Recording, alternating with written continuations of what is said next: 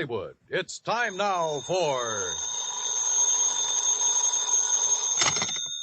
Johnny Dollar. Hi, Johnny. Who that? George Reed. Well, Merry Christmas, George. Is it? Oh, what's the matter? You ever hear of Jediah Gillis? Eccentric? Owns about half of Rhode Island? That's the boy. A couple of weeks ago, he wrote a special policy on an item he wanted insured. And it's up and disappeared, huh? How'd you know? Oh, just a wild guess. What did he lose? I hope you're sitting down, Johnny. Yeah? Why? Because the insured item is a mouse. House? Mouse. What?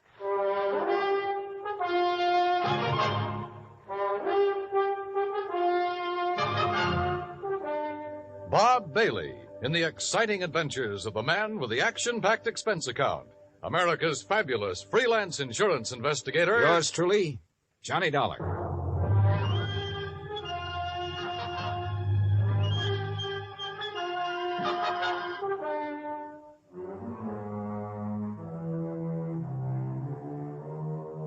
Expense account submitted by Special Investigator Johnny Dollar to Floyd's of England, American Branch Office, 443 North 15th Street, Hartford, Connecticut. The following is an account of expenses incurred during my investigation of the missing mouse matter.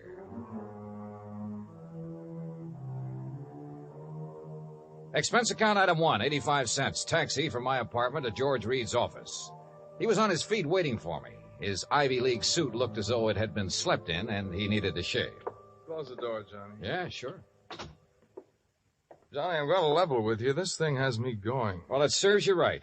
Anybody who'd insure a mouse deserves what he gets. Yeah, but it isn't an ordinary mouse, Johnny. No? Not according to Mr. Gillis's original application.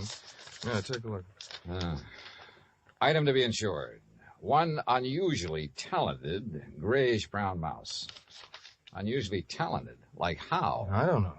What? I tried to find out, but Gillis wouldn't tell me. And still you issued the policy. You know our company, Johnny. We have a reputation for insuring almost anything, but we have to draw the line occasionally, and we would have here, except for one thing. What's that? And believe me, it better be good. It is. Gillis carries all of his insurance with us. Yeah, but even so. Just one of his several policies is a straight life for $350,000. Wow, king-size premiums, huh? Exactly.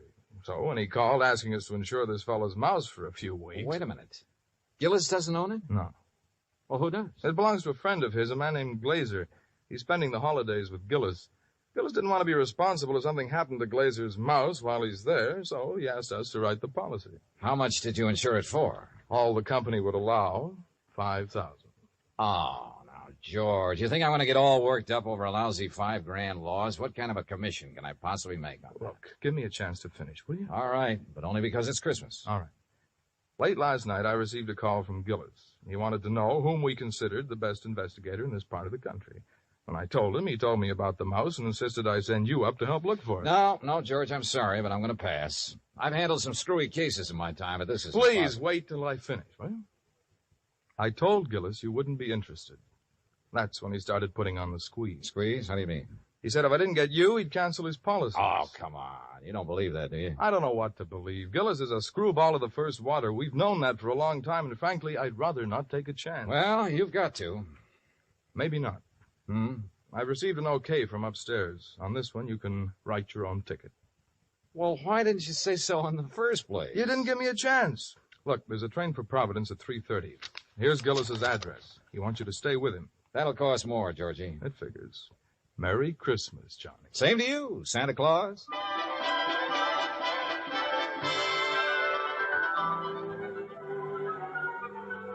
Expense account item 2, 85 cents, cab fare back to my apartment. I was intrigued by what George had told me and by what his company was going to add to my bank account, so I didn't really mind changing my plans for the holidays. Expense account item 3, $18.90, transportation, including a round-trip ticket, Hartford to Providence, and cab fare out to the Gillis residence. Palace would be a better word for it. It stood in the middle of a large wooded park. Must have been half a dozen acres, all of it surrounded by an old-fashioned iron fence. I dismissed the cab and had started toward the front door when it opened. And standing against the light, watching me, was a tall, beautiful girl. Careful of the steps. What? The steps, they're icy. Oh, thanks. We've been expecting you, Mr. Dollar. Hi. Well, hi. Mr. Glazer and Father are in the library. Would you like to meet them now or wait till after you're settled? I'm afraid I'd better see them right away, Miss Gillis. Marion, Johnny. Well, come along. You know, for the first time, I'm glad I came home for the holidays. Home from where? New York. Here we are. You'll have to come visit me, Johnny. Maybe I'll do something drastic, like losing a mouse to guarantee it. Marion, I told you to keep that door closed. Oh, Mr. Dollar's here, Father. Oh, well, have him come in. Yes, by all means, have him come in. See you later, Johnny. Yeah. Well, Dollar, glad you finally got here. Yes, indeed. Thank you, sir. This is my friend and associate, Bert Glazer. Hiya, Mr. Glazer. Bertie and his pals, Mr. Dollar. Beg pardon? My dog act. You investigators are supposed to have good memories. I hoped you might have caught us at some time or other. No, afraid not. Oh, would you like to have a drink, Mr. Dollar? No, thanks. Now, suppose I got anything you want to drink. I got an eggnog, hot buttered rum. Well, maybe later. Right now, I'd like to hear the details of your loss.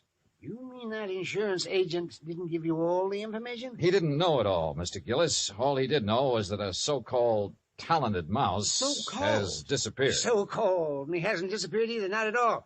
He's been kidnapped, that's what.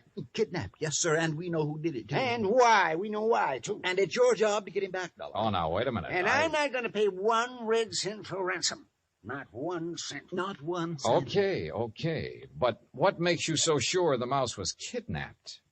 Well, I'm afraid I can't tell you that without Bert's permission. Well, Mr. Glazer?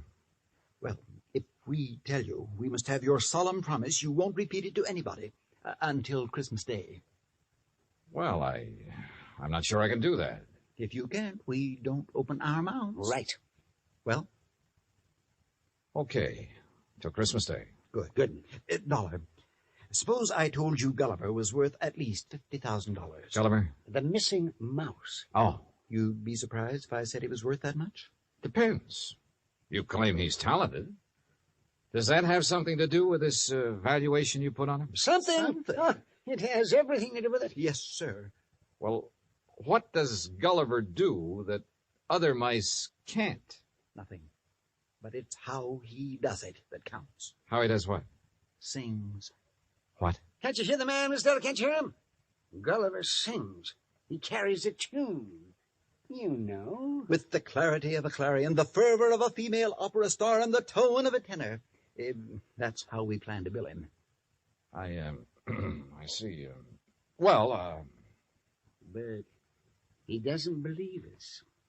Oh, no, wait. I didn't say that. There's no need to. We can tell by your face. Can't we, Bert? But a mouse. Mr. Dollar, it is a scientific fact that mice sing. Mice sing. Well-known magazines have published articles proving it. Unfortunately, most of them sing in a scale too high for human hearing. But not Gulliver. Well, not Gulliver. Yeah, that's right. He's a basso. A basso. By mousy standards, that is. Oh, no. No, Bert, he still doesn't believe us. Very well, Jediah, there is only one thing to do. There's only one thing to do. You follow us, Dollar. We'll erase the doubt in your mind forever. I took a good look at Bert Glazer, then reluctantly followed the two of them out of the library and down a long hall. At the moment, this thing had all the earmarks of a good old-fashioned con game. Or better still, a benefit on behalf of Bert Glazer with Jodiah Gillis and Floyd's of England as the sole cash contributors. We wandered for what seemed like blocks through the old mansion and finally reached a large playroom. On top of one of the billiard tables was a small brass cage. In it were 2 small grayish-brown mice. Glazer opened the cage and let them out. Mr. Dollar, allow me to present Hecuba and Esmeralda. Oh, how do you do? I suppose they sing, too. Oh, they certainly do. But not nearly as well as Gulliver.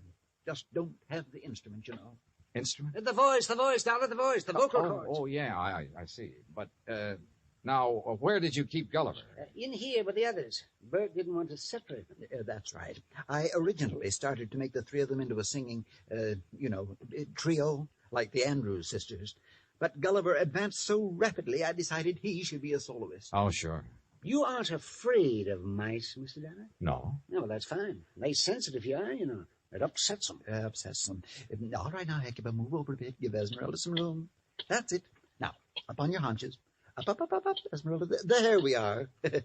Now, what would you like to hear, Mr. Dollar? Oh, anything at all? Oh, Bert, how about my favorite, Over the Waves. Good. Yeah, da. You got it, Esmeralda? Over the Waves. That's it, Hecuba. All ready then? Good. That'll be fine. Ready now? 1, 2, 3. 1, 2, 3. Oh, that's it. Oh, beautiful, Esmeralda. Beautiful. Yeah, da.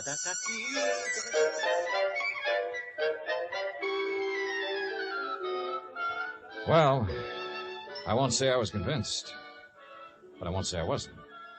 But I will say those mice were singing something, or giving a mighty good imitation of it.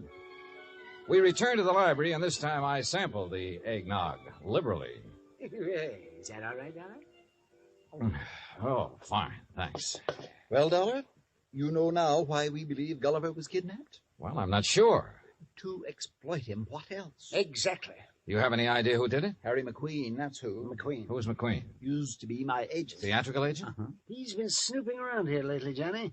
We figure he's gotten wind of our mice. Well, what do you mean by snooping around, Mr. Gillis? Oh, he's been out here twice this week wanting to see me. Had to kick him out of here yesterday morning. How'd he get in? Well, my daughter answered the door. Yes, She didn't know McQueen from Adam. So when he asked for me, she figured he belonged in here, rehearsing the show with the rest of us. Rehearsing what show, Mr. Gillis? What show? What, the show for the Children's Hospital. Jodiah puts one on for the sick kids every Christmas Eve. Of course. You know, Dollar, variety act, a Santa Claus. This year, though, we got a radio hookup. Go all over the state. And Gulliver, well, he was going to headline. And that's why I sent for you, Dollar. I figured you can get him back by tomorrow afternoon if anybody can. How long was McQueen in here before you noticed him? Long enough to lift Gulliver. This was our dress rehearsal, Dollar. We'd asked some of the kids from around the neighborhood in to watch, so it was pretty crowded. Where were the mice during the rehearsal? Well, that's where I made my mistake. What do you mean? We were keeping them a secret till the real show. Well, where were they? In their cage, over there on the mantel. Now, we were using this part of the room for the stage, so McQueen could have just reached in and taken Gulliver without us seeing him. Now, what makes you so sure McQueen did it? We told you. Besides, who else would want him? Who else? And it was right after I kicked him out of here that I discovered Gulliver was missing. What'd you do then? Why, I called off the rehearsal and started searching for him. McQueen? Dick Gulliver. And I put in a telephone call to the Providence house where McQueen was staying. Did you talk to him? Nope. They said he checked out. After questioning them for a while, I finally had a nightcap with Jediah, then went to the phone in the hall and made some calls, including one to George Reed. Well, how's it going, Johnny? It's not. That's why I'm calling. Look, they think a theatrical agent named Harry McQueen stole the mouse. He has offices in Boston and New York. I placed a person-to-person call to both offices, but with tomorrow Christmas Eve, he might not get the message. So, what do you want me to do? Find out his home number. Ask him to call me here. Okay. Anything else? Hello? Johnny? Johnny, you there? Yeah. And so is a cat. What? A big yellow cat. What's so unusual about that? Oh, nothing. Except he's got a grayish-brown mouse between his two front paws.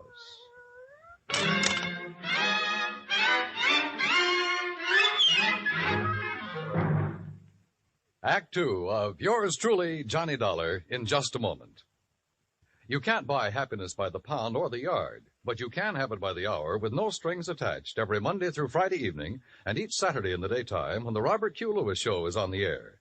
Join him and his fun-loving gang 5 nights a week and Saturdays in the daytime on most of these same stations. Now, Act Two of yours truly, Johnny Dollar, and the Missing Mouse Matter.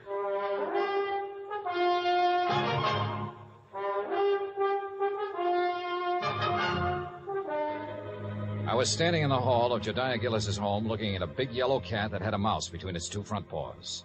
As far as I was concerned, a mouse is a mouse, and this one could be Gulliver. I cut short my phone conversation with George Reed, then started toward the cat. Here, kitty. Here, kitty, kitty. Nice, kitty. Kitty, kitty. Here, kitty. Mama, where are you? Here, kitty, kitty. That's a good kitty. Now, kitty, let me have the little mouse. Mama, you naughty cat, where... Oh, This cannibal belong to you, Marion? yes, I promised Father I'd... What do you mean, cannibal? Take a look. Oh, no. Oh, yes. And he's very, very dead. Oh, you don't think it's Gulliver, do you? Well, Mr. Glazer will have to identify him. And if he is, Well, that's that. Oh, no, Johnny. What do you mean? Oh, Johnny, please, you don't have to tell him, do you? Well, sure. If it's Gulliver, this thing's cleared up. If it's not, your Rama gets a reward for being a good mouser. Oh, Johnny, please. Dad almost had a fit when I arrived here with Rama. He made me promise to keep him in my room. This the only time he's been out? Well, no. Oh. He was out for a little while yesterday while they were rehearsing. I didn't notice he was gone till after lunch. Then the corpse could be Gulliver's. Oh, Johnny, if it is, there's nothing we can do about it now. And if you tell my father, besides making him angry, it'll break his heart. All right. I won't say anything until tomorrow night. Oh, thanks, Johnny. Night. Good night.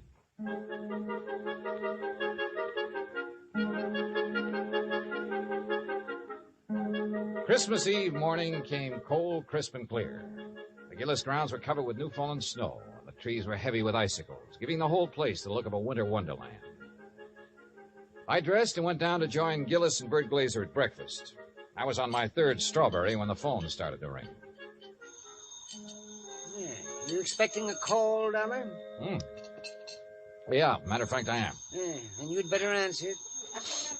If it's somebody at the broadcast station from me, tell them I'll be at the Children's Hospital at noon. They can call me there. Right. Hello? Johnny Dollar? Speaking. Look, I don't know what's going on down there or why you're going to pester me about it. Who is this? Harry McQueen, who did you think? Well, I wasn't sure. Well, your friend Reed got me out of bed this morning, Dollar. He told me you wanted to ask me some questions about a mouse that's missing from Jediah Gillis's place. Hey, that's right. What do you know about it? Well, I've done a lot of pilfering in my time. I've taken towels from hotels from Maine to Miami and Seattle to Bridgeport. But I never had to stoop so low as to steal a mouse from any hotel, garbage dump, trap, or field. Do I make myself clear? Perfectly. Except for one thing. Yeah? This particular mouse was a performer. Was a what? He was trained, did tricks. Still doesn't interest me. Well, then why were you trying to see Mr. Gillis? To get some of my people on his Christmas show. Anything wrong with that? No. There'll be a lot of publicity about it. Would have done him a lot of good. And you're sure you weren't interested in the mouse? Look, Dollar, when I went into this business 18 years ago, I swore then I'd never handle kids, belly dances, or animal acts. But you handled Bert Glazer's dog act. Is what? Dog act. Bertie and his Oh, pals. somebody's feeding you a line, Dollar. That act was Bill Bertie and his pal, and the pal is a dummy. Glazer's a top-notch ventriloquist. He's a master. You hear me, Dollar? Yeah, Harry. I hear you fine. I had to do some thinking, so I put on my coat and went outside for a walk around that wooded park. What I had just learned about Glazer confirmed what my instinct, my common sense, had been telling me all along. Except for one thing. The performance given by Hecuba and Esmeralda the night before. If Glazer had been doing the singing for those two mice, he was a master ventriloquist.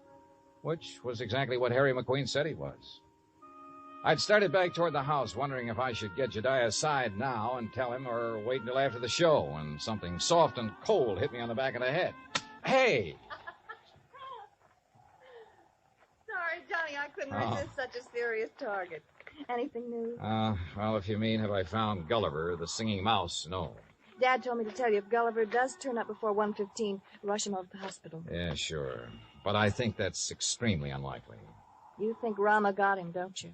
If he did, he got a very ordinary mouse. He didn't get one that sings. I'm afraid I lost you. Doesn't matter. Oh, now I wonder what he wants. Who? That boy on the porch. Oh, well, if this was Hartford, I'd say he was the paper boy coming around to collect. Well, it's not Hartford, and he's not a paper boy because Dad doesn't subscribe to anything but Fortune. Oh, well, then he's selling something. Well, if he is, he's not going to give us a chance to buy any. Johnny, looks like we scared him off. That's fine. Hey! Hey, come back! He sure tore out of here when he saw us. Wonder what he wanted. Do you suppose he was one of the kids they invited in to see the dress rehearsal? Well, if he was, what would he be doing back here today? I don't know. Let's take a look around. We found it in the playroom, near where Gulliver's cage had been. It was a roundish metal clamp, the kind a boy wraps around his trouser leg when he's riding a bike. I was about to call the hospital and ask Jediah for a list of all the kids they'd invited to the rehearsal when the front doorbell rang. Johnny, it's that boy again. Better let me get in.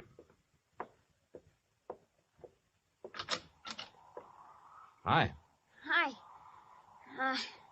I was over here to see the show the other day. Oh? Yeah.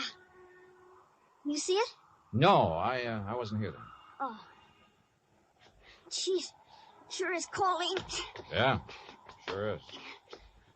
Oh, why don't you come in and get warm? Oh, no, that's okay. No, come on. Nobody's here. No? Oh, okay. Yeah, sure, come on. I don't want to bother nobody, I was just riding by and I thought I'd stop and tell old man Gillis what a swell show they put on. You really liked it, huh? Yeah. All except for that Santa Claus. Oh? What was wrong with him? Nothing. Just that, well, who believes in all that smushy kid stuff? Kids, I guess. How old are you, Bobby Neves. How old are you, Bobby? Almost 11. Well, being that old, I can understand why you weren't impressed with the Santa Claus. All that other stuff, too.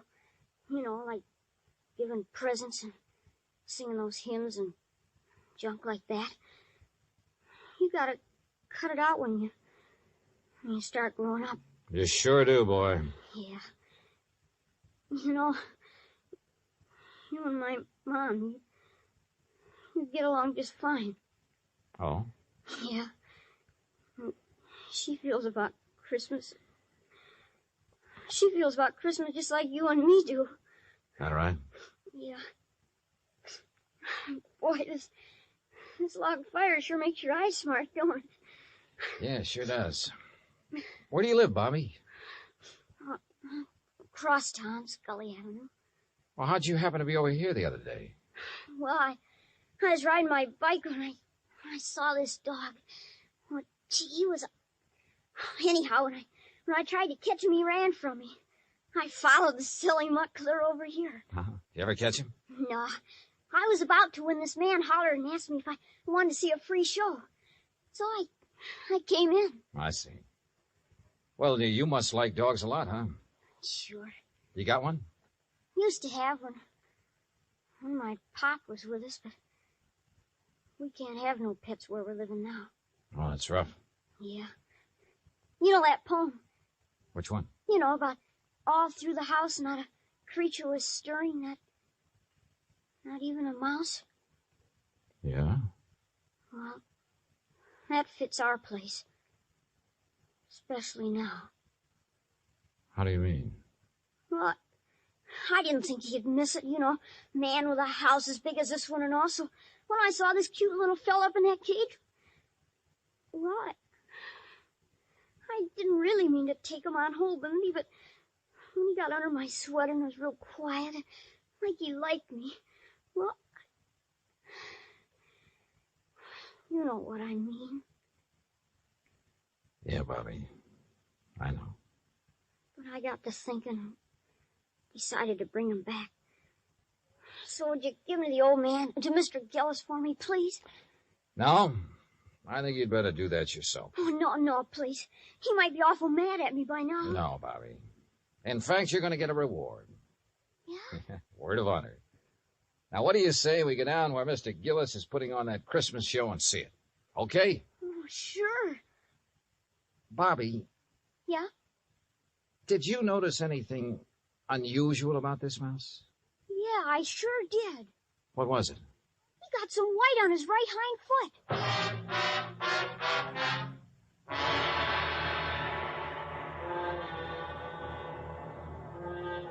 Expense account item 4, $1.60. Cab fare from the Gillis residence to the Children's Hospital for Marion, Bobby, and myself. Inside, we followed the sound of children laughing and reached the auditorium. Marion found a seat among the nurses, and I took Bobby backstage. When Jediah saw Gulliver, his face lit up like one of the trees he'd had delivered to the war. Oh, Gulliver! By golly. I knew if anybody could do it, you could, Dollar. I didn't do a thing, Mr. Gillis. All the credit goes to Bobby. Oh, to Bobby. Well, I'll speak to you after the show, young man. Yes, sir. Bert, look, he's back. So glad to go, Master. Oh, Gulliver, I do declare I have never been so glad to see a person before. You better hurry, Bert. He's scheduled to go on in just a minute. Oh, he will. Well, I'll go check on the microphone when everything be just so. Don't go away, Dollar. No, he won't. Bobby, why don't you sit over there where you can see the stage? Yes, sir. Bert, you think Gulliver will sing today? I know he will. Oh, get ready, Gulliver. But that boy had Gulliver all day and all night, and he didn't sing once. Ah, did the boy ask him to? Ladies and gentlemen, boys and girls, for the first time in the world, one of the wonders of the world, Gulliver, the Singing Mouse. Hey, Mr. Dollar, can that mouse really sing? That is what we're going to find out, Bobby. Exciting, isn't it, Dollar? Sure is, Mr. Gillis. All right, thank you, folks. Thank you. Thank you. And now for Gulliver's first number, he'd like to sing with... what's that, Gulliver? Oh, I see. Uh-huh. He's going to sing Jingle Bells. But he wants me to get off stage so everybody will know it's really him doing it and not me. Thank you. Is he all right, Bert? Oh, fine, fine. Just feeling his out. Well, why doesn't he start? He's going to. Listen.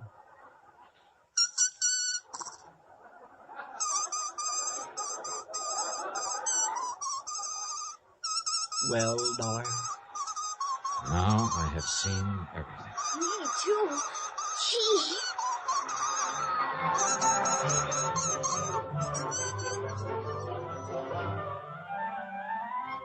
Bert Glazer had a logical answer for having lied about his old vaudeville act. He knew I wouldn't believe the mice could really sing if I'd known he was a ventriloquist. And you know, well, after all, yet sometimes... Expense account total, including cab fare, Hartford Station to my apartment, $38.20. As for my separate and additional fee, as agreed upon before I took this matter, well, there's a boy named Bobby Neves who lives on Scully Avenue over in Providence. See that he gets it, huh? Yours truly, Johnny Dollar.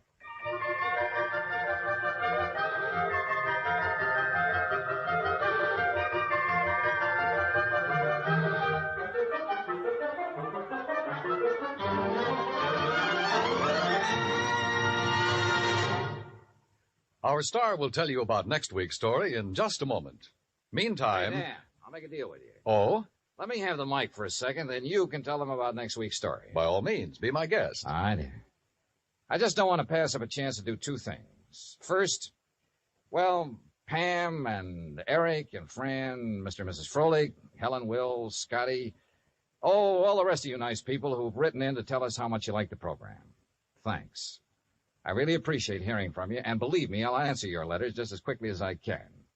Second, well, I'm sure you know what this is, and I want you to know it comes from the heart. Merry Christmas to you. God bless you. Now, next week. Next week, the case of a prize fighter who could win only by losing, because his life depended on it. Right. Join us, won't you? Yours truly, Johnny Dollar. Yours truly, Johnny Dollar, starring Bob Bailey, originates in Hollywood. It is written by Charles B. Smith and produced and directed by Jack Johnstone. Heard in our cast were Mary Jane Croft, Howard McNear, Parley Bear, G. Stanley Jones, Bill James, Lawrence Dobkin, and Richard Beals. Musical supervision is by Amerigo Marino.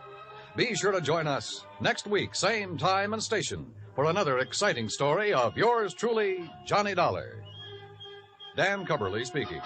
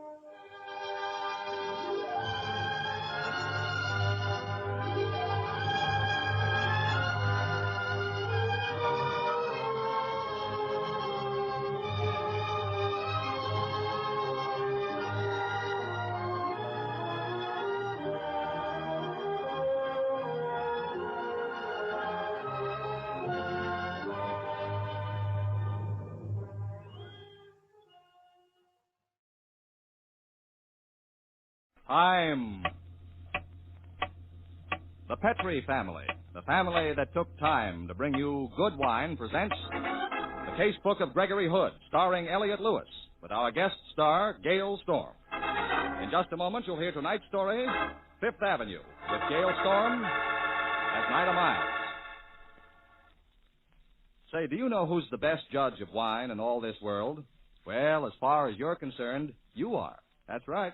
What other person can decide what kind of wine you're going to like? So here's my suggestion. Try Petri wine. You know, Petri wine is the one and only wine for thousands of people.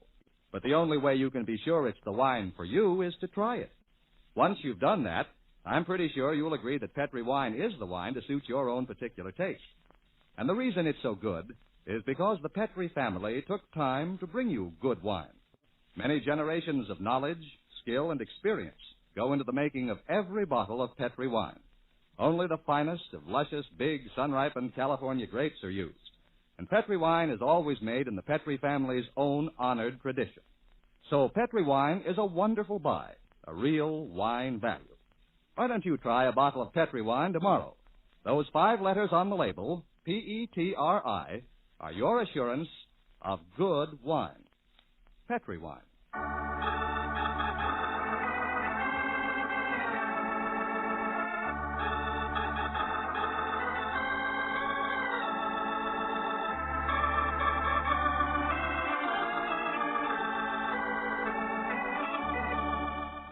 Well, it's that time again. Time to join Gregory Hood and his friend and attorney Sanderson Taylor for another story from Greg's Casebook.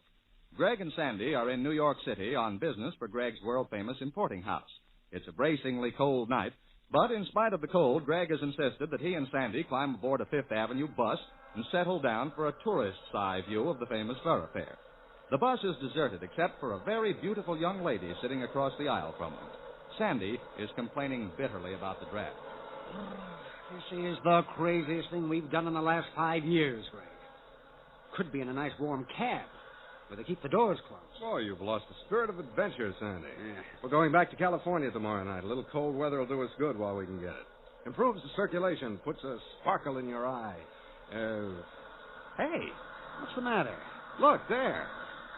That mansion. You recognize it? That one? Yeah. Well, it does look familiar, Greg. Familiar? We spent 2 of the happiest hours in our lives or thereabouts in that house, Sandy. Night before last. Are you losing your mind? I've never been in that house. Night before last, Roy Del Ruth invited us to that screening, his latest picture. Well, that's what I mean. That's the mansion that Aloysius T. McKeever spends his winters in. Remember? Oh. Well, of course. And that picture, it happened on Fifth Avenue. That's right. Oh, yeah, sure, that's that. Well, I'll be done. Yeah, I wouldn't be surprised to see Victor Moore at his hobo get-up going through that hole in the fence. Oh, what a wonderful character. I don't know when I ever enjoyed a picture as much, Sandy. I'd like to see it again. You'd like to? Boy, I'm going to. I'm going to take Mary to see it as soon as it opens in Berkeley. You know, Charlie Ruggles has always been a favorite of hers. Oh, wait till she sees him in this part. He was wonderful. Oh, the whole cast. I fell in love with Gail Storm. I've always been mad about Ann Harding. Everyone gave swell performances, especially the leading man, Don DeFore. Yeah, sure did. You know, it must be a lot of satisfaction to make a picture like that. Yeah. Roy Del Ruth's made a lot of fine pictures, but this tops them all. Excuse me, allow me to pick your bag up for you. Oh, nothing much spilled out. Oh, thank you. Oh, you're quite welcome. I don't want to seem inquisitive, but why are you carrying that gun? Please, give me my bag. Look, I'm not just being nosy, but if you're scared to death and carrying a gun, that's a bad combination for a little girl like you. Give me my bag. My name is Gregory Hood. If you're in trouble, I want to help you. I'm not in any trouble. Give it here and please go away. I don't want to talk with you. Okay, Miss Miles. You know my name? Yes, on this envelope in your bag. I'm very observant.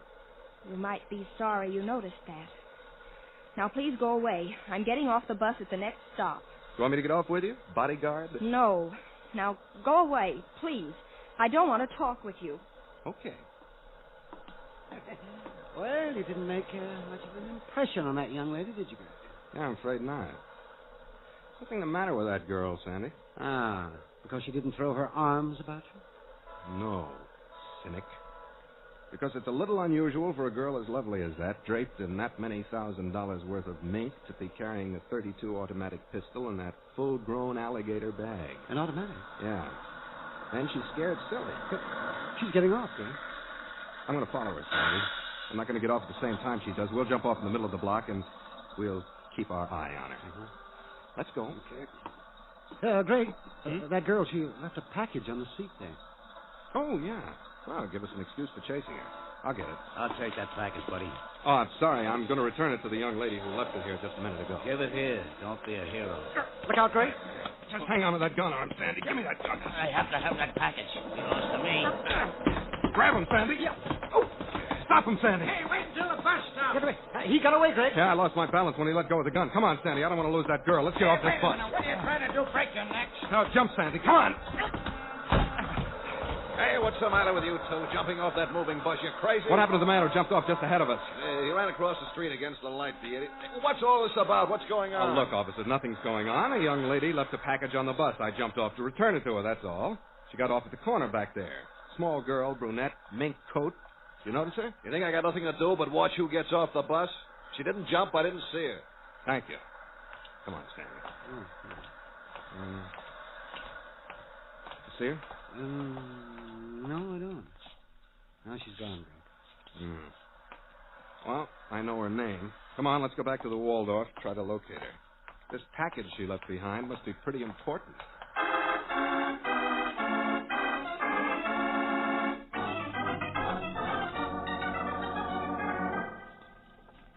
Oh, Sandy, there's no Nida Miles listed in the city directory or telephone book. I guess the only thing to do is buy an ad in a paper and advertise the fact that we have that package. Yeah. What do you suppose is in it, Greg? What does it feel like? Feels like a leather box, Sandy, because that's what it is. That's not much of a help. Take it down and ask the clerk to put it in the safe, will you? Aren't you going to look and see what's in it? Why, Sandy, surprised at you. I'm the one who's surprised. Hmm? I'll take it down, Greg. Meet you in the lobby in a half an hour. Yeah, I'll be ready by then. Quick shower and shave. Wish I could locate that Miles girl. I want to get this package back to her. She was a very pretty girl, Greg. Oh, well, it's fast, too.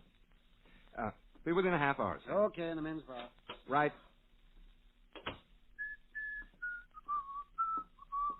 Nida. Hello, operator.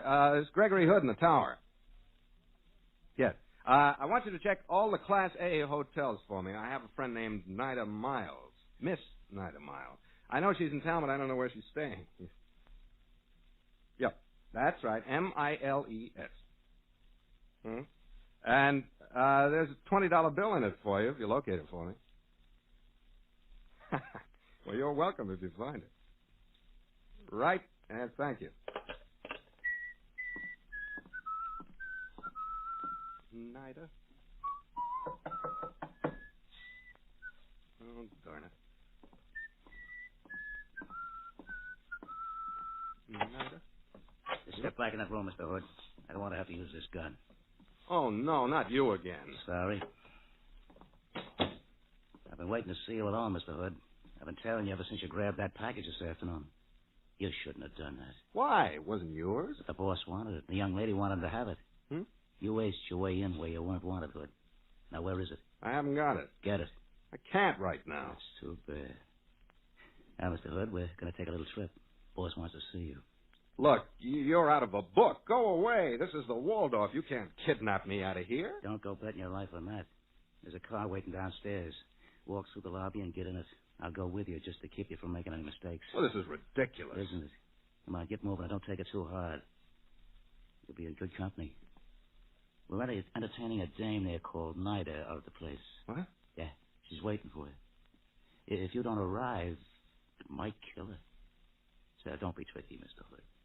Just keep moving.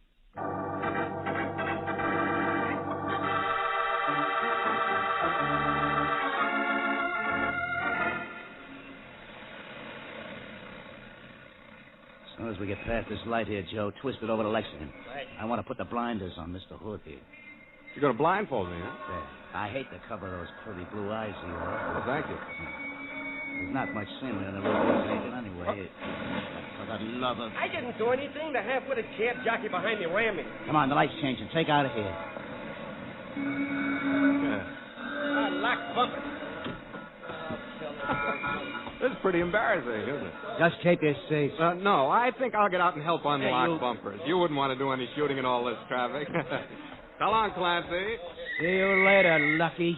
Hey, Greg! Greg! Huh? Oh, Sandy. What happened, Greg? Where'd you come from? Well, I saw you leaving the hotel with that fella. Huh? Looked to me like he was holding a gun on you. So I grabbed the cab and followed you. How come you always do the right thing? I was in a little trouble, Sandy. Well, that's what I figured. So I gave my driver $20 to lock bumpers with the car you were in. Oh, sheer genius. Now, let's get back to the hotel and get my suite changed. I want privacy when I take a look at what's in that confounded package.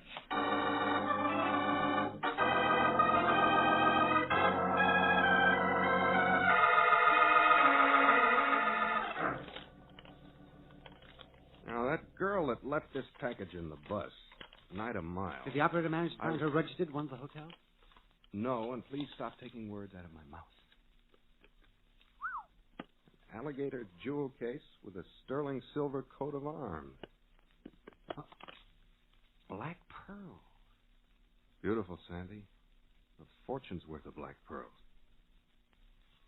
The most beautiful strand I've ever seen. Now, what in the devil was that Miles babe carrying them around with her for on a bus? Well, even I can answer that. She was making a rendezvous with somebody on the bus to pick them up after she left them on the seat. Sandy, well, you're getting to be a great deducer. This strand of pearls must be well known. The manager of our branch here will probably be able to tell me who they belong to. That's the next move. You think the pearls were stolen? I don't know what to think, but we're in it. We might as well find out what it's all about. Tell you what, get on the phone. Mm-hmm. Who is it? Mr. Hood? No? Yes, who is it?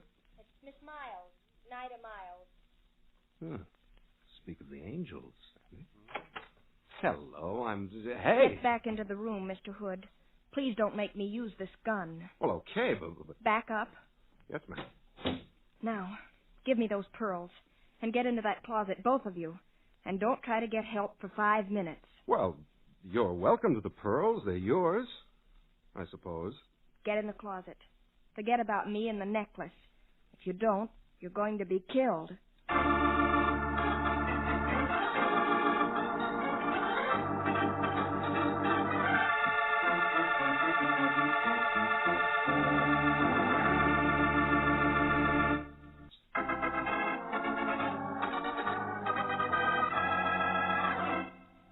Greg Hood and Sandy are riding on a Fifth Avenue bus in New York City when Greg notices that the young lady sitting opposite them has left a package on the seat. He picks up the package, intending to return it to her, when a large gentleman attempts to get the package away from him. Greg manages to hang on to the package, is kidnapped, rescued by Sandy, and returns to the Waldorf to see what it contains. He opens it, finds a priceless string of black pearls, is admiring them, when the girl from the bus comes in, gun in hand, locks Sandy and Greg in the closet of their room, and leaves with the warning to forget all about her and the pearls. Not Greg. Released from the closet, he goes to see the manager of the New York City branch of Hood and Company. It was the most beautiful strand of pearls I've ever seen, Mac. Graduating from the size of a pea up to the size of as big around as a penny. They were in an alligator jewel case about 8 inches long by about 3 inches wide. There's a crest on the case, a coat of arms, 2 tigers rampant against a wreath, and a shield. Some Latin words I don't remember. Here, it looked like this. I'll try to draw it. I know about the pearls, Gregory. Oh? I know the man who owned them. I've seen them many times. We restrung them for him several years ago. Oh, who is it? The gentleman who owns them is named Carruthers. Huh? Charles P. Carruthers. Has an apartment in Park Avenue. Fine gentleman, very old family. The pearls, as a matter of fact, have been in the family for several hundred years.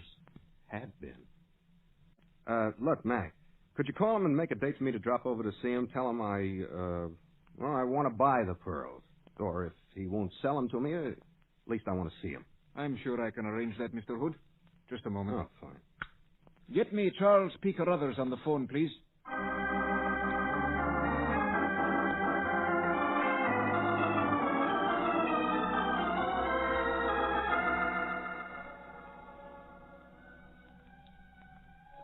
hope you don't think this is just idle curiosity, Mr. Carruthers. Oh, indeed I don't, Mr. Hood. As a matter of fact, I'm quite flattered that a collector of your prominence would be so interested in my pearls. I admire the tone of your photographs, too. Of course, there could be no question of my selling them. They've been in the family for hundreds of years. Oh, I can understand that. I would like to see them, though. Black pearls just happen to be one of my hobbies. Hood and Company have sort of specialized in them for a couple of generations. Yes, I know. I'll get them for you. Oh, thank you. I keep them here with me in this wall safe. I like to look at them sometimes, even when I'm here alone. Oh? I've had them out more than usual lately because of my approaching marriage. Oh, I didn't know about that. You getting married soon? Yes, in 2 weeks. To a very lovely girl. One who will wear these pearls as they should be worn, proudly. That's her picture there on the radio. Beautiful. You're a lucky man, Mr. Carruthers. Indeed I am, Mr. Hood. Here they are, the Carruthers pearls. Yes. I see. They are everything I expected, Mr. Carruthers. I wonder if I could borrow them for a few hours. I know the request is a bit unusual, but I'm leaving for the coast in the morning, and I would like to have them photographed before I leave. Well, Mr. Hood... I'm writing a book on famous jewels, the ownership of them, their history. Wouldn't be complete without a mention and an illustration of your pearls. Tomorrow morning, Mr. Hood. Look, you know me. If you don't, you can establish that I am not an imposter by checking with the New York police, Mr. McIntosh, my local manager. Well, I have to have these pearls for just a few hours.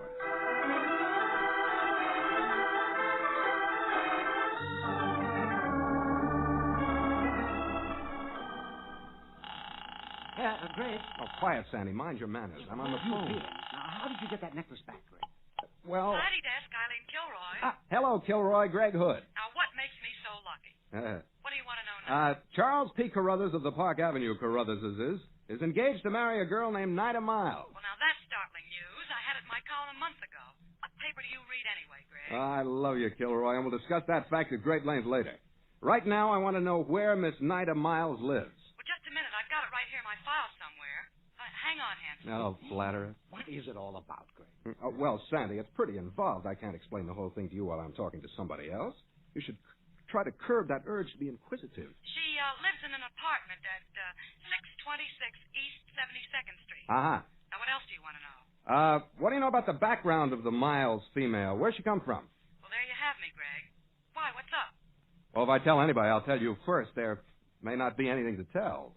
You must have something on her background. Where did she meet and capture the wily Carruthers millions? Well, she was singing in a nightclub when that happened. Yeah? The club, Managua. Oh? Old Charles P. saw her, loved her, asked her to marry him, and she said yes, being very much in her right mind. Oh, I see.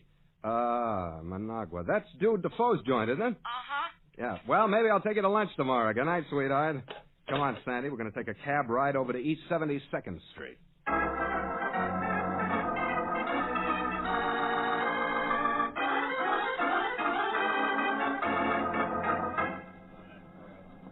Clerk? Yes? What apartment is occupied by Miss Nida Miles? Miss Miles just went out a minute ago. I'm surprised that she didn't pass you in the entrance. Oh, thanks.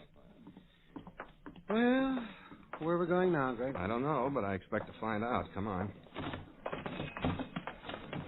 Dorman? Yes, sir? Did Miss Miles just take a cab away from here a minute ago? Yes, sir, she did. Would $10 help you to remember where she asked the driver to take her? No, let me see. I have a very important message for her. I have to locate her right away. All right, Pirate, 20? Oh, yes, sir. She asked to be driven to the Club Managua. Oh, thank you very much, sir. That's okay. Is there any additional charge for whistling me up a cab? No, sir.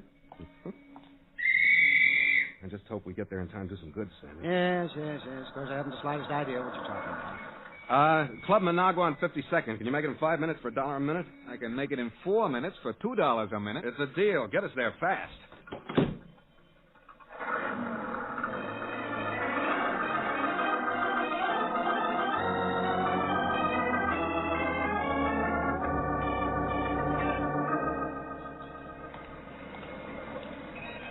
Take a look inside, Sandy. Maybe she beat us here. All right, Greg, I will. Yeah.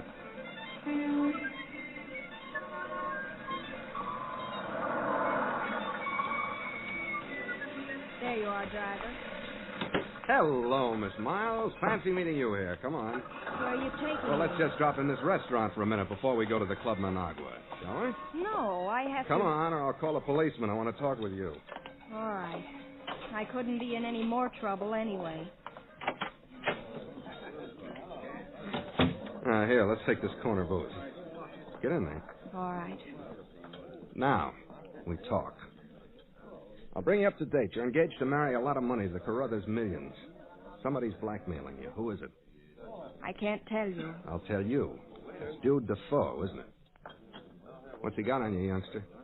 Why should I tell you? Because I want to help you. What's he got? Letters? Pictures? Yes, both.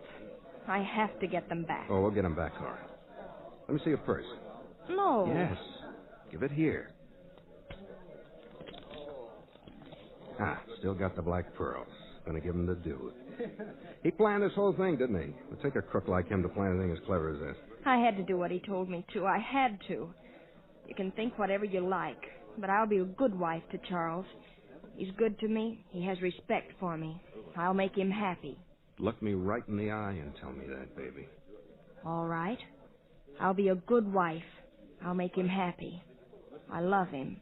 He's good to me. Okay. Come on, let's see Dude and give him those pearls, shall we?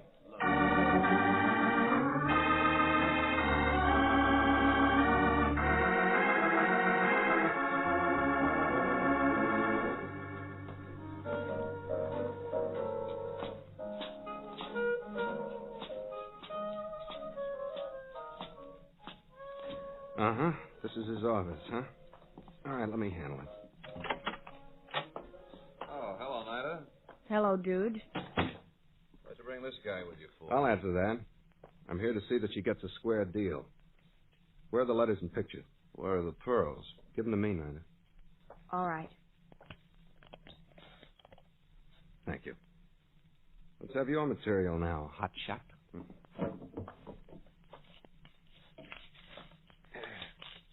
There you are. Look them over, Nina. See that they're all there. All right. You look familiar.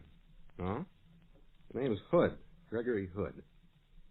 I've got news for you, Dude. After we finish our little deal here tonight, if Miss Miles ever is bothered by you again, she gets in touch with me and you talk it over with the police.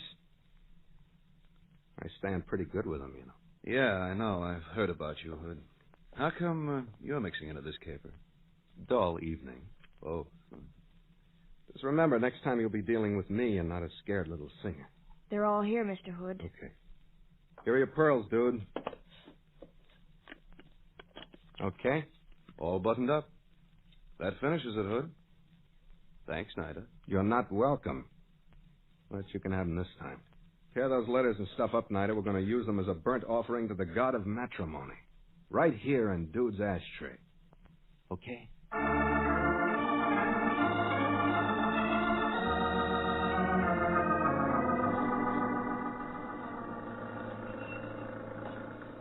Oh, Greg, now maybe you'll tell me why you gave those pearls to that blackmailer?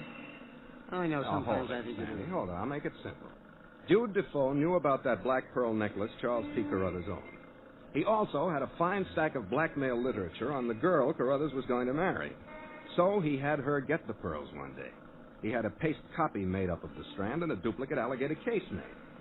Oh, I see. Good. So, the next opportunity Nida had, she switched the phonies for the real pearls. She was supposed to leave the real ones in her seat on the bus where one of Dude's gorillas could pick them up. We interfered, and that started all of the, excitement. Well, it's a little clearer now, but I'll take you all the way. I had in my pocket the phony pearls, which I borrowed from Carruthers, when I met Nida outside the Club Managua tonight. While we were in the restaurant, I switched them for the real pearls while Nida was looking into my eyes.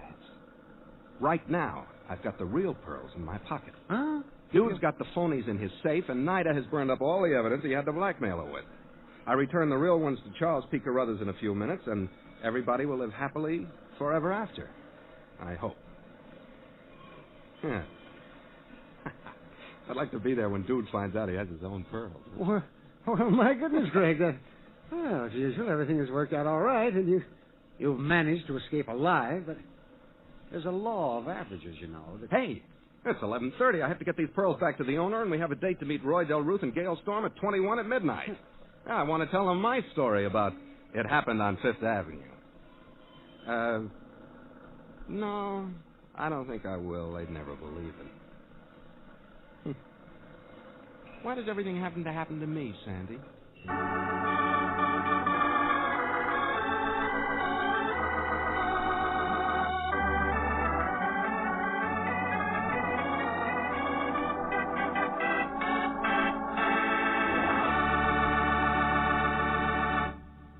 Very interesting story, Greg.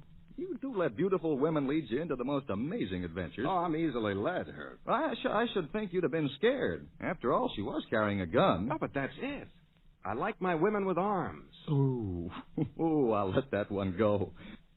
And what's our story going to be about next week, Greg? Well, Herb, next week I'm going to tell about an adventure Sandy and me and Ray Driscoll, the designer, had in San Francisco a few months ago. It concerns a good-for-nothing son-in-law, an irascible father-in-law, and $50,000 in a suitcase. We call it Ransomed.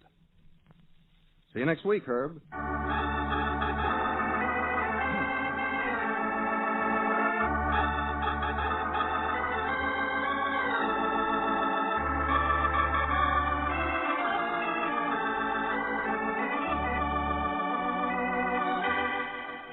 The Case Book of Gregory Hood is written by Ray Buffum. Original music composed and played by Dean Fossler. Elliot Lewis plays the part of Gregory Hood, and Sanderson Taylor is played by Howard McNear. Gail Storm was heard as Nida Miles. The Petri Wine Company of San Francisco, California, invites you to tune in again next week, same time, same station.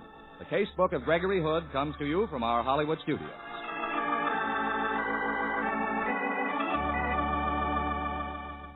This is Herb Allen saying good night for the Petri family, the family that took time to bring you good wine. This is the Mutual Broadcasting System. Wrigley's Spearmint Chewing Gum, the refreshing, delicious treat that gives you chewing enjoyment, presents for your listening enjoyment.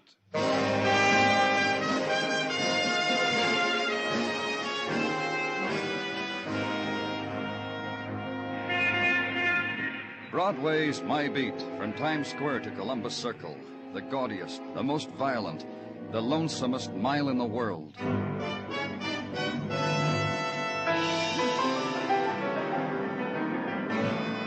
Broadway's My Beat, the thrilling drama of murder and mystery and the people who walk the Great White Way, with Larry Thor as Detective Danny Clover.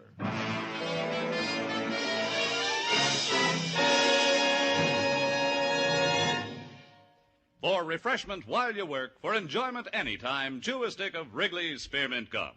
The delicious, long-lasting, real mint flavor of Wrigley's Spearmint cools your mouth and freshens your taste.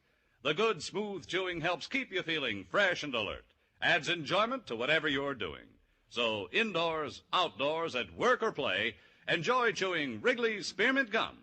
Wrigley's Spearmint. Refreshing, delicious.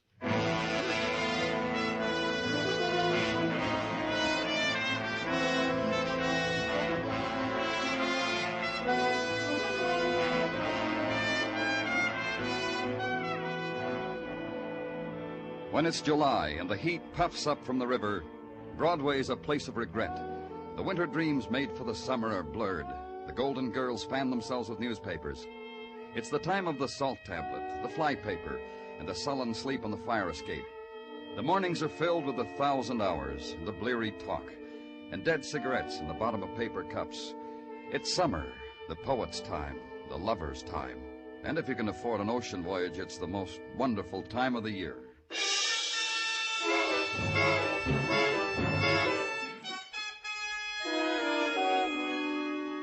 Which is equally true for a policeman if he's retired, if he's come into a fat inheritance from Uncle Ned, ex-wonder boy of the oil fields. Not me, nor Detective Muggavan. We were still working to pay off the bills. Current job, stakeout in front of an apartment house in the West 80s. Stakeout for an armed robber who had shot a bystander to death, ran across roofs, down alleys, finally trapped. It's holed up on the second floor, Danny. Empty apartment. Ready? Let's go.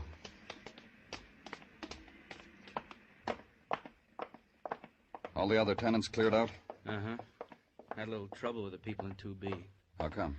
People named Morgan, their grandmother died. A funeral. We got all the mourners out. Apartment right next to one our killer's in, 2A. You sure he's in there? Probably him, Danny. Description fits. Let's find out. Open up. Open up. This is the police. Muggavan? Yeah.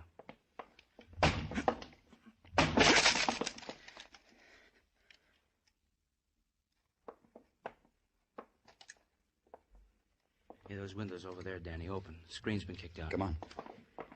The killer left this apartment in a hurry. Uh-huh. These windows lead to a fire escape. He could have gone out this window onto the fire escape into the next apartment, Danny. Let's find out. Yeah. He must have done it this way. The screens on this apartment have been knocked out, too. Let's go see her. Yeah, this is the Morgan apartment, Danny, where the Morgan grandmother... Want me to look around? For appearances, Muggavan. I'm guessing our man walked out with the mourners and got lost. Must have made him happy.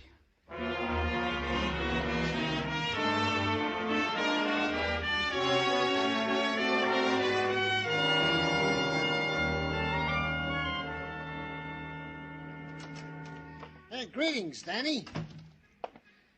Well, looks like we made a boo-boo. It amuses you, Sergeant? Well, Danny, it is only that I am trying to tickle your funny bone with what otherwise could blossom into a severe headache. You got out the all points on the killer? Goes without saying. The bulletin is out, but the puzzle lingers on.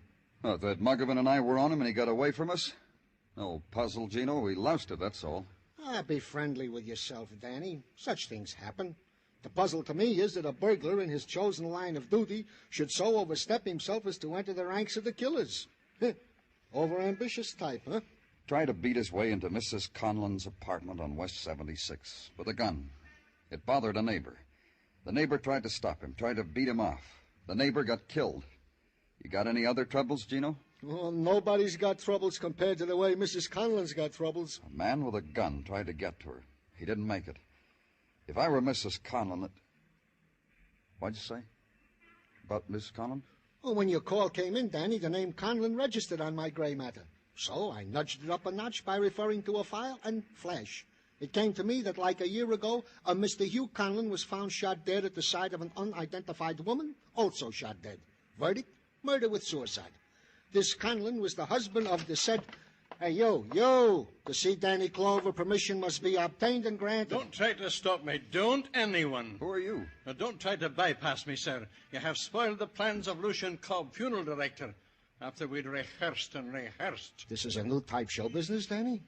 Sit down, Mr. Cobb. Tell me what I've done to you. I'll not sit, sir.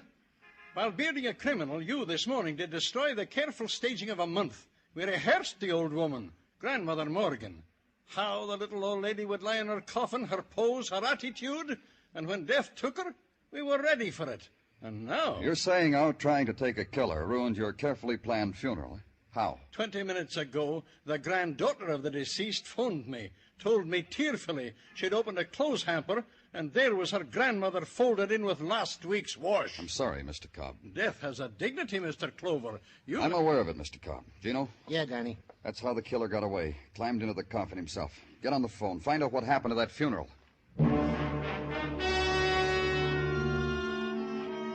Tartaglia did very well. He lifted a receiver and dialed and asked a question. He got an answer and replaced the receiver. Hey, Danny, the hearse took off for parts unknown. Deserted the rest of the funeral. Make some more calls to traffic and to highway patrol. And wait. And finally a call comes back. One hearse located on a side road off Queens Highway. Driver recovering from pistol whipping, but still bewildered by the strangeness of it all. Go there and talk to him. Look, mister, the first thing I want you to understand is I'm not lying to you. Just tell me what happened. We were cruising along through the streets, uptown toward the cemetery. It happened at 180th Street. What did? There's a glass panel between my driver's seat and the coffin, the flowers. That's where the tapping came from. Tapping? Yeah, with the butt end of a gun. The coffin was open and this guy was kneeling there with the gun.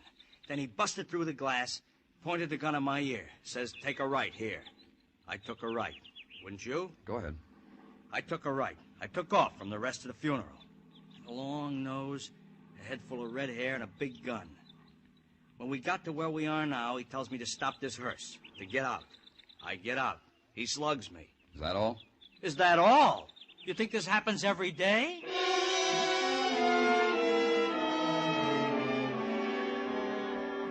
And phone it in and check out for the night. And go home. Find the heat piled high in your room waiting for you. And take the blanket and the pillow to the roof. And step carefully past the sleepless child, his eyes wide with reflection of nighttime. And hear the whispered, tired scolding of the man at his side, and the rustle of the woman's cotton robe as she pulls it tight to her throat. And find an empty place, and consider there the pattern a killer has scarred across the summer's day. Consider it. Then make your way back downstairs to the hall phone. Ask Mrs. Conlon to meet you at your office in the morning. And go back for the sleep you left on a brownstone's roof.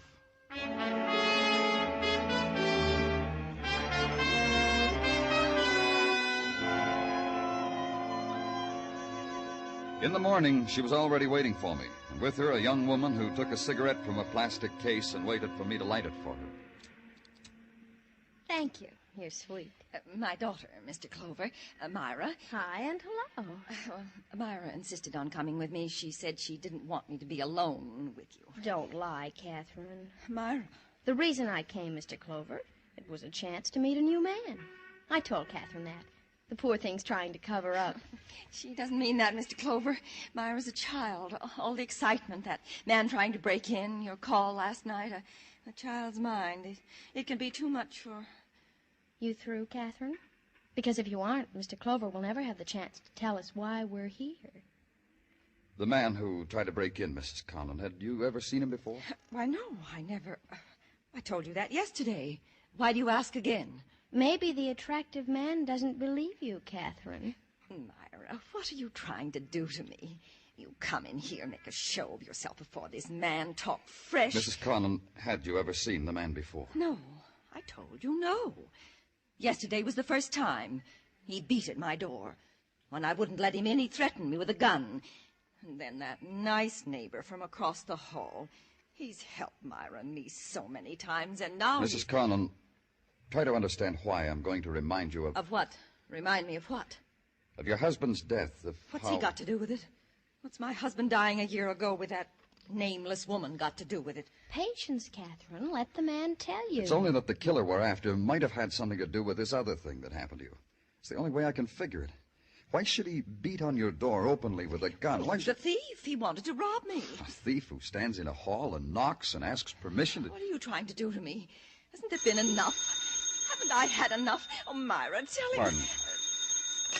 Danny Clover speaking. There's a man sleeping in my boarding house. Answers the killer's description you got in the papers. You want him? I give him to you. Where? Boarding house. 1756 West 61. You come from right away, huh? So I can put my room to let sign back in the window. Quick, turn over. You can go home, Mrs. Conlon. I'll ask the killer my questions.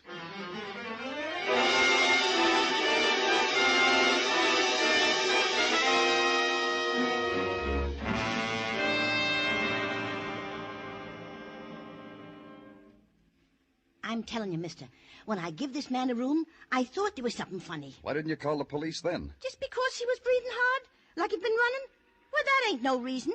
The reason was this morning. Oh, when you saw his description in the paper? Yeah. The bright red hair, you know, and the nose. He registered last night, and he hasn't gone out since. Is that right? He had a caller late last night, late. Who? Oh, I don't know who. I don't peep. He made a phone call from the hall phone, went back to his room, and later I heard someone go into his room. How long did the caller stay? I went to sleep. I don't know. Where's his room? Down on the right. I'll take you. Here it is. This one. Give me the key and step back. Hey, he's that dangerous? You gotta use a gun? Don't worry about it. Ooh.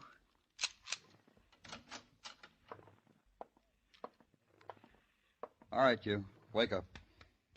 On your feet. On... Deep sleeper, ain't he? He really sleeps, huh?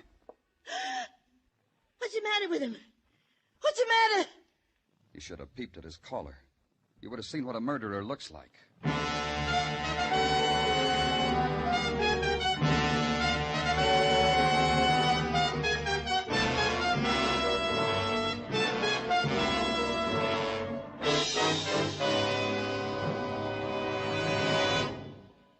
For refreshment while you work, for enjoyment anytime, chew a stick of Wrigley's Spearmint Gum. When your mouth feels dry, when you're warm or tired, Wrigley's Spearmint is really refreshing. The lively, full-bodied real mint flavor cools your mouth, moistens your throat, freshens your taste. And the chewing itself gives you a little lift, helps you feel your best and do your best. So for chewing enjoyment plus pleasant refreshment, chew delicious Wrigley's Spearmint Gum. We now continue with Broadway's My Beat, written by Morton Fine and David Friedkin, and starring Larry Thor as Detective Danny Clover.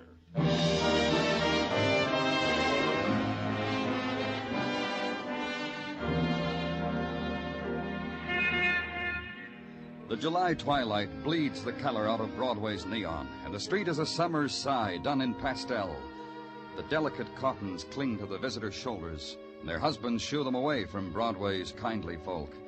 And Broadway's forced to other summer delights. The boat ride to Coney, try that, kid. The quick shipboard romance, and at the end of it, the guided tour through the Hall of Mirrors, or the rendezvous at the coffee pump in the automat. Or just stand on the corner and sniff the cool air from the Catskills sent in the open envelope from the wife and kids. And compare its message with the one in the headlines. Fugitive killer found murdered in boarding house. And decide, it's better here, kid. Happiness is where the heart is. It's better here. And at headquarters, feel the twilight slip from your fingers as the door opens, and the nighttime is brought to you in the capable hands of capable Sergeant Gino Tartaglia. I come to sound the hour, Danny. At the sound of the bong, it will be late. And even now, the aroma of the cacciatore that awaits at Tartaglia's house is being wafted from uptown down Center Street to tickle the nostrils. Bong. Give me what you got, Gino, and then you can go home. Thank you, Danny. You are indeed a kindly, generous employer. Did ballistics check the gun that killed Joe Gruber? No, it is the same with which this Joe Gruber murdered an innocent neighbor in the to-do in front of Mrs. Conlon's apartment, which proves to all concerned that this Joe Gruber was indeed the murderer of the innocent neighbor.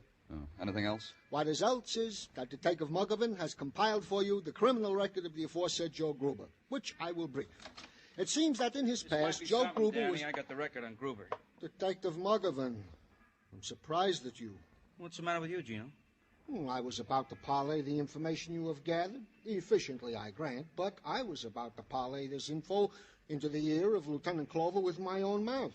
When you were so rude... Oh, you did good anyway, Gino. You can go home now.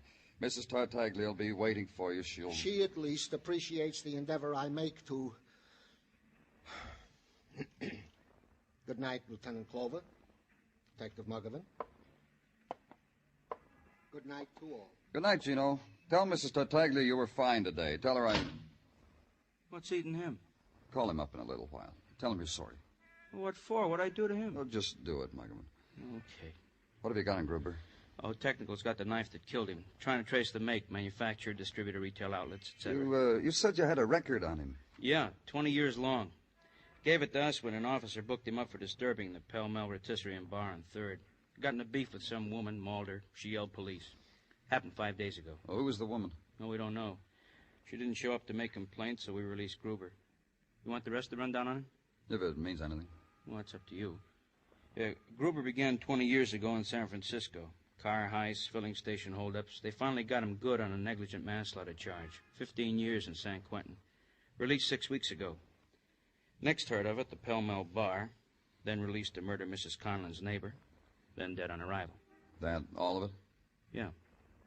Anything, Danny? Not much, huh? It wasn't much, but it was all I had. Joe Gruber had been mixed up in a disturbance at the Pell Mell Rotisserie and Bar, which was on 3rd Avenue, which took up 40 front feet of sidewalk, and whoever was thirsty enough to dare what was inside. The inside was all bar and 3 fellas deep. The rotisserie part of it being a cheap hot plate burner that melted things upon occasion. It took a few minutes to get close, but I finally made it. And what's yours? Talk. I'm from the police. Here, badge. Oh, something wrong? No, just talk. Oh, sure. Hey, Ed, come here. Take over, will you? I gotta talk to a guy. Yeah, scooch down to the end of the bar, mister, so we won't get our talk mixed up with people. Better, huh?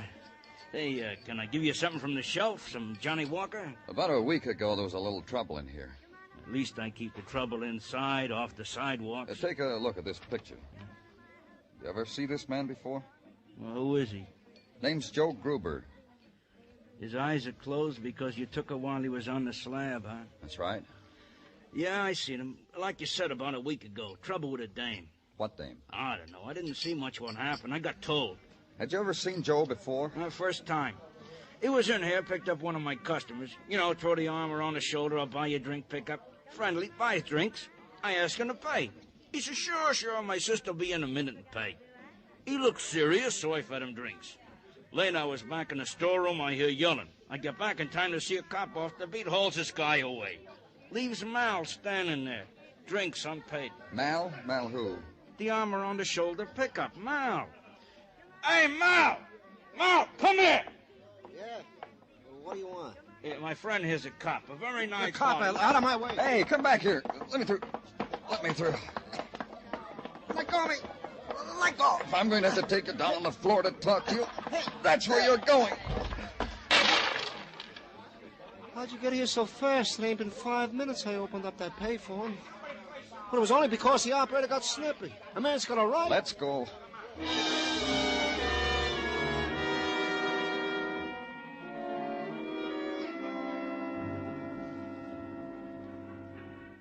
Look, I'm booked, ain't I? So give me my shower and a cell like always. What, am I different or something? I want you to look at a picture, Mal. Here. You know that man? Must have been a lot of long-distance calls from that pay booth you tumbled, Mal. That change could add up to grand larceny. It was that much, huh? I guess I'm just born lucky. It's gonna be a hot summer in that jail yard, Mal. Sit down, Mal. Cigarette? Your friend's got a cigar in his pocket. Margaret? Yeah. You want a light? Here. My feet are killing me. Put them up on my desk. Comfortable? Well, what's your trouble, fellas? What about the picture? Your guy's name is Joe. Bought me drinks. Nice fella. Very nice. My cigar went out. Now, let's hear all about it. He buys me a lot of drinks, tells me the story of his life. Now, how he did a lot of time on the coast. You know, a lot about his sister Mildred. He liked his sister Mildred a lot. Go on. You know, he says his sister Mildred ran away to New York, got herself married. This is about 20 years ago when she was a youngster. And by the time Sis Mildred got back to Frisco with her hubby, Joe was in stir. His sister Mildred come to visit once, then he lost track.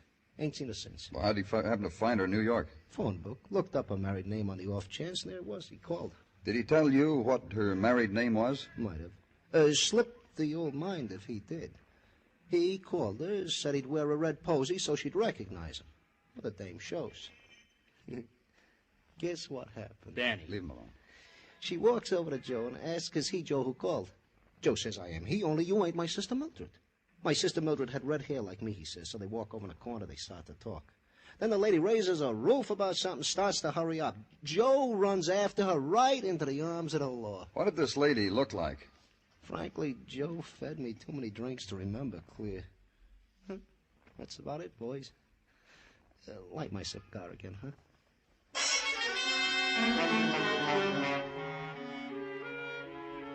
Muggavan picked the nickel thief up by the frayed collar and carried him off to the showers, which left me alone to sift the pleasant time we'd had together, come up with a name. Mildred Gruber, the sister who had run off to New York 20 years ago to marry, and wonder why it wasn't Mildred who showed up when Brother Joe phoned her, and wonder why it wasn't possible to go and ask her herself.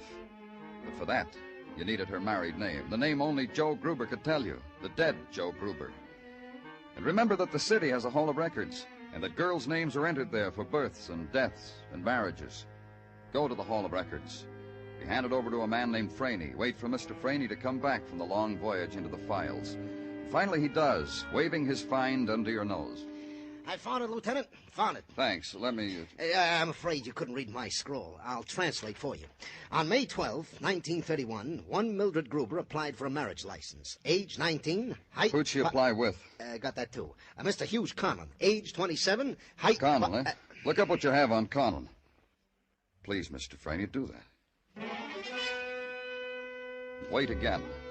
and know somehow Mr. Franey would look just like that when he came back. And you got something this time, Lieutenant.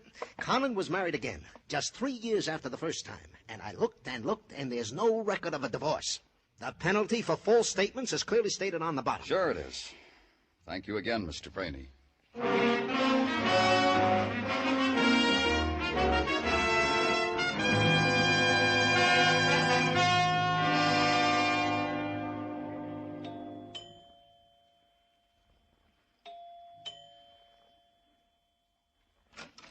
Oh, hi and hello, Mr. Clover. Come on in.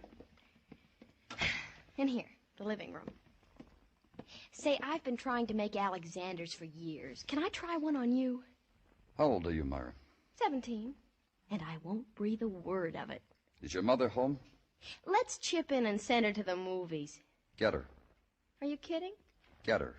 Oh, you're a fool. You could have had an Alexander. Did someone come in, Myra? Do you want me to lie to her, Mr. Clover? I most always It's the police, do. Mrs. Conlon. I want to talk to you. Hello. I was about to go to bed. Maybe you won't make it, Catherine. Will she, Mr. Clover? Myra, I'm sure there's nothing here to concern you. Will you please go? No. Myra... You heard me, no. When you were in my office, Mrs. Conlon, there was a question we never got finished with. It concerned your husband and the woman with whom he was found dead a year ago, and a man named Joe Gruber. I don't at all understand what you're talking about. Mother. Mama. Mom. Don't you have a date tonight, Myra? Every night. It'll keep. They always keep. All of them. All the time. You still haven't told me what I want to know, Mrs. Conlon. Well, my husband shot himself. Because of me. Because of my child. He was ashamed of what was going on with that woman. He killed her and then shot himself. That's Daddy. That's my pop. Shut up, Myra. Shut up. I've never laid a hand on you, but I... Mother, dear. You're talking like a mom. Never talked to me like this before. The woman found with your husband was his first wife. Did you know that, Mrs. Conlon? My husband's first wife? That's not true. When did you find out he wasn't divorced? Why, it's not true. When Mildred Gruber showed up? Daddy had such bad taste in women. Myra, I'll... You'll hit me? Go ahead. Myra, please. You found them together, your husband and Mildred. Killed them. Made it look like murder and suicide. Why? Listen to me. Then Joe Gruber showed up. A long-lost brother, looking for his sister. Looking for Mildred. Found the name Mrs. Hugh Conlon in the phone book. Thought his sister was you. Please, listen to me. When you met Joe at the bar, and he saw that you weren't Mildred, he began to figure, and it started to build into money. That's what he wanted when he tried to break into your house. Myra, child, try to understand what I wanted for you. Gruber got away from us. Holed up in a room. Called you for money. You came to his room, stabbed him to death. You did all that, Catherine? For me? Just because Daddy was a bigamist? Just because all these years you haven't really been married to him? For you.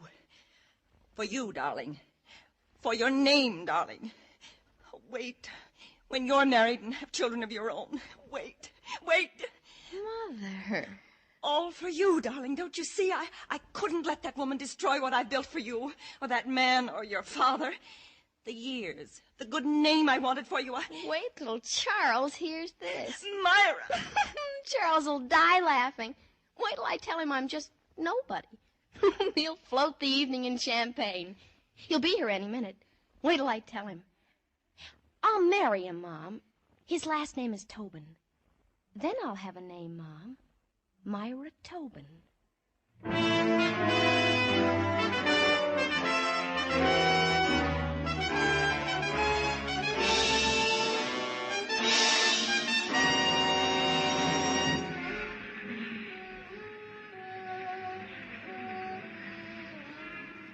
Midnight's a happy time on Broadway.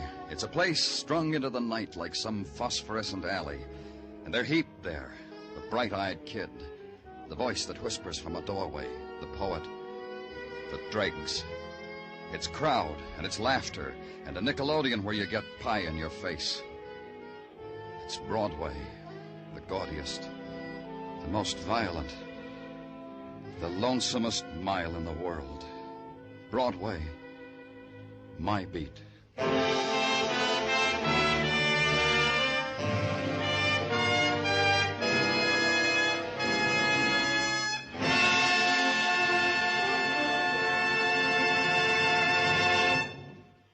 Remember, friends, for refreshment while you work, for enjoyment anytime, chew a stick of Wrigley's Spearmint Gum. There's lots of lively, real mint flavor in it to cool your mouth, freshen your taste, and sweeten your breath. And chewing Wrigley's Spearmint helps keep you fresh and alert. You feel better, work better, get more fun out of doing things. So indoors, outdoors, at work or play, always keep delicious Wrigley's Spearmint Chewing Gum handy. For refreshment while you work, for enjoyment anytime, chew a stick of Wrigley's Spearmint Gum. The makers of Wrigley's Spearmint Chewing Gum hope you've enjoyed tonight's story and that you're enjoying Wrigley's Spearmint Gum every day. We invite you to join us next week at this same time when Detective Danny Clover returns again with Broadway's My Beat. Broadway's My Beat, brought to you by Wrigley's Spearmint Gum, is produced and directed by Elliott Lewis, with music composed and conducted by Alexander Courage. The program is written by Morton Fine and David Friedkin, and stars Larry Thor as Detective Danny Clover, with Charles Calvert as Tartaglia and Jack Crucian as Muggavan. In tonight's cast, Barbara Whiting was heard as Myra and Irene Tedrow as Mrs. Conliffe. Featured in the cast were Lou Krugman, Martha Wentworth, Norman Field, and Jerry Hausner. Bob Stevenson speaking. This is CBS, the Columbia Broadcasting System.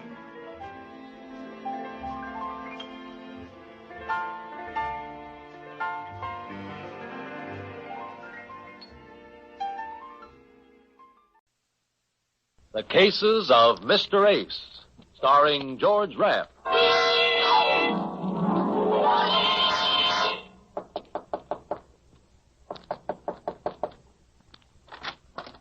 Yes? My name's Eddie Ace. Oh, yes, you're the private detective. Yes. There was a message at my office from a Dr. Gale. Asked me to come right over here. Is he in? I am Dr. Gale. Come in. Please. So, you're Dr. Gale. Shouldn't I be?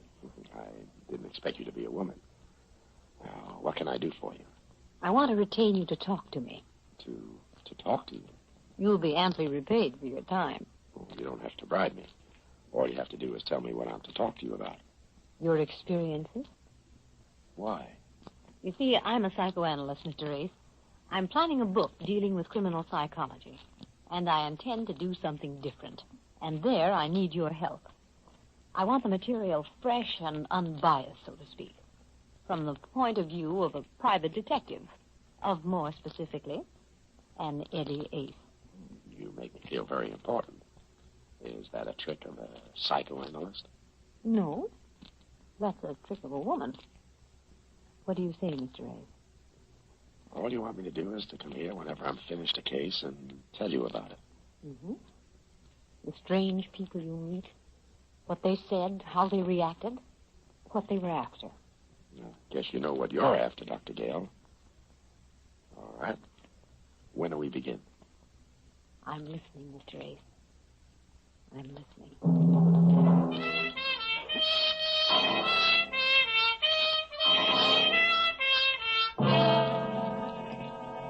The Cases of Mr. Ace, starring George Raft, and produced and directed by Jason James.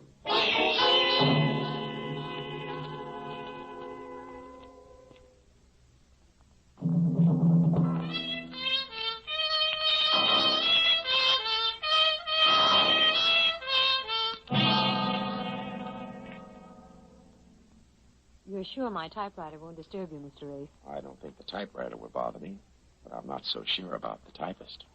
When you arrived, you said you didn't expect me to be a woman. You were right. I'm a psychoanalyst. Shall we begin, Mr. Ace? I see what you mean. Yeah. Well, it all started with a killing that was no business of mine. The murder of Frederick Miller, you know, the corporation lawyer. His body had been found in his apartment, 3 bullets in it. As I say, it was no business of mine until I arrived at my office over on 6th Avenue in the morning after the killing. A man was waiting to see me. He was very small, very dark, very smooth. He smiled and showed me all his teeth. He had a lot of them. I opened my door, and he followed me in. Ah, merci, monsieur. Sit down. You're French. You are very observant, monsieur.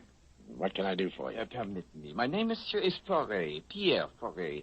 I have selected you to perform for me a very important service. Oui, a service. Such as... Oui. Now we come to it. Last night, monsieur, I performed a most impulsive act. I killed a man. I see. You're a big boy now. You must learn to control yourself. You are right. But that is how I am. I killed him, and I do not feel regret. I feel only pleasure when I look into my eyes and see him die again and again. That's better than a double feature. I had warned this man, monsieur. Twice I had warned him to stay away from Sally, my wife. He would not. So I killed him. It is simple. You make it sound reasonable. Who is the lucky lover? A pig named Miller. It is in all the papers. Oh, such a fuss. All for one pig named Miller. Frederick Miller, eh? Oui. Cochon. What are your plans? That is why I have come to you, monsieur. I am now on my way to the City Hall of Justice. Giving yourself up? Oui, but it is not serious. When I explain to the man in charge of the justice why I killed this Miller, he will let me go. Yes, sure. He's cute that way. Why did you come to see me? To hold for me two things, monsieur. One, $500. And two, this little key. This key, eh? Oui. You will hold it for me until after the man in charge of the justice has heard my case. When I return, you will give it to me. Suppose you don't return. Oh, it is certain. How do I know? Because I am a Frenchman. But I say, if by some silly mistake I am detained, then you will give it to my lawyer. But only if I am detained by what you call a conviction of guilty. Why not give it to your lawyer now, yourself? He still remains to be selected, and I do not wish to surrender myself to the justice dispenser with the key on my person. I see. And this 500, what do I do with it? That? You keep it, monsieur, for your trouble.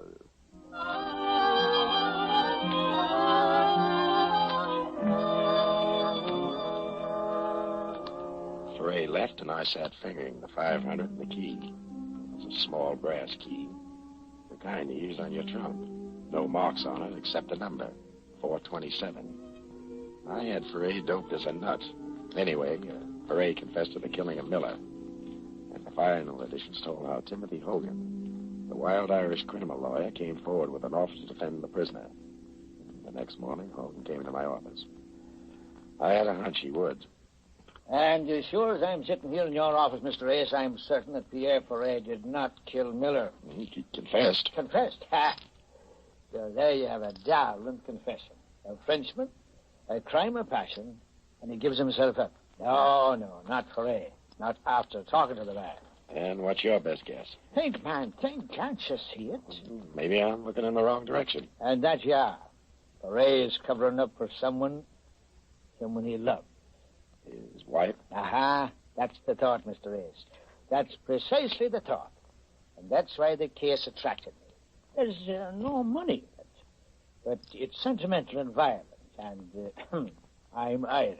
Well, it could be. But if he's covering up for his wife, how are you going to get him to sing? I must. If I can get him to recant a confession from his wife, I could get her an acquittal with a twist of the wrist. Good heavens, man, look at the elements. Self-sacrificing husband, outraged and betrayed wife. She comes forth at the last minute. Why, it's better than Mother McCree. I'll have the jury swimming in their own tears. I like your script. How are you going to get it on the stage? Aha, that is the problem. And there I need your help. I know this much. Yesterday, before he gave himself up, Foray came to you. What did he tell you? Nothing. He gave you something? Nothing. Oh, I don't think you're telling me the gospel truth, Mr. Hayes. I'm not. I see. Very well. I tried to persuade Foray to give you his permission to talk to me. That's better. But in the meantime, Mr. Hayes, in the meantime, you might try to sound out the wife for me. Very, very discreetly, understand? But sound her out. You hiring me? Yes. Will you see what you can do? I'm practically there now.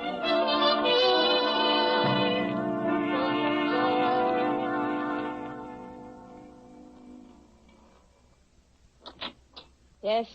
Mrs. Ferret? Go away. All day you reporters have been I'm a driving... detective. What do you want? Sit down. Say what you want and get out. Do as I say or I'll take you downtown. You don't frighten me a bit. I'm ready. I see what you mean. Okay. I'll level with you, Mrs. Ferret. I'm not from the police. I'm a private detective. I'm working for your husband's lawyer on the Miller killing. You knew Miller. Yes. Yes, I knew him. What is there to work on? That rat Pierre killed him. I hope he dies in the chair for it. Pierre says you were seeing Miller. That might save him from the chair. Let him prove that. Just let him prove I ever saw Fred Miller outside of his office on business. When did you see Miller last? None of your business. Get out. Sure. But keep this in mind, Mrs. Ferret. Your husband confessed to the murder. But maybe you'll be able to give the jury the impression that he's covering up for someone else. Someone maybe like his ever-loving wife. I said go on. Get out. Oh, by the way, did you ever see this key before? No. Now get out of here. And tell that rat Pierre I'll do my best to get a ringside seat for his execution.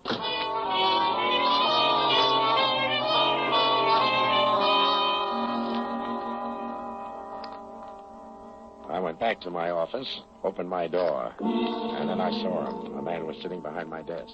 He got to his feet.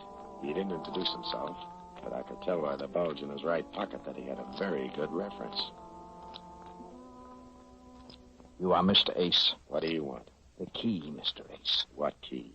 Please, Mr. Ace, do not act childish. Give me the key. I'm bigger than you are. But if you force me to use this gun, I shall be liver than you are. The key, please. He pointed a stubby little revolver at my head. I gave him the key. He thanked me politely enough and left. I counted 10, then raced down the hall to the fire exit, slammed down the iron stairs, and picked up behind him as he was leaving the building. He went straight to the Times Square station. I went right behind him. He went directly to the lockers. I was right behind him. He inserted a key in the locker number 427, threw the latch, pulled the little door open, and then...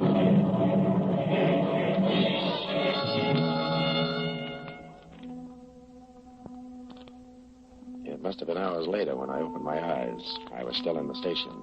Near me and around me were maybe a dozen more. Cops and interns milled around. But bending over me was Detective Lieutenant Walsh. Feeling better, Ace? Yeah, Oh, my head. What happened? Bomb exploded in a locker. Anybody killed? Yeah, the man who opened the booby trap. Blown to bits, and 3 bystanders. You were lucky. You can say that again. All right, I will. You were lucky, and I mean lucky that you didn't open it yourself. I? How could I open it? With the little key you showed Sally Foray. Oh, you certainly get around. Where'd you get that key? From Pierre Foray. Oh. Pierre Foray, huh? That's the name. He came to my office. Gave it me to hold. You can ask him. Well, suppose you ask him, Ace. But you better get yourself a good spiritualist. Pierre Foray hanged himself in his cell 2 hours ago.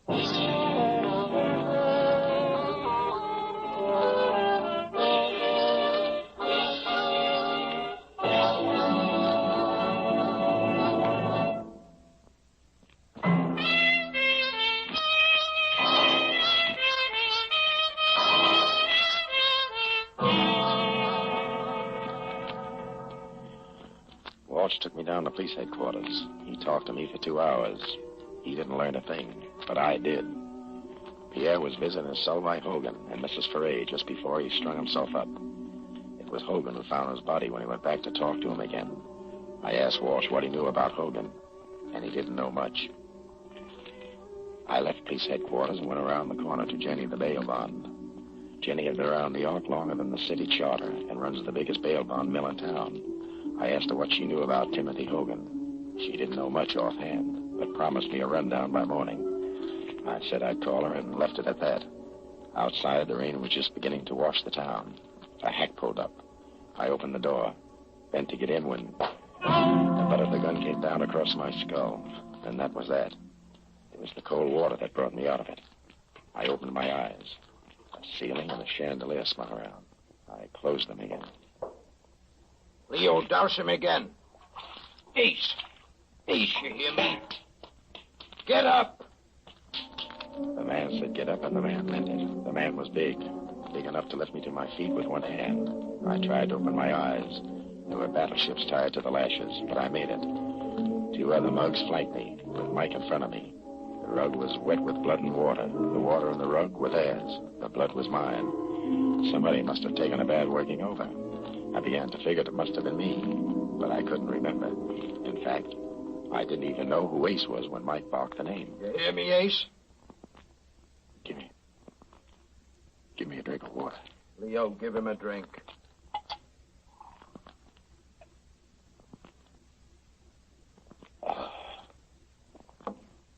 Better. You're making a lot of trouble for us, Ace. It ain't necessary. Now, look what you look like. Busted nose, busted lips, busted eyes. You think we like to do things like this? And just look at me old lady's rug.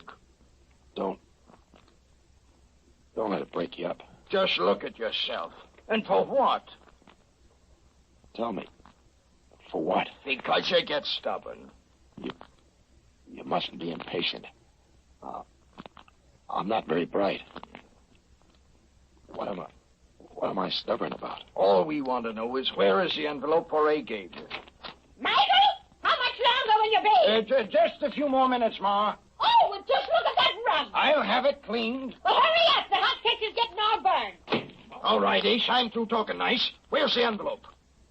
Foray didn't give me any. Leo, take it. Oh. Michael! For heaven's sake, be careful of the rug.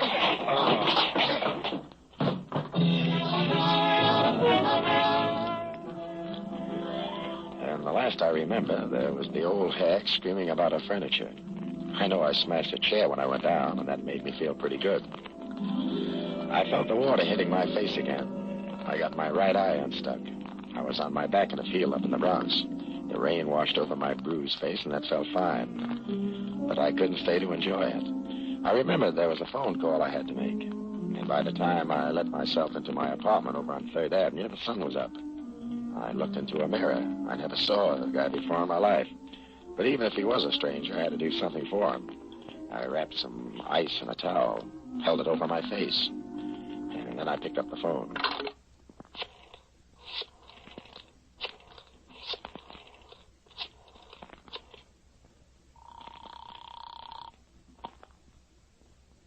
Jenny's bail bonds. You sleep in that ratty office of yours, Jenny? Well, there's citizens being arrested, day and night, Ace. I got that schmear on Hogan for you. How does he shape? Well, he was the mouthpiece for the old Ringo mob. Back in Prohibition, Ringo got pushed over, rest his soul. Hogan fronted for the policy boys in Harlem. And finally, he broke away from the heist guys, went into straight criminal law. Only the very highest types of criminals. Where does he hail from? Why, he's from, here it says, Timothy Hogan, Washington University, class of 28, X. X? What's that mean? X, it says here, it says. I see, he didn't finish at Washington. No record of any other school. I see. All right, thanks, Jenny. Yeah? Anything else I can do for you? Yeah. Keep a nice fat bail bond warm. I may need it.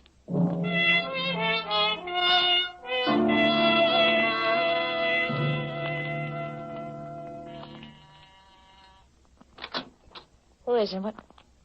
Oh. Well, don't let the face frighten you, Mrs. Foray. I'm just breaking it in for Boris Karloff. What happened to you? What happened to me shouldn't happen to a private detective. But it did. Sit down.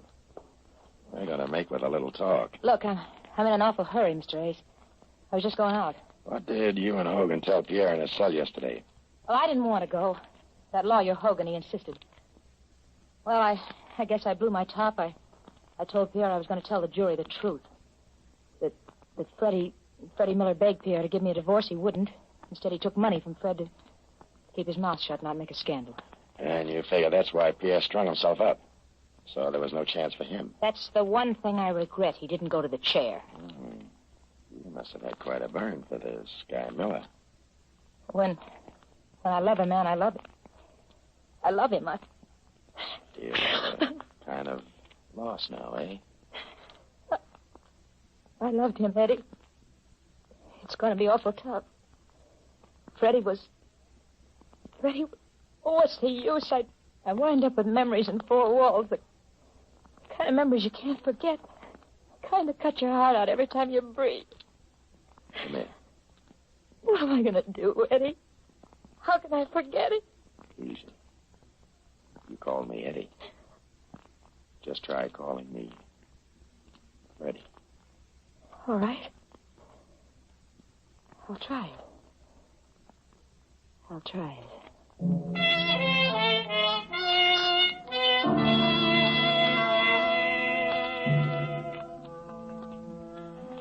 A little later, I remembered that Sally was just on her way out when I arrived. I asked where she was headed for. She hedged a little, but then I saw the court orders on the desk. She was going down to the First National Bank to open Pierre Foray's safety deposit box. I went with her. The small vault contained some jewels, an insurance policy, and a bulky package wrapped in brown paper. The jewels are mine. I'll take them with me. Maybe we better see what's in this package. Oh, I can't imagine what it could be. Money. $1,000 bills. Must be 50 of them. $50,000? Well, where did you get all that? Not in the private eye business. In this envelope. I think we better open it in the presence of a lawyer. Look, I'm going upstairs to see if anybody's around that looks familiar. Here, take this nickel. Yeah? Call police headquarters. Lieutenant Walsh. Tell him to meet me right now at Timothy Hogan's apartment. This is important for both of us, Angel. So don't trip. I'll wait for you outside.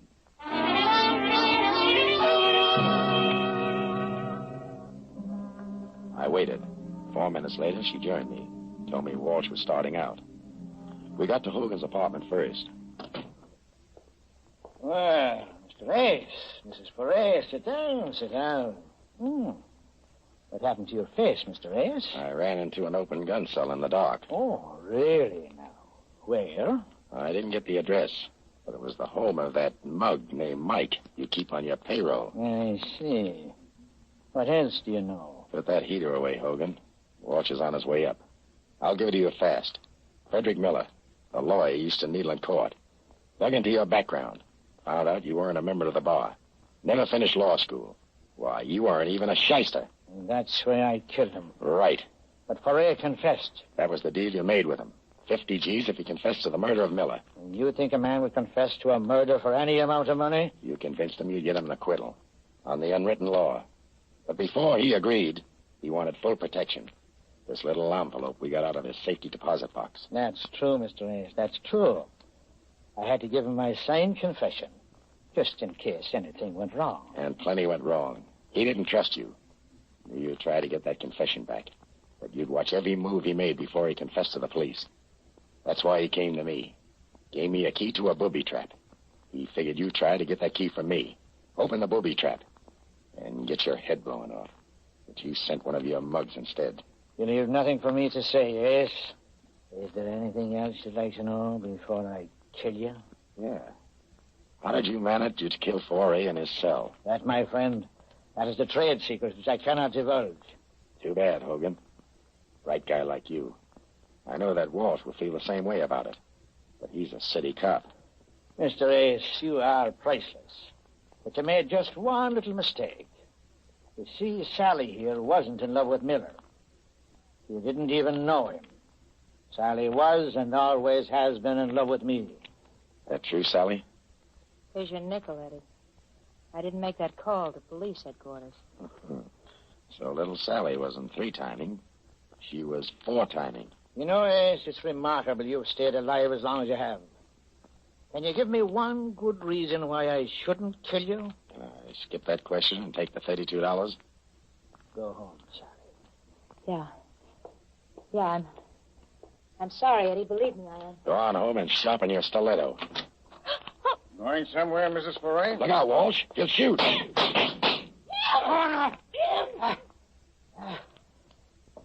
a darling break. Tim. Sally, did you double... No. Did you cock? No.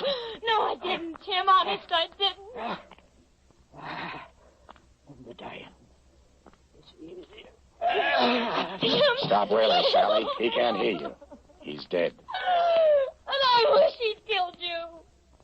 A brilliant man like him shot down like a dog, and you stand there. Okay, Walsh. From here on out, it's your party. confessions in the envelope will give you the score.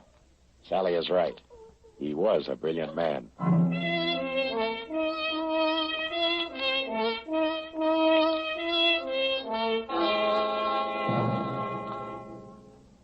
And that's how Timothy Hogan died.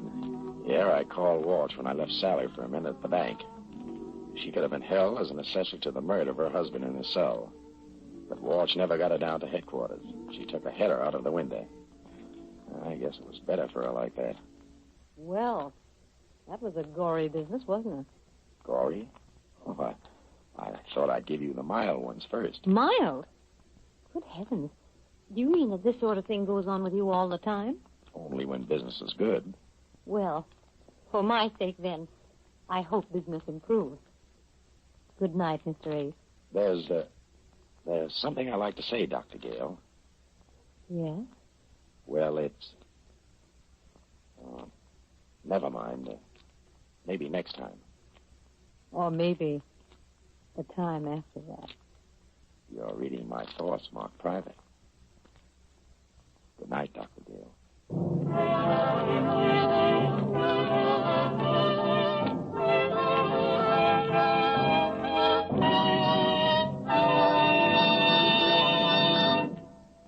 George Raft, as Mr. Ace, will be back in a moment with news of next week's case.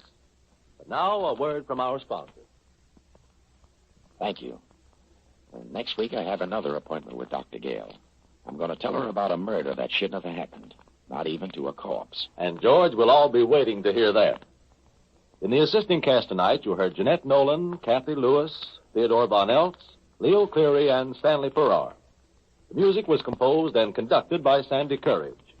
This is Carlton Cadell speaking and inviting you to listen again to George Raft in the cases of Mr. Ace.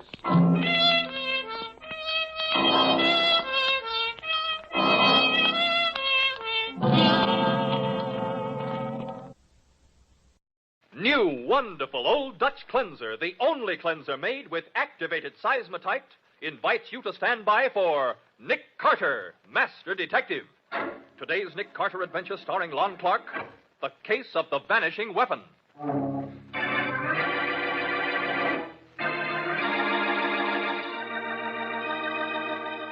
I, Dorothy, take thee, Wayne, to my lawful wedded husband, to love, honor, and cherish.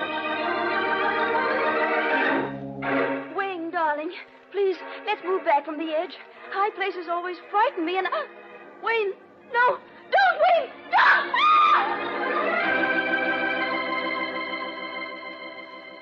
I, Emily, take thee, Wayne, to my lawful wedded husband, to love, honor, and... Don't keep swimming away from me, Wayne. Help me. You know I can't swim. Please.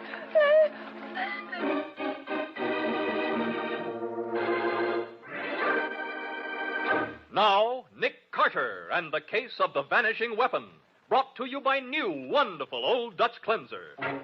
It's 4:20 in the afternoon of an extremely warm day. Driving back to the city, Nick and Patsy meet a car rushing toward them at top speed on the left side of the road. Get over, you idiot! Nick, it's a woman. She's going to hit us. Oh, Nick, she ran right into us. Couldn't get out of her way because of that fence. But at least we avoided a head-on collision. She only struck the back end of the car. I wonder if she's hurt. Come on, let's see. Yeah. Oh, Nick, she caromed off your car right smack into that tree. She must have been ill. I saw her just before we crashed, slumped over the wheel. There she is. Oh, Nick, she was thrown to the windshield. Yeah. She's in pretty bad shape. Seems to be conscious, though. I can't die. Can you hear me? I can't. You're not going to die. You're going to be all right. He'll marry again. He'll kill his next wife, too. What did you say? For the insurance. I know. I found out too late. I can't die. If I do, he'll do it again. He'll marry again. Please, don't think about it now. Dead. Oh. Nick, she wasn't delirious. She knew what she was saying. Do you think her husband really killed her? I don't know, Patsy. But I'm going to make it my business to find out.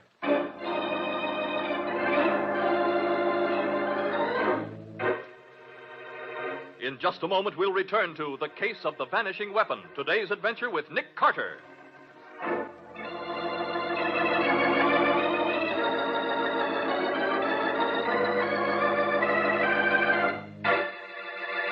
Yours, a thrilling new cleaning discovery. Yes, to give you faster, easier cleaning than any other cleanser, we've activated Seismotite in Old Dutch Cleanser. When there's a sink to clean, a touch of Old Dutch Cleanser works dazzling magic. Just see new sudsing Old Dutch Cleanser go to work. It dissolves grease on contact. Quickly, easily, its sudsing action sweeps away dirt and stains. Snowy white Old Dutch Cleanser cleans fast, safe, sure, leaves no gritty sediment, rinses away completely, doesn't clog drains. Get 2 cans of Old Dutch Cleanser, one for the kitchen, one for the bathroom. Old Dutch Cleanser, the only cleanser made with activated Seismotite.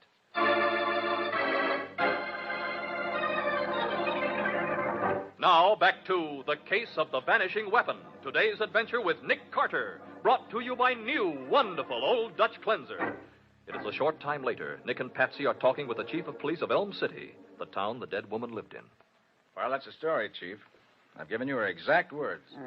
Oh, I've known Kay Bolton since she was a little girl. Well, do you know her husband, too? Sure, he came here from out west someplace, I understand. They've been married long? Well, about a year, I guess. I see. Kay was a widow with a good farm, little money in the bank. I guess Bolton knowed a good thing when he seen it, and he just swept her right off her feet. What did her family think about it? She don't have no family except a brother, and he was away at the time. You see, he builds bridges. I see. Hey, Chief, did you notice that the windows in Mrs. Bolton's car were all shut up tight? A day like this, it must have been sweltering in there. Yeah, it would be. Well, Kay had hay fever kind of bad. I heard her say many times she'd rather roast than sneeze her head off from the pollen in the air. Yes, but that's no reason to have the heater on. The heater? Yeah. When I examined the wreck, I noticed that the heater was on full blast. Nick, you said she was slumped over the wheel as though she were unconscious just before the collision. Yeah? Maybe she passed out from the heat. Well, now, that don't make sense, Miss Bowen. If it was that bad, seems like even Kay'd stop and cool off. Hay fever, no. I'd think she would. But suppose she were unconscious from carbon monoxide fumes or something. Huh? You mean Bolton might have done something to the exhaust pipe so them fumes go inside? Maybe. But she wasn't unconscious when you got to her. No. But the shock of the wreck could have snapped her out of it. Well... Look, Chief, suppose we don't say anything about our suspicions until after we talk to her husband. Yeah. Yeah, and let him think he's put it over on us, huh? And I'll have the autopsy performed as soon as we get back to town. Yeah, but you'll need the husband's permission, won't you? And he'll never give it if he's guilty. You've got something there, Miss Bowen. Well, nevertheless, let's try it anyway. Maybe we can learn something from his reaction when we suggest that autopsy.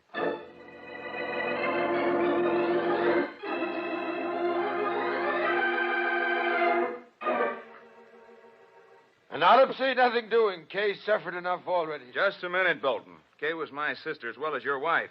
And if the chief thinks an autopsy would serve any useful purpose, I'm in favor of it. But what useful purpose? An autopsy would show whether there was anything in her system that would make her unconscious, What Mr. Bolton. difference does it make? She's dead.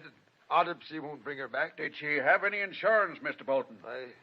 Yes, we had a joint policy for $20,000 payable to the survivor. And this farm, who gets that? Well, I don't know. We never discussed it. Well, you get it, Bolton. Huh? Kay wrote me she'd made a new will after she married you, leaving you everything. I didn't know. Well, there won't be any autopsy, and that's final. As Kay's brother, I have something to say about that. And if there's any suspicion that her death wasn't accidental... You have any reason to think that, Mr. McEwen? Well, why else would you want an autopsy? And why would you want to know who benefits by her death? If there's any doubt, I want it cleared up. And you should, too, Bolton. Well, I do, Mac, of course, Well, but... then just sign this paper giving your consent. Very well. Give it here. There you are. Mr. Bolton, I don't like to butt in, but I can't find the housekeeper. She went to her room, Sam. She's all upset. Oh. Well, Mr. Mack, that 5 gallons of ice cream Mr. Bolton got for the party tomorrow, she didn't put in the deep freeze, and it's all melted. I was wondering... Throw it out. Do anything you want with it. Only get out of here and go back to your work. Oh, yes, sir. Who's that, Chief? That's Sam Webb, the hired hand. What you doing here, Chief? Ain't nothing wrong, is there? Yes, Sam, it's Mrs. Bolton. She's dead. No. Wrecked the car, did she? What makes you think that? Huh? Why, just the first thing that popped into my head, I guess. Besides, I thought she wasn't in no condition to drive when she come out to the barn and drove off. What? You mean she was ill? Oh, no, ma'am. She was mad. Blazing mad, if you ask me. Folks can't keep their mind on their driving when they're like that. What were you doing in the barn? I thought I told you to mend that fence at the bottom of the west pasture. Well, I finished up early, Mr. Bolton. So I thought I'd clean out the stalls and do some repairing. I was there when you come in. Sam, did Mrs. Bolton tell you what she was angry about? No, sir, but she was good and mad. Oh, it wasn't anything, Mr. Carter. Bolton was late getting back with the car, and Kay had an appointment in Elm City. She was mad because she was going to be late. I couldn't help being late. I was delayed. Was there a quarrel, Mr. Bolton? Of course not. Kay was always flying off the handle, but it didn't mean anything. I sent Mac out to the car for the rest of the supplies I'd brought back while I tried to talk her out of it, but I couldn't. I see. Well, thanks for giving your consent to the autopsy, Mr. Bolton. May I answer some very important questions?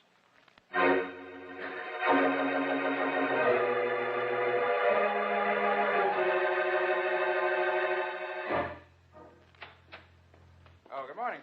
Oh, yeah, hello, Carter. Miss Bowen. Hello. Oh, gosh, what a night. I was down at the blame garage till 6 o'clock this morning. Oh, did the mechanic find anything suspicious? Well, the car was smashed up pretty bad, but he swears the wreck didn't affect nothing that could have caused the accident. Did he check the steering gear, the brakes? Yeah, and the muffler, too. Nothing had been tampered with. And the autopsy showed absolutely no trace of carbon monoxide in her lungs or blood. No other poisonous gas, for that matter. And she wasn't drugged either. I guess we was wrong about Bolton doing it. Maybe she did fall asleep at the wheel. No, I doubt that, Chief. Anyone who was as upset and angry as Sam said Mrs. Bolton was just wouldn't doze off. Are you still trying to make out it was more than an accident, are you? Oh, we're sure it was. Well, now, if Bolton caused that wreck without tampering with the car and without drugging her in any way, he's committed a perfect crime. A murder without a single clue. I wouldn't say that, Chief. Every unexplained fact is a clue. And there's several in this case. Such as what? Well, why was Sam so sure she'd been killed in an auto wreck? Why should her dying words have been about murder for insurance? And why was she driving with the heater turned on? Okay, if you're looking for unexplained facts, what about the ice cream? Well, what about it? Well, now, Bolton brought that back from town at 4 o'clock. Uh-huh. And when we was there at 7:30, it was all melted, according to Sam. Oh, well, that's only natural. The housekeeper forgot to put it in a deep freeze. Miss Bowen, we get them 5-gallon containers of ice cream for picnics and such. We get 'em early in the morning. And they're still as hard as a rock when we eat supper. By George, that's it. Huh? Huh? Well, what's what? That's what killed Mrs. Bolton. The weapon that vanished into thin air. Vanished? Literally and completely, without leaving a trace. What? Then there's no way of proving it, is there? Not unless we can get a confession. And anybody smart enough to think of a scheme like that won't be easily bluffed. Now, look, Carter, where would you get a weapon that would vanish that way? At your local creamery, just as Bolton did. Oh, Nick, you're not saying that Mrs. Bolton was murdered with 5 gallons of ice cream? No? If it wasn't for that ice cream, she'd be alive right now. Oh, Nick. Come on, let's drive out to the farm. Now I've got something to work on.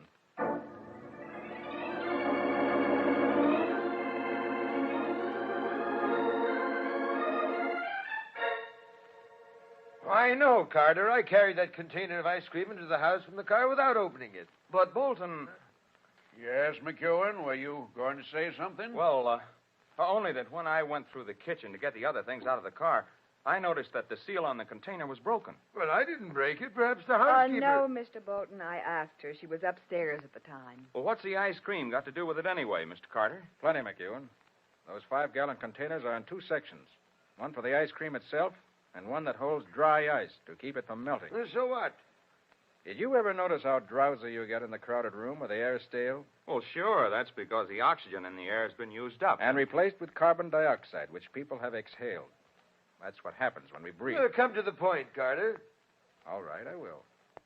When I examined your car just after the wreck, Mr. Bolton, I found a few small pieces of dry ice in the heater. Dry ice is nothing but carbon dioxide in a solid form. In the heater of your wife's car, it melted, fast, and flooded the car with carbon dioxide. And with all the windows closed, it must have been 10 times as bad as the most crowded, stuffy room you ever saw. And that's why she went to sleep at the wheel.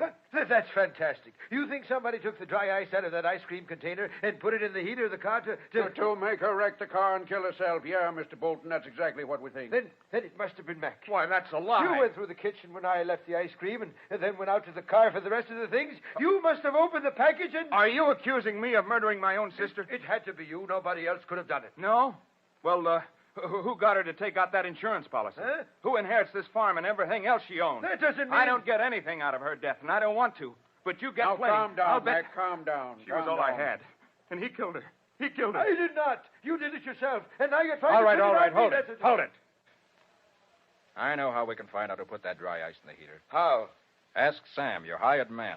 Sam? What would he know about it? He was in the barn from the time you drove in with the ice cream, Mr. Bolton, until your wife left about 10 minutes later.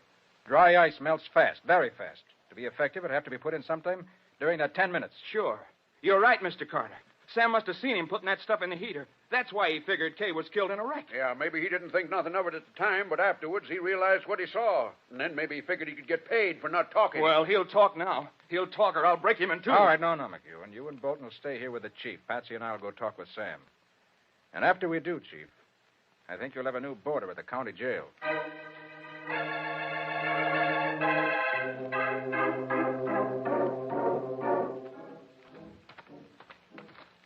Nick, you didn't really find any dry ice in the heater of that car, did you? Why, of course not, Patsy. I told you I'd have to bluff. Yeah, but if Sam did see something, it won't be a bluff any longer. Oh, yes, it will.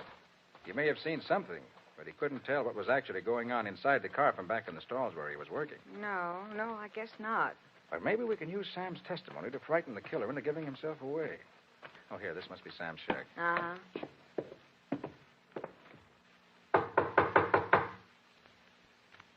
He must be here. We know he's nowhere else on the farm. Yeah. Let's see if the door's locked. No, it isn't. Come on in. Right. Oh, Nick, look. They're on the floor. Oh, that's Sam. Nick, he's dead, isn't he? Yeah. Shot through the head. Probably sometime last night. Look around the floor. See if you can find an empty cartridge. Right. If he was killed with an automatic, there's a chance the empty shell's on the floor somewhere. Well, if it is, I'll find it. Here. Here's something. What is it?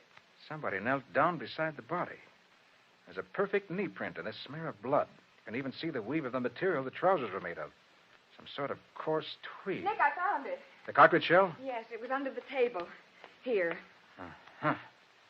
Now we can really get down to business. Yes, this time we've got a weapon that can't vanish into thin air.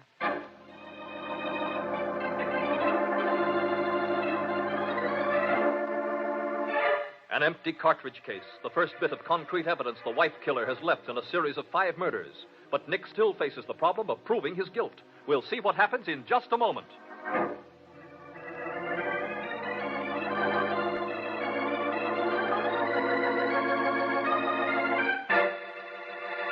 An important announcement. Coming next week on Nick Carter, Old Dutch Cleanser's big new contest. Listen so you can get an early start in this easy, fascinating contest that pays off with loads of valuable prizes. And remember, we've activated Seismotite in Old Dutch Cleanser. Its amazing sudsing action sweeps away dirt and stains, cuts grease on contact, cleans fast, safe, sure, leaves no gritty sediment, rinses away completely, saves you time and work, helps you keep your house at its shining best. New sudsing Old Dutch Cleanser is at your grocer's now in the same familiar package. Get 2 cans tomorrow. 1 for the kitchen, 1 for the bathroom. Old Dutch Cleanser, the only cleanser made with activated Seismotite.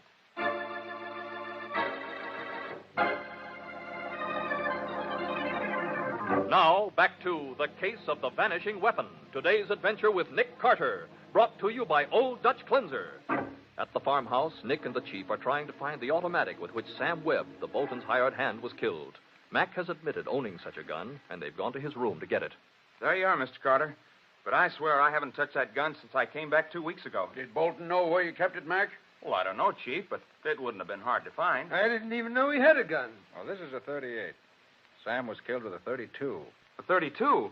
Then Bolton must have used Kay's gun. What are you talking about? Kay didn't own a gun. Why, you're a liar.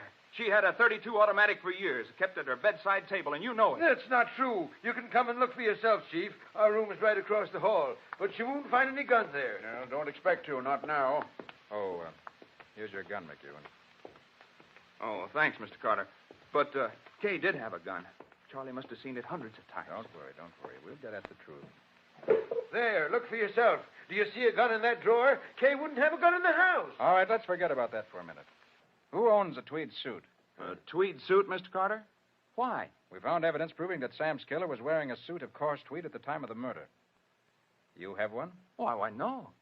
Neither do I. Well, you shouldn't have said that, Bolton. I've seen you wearing a tweed suit 100 times. Well, I did have a tweed suit, but Kay gave it away last week. It was worn out. Who'd she give it to? I don't know. She didn't Why, say. Bolton, I saw that suit hanging in your closet only yesterday. I'll bet it's there right now. What? Well, it's gone. Naturally. Of course it is. Any fool would know enough to get rid of a piece of evidence like that. I tell you, I haven't had it for over a week. Wait a minute. You went down in the cellar carrying a bundle this morning, Bolton. That was the garbage. Mrs. Lawrence always puts the garbage in a paper bag. The bundle you had was wrapped in newspaper. It was not. It was a paper bag. And then I heard the furnace door. I always burn the garbage in the furnace. You know that. Bolton, suppose we take a look in that furnace and see what else you was burning.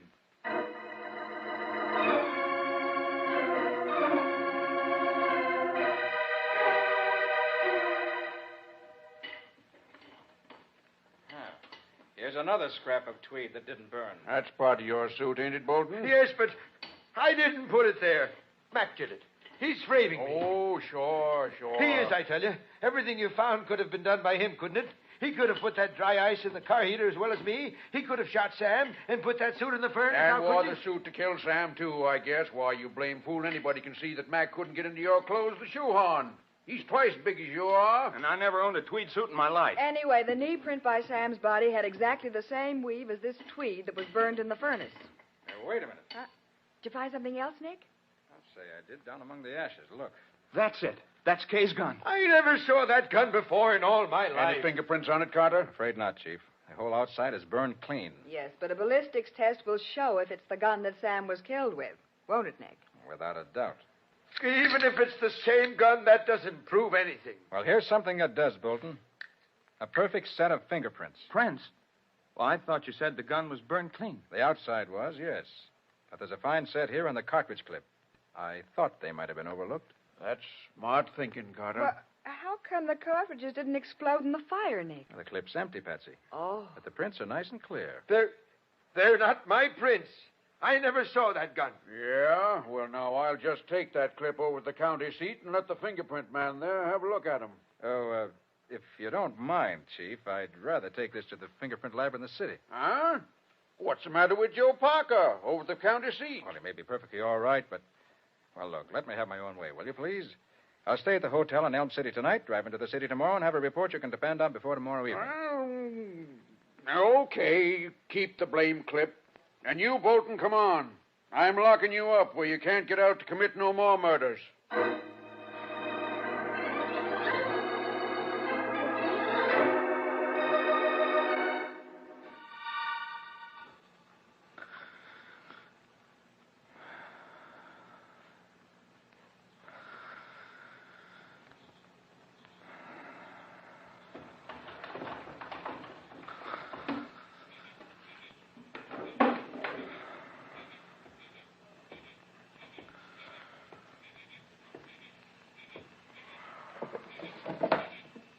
Who's there?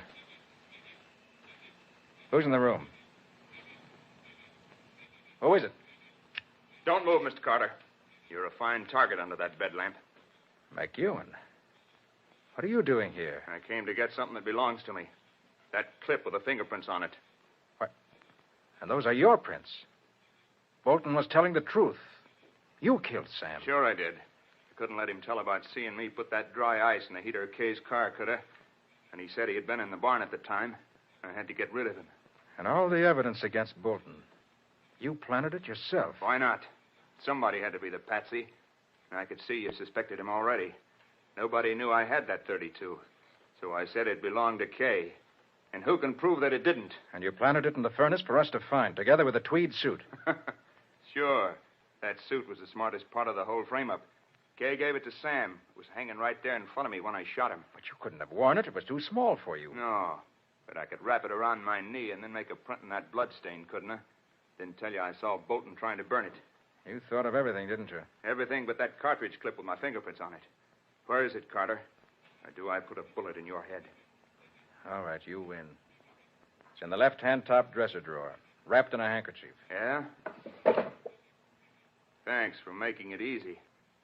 First, we'll wipe these prints out. And then, Mr. Carter, I'm afraid I'll have to get rid of you. And now, hold on, McEwen. You've destroyed the proof against you, and I let it go at that. I can't let you talk about this little visit. Look, McEwen, don't Shut do up. it. I said I was going to get rid of you, and I am. So.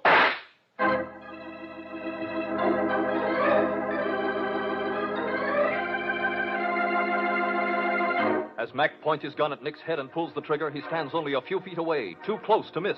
We'll see what happens in just a moment.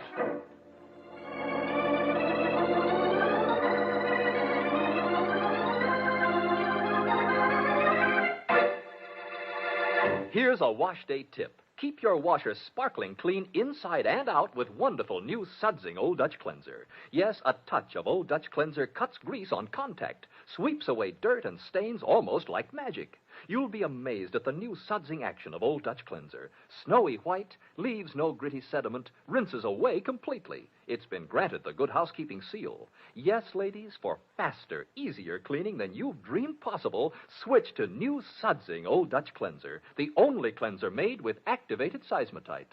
And next week, Old Dutch Cleanser's wonderful new contest starts. Easy to enter, easy to win. It's loads of fun with loads of valuable prizes.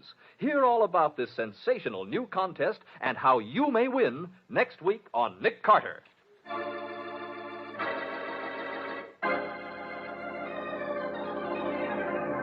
Now for the conclusion of The Case of the Vanishing Weapon. Today's adventure with Nick Carter, brought to you by new wonderful Old Dutch Cleanser. In Nick's hotel room, he faces a killer with a gun who says, I said I was going to get rid of you, and I am. So. You had a gun all the time under the bedclothes. Sorry, Mac. I tried to warn you. Nick, are you all right? I'm okay, Patsy. But our friend here has a bullet in his arm. Come on in. The girl down a shorthand, Nick. The microphone picked up every You word mean he said. this was a trap? You bet it was. See, I expected you to come for that cartridge clip. If my gun hadn't jammed. It didn't jam. I took all the bullets out of it when I examined it out at the farmhouse today. But I couldn't be sure you hadn't discovered that and reloaded it, so I had to shoot first. What's the matter there? Who fired that gun? What's going on? Everything's under control. Call the chief of police, will you? Sure, Mr. Carter, sure. I'll get him here in 2 shakes. Where's your proof, Carter? My fingerprints aren't on the cartridge clip anymore. Your confession before 2 witnesses is proof enough, McEwen. And as for those fingerprints, I was bluffing you. Why, you So dirty... far as I know, there weren't any prints on that clip.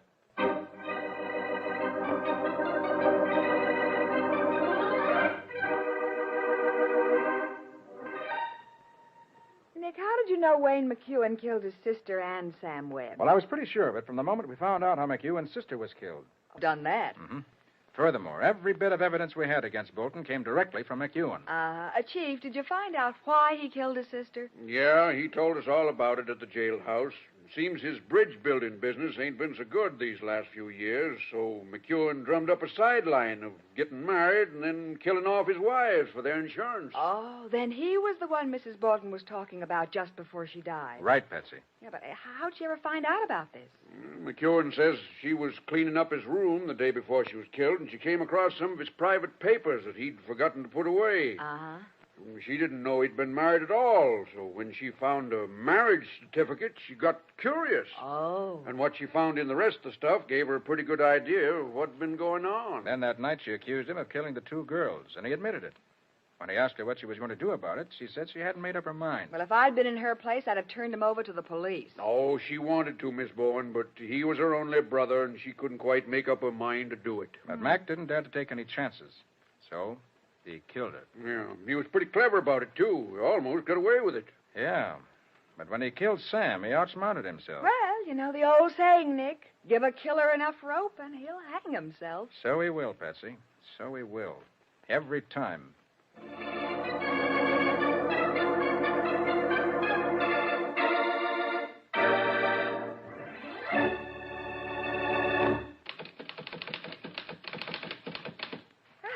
Well, Nick, that's the last of them. Okay, Patsy, that's all for now.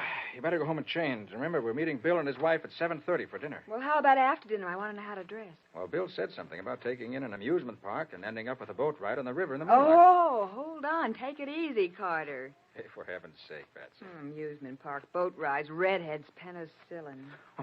Okay, I get it. I don't want to end up at the bottom of the river just because the ticket seller was a beautiful redhead who posed as a Hey, model. hold on, Patsy. Let's tell about that adventure next week. We'll call it The Case of the Purloined Penicillin.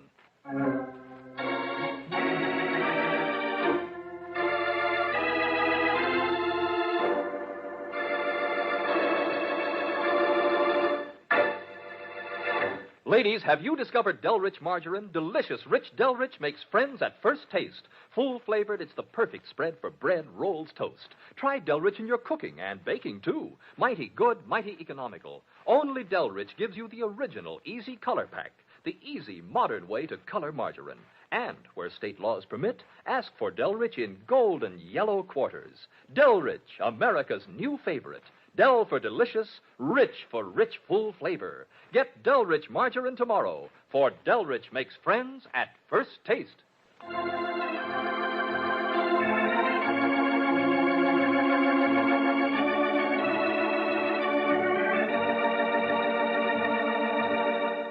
Nick Carter, Master Detective, is presented each week at this same time by the Cudahy Packing Company.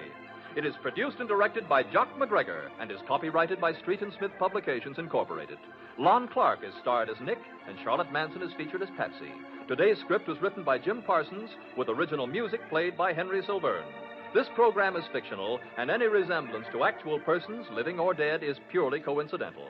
This is Michael Fitzmaurice saying, when minutes count, use new, wonderful Old Dutch Cleanser.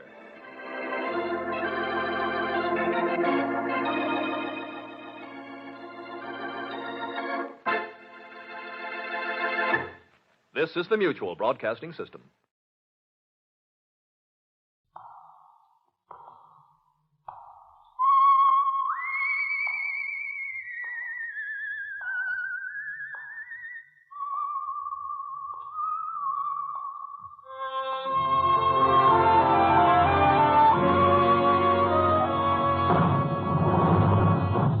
The Adventures of the Saint, starring Tom Conway.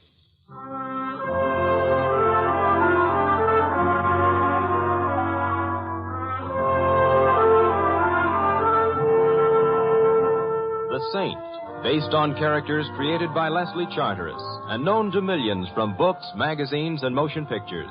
The Robin Hood of modern crime now comes transcribed to radio, starring Hollywood's brilliant and talented actor Tom Conway as the Saint.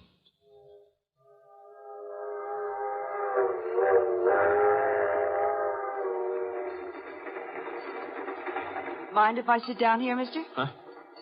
Oh, no, I don't mind. Thanks. Usually I get a little more enthusiasm than that. What? Oh. Oh, yeah. Yeah. You're a good-looking babe. Oh, you're just saying that to be sociable, mister. Mr. What? The name's Doyle. Lola's mine. How's the chicken tonight, Mr. Doyle? It's okay. How would you know? You haven't touched it. Being on a train kind of spoils my appetite. So that's what's spoiling your appetite. Sure. What else? I wouldn't know. Mr. Doyle, who's paying for my dinner, me or you? Well, now that I take a good look, I'd be glad to buy you dinner. Oh, good thing I'm not the demure type. Restrain your joy and hand me that menu, huh? Sure. Thanks. And button your jacket, your gun's showing.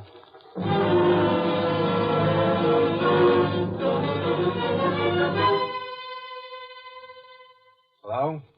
Yeah, I want some information. Listen, I want to know if the Chicago Limited's on time. Mm-hmm. They're passing through town here. Yeah, thanks.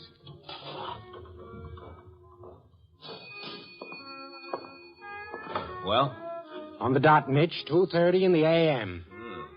It's a little past 11 now. Our train stops here for 10 minutes. That ain't an awful long time, Colonel. It's long enough. Maybe. I want another drink. You don't need it. I hope Doyle's enjoying his train ride. I wouldn't know. You think he'd be glad to see us, Mitch? I want another drink. Yeah, you know something? I think he'll be so happy that it's just liable to kill him.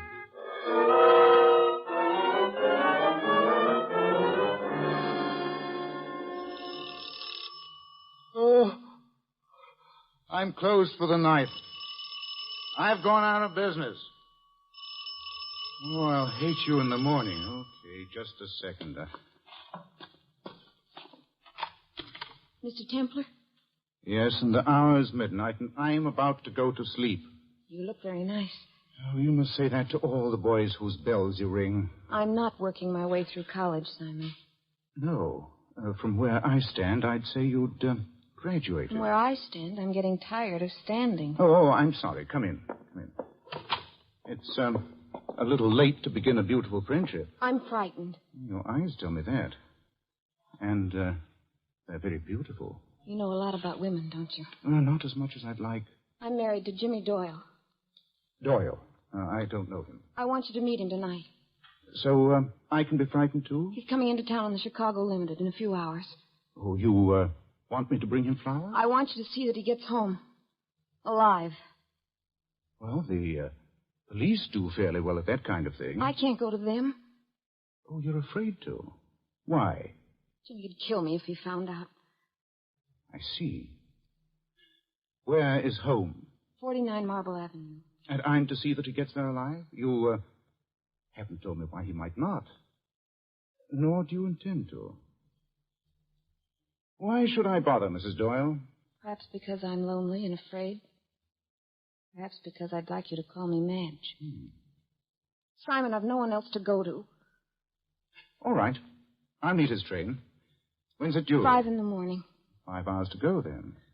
I'll go home now. Oh. Knowing that you're taking care of things, Simon. I might even be able to sleep. Pleasant dreams, Madge.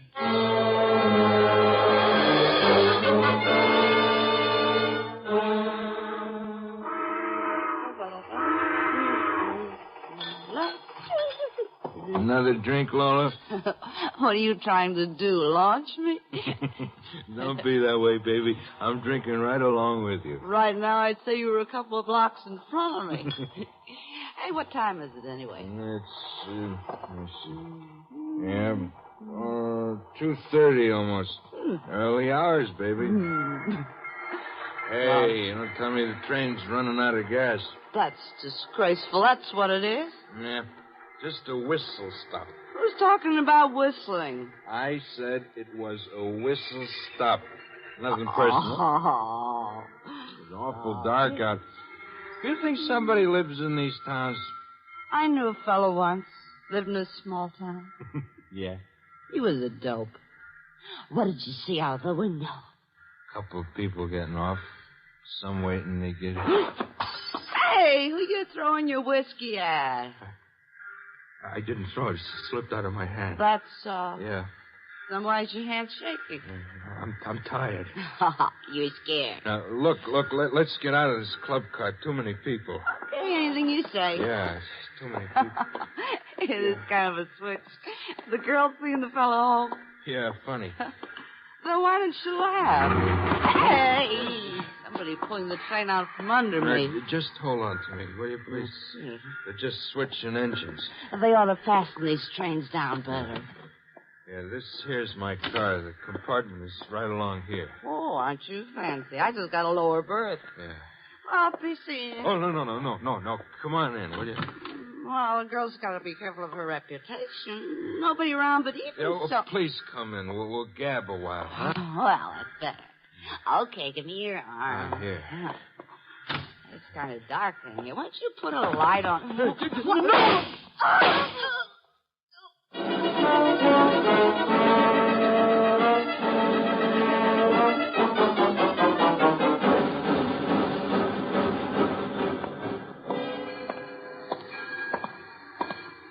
Hey, Templar. What? Oh, Lieutenant Flynn. Hello, Templar. What are you doing here? Is there a law against lurking on station platforms? Don't tell the commissioner.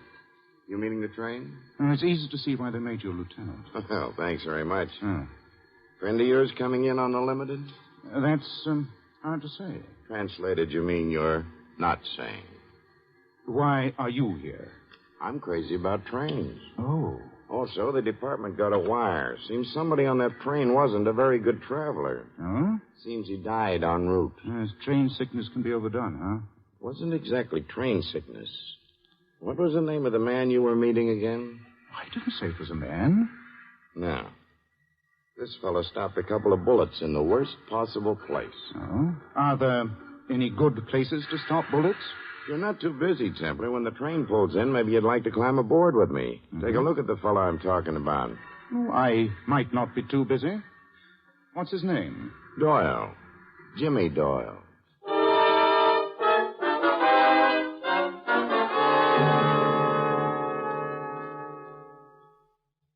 They didn't improve his appearance.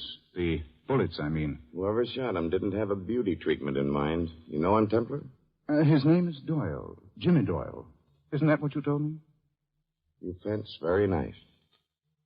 When did he die? Close as the medical examiner just figured it, he must have been shot around 2 or 3 in the morning. Well, it's nice to know he died in a private compartment. Whoever shot him had fun ripping the place up. He could have been looking for something.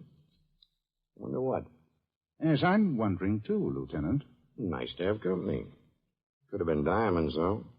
Doyle collected them? I hate to tell you this, but he was a bad boy. He stole them. Oh, for shame. In Chicago, he and a couple of other bad boys. One of whom wore glasses? How do you know that? Not much of a guess, Lieutenant. This is what I just picked up off the floor. Looks like a tiny hunk of crumbled tissue to me. It came out of a sight-saver package, Lieutenant. That tissue was used to wipe a pair of glasses. Let me have it. Thanks. Hmm? One of the bad boys who pitched in on the Chicago deal with Doyle's a man named Kerner. The important point at the moment being, he wears glasses. Well, that tissue is mildly flimsy as evidence, but it helps your thinking, huh? No. Nobody heard the shots? When Doyle was killed? No, it's noisy on the train. It may have been going through a tunnel at the time. Well, it's been fun, Lieutenant, but... It could be even more fun, Templar. Oh? If you would let me introduce you to Lola. And who is Lola? The kind of girl your mother wouldn't have liked. Well, since I'm not my mother, some other time perhaps, but May not be another time. We're booking her on suspicion of murder. She wear glasses? Mm-hmm. And the men do make passes. You're being too kind to me. She and Doyle were lapping up firewater all evening. She went with him to his compartment, this one. Claims she chatted with him for a while, then went to her own berth. Nobody saw her at the important times, though. Too bad. It's only suspicion of murder. Lola's been chummy with lots of crooks, especially jewel crooks. Sounds like a case. The only trouble is, whoever knocked off Doyle was after the diamonds.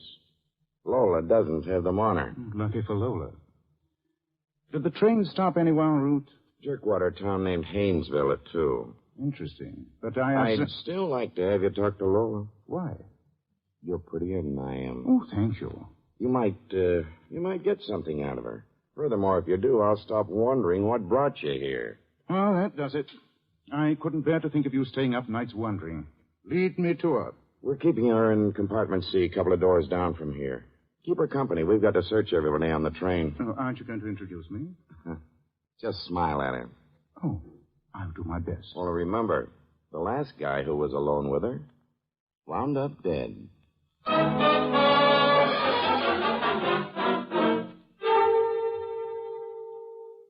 long do we have to hole up in this room? Not long. You'll just be glad you're off of that train. Yeah. You know, I never did like cops, but one thing you gotta give them credit for. They know how to search a man. For a while back there, I wasn't sure they were going to leave the skin on me. Hey, what's the matter, Mitch? I'm wondering where the stones are, Kerner. Yeah, so am I. They weren't in that compartment. We tore it apart. Couldn't find them. I didn't. Oh, now, wait a minute, Mitch. You were with me all the time. Sure, when we got on the train. But according to what the cops were throwing at us, somebody visited Doyle while you and me split up. Locating our berths? Yeah, but we had to take berths in different cars. We'd have been spotted too easy if we hadn't. Sure, except with the way it worked out, you could have got to Doyle's compartment before his body was found. You could have shot him and ditched the stones someplace. Yeah, so my friend could you. Would I bring it up if I... You might. Just to make sure that I didn't. Now, look, Mitch, there's one thing we know. Neither of us has got the stones on us now, no matter who killed Doyle. So? So do you care who killed him? I care about the stones. All right, then let's start using our heads, huh? Doyle reached the station in Chicago with the stones. We figured he'd have them with him all the time, but maybe he arranged to have them reach New York separate from himself, you see? Yeah. All right, now, I got an idea of where in New York those stones would have to wind up if that's what Doyle did. And that's where? That's Doyle's home. So, why don't we drop in on Mrs. Doyle and tell her the sad news? Yeah, that way we get a seat on the inside. Where we sit and wait for company.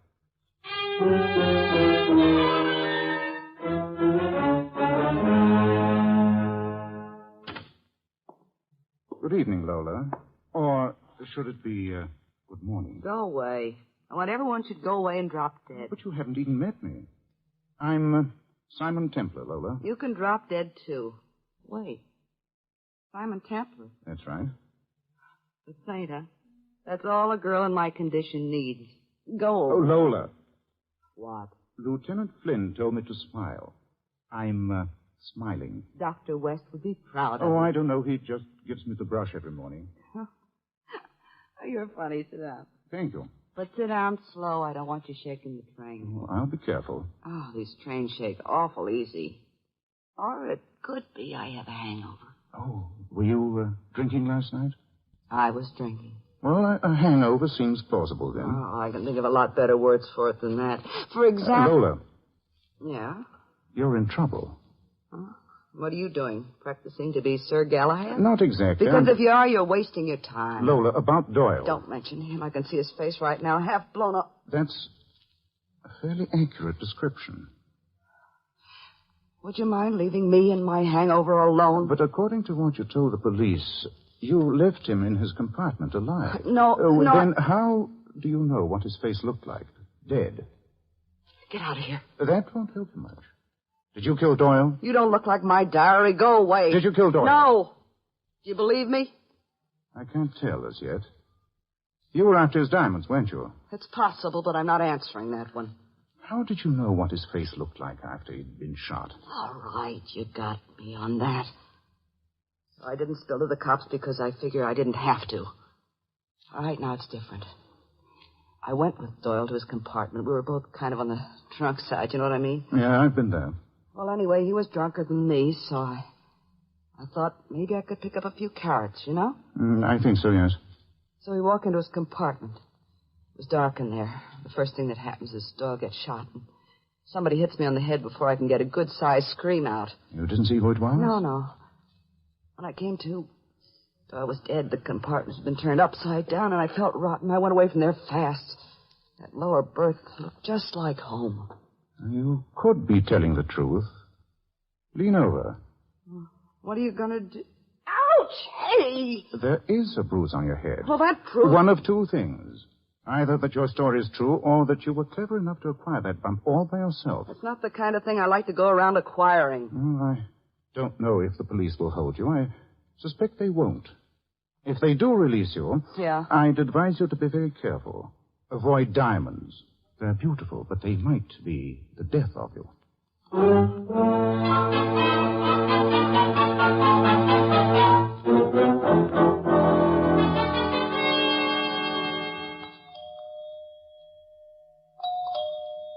Just a second. Oh. Hello, Mrs. Doyle. Kerner. Kerner and Mitch. You mind if we come in? You don't mind. She looks all broken up by grief, don't she, Mitch? All broken up. Is that a new routine? Yeah, she don't sound like a new widow at all. Did you say new widow? Oh, don't tell me you didn't know. Didn't the cops get in touch with you? About what? I guess they didn't. I guess maybe Doyle didn't bother keeping him posted about his home address. Will you tell me what happened, please? Sure. Somebody took a sudden dislike to your husband. So you're a widow. When? 2:00 this morning. He was on a train. People die on trains, too. You said the police. Yeah, he was murdered, Mrs. Doyle. He isn't bringing home the bacon. Would you mind leaving? But somebody else may bring it around. We like bacon. I don't... You'll just have to put up with this for a while.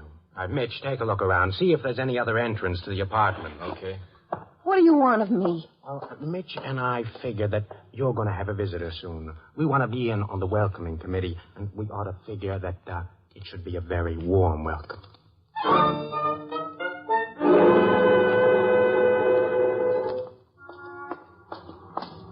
Aren't police stations attractive?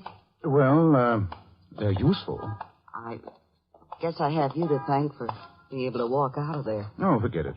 Unless, of course, you really killed Doyle. I'd never kill a man. Why not? I like him. Now, you might like diamonds even more. I might. But I don't. Well, it's been nice meeting you, Lola. But I have... Simon, why are you in such a hurry? Oh, I've got a special date. Oh. Who is? A widow. What's so special about a widow? I just want to see if she's merry.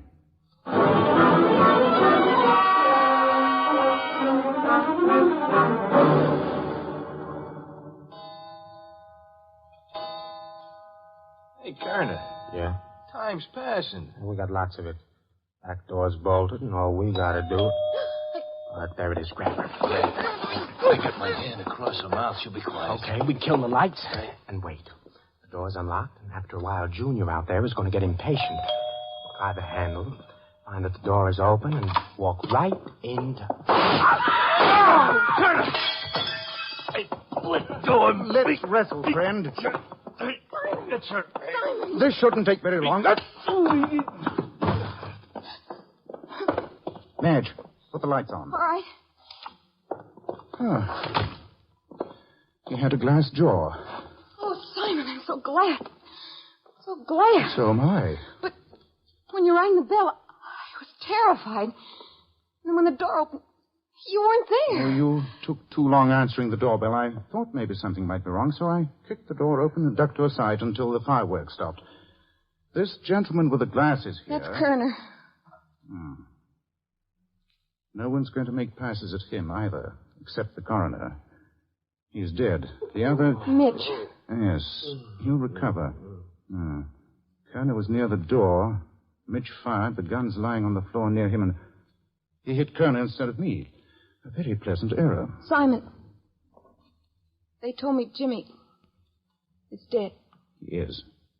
He was killed, wasn't he? Yes. Why? He was carrying a tidy parcel of stolen diamonds. Kerner and Mitch were trying to remove them from him. Apparently they'd helped in the original theft. Oh. So they came here to wait for... whom? Not for Jimmy. They knew he was dead. Then they... I think you could use a drink, and not a soft one at that. Where can I find the... In the kitchen. Come on. Jimmy kept everything in the... Time. Door. It's bolted. I'm going to make it easier for our unknown friend outside. Get over to a side match in case they start trying bullets. Hello, Lola. Oh. Come in. And shut the door behind you. Simon, I'll do it then. Lend me your bag, Lola. Oh, you mustn't think I won't. Till later. No gun? Of course not. Oh, you may have your bag back. You also may have dropped the gun someplace else. Madge, this is a lady named Lola. Lola? Mrs. Doyle. Who is she, Simon? A girl with a lower berth who strayed into the wrong compartment. Let's go into the living room. Simon, I came here because I was afraid for you. Or for the diamonds? No, it wasn't that. The objects on the floor bothering you? Only one of them's dead. This one. Mr. Kerner. Nothing interesting in his pockets. As for Mitch... But Simon, he wouldn't have the jewels. Let's say he shouldn't have.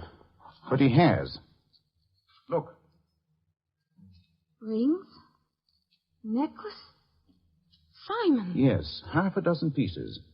The only question is, are they the things Doyle was bringing in from Chicago?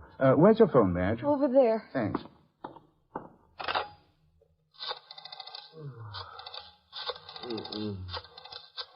Mitch is starting to come to. One of you had better take that gun. I've got it. Hello, Lieutenant Flynn, please. Point that gun at Mitch. I am.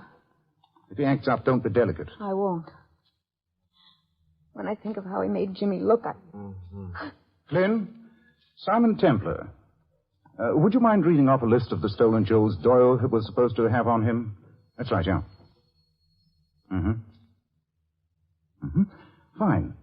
Oh, no, Lieutenant. Not intellectual curiosity. You see, I have exactly those jewels with me. Not to mention a corpse and a killer. The address is 49 Marble Avenue, apartment C. Lieutenant, don't hurry. I'm having fun. Then the jewels you found on Mitch. Are part of the Chicago loot, yes. Only one thing bothers me. What's that? Madge, Mitch couldn't have shot Kerner. The angle's wrong. The angle? Yes. Besides, why should either of them have started shooting? They didn't know who would be coming through the door. Simon, I didn't want to get involved, but I shot Kerner. Mitch was holding his hand over my mouth. I had a hand free. I didn't want them to kill you, Simon. We're in unanimous agreement on that. As for Lola, I don't like the way you're looking at me. Oh, you and Madge standing side by side. A very pretty picture. Don't talk to me about pictures. They got frames around them. You just said the stuff you found on Mitch is part of the stuff Doyle had with him on the train. That's right. Well, that proves Mitch killed Doyle and stole the diamonds. No.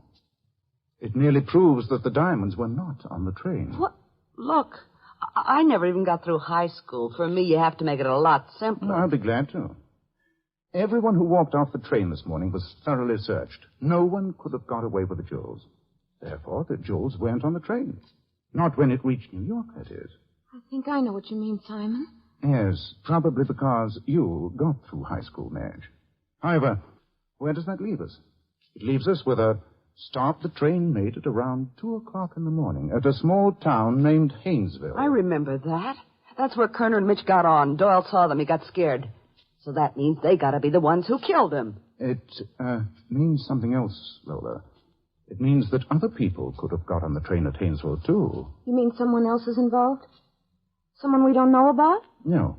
Then you'd have searched these other people you're mentioning. At New York.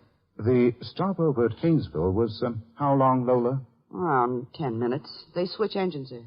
Which means that someone could have got aboard the train, shot Doyle, taken the diamonds, and then got off the train at Haynesville. But who could have done that, Simon? You, Madge. That's ridiculous.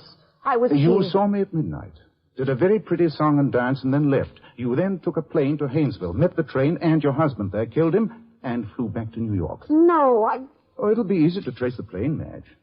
If anyone thinks of it. I have. What makes you think I'll let you pass those thoughts on? You won't be able to help yourself. True, you've a gun. But you've already killed 2 men. Lola doesn't approve of killing men. Lola. I got it. Oh, good, Yes. Simon. You'd better let me have that gun. Thank you. You. Better save it for a jury, Madge. Because you'll be seeing one.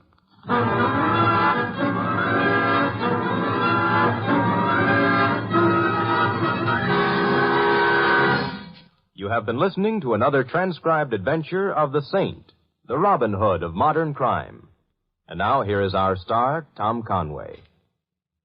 Ladies and gentlemen, democracy demands an active faith, a dynamic struggle against the fanatics who would destroy our national unity with the poison of prejudice.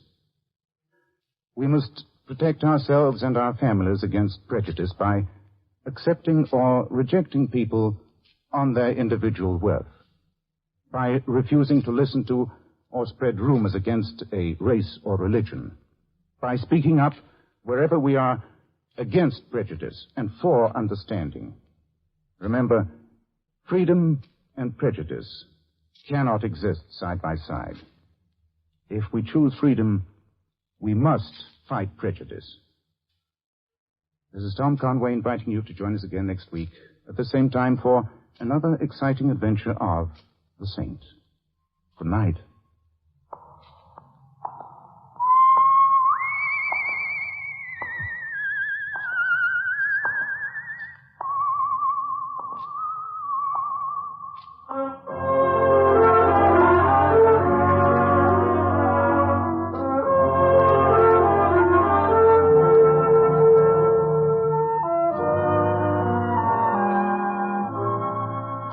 This script of The Saint was written by Louis Vittes. In our cast, you heard Gloria Blondell as Lola and Joyce McCluskey as Madge. Paul Richards and Peter Leeds played Kerner and Mitch. Shepard Menken was Doyle, and Ken Christie, Lieutenant Flynn. The Saint, based on characters created by Leslie Charteris, is a James L. Safier production and is directed by Helen Mack. Tom Conway is soon to be seen in the Warner Brothers production of Gold Diggers in Las Vegas. All you Saint fans will be glad to know that the Saint comic books are on sale at all newsstands. Your announcer, Don Rickles.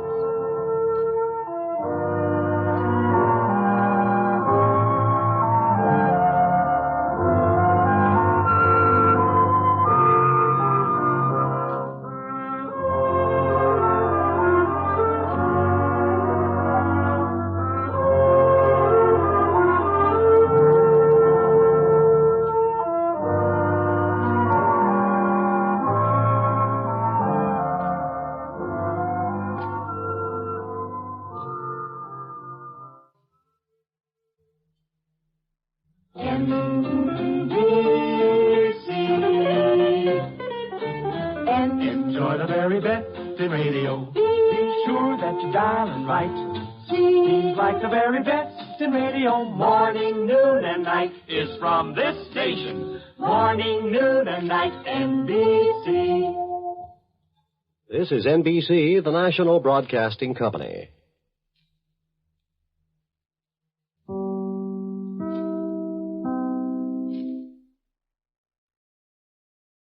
The National Broadcasting Company presents The Adventures of Sam Spade, Detective.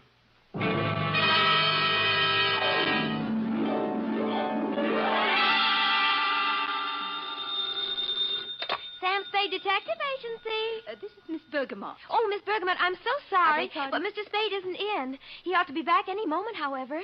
That is, if you wish to employ him. This is his secretary, Miss Perrine. Well, as a matter of fact, Miss Perrine... Oh, he'll be available, I know. The matter he's attending to is purely routine.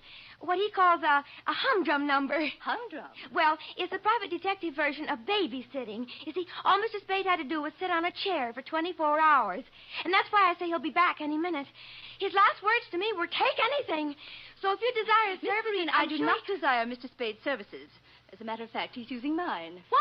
I'm his nurse at the Harbor Emergency Hospital. Nurse, another shot. Please, this time, bourbon. You must lie quietly, Mr. Spade. He's coming along quite nicely. The bullet didn't enter the cranium at all. Bullet? Cranium? Both. Mr. Spade wants to... But I Now, Mr. refuse, Spade, nurse. I refuse. But, Miss Nightingale, I am. F.F. Wonder Girl. Sam. Ah. Oh, Sam.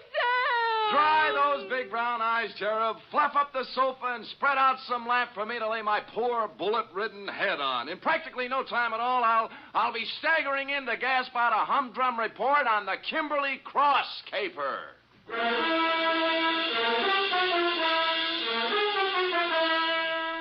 For NBC, William Spear, radio's outstanding producer-director of mystery and crime drama, brings you the greatest private detective of them all in The Adventures of Sam Spade. Hospitals, milk. Have to break down your whole constitution, give you fits. Sam? Who else? Oh, Sam. You look like the drummer man in the Spirit of 76. Nothing. As you know, Angel, no profession is without its hazards, least of all this tawdry one of ours. Now, sit down now. Oh, yes, Sam. Now, may I put my poor wounded head in your lap? Oh.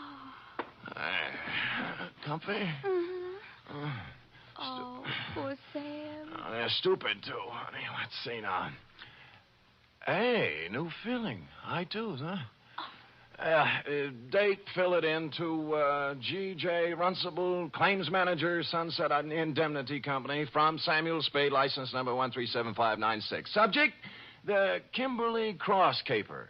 Dear Mr. Runcible.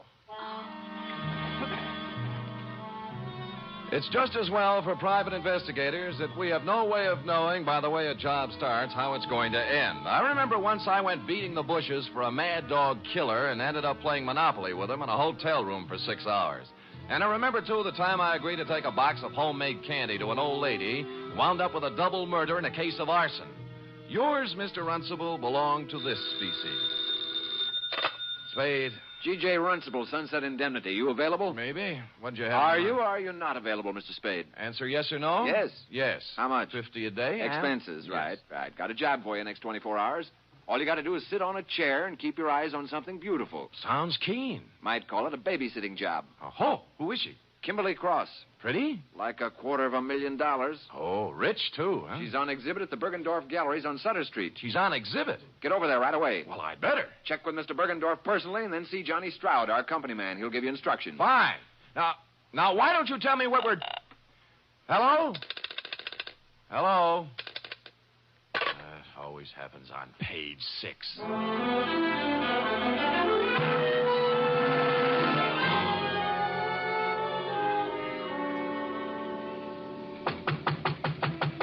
Mr. Bergendorf! Mr. Bergendorf, you! Sorry, sir.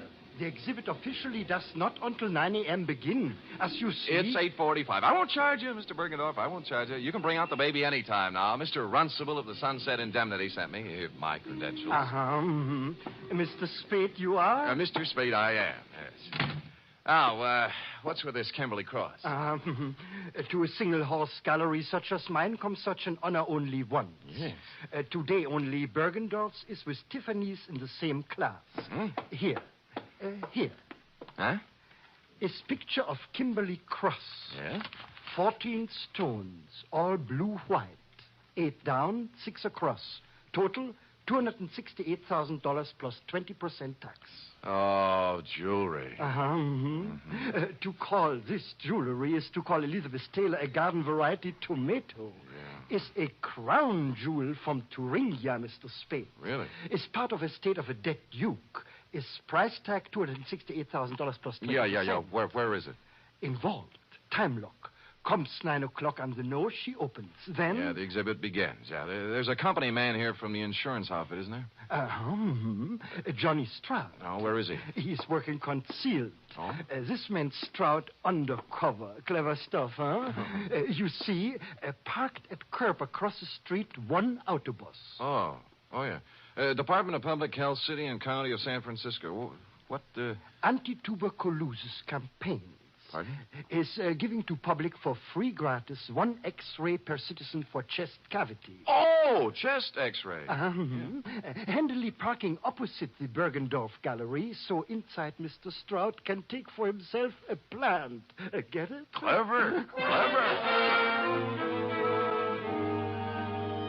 The free gratis autobus for chest X-rays was a square-in job, complete with reception compartment, X-ray machine, and attendant.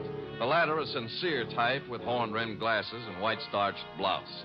I use the word sincere advisedly, since he was at the moment doing a selling job on Johnny Stroud.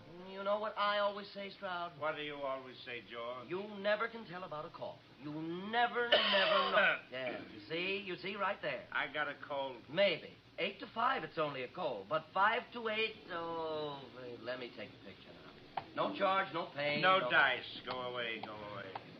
Oh, Spade? Yeah. Good. Come on in. The boss said he was sending you up.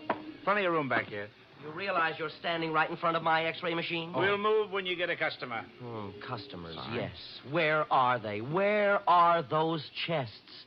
If people only knew that 8 to 5, it may be a cold. Then Did again, Runcible brief you on this, Spade? Yeah, it was brief, all right. How do you make it? 14 vulgar-sized diamonds looking for a buyer. Sunset Indemnity insuring Bergendorf against loss during the 24 hours they're on his hands. That's 2 for you. There's 2 against me, too. Oh? Like, why does Sunset Indemnity need outsider help when they have you? And why are you playing like a movie dick when the sensible thing to do is to sit down next to the exhibit with both eyes open and a rod under your arm? What are you doing, George? I'm testing my machine. Don't let me interfere with you, boy. George doesn't like me. I see that. Well, I guess the boss left out one item, Sam. A tip? Yeah. Last night, some schmo called him around midnight and got him out of bed. Oh? Runcible's a pessimist, you know. When Sunset Indemnity's on the line for $250,000, he tends to get jumpy. Who had the tip? Anonymous. They all are. Right from the oat bin, the guy says. Somebody's going to take a running jump at the Kimberly Cross while it's at Bergendorf's. Needless to say, for the balance of the night, Runcible does not sleep. So today we got reinforcements. Georgie? Yes? I'm going to leave you now, George, to take my post across the street while Mr. Spade... Hey, wait a minute, Johnny. Look, in front of Bergendorf's. The dame? The dame. To paraphrase Bergendorf, calling her a dame was like calling the Kimberly Cross a hunk of jewelry. But that's not what interested me, at least not right then. She was walking back and forth in front of Bergendorf's like a kid at the dentist door trying to get up the nerve to push the button. Quoting from my notes, it says 9:02 a.m., girl, 5'2", blonde, early 20s, gray tweed suit, spent a few indecisive minutes in front of Bergendorf's, finally went in. She came out almost immediately, started west on Sutter, then evidently saw a patrol officer approaching on same side of street, hurriedly crossed toward our post in Public Health Department Mobile Unit number 2, and entered. Hello. Well, good morning, good morning. Am I too early for the...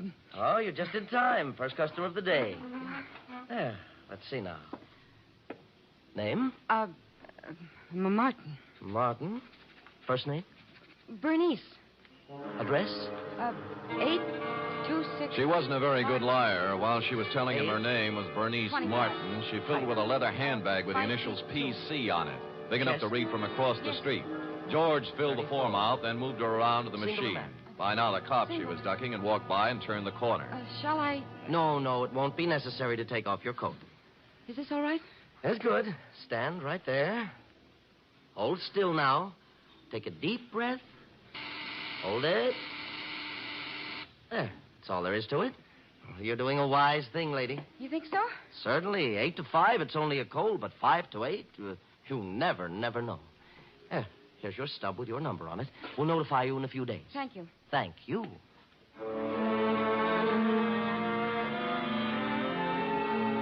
Whereupon Miss P.C. hustled down to the corner and into a drugstore.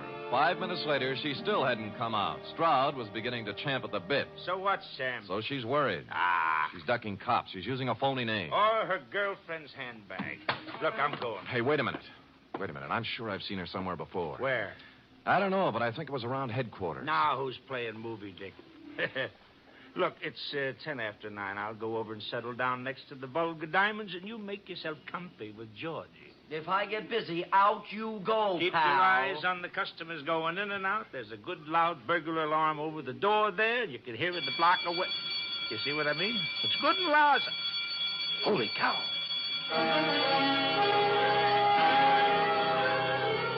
Stroud took the gallery, and I set sail for the corner drugstore, pulling up in 20 seconds flat. She was gone, of course. The druggist was at the fountain, mixing a Coke, which he spilled when I reached across and grabbed him by the lapels. Blonde, you say? Yeah, young, gray suit. I told you, Jack, she just came in here. I know. What do you want to know about her? What'd she do, telephone? Nope. She was just like you. Asked me about a guy. What guy? Larry Galliano, his name is. Wanted to know if I'd seen him come by this morning. Who's he? I don't know. Did she describe him? Didn't have to. His picture's on page 1 of the morning paper.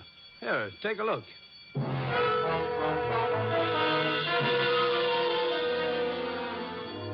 It was no time to dawdle, but I gave it 10 seconds. Larry Galliano, a one-time gas station stick-up artist, had just been released from Quentin after doing 5 years. On the way across the street to Bergendorf's, it came back to me where I'd seen her, standing outside the courtroom, crying when they sentenced him 5 years ago. Over here, Sam. Yeah. Oh, no. Bergendorf, huh? Yeah, shot from behind. The stones, needless to say. Sure. Maybe you were right about that day. No, she didn't have time. Someone was hiding in here waiting for Bergendorf's to open up this morning. How'd you get out? Well, there must be a back door in this joint. I'll check it. The phone's on the desk. Wake up Lieutenant Dendy, huh? Right. How he'll love it, too. 2 of us holding hands across the street while... Stroud! Johnny Stroud! Look, it's me, Bergendorf, Sam Spade. Stroud? He's checking the back door. Who did it? Oh, double-crossed me. Wanted it all. Who? Who you talking about?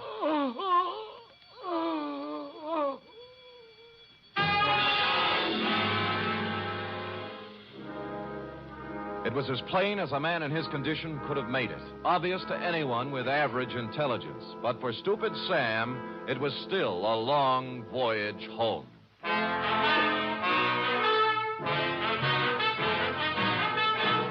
You are listening to the weekly adventure of radio's most famous detective, Sam Spade.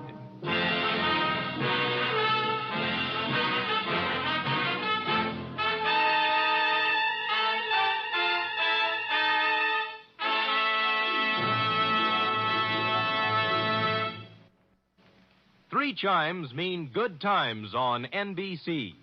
There's music for you tomorrow on NBC with the distinctive four-keyboard styling of the First Piano Quartet. This widely acclaimed and unique musical organization brings you a melodic blend of classical and light classical selections in four-part harmony every Saturday. And tomorrow there's also a one-hour concert by the NBC Symphony Orchestra under the baton of Walter Duclos.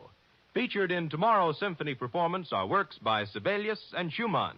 It's the best in music every Saturday with the NBC Symphony and the First Piano Quartet.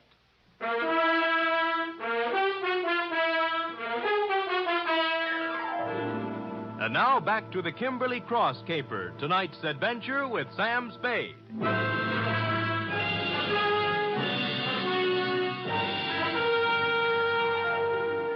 It was a dirty, selfish trick, but I left Johnny Stroud at the Bergendorf Gallery to play Porchese with Dundee and Company, knowing in advance pretty much how the patter was going to run.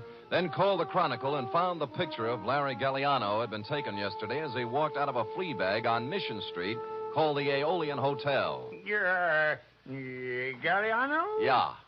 Sure. I know him. Stayed here night before last. Until I found out about him. Oh, found out what? That he was an ex-con. Wow. This here's a respectable joint, a house, mister. Uh-huh. We don't cater to felons, misdemeanors, or any other members of the Demond. Demond? Yes, indeedy. So, when I found where Galliano come from, why... Yeah. Now, look, did he give you a forwarding address? I don't know. Let me see, son. Yes. Oh, yeah. Christopher Apartments on Jones. See, you're in luck, young man. Yeah, my girlfriend's the landlady over there. Now, looky here. Don't you sweet talk her now.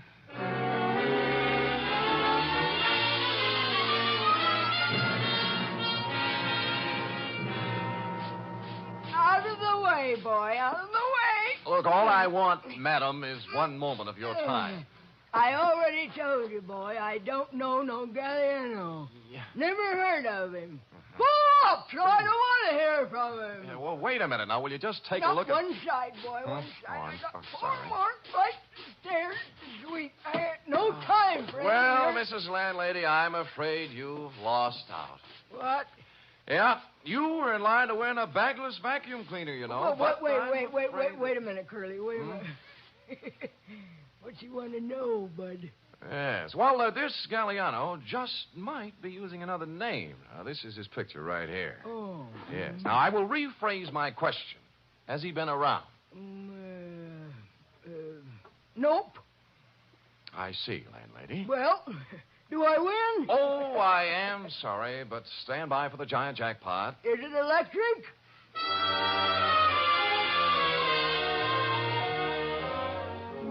I patted her cheek, made a detour around her, and left, figuring to check with the parole board. But as I was climbing into the cab in front of the building, a stray thought hit me, and I went back to the doorway and cased the nameplates again. This time for someone with the initials I'd remembered seeing on the blonde's handbag, PC. I did better. Patricia Conroy was living in apartment 402. I buzzed 4 times, then tried the door. It was open. I gave the living room and bedroom a fast toss, moved on to the kitchen, and cased a hamper full of laundry on the back porch. Result, nil. I'd about decided I was in the wrong apartment when I noticed something that changed my mind. A crumpled up envelope in a wastepaper basket in the living room with today's date on it, marked Western Airlines, Flight 6 to Los Angeles, passenger L.P. Galliano. I had the phone in one hand and a finger on the dial when... Put it down. Huh? Oh. Are you going to put the phone down, or do I have to shoot? You mean there's no third choice? Put it down. Sure. Now what?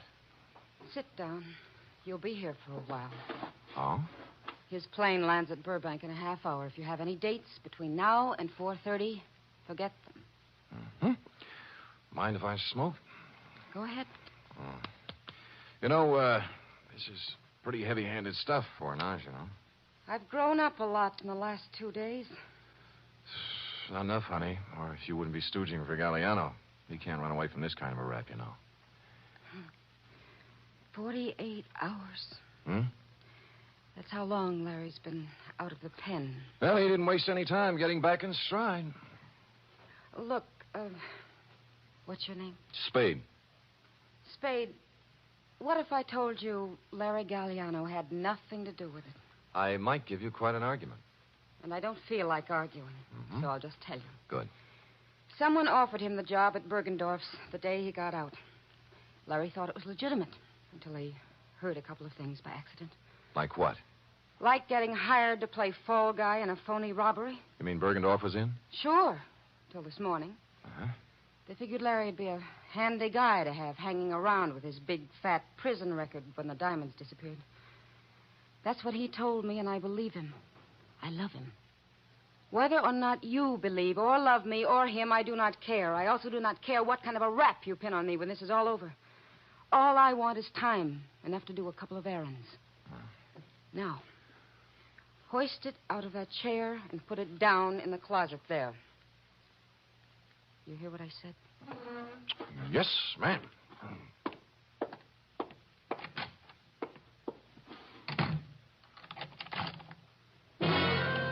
I was wrong.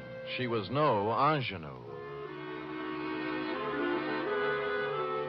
Happily, the closet had a light in it, so I settled down on a hat box and read some old copies of Mademoiselle until 5:30 when I heard the door close. What with soundproof outside walls, no window, a double slab door with a lock she thoughtfully filled with gum, it was almost 7 when I got back to my office. The next move, of course, was to call Lieutenant Dundee and wise up the Los Angeles police on Galliano. I picked up the phone and put it down 4 times. There was no use kidding myself. The yarn she told was pretty wild, but there was something about the way she told it. And I believed her. Spade. In here. Mr. Spade. Yeah. You remember me this morning? Oh, George, yeah. the technician from the X-ray mobile unit? Yeah, George, what's on your mind? Funny thing, that girl, 34 chest, you remember the blonde? Oh, yeah, I remember her very well, George. What about the blonde? Well, I tried to call her. Operator says there's no such number, and the company has no record of a Bernice. She was using a phony moniker, George. Her name's Patricia Conroy. Oh, now why would she do that? Well, a girl's got to be careful, you know. She does, for sure. How come? How come? I kind of took an interest in her case, you know. I rushed the pictures through as soon as we closed up tonight. She's an incipient case. Oh? Yes. I wanted to wise her up right away. You see, here. Oh. This is... No, this one's Johnny Stroud. I took it when he wasn't looking. Told him I was testing. He was right at that. Nothing wrong with him. But I always say you never... Yeah. How about the girl? How about the girl? Cold. Oh, yes. Yes. Here, now, look. You see this shadowy part here? Yeah? Hey, wait a minute. I wasn't looking at the shadow part. I was looking at something at the left side of the picture, right where the inside coat pocket would be. The clear black outline of the Kimberly cross. You mean she had the thing? Yeah. Give me the phone. Well, I thought it was one of those clip gimmicks the girls wear on the phone. Oh. Spade? Johnny Stroud. Look, I got news for you. I got news for you, too. I spotted that blonde again. Where? In a bar on Kearney Street. Talking to guess who? You mean Galliano? Who's he? Never mind. Who was she drinking with? Papadopoulos, the biggest jewelry fence on the coast. Where are you now? Outside her apartment. Jones near Post. I think the number's... I'll be up in 5 minutes.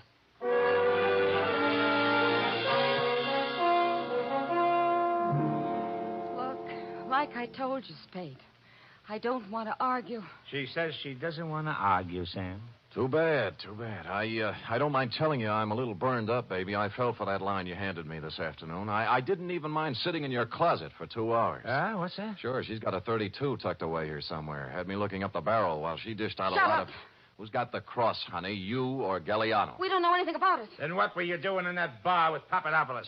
Larry said whoever had it would try to move it through him. I thought I could get to him, but I was wrong. How does that sound? What do you think? Look, I walked into Bergendorf's this morning. Why'd you run out? The vault was open. Furniture was overturned, and Bergendorf didn't answer when I called. I figured it was a setup for Larry to check in, and he was on his way, so... It does sound phony, doesn't it? It sure does, honey.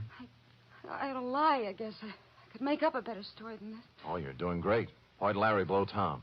You need a diagram? He was scared. What chance is an ex-convict when it's his story against someone else's? What did you do with the 32? In the drawer. Over there. Now, here's the big question, honey. I can't tell you anything else. Where are the diamonds? How do I know?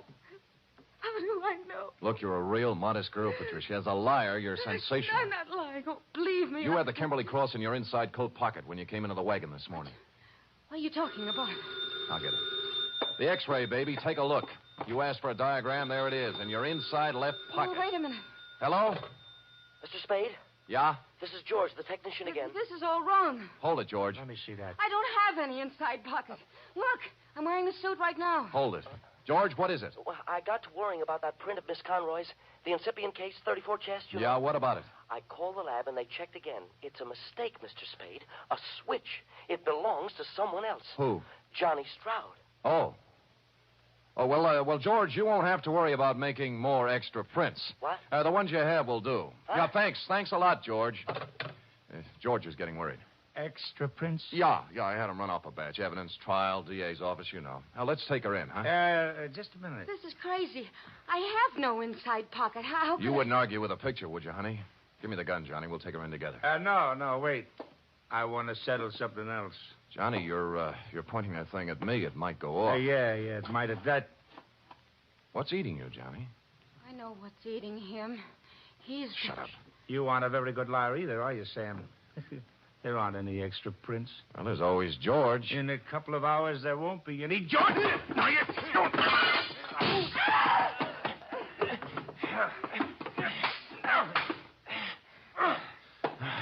Okay, Johnny, on your feet.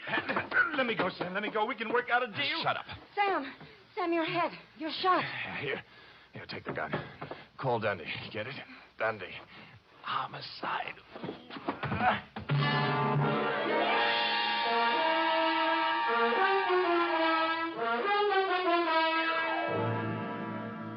And the next voice I heard belonged to cool, brisk Miss Bergamot of the Harbor Emergency Hospital. Period.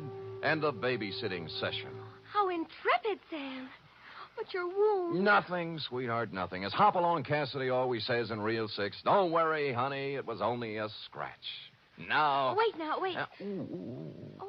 Can't you get up without moving your lap? No, but Sam, there's one important omission. Oh? The Kimberly Cross. What did Stroud do with it? That cherub is an intramural affair between Stroud and Mr. Runcible. While, as you know, this report is an affair between you and the portable. Oh. Scoot.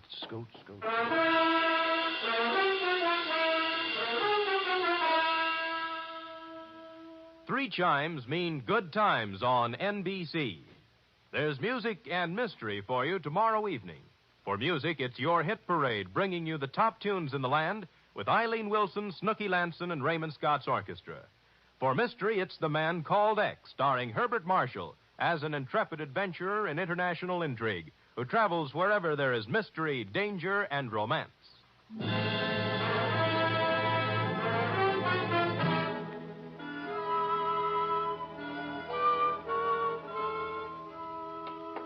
Here it is, Sam. Oh, brisk, efficient Miss Perrine. You may lay it on my desk and restore your lap to its original position. Oh, yes, sir. Comfortable, Sam? Loving every minute. Sam, Yeah? a girl can't help wondering sometimes. About what? Well, the way you described the blonde in your report. Glamorous, like the Kimberly Cross and all. You like that? Oh, I just wish sometimes someone else could be her secretary, and I'd be the one you'd meet in a room with velvet draperies and a long cigarette holder and slanting glasses and a black lace negligee. Hold it, girl, hold it. You've gone quite far enough. I know, but it's only natural for a girl to want to be glamorous, Sam. Pardon me. You show up with any of those props, and I'll turn you over my knee. You like me the way I am, Sam? Yep. Why is it always this way? Just when I think I'm getting somewhere, I find myself saying, good night, Sam. My sweetheart.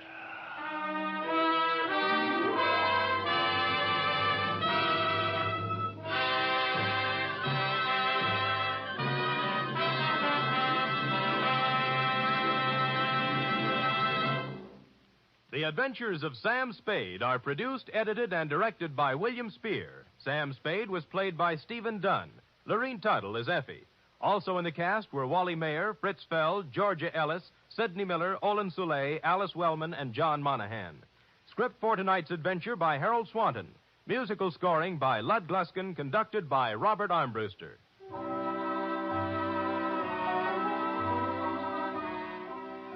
Join us again next week, same time, for another adventure with Sam Spade.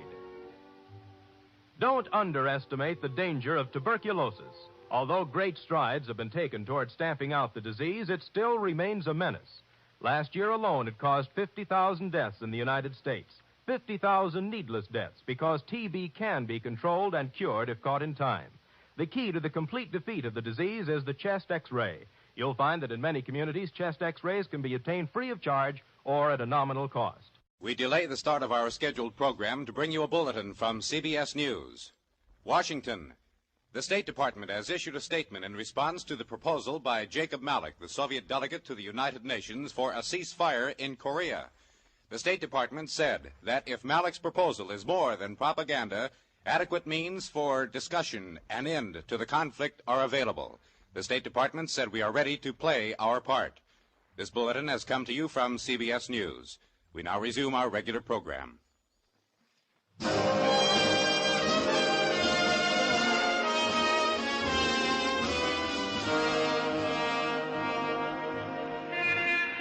Broadway's My Beat. From Times Square to Columbus Circle, the gaudiest, the most violent, the lonesomest mile in the world.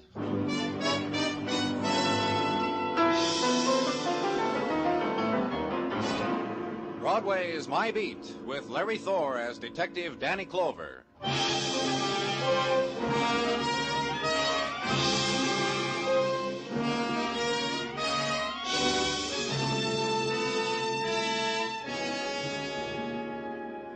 The nighttime starts at the river before it closes over Broadway. A wind drifts in with the moistened shadows, flings them into the street, flattens them against the gutter, picks a man waiting for a bus, and wraps darkness around him. And a light comes on, and another, and down the street there where the crowd is gathered against the traffic signal, high above them a neon sputters, flames. The spectaculars dance. Somebody runs into the street and yells, "Come on," and everybody does. Night has come to Broadway.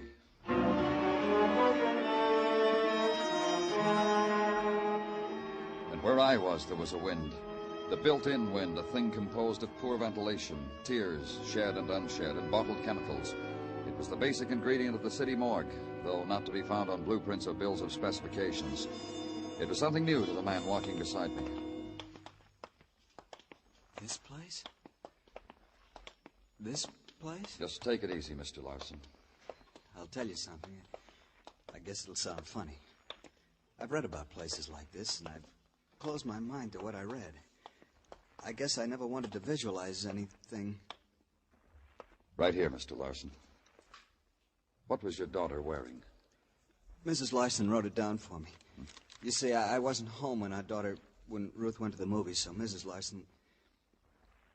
Ruth was wearing a skirt and blouse, pink bobby socks and saddle shoes. I guess you want to know this, too. She was 5'1". She was 14 in May. She had brown hair and brown eyes. And I want you to know, Mr. Clover, I guess all fathers feel the same way. My Ruth was... Well, our friend said she was a remarkable child. We're going to send it to... under that sheet. This girl was found in a vacant lot between your home and the theater your wife mentioned when she called. How... I mean... Look, you know what Beaten, fractured skull. I have to look, don't I? Yes. If it's your daughter. Ruth's a nice girl. She started to go to parties with boys, and she always gets home by 11 o'clock. She's going to be a dancer. When people come to the house, she dances for them. Mr. Larson. You see, as I told you before,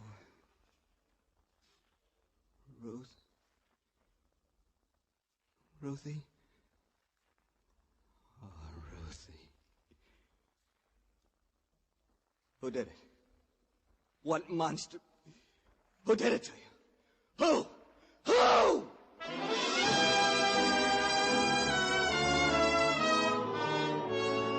The fury took over. The man trembling with it, shivering with it, scurried from wall to wall, enraged at the wound the death of his child had clawed across his heart, torn inside his throat. The helpless, futile rage of the animal whose small range of understanding has been kicked, beaten, thrown against the barbed wall of violence. Not once more did he look at his child. Now try only to wipe out the memory, try to strangle the long-ago laughter and sobs that the child had let echo through him. And finally, the collapse, the heap on the concrete floor. And you call quietly to the officer on duty to help you lift the man, carry him to a place where he can sleep away the fury of his dead.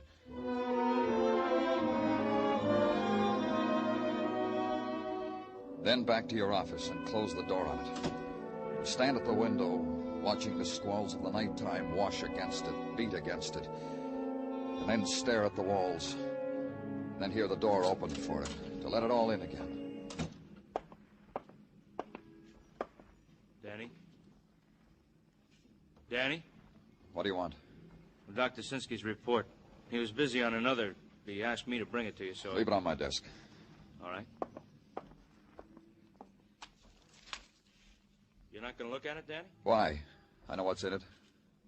Well, I thought I did, too, till I glanced it over on the way to your office. You better take a look at it. You're so eager, I don't want to spoil it for you. Tell me about it, Muggavan. Danny. You tell me, Muggavan. We've had other kids who... And this one's no different. That all, Muggavan? That's what I've been trying to tell you. This one is different. Just what you saw when you first found her. That's what's in the report. Beaten, skull fractured with the butt of a gun. Nothing else. Then give me a motive. Give me another motive why a 14-year-old child should...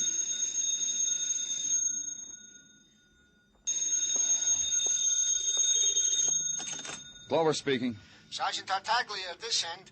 Homicide, Danny. Woman in backyard of house at 1845 West 11. People named Murray.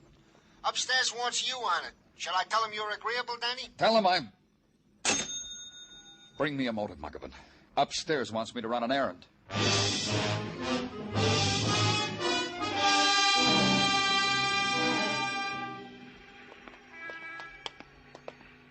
She's over here, Mr. Clover. Right here. Dead. Beaten. I'd say her skull had been fractured, Mr. Murray. Oh, I don't understand it. I just don't understand it. Tell me what happened. We were sitting in the library. A knock came on the back door. I wanted to answer it, but Beatrice said I looked so comfortable. There was just you two in the library. You and your wife. And Sis. Sis? My sister Claudia. She can't hear anything. She's deaf. She never goes out of the house. I take care of her. Well, who's in the house with her now? Who's playing that organ? Oh, Sis plays. I see. Go ahead. Well, there was this knock on the door, and Beatrice went to the door, and I heard her talking to someone. At least I think I did. I want you to know I'm not sure about that. I kept reading, that's all. And Sis was practicing. Didn't your wife scream? Didn't you hear any... No, I didn't. I happened to look up from my book a little later, after she went to the back door. How much later? Well, I don't know. I looked up, and she still wasn't there. She hadn't come back yet from answering that knock on the door. That's right. So I went out back. The back door was still open, but there wasn't anybody there. I called to her, and then I started toward the alley, and I stumbled. I stumbled over Beatrice lying... Then what did you do? Well, I called the police, and then I told Sis what had happened. You speak sign language? Yes, I learned it when I was very young so that I could speak with Sis. She's been with me all the time. Yeah. How long have you been married? 14 years. Why, what's that got to do? Happily? Of course, happily. You have any children? No, that's something Beatrice and I agreed on. Sis needs taking care of, and Beatrice is always so busy. Busy doing what? Clubs and auxiliaries, you know. She was well-liked, got things done. She was admired and well-liked. Then who'd want to kill her? Nobody would want to kill Beatrice. Nobody. Mr. Murray... She was a middle-aged woman, Mr. Clover. Everybody she knew was her friend. She did charity work. People came with troubles. Anybody. She'd help them. Why would anybody want to kill her? What motive would he have? What motive, Mr. Clover? It was there again. What motive? A 14-year-old girl, the loved child of a quiet, nameless family. until a killer had taken the butt end of a gun, beaten their name and their dead child's name into the newspapers that choked the trash bins supplied for the purpose by the Department of Sanitation. What motive for that? And for Mrs. Beatrice Murray, admired, liked, charitable, a woman to whom the trouble came, a childless woman who sat in the evening and sewed together the patchwork of her day while her husband read and his sister released the music she couldn't hear. What motive for that brutal death? Because you find no answer, share it with Dr. Sinsky. Ask the question of him, burden the gentle doctor with it. You put me a question, Danny, that is not strictly in my department or in my education. Mind if I bum another cigarette? Oh, here. Help yourself. Thanks.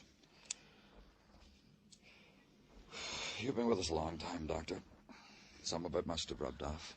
Danny, I deal only in known quantities. You boys bring me the wounds you find, I wash them, bandage them. You bring me the dead, I perform autopsies. Known quantities, Danny. Like I know my name, your name, that this Mrs. Murray was murdered by the butt of the same gun that hammered away the life of the child Ruth. Why? Tell me why. I'll go out and buy my own pack of cigarettes. If I had gold, you could have it, Danny. No strings to it. No. For the question you ask, go consult a specialist. A man who puts the microscope of his training to the emotions. The department psychiatrist? Yes, to him. Perhaps he will agree with me, and I'm only an amateur, a dabbler, mind you, Danny, that this violence, this ugly, bestial violence, has been committed by what is called a paranoid. I've read about them. Had them screaming in my office. They dream up hates against themselves. For this they kill. An animal, a child, a woman. Excuse me, Danny. Come in, please. Looking for me, Gino? Yeah, Danny. Fresh homicide. Alley on West 10th. Muggavan's got a squad car. Let me finish my cigarette, Tartaglia. Well, sure, Danny. Well, sure, if you want. It's finished.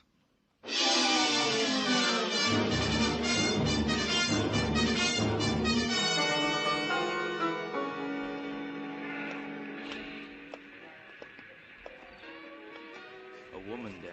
Yeah. Put your flash on her. Hold it right there. Where's that music coming from? An apartment upstairs, Danny? The back of her head, it's... Uh-huh. Keep your flash still. We've seen it 2 times already. In a short space.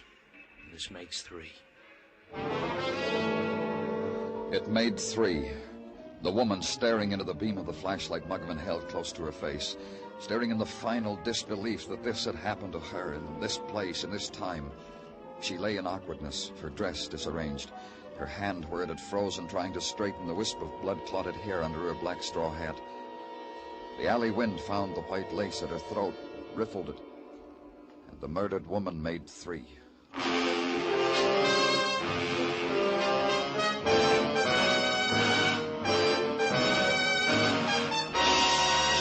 You are listening to Broadway's My Beat, written by Morton Fine and David Friedkin, with Larry Thor as Detective Danny Clover. The Peggy Lee Show bowed in over most of these same CBS stations last Sunday night. Folks who heard it will be back tomorrow for more of Peggy's charm, Peggy's vocals, Peggy's previews of coming popular musical events. Enjoy the Peggy Lee Show for lighthearted summer listening at the Star's address.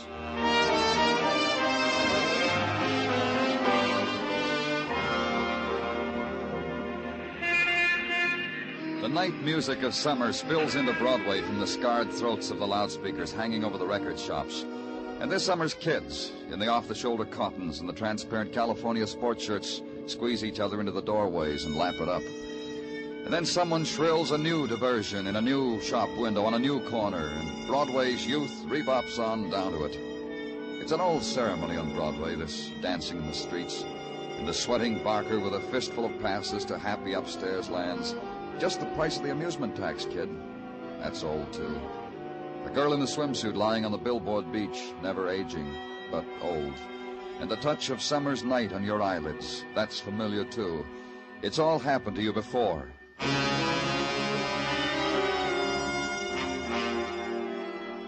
And where I was, where Muggavan was, it had happened before, too. To a 14-year-old girl named Ruth. To Mrs. Beatrice Murray.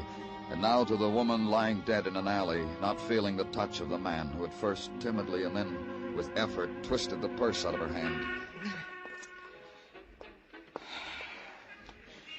She was holding on to it so tight, Danny. Open it.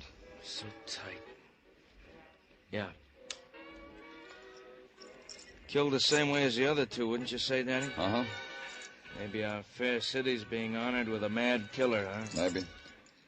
Sick man with a grudge against women, even if they're a kid. Looks like it. How long does it take to go through the purse, Muggavan? Just sorting the unnecessary stuff, Danny. Tissues, compact, change purse, bobby pins. There's a sales slip for... Let me see. Hold a flash a minute, Danny. Yeah. For china ware. A tortoiseshell comb with silver edging. That's all? No identification? Well, I haven't tried this inside flap yet, Danny. Yeah, here it is. New Social Security card made out to, hold it again? Alma Russell, 4212 6th Avenue. That's around 8th Street, Danny. Maybe she was on her way home, took this alley. It cuts through to 6th. Killer knew she took it sometimes, waited for her here, slugged her, made sure she was dead. Got a confession, Danny. It puzzles me. You alone in the world? The three of them dead. That girl, that woman with her husband, and the sister who plays the organ. Now this one. I could understand it if... If what? There wasn't a mark on him, Danny, other than the beating from the gun, but not a mark. And this girl's young. About 25, I'd say. Pretty. Neat. Clean. I bet she was attractive. Sweet. What are you building, Muggavan? Well, we've had them before, Danny. The guys who wait in alleys, go to moving picture houses, talk to little girls, and the vacant lot. This kind we've had before. And in a way I could understand it. But the killer who... You said he was sick. Dr. Sinsky called him a paranoid. Whatever they call him, it scares me sick. I got a niece lives 3 blocks from me with my brother. She's... Funny. You're trying to talk about her like the girl's father did when... Go call the morgue, Muggavan. Danny, the thought that it could happen... Go call them. I'll wait for you.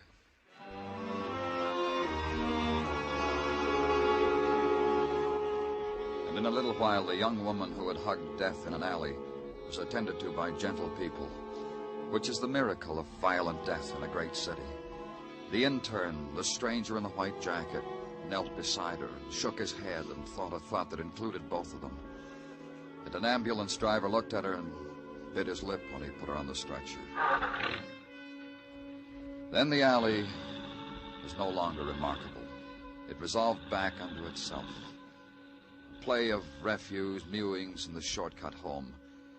It was the end of something or another.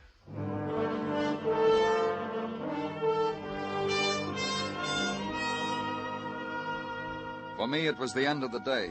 Home now in bed. Adjust the mind not to dream. This can be done by a policeman assigned to homicide. Sleep the night through and wake and have the coffee and read the paper and get to work. Go now to the address on 10th Street because a girl named Alma Russell once lived there. Ring the bell. Adjust your mind again to the fact that you're going to talk about the murder of a young woman at 8:30 in the morning. You from the police? Yes, I am. Well, come in. In here. The kitchen. Sit down. Thanks. What's your name? Danny Clover. Mine's Perdon. Ethel Perdon. I'm mine host to the boarders. Had your coffee yet, Danny? Uh-huh. Me too. You won't mind if I try making up this face of mine, do you? I say making up because that's the phrase that's used. How is it that you're expecting the police, Mrs. Perdon? Well, I read the morning papers, don't I? Alma got killed, didn't she? She lived here, didn't she? So, who should I expect? Humphrey Bogart?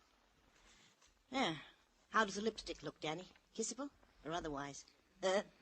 Otherwise, huh? Look, Mrs. Perdon, I want you to tell me everything you can about Alma Russell. Sure, sure. Can you reach that mascara, Danny? Hmm? Yeah, right there on the shelf, see? Thanks. About Alma? A maid. Cleans, sweeps, dusts. $1 an hour. Who'd she work for? Well, she never said. Quit a job a couple of weeks ago. I think she got another one just the other day. Well, I guess that's the best I can do with my facial equipment. Mirror, mirror on the wall. What else about her? Well, I don't know what else. She paid board, kept to herself, was no trouble, didn't talk except a how do you do and a very well, thank you. Nice table manners. Broke her bread and never left much crumbs. Nice girl. What about boyfriends? None here in my establishment. All ladies.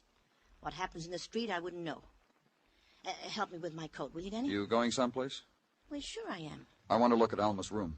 First landing, door on your right. You want to talk to me soon again, Danny? Maybe. After I look at Alma's room. I'll be easy to find. Your place. Your morgue. I'm going down and cry for Alma Russell. Somebody's got to cry for her. Watch her leave for a session of weeping through mascaraed eyelashes. The pastime, the protest against her being bitter and lonely and unwanted.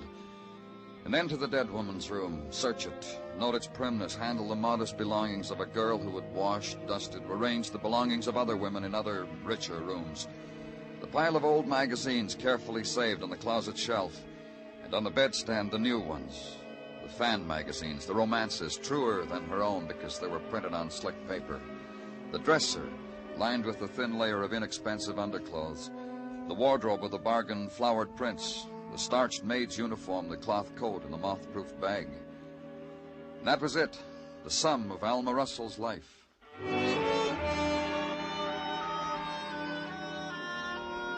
And then back to headquarters and the concern of Sergeant Gino Tartaglia for your tiredness, for your paleness. Danny, not that it is mine to meddle, but, well, you should exhibit yourself to the Sunshine Mall, Lowell, on Far Rockaway on your day off. Gino. Bring cheeks of tan to your cheeks. Bare your pale feet to the vitamin-filled rays My of... pale feet bother you? Nothing whatsoever about your personality bothers me, Danny. It's only that I know, Gino. You'd feel better if I got sunburned. Well, it is the fashion of the season. There's a rumor murder is the fashion. Yeah, this also. 3, the members of the opposite sex. It would be so simple. If only somewhere I could find where their lives had been touched by one man, by one killer. Danny, don't whip yourself. I put the boys working on it like you asked. They can't find it either. All they come up with is a reading on a sales slip. Huh? The sales slip you found in the purse of the deceased Alma Russell. It seems the girl bought a teapot from a place called Ivers, paid $200 for it. And this makes a mishmash, upsets your colleagues in the department. $200 for a teapot bought by a girl who makes $1 an hour. Doesn't it upset you?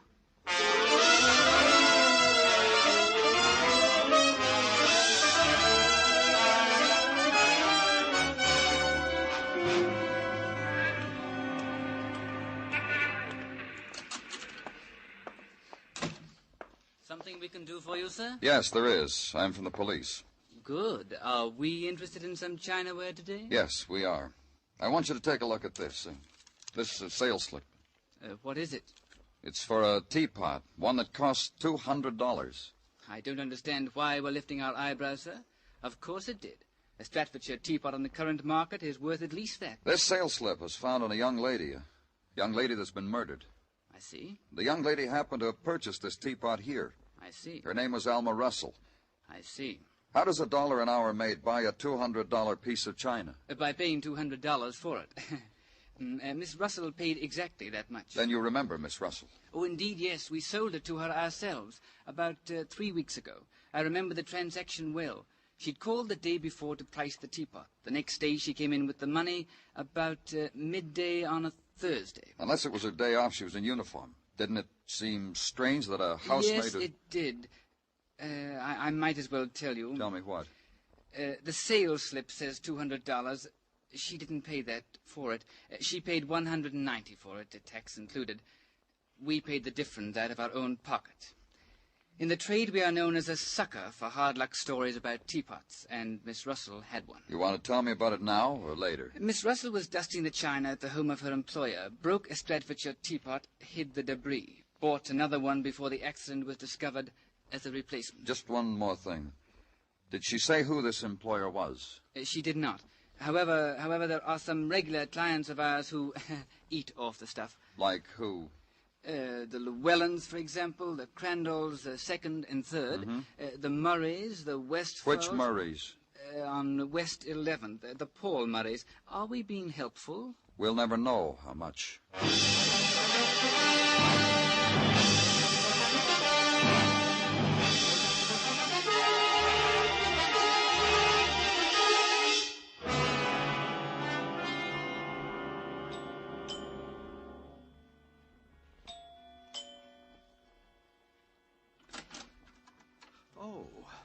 Oh, it's you, Mr. Clover. Please come in. Thanks. Mr. Murray... You want to talk to me, don't you? This way, down the hall. Oh, Claudia, that is, Sis is practicing. We don't want to disturb her. Through this door. In here, the library. Now, do you know the man who killed my wife? We know the kind of man who killed your wife. Yes? A paranoid. A paranoid? A person who's quick to find a reason to kill, and he doesn't need much of a reason. Just cross him. A crazy man? You could say that. Well, they tell me a lot of crazies are clever. But why come to tell me about it? You should be out looking for the man. I just thought I'd stop by and let you know how we were progressing. I'm busy. Oh? My hobby. Model trains. I was assembling this engine. It's a diesel. Oh. Careful work. Must take a lot of patience. Please, put it down. It's fragile. I don't allow anyone to touch it. All right. I said I stopped by to let you know how we were progressing. Come back when you can tell me the killer's name. And from what I've been reading, you'd better hurry up. 3 killings. Indiscriminately. By the same man. By the same man. The way we figure it, Mr. Murray, is that the killer was really only interested in killing one person. He killed the other 2 to make it look like what you said, indiscriminate killings. I don't understand. To make it look like murder without a motive, without plan. But there was motive. Well, what motive for killing a 14-year-old girl? None. Part of the plan. And that housemaid? None. But that was the killer's mistake. If he'd killed someone else, I wouldn't be here now. You don't know what you're talking about. Aren't you going to ask me why anyone should kill your wife? There was no motive, like the others. The killer had one. He had a wife who didn't want the burden of an afflicted sister-in-law. That's only a guess. Did your wife ever complain about your sister? Get out of here. You said your wife was a warm and open-hearted woman. She wanted children, didn't she? You're presumptuous. You're crude. Get out of here. You already had a child in your house. Sis, your sister. You never let her be anything but a child. I don't have to take these insults. And put that down. Put that train down. You're crazy. Crazy. You broke it deliberately. All that work and you... I'll kill you. I'll kill you. For a broken toy train. I'll kill you. That's how you're going to convince me you're a madman. You. Cop an insanity plea. You're going to try harder than that. That's right. Settle down. You broke my train. Cut it out, Murray. You're no more crazy than I am. Paranoid would have had reason to kill that maid, that 14-year-old girl. You killed to cover up your wife's murder. She'll find out what happened. We'll let her know. Oh, sis, oh my God.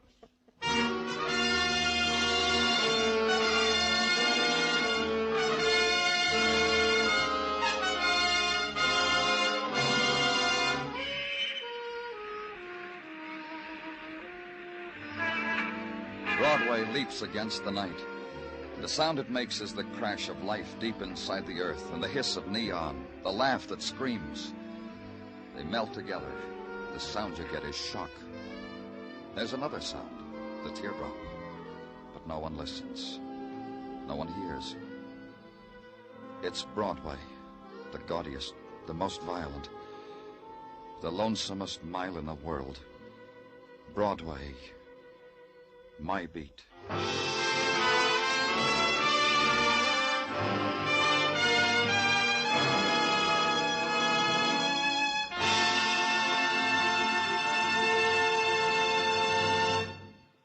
Broadway's My Beat stars Larry Thor as Detective Danny Clover, with Charles Calvert as Tartaglia and Jack Crucian as Muggavan. The program was produced and directed by Elliott Lewis, with musical score composed and conducted by Alexander Courage. In tonight's story, Joseph Kearns was heard as Paul Murray. Featured in the cast were Charles Davis, Martha Wentworth, and Harry Bartell. 2 styles of music, both tops in popularity, are heard every Sunday over most of these same CBS stations. Guy Lombardo's Sweetest Music This Side of Heaven is one. The other's the singing style of Mario Lanza, new vocal sensation of the airwaves. Enjoy Guy Lombardo and his Royal Canadians and the Mario Lanza Show tomorrow night. Stay tuned now for Sing It Again, which follows immediately over most of these same CBS stations. Bill Anders speaking. This is CBS, where you meet adventure with Charlie Wilde on Sundays on the Columbia Broadcasting System.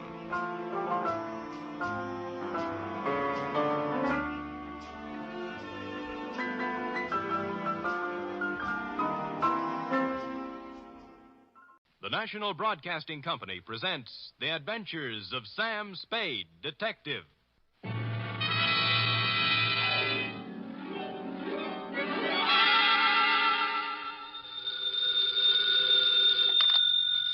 Detective Agency. Me, sweetheart. Oh, it's you. What kind of a greeting is that? Oh, it's you. Well, Sam, I may be only your secretary and all that, but I do have feelings, you know. What have I done now? If you'll recall... Yes? You were supposed to take me to the Geary Theater last night. Yeah? And you never showed up. Well, Effie, Oh, I know.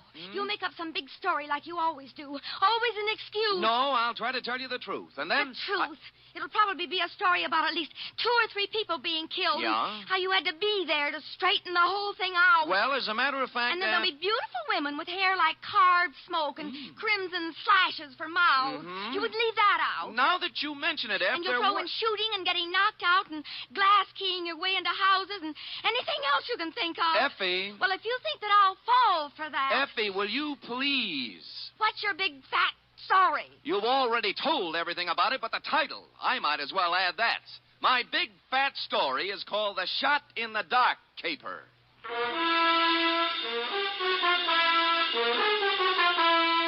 Transcribed for NBC, William Spear, radio's outstanding producer-director of mystery and crime drama, brings you the greatest private detective of them all in The Adventures of Sam Spade.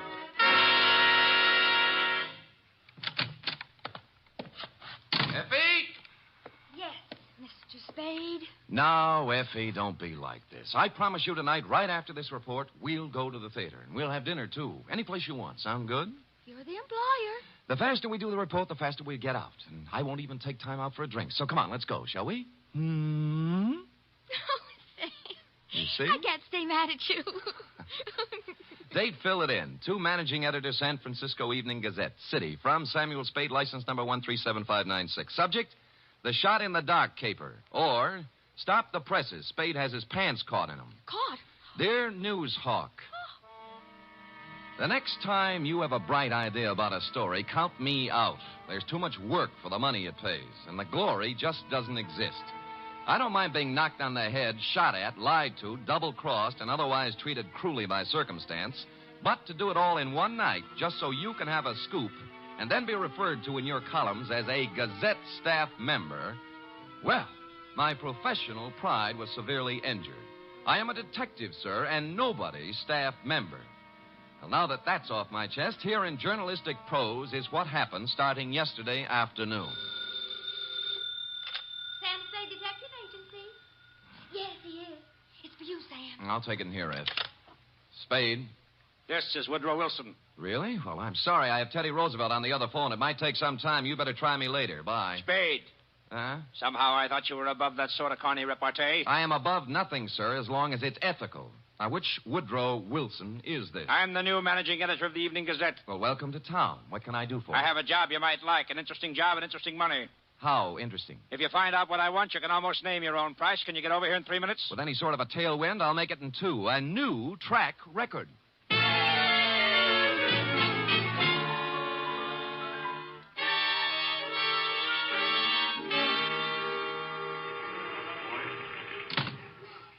Take a seat, Spade. Now, what is this interesting job? First, let me say I don't know much about you personally, but you come well recommended. I've tried. Second, this is a confidential matter, and I want it to remain that way. Of course. I'm going to trust you as I would one of my own staff members. The police aren't to find out about it until it's all over. And if any other newspaper gets it, you might as well leave town. Woody, old boy, the man doesn't live who can say I ever double-crossed him. For money or love or anything else. I or had love... to say it so we'd understand each other. Now, take a look at this news photo. Yes? One of our boys snapped it. What do you see? A street intersection. O'Farrell, I'd say. 2 automobiles hit head-on. An ambulance, a couple of people injured, a sordid crowd. We took that picture 3 days ago, Tuesday night, routine accident picture. But this morning, when we were filing it, I looked at it again, and I noticed something startling.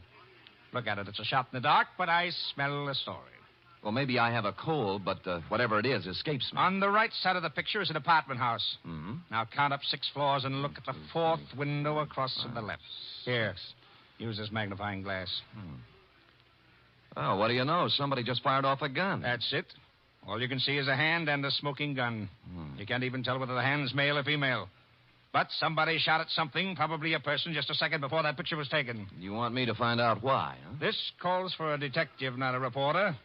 There hasn't been a single homicide, suicide, or gunshot wound reported in the city since that happened. Now, I want the story. Get it. Okay, Chief. Get ready to rip out page 1.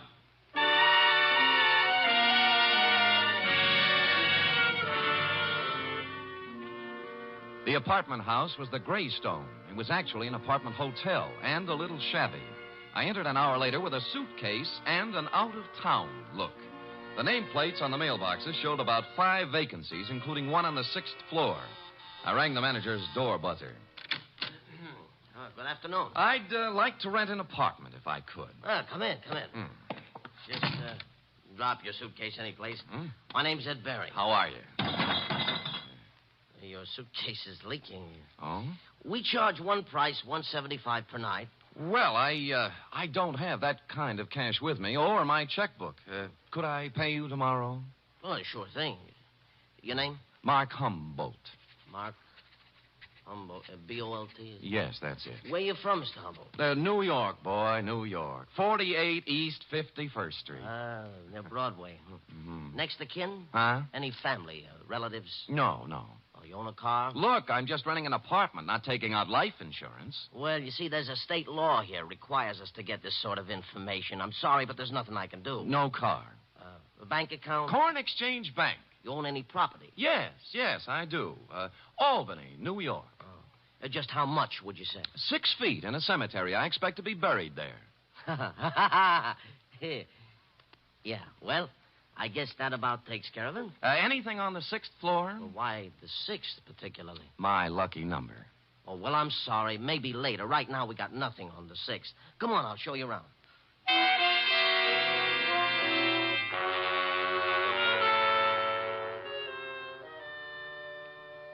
In a few minutes, I was ensconced in room 512. As he stood in the doorway, Ed Baring, the manager, scanned my luggage, my clothes, my ring and wristwatch, as if he were trying to estimate what he could get for me from a fence. After he went back to his apartment, I took a stroll up to the 6th floor. Woody Wilson and I figured the gun incident took place in apartment 608. So I counted back from the end of the corridor and found we were right. 608 was silent. I knocked, but no one answered. So I sprung the lock and went in. The place was absolutely empty. No furniture, no nothing. In fact, it was being completely remodeled. It's gonna look swell when they finish, huh? Huh? I said it's gonna look swell. Well, where did you come from? Oh, gee. I guess maybe I startled you, huh? A little. I was just coming down the hall, taking some of these groceries in, and I saw you standing there. You're new here, huh? Huh? Yeah. Here, let me carry some of those things. Well, say thanks. You're the kind of man a girl should have around. Well, I've tried to convince several of that. Oh, who are you kidding? A big, handsome guy like you wouldn't have any trouble getting a girl? Well... At least not if I was the girl. Well, you know best. My place is down here. Shall we go? Well, why not? My name's Honey Kane. What's yours? Mark Humboldt. Gee, what a fascinating name. Oh, not half as fascinating as yours. Really? Say, isn't it wonderful how fate just throws two people together?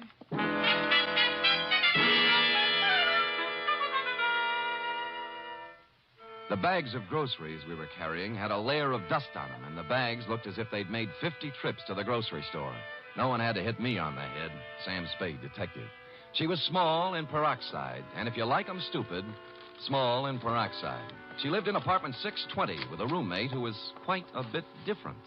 Prettier, smarter, and quieter. Sandra, I want you to meet this very nice gentleman, Mr. Mark Humboldt. Humboldt. Oh, sure, I remember the Mark part, but this is Sandra Lynn. How do you do, Miss Lynn? Hello. Yes, well, nice day. Great. Well, Just put the groceries down here, huh? Oh? There. Now, let's have some fun. Like fun, Mr. Humboldt? Wouldn't be without it. You're priceless. Well, come on, let's start with a drink. How about you, Sandra? No, you kids have your fun. I'm going out for a walk. Mr. Humboldt, you're supposed to be looking at me.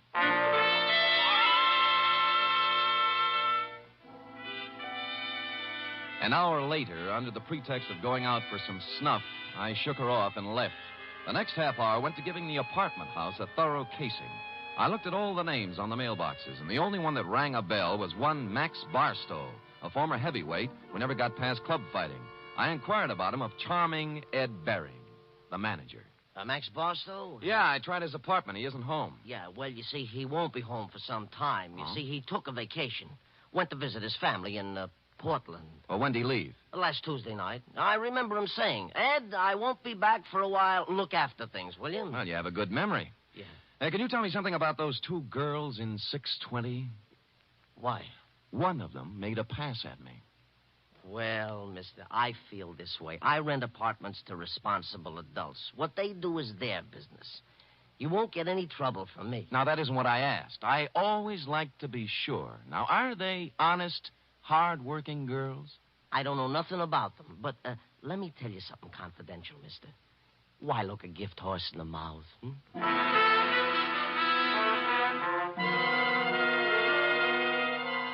Well, I gumshoed around the apartment house some more, and one thing was sure. They were making a number of extensive alterations. For example, in the basement, there was a new cement floor. Said cement floor had been laid, I was told by the janitor, Wednesday morning, the morning after a gun was fired in 608, the same morning on which Max Barstow suddenly left to visit his parents. And about here in the plot, it was dramatically correct to wonder if Max might be sleeping under the furnace with a new cement overcoat covering him. I went back to my apartment for a couple of long ones and some thought. It was getting along about supper time when there was a feminine knock. I guessed it to be Miss Room Service herself, Honey Kane. But no. Better. Much better. May I come in? You may. Shall I leave the door open? Well, I'd rather you closed it. Anything to make you feel at home. Drink? No, talk. Oh. What are you doing here, Sam? The name's Humboldt, Mark Humboldt. All right, play it any way you want. But I've seen you around. I know who you are. You move in today, and half hour later you find our apartment. Why? Your apartment found me. At least half of it did. The gift horse part. Maybe so, but I figure you helped a little somewhere. Hmm. What are you trying to get on us? Nothing. I just moved in here for a place to live. With one suitcase and a bottle? Oh, I'm an actor. Look, whatever it is, lay off, will you? I've had enough trouble in my life. Things are just starting to go right. Sandra, I don't know what's on your mind, but as far as I'm concerned, you're clean. All right. Maybe I made a mistake. I'll try to make it up to you sometime. Well, maybe you can start right now. I think I'll open the door again. Just a question. Seen anything of Max Barstow lately? I knew it was something. I knew it. No, I haven't seen Max Barstow lately. He went somewhere to visit his family, and I'm telling you, either leave me alone or something's going to happen to you. You won't like.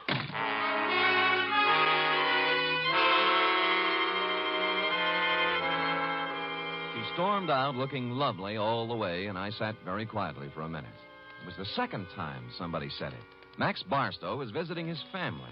And that was very interesting because, you see, Max Barstow didn't have any family. When he first started fighting, he was under the aegis of the St. John's Orphanage. So, what was all this rehearsed account of his absence? I watched at the window to see if Sandra Lynn went anywhere, and she appeared on the street. I was out of the room and down the stairs, presto.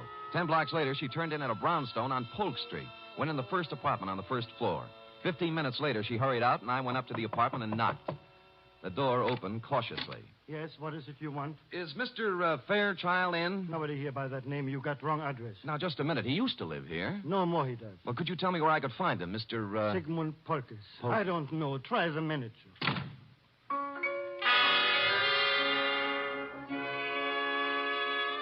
On the way out, I looked at the card on his door buzzer. It listed his apartment as belonging to a Mr. Rothschild. At the moment, there was nothing to be made out of it, so I went back to the Greystone.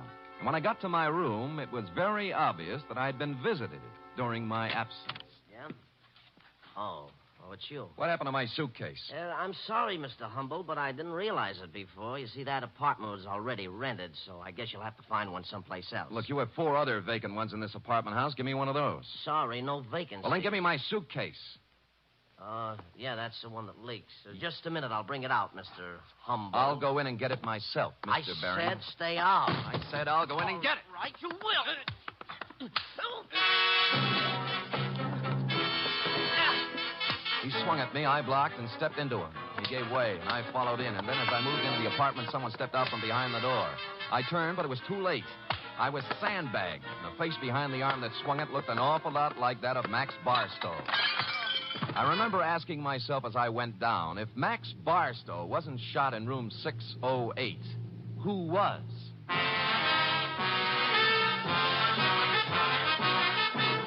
You are listening to the weekly adventure of radio's most famous detective, Sam Spade.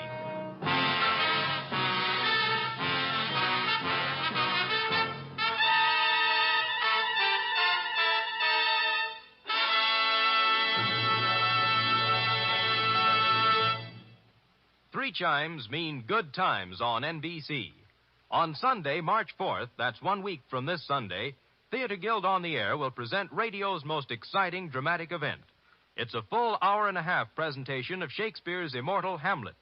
John Gielgud will portray Hamlet, Pamela Brown, the Queen, and Dorothy McGuire will appear as Ophelia. The intrigue, beauty, and romance of Hamlet come to life Sunday, March 4th, on Theater Guild on the Air.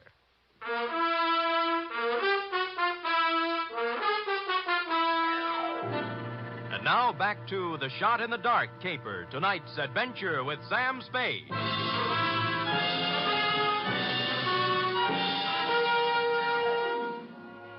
I wasn't out for long, but it was long enough to have been carried out of the apartment manager's place and dumped in an alley.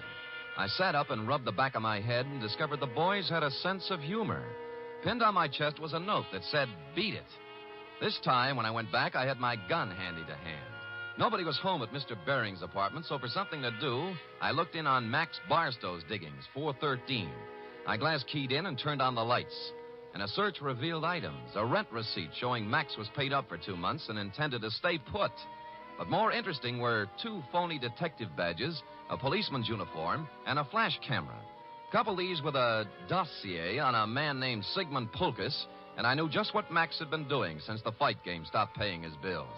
It read, Sigmund Pulkus, 60 years old, Minneapolis, just sold 2 restaurants for $175,000. Intends to retire and settle down in San Francisco. That's as far as I got when Honey poured herself on me again. Oh, Mr. Humboldt. Yeah. What are you doing in Mr. Barstow's apartment? Come in. Thanks. You shouldn't be here. Mr. Barstow ever found out. Honey, you can drop the act. Act? You know who I am, and I know who you are. You're part of the bait for one of the oldest rackets in the world. World? The Badger Game. Who, me? You. All right, Sam. I didn't know who you were at first until Sandra told me. Now, you tell me, what are you doing in Max's room? A number of things. First of all, getting enough evidence on him to give him a free vacation on the state. Second, I wanted to see who would show up and why. Now, what's your story? I just dropped in to see if Max was here. Try again. Sam, if I tell you anything, will you leave me alone? If I can bear it. I came over to get some things from Max. You know. Where's he staying? Right across the street in the Arlington, 314. Mm-hmm. Ed Bering manages both apartment houses. Why doesn't Max stay here? Who are you working for, Sam? I'm just asking. A client. Not the police? No. Sam, I don't have a thing to do with the mark Max is working on now. Sigmund Pulkus. Some old man. Did you hear any shooting here last Tuesday night in apartment 608? Oh, Sam, I didn't hear a thing. Not a single thing. All right, get whatever you came for, but remember this. You tell Max I was here, and I'll tie you into something that'll get you Tehachapi if it's the last thing I do. Oh, sure.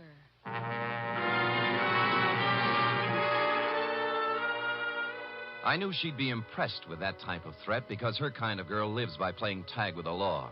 They want to be it as seldom as possible. I finished the dossier on Pulkus and thought a more businesslike visit to the old man was in order. What is it? Oh, you. I want to talk with you, Mr. Pulkus. Come in. I want to talk to you. Now. Now, stand right where you are. He was pointing a gun in one shaking hand right at my chest, and as close as I could tell, it looked very much like the gun I'd seen in your picture, Wilson, and the hand that held it was the very same hand. I tried to think of something clever to say. At this stage of my life, it would be very easy to shoot you, mister. Look, I came here maybe to help save you a lot of trouble. Now, if you listen to me, I know why you came here, because I killed Max Barstow. I'll give you a choice. Will you take money, or will I shoot you right here? I'd take the money, but you didn't kill Max Barstow. Don't tell me what I did when I know what I did. Sandra told me one of his gang members was looking for me. But she doesn't understand the power of money. How much will you take to leave us alone to our happiness? What is Max Barstow to you now that he's dead? Look, I don't want any money. I just want it. I felt like a ghost. The gun was pointed directly at me, but nothing hit me.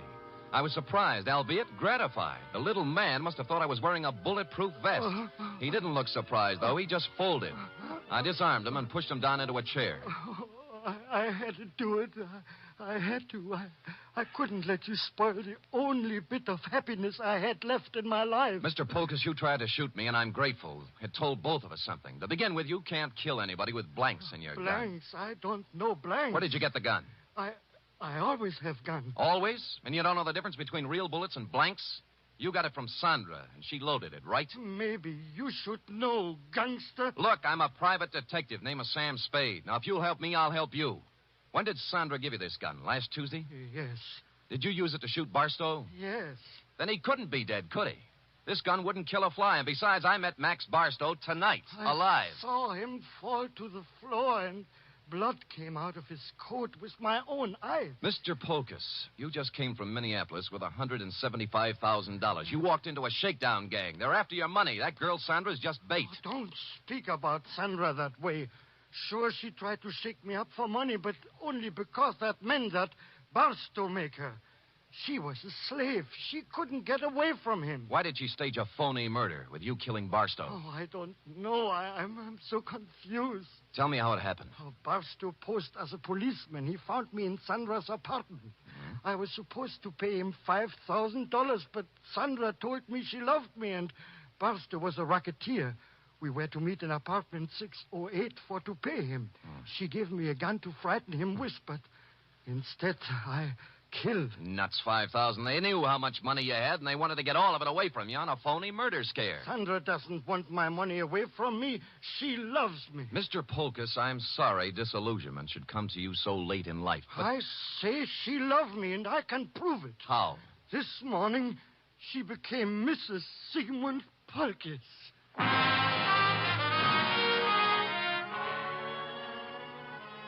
That made me sit down and think things through a little more carefully.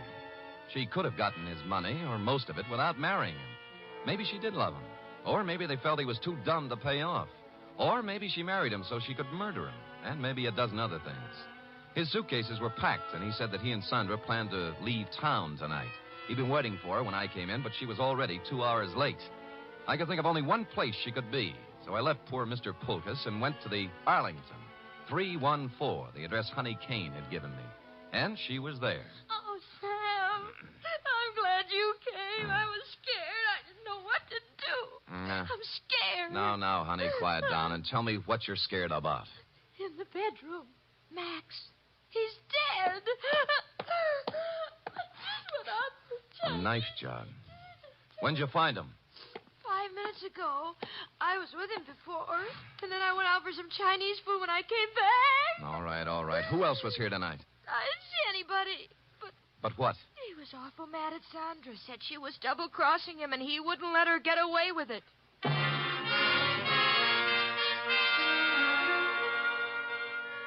I went back to Polkus's place. He was gone, but his bags were still there, so I figured he'd be back. I put out the lights and sat in a chair.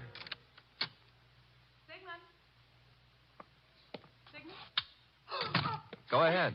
Ask me what I'm doing here. Where's Polkus? Well, if he's smart, he's on a train back to Minneapolis. I'm going to look for him. You're not going anywhere. Sit down. Oh, yes, I am. No, Leave me alone. I said you're not going anywhere unless it's to jail.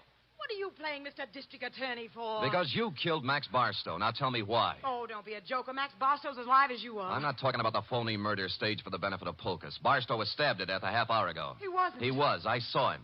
Who? You. Oh, Sam, I didn't. I saw him earlier today, but he was all right. You married Polkus to double-cross him, didn't you? You were going to skip town with him, Mark. Well, sure I was, so why would I kill Mac? Because he knew what you were going to do, that's why. I tell you, I didn't. I couldn't kill anybody. What did you have planned for Polkus? A shove over to the Grand Canyon? No, I love the old guy. Come on, we'll drop in at police headquarters. No, Sam. No. Sam.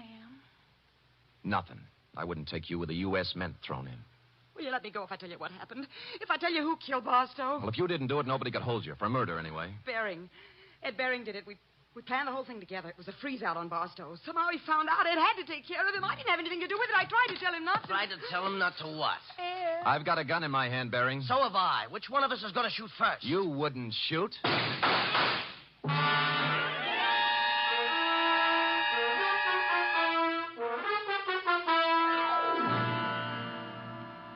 But he did. Period. End of report. Sam, is that all?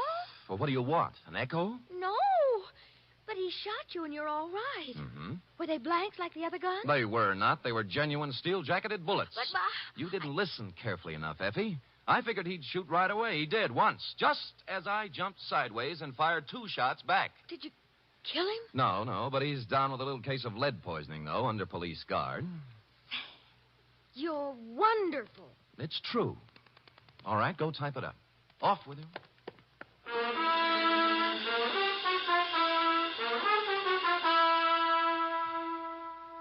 Three chimes mean good times on NBC. Tomorrow, you're invited to a 1-hour concert by the renowned NBC Symphony under the direction of Bruno Walter. Featured soloist for tomorrow's performance is celebrated violinist Joseph Szigeti, who will be heard in Mozart's brilliant concerto for violin and orchestra. It's the very finest in musical listening, every Saturday with the NBC Symphony.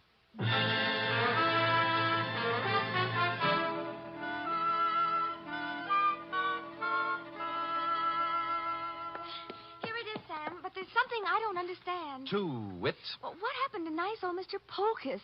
Why wasn't he in his apartment waiting for Sandra? Well, he did just what I thought he should have done. He walked down to the railroad depot and got on the first train for Minneapolis. Who knows? Maybe he's opened a new restaurant. Yes.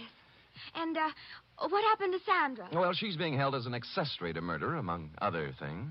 Well, if they were married... That's enough, Effie. That's enough. Do you want me to make everything so simple that everybody will be able to figure it out? No, but But you what? I get so confused sometimes. That's most of your charm, Effie. You know, if you were brisk and efficient and cold, we'd never have any fun, would we? I guess not, Sam. We do have a good time at times, don't we? Yes, we do indeed. Like right now. Coming. Oh, Sam. Fire in a man's veins. Maddening, that's what. Don't say any more, Sam. I don't know what I might do. I'd love it, whatever it was. I better say good night, Sam. Good night, Sam. Good night, sweetheart.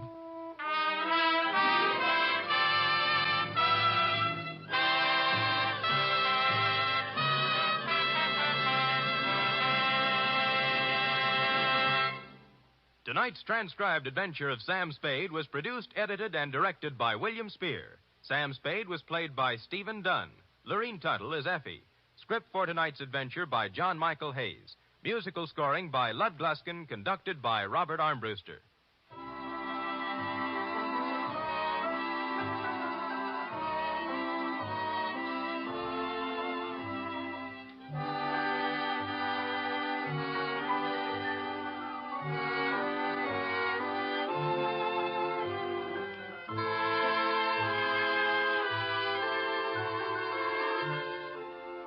Join us again next week, same time, for another adventure with Sam Spade. Sam Spade lives a life of peril. Well, in these days, we all live in a time of peril. Each of us is contributing something to help meet the emergencies that we face as a nation. There's one definite thing that every one of us can do to help. February 28th is being celebrated as Red Cross Day. Supported by the people and schooled by years of experience in war and peace in times of disaster, the Red Cross has now been assigned unprecedented tasks in the interest of national security and world peace. You can help mobilize the forces of mercy for the protection and defense of your family, your community, and the nation through generous support of the 1951 Red Cross Fund campaign. Join the magnificent Montague, then it's Duffy's Tavern on NBC. Johnny Dollar. Mr. Dollar, my name is Jarvis, Theodore Jarvis. Jarvis. Yes, I'm the local representative for Greater Southwest Insurance Company here in Las Vegas. Oh, yes, that fabulous town of the fast buck. I beg your pardon? And I think of all the money I have won and lost over the gaming tables in that town of yours. I know what you mean. Tell me, how's the weather there in Connecticut? The weather? Yes. Well, cold as a... why do you want to know about the weather? Well, it's so nice and warm and comfortable here. Be a nice change for you, wouldn't it? Well, of course it would. I hate this cold weather. But unless you have some insurance matter that you want me to investigate... It's a matter of the utmost importance, Dollar. Can you fly out here right away? Sure, why not? Good. On, one condition. What's that?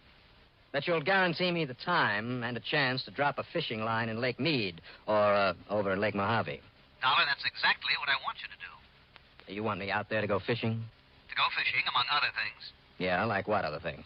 Mainly just to go fishing. Oh, sure. With a very beautiful and a very charming young lady. Is that so? Who also happens to be very, very wealthy. Mm-hmm. Well, Jarvis, you make this sound more attractive every... Now, wait a minute. Is this some kind of a gag? I'm absolutely serious. Well? On expense account? Practically unlimited. Well, that does it, Jarvis. I'm on my way.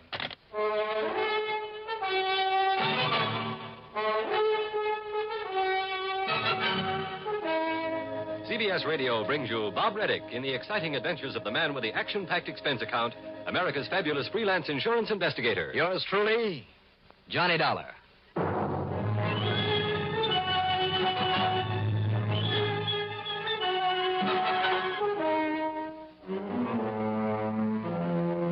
Expense account submitted by Special Investigator Johnny Dollar to the Greater Southwest Insurance Company, Las Vegas office. Following is an account of expenses incurred during my investigation of the very fishy matter.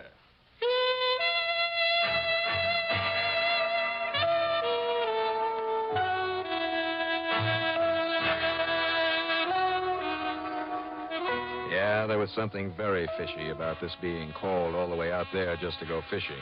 There had to be. But after all, it would give me a chance to get away from the freezing weather here in Hartford. And who knows? Maybe I would have a chance to wet a line in Lake Mead or Mojave. So item one on the expense account is $170.40 for a nighttime flight to Los Angeles. Item two is $21.10 for the plane that dropped me off in Vegas shortly after breakfast the next morning. Item three, $4 even for a cab into the office of Theodore Jarvis on Fremont Street. Ted was in his mid-30s, but a mite too serious about his job. You want to talk about it right here in the office, Dollar? Well, why not? Let's face it, Ted, it's one of the few places in town that doesn't have a slot machine or a craps table or roulette or blackjack. I guess the business offices and the churches are just about the only places where one can't gamble.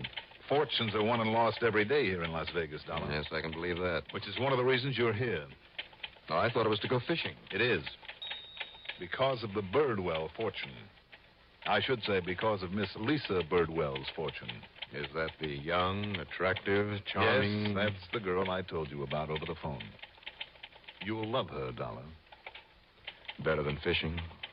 I beg your pardon? Well, first you dragged me out here on the promise of some good fishing. Exactly. Now it sounds as though you want to throw me into the arms of some doll. Both. I don't get you. I said both. She is a doll, and I want you to go fishing with her. Where? On Lake Mojave, about 90 miles south of here. Great. Oh, you're familiar with it? Oh, I know it like the back of my hand. Ted, I can take you to more good spots to pull in lunker bass on that lake. Excellent. Only, stop being so vague. Tell me what this is all about. Lisa Birdwell. Lisa Birdwell. Mm-hmm. Until a few months ago, she was a school teacher up in Salt Lake City. A school teacher? That's right. And living and working among the good people of the Church of Jesus Christ of Latter-day Saints. That's the Mormon church. Yes, I know. Go on, Ted. Well, she was very much interested. Seriously considered joining that church, devoting her life to the kind of service they stand for. That is, until her father died and left her some money.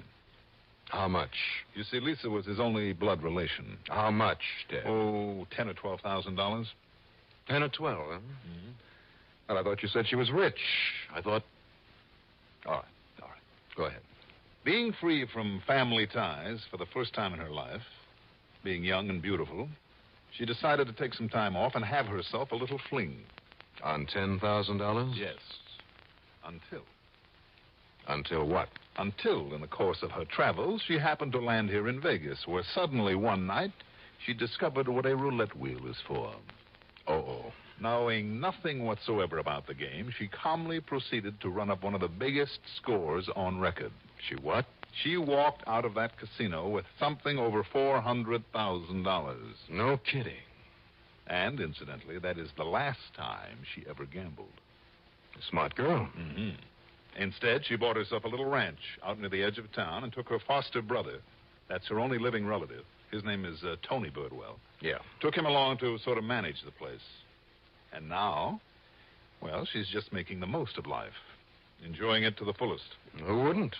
When she isn't taking in the winter sports at the Charleston Mountains, some 35 miles northwest of here, she's fishing Lake Mead or Mojave in her yacht. Yacht on one of those lakes? Prettiest 52-footer you ever saw.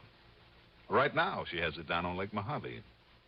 Well, beautiful yacht, beautiful girl, lots of money. Let's go fishing. Exactly. But why? I mean, from your standpoint. Because of that foster brother. Because if anything happens to her, he'll get everything she has. Her money, the ranch, and some $120,000 of insurance. Are you trying to say you think he'd kill her for it? He himself? Never. He's not man enough. Well, then what? But have somebody else do it for him? Yes. Okay. Who? That's what I hope you can find out for us, Johnny. Before it's too late. That's why you've got to get down to Lake Mojave right away. Why? Because Tony has already arranged for Lisa to be murdered.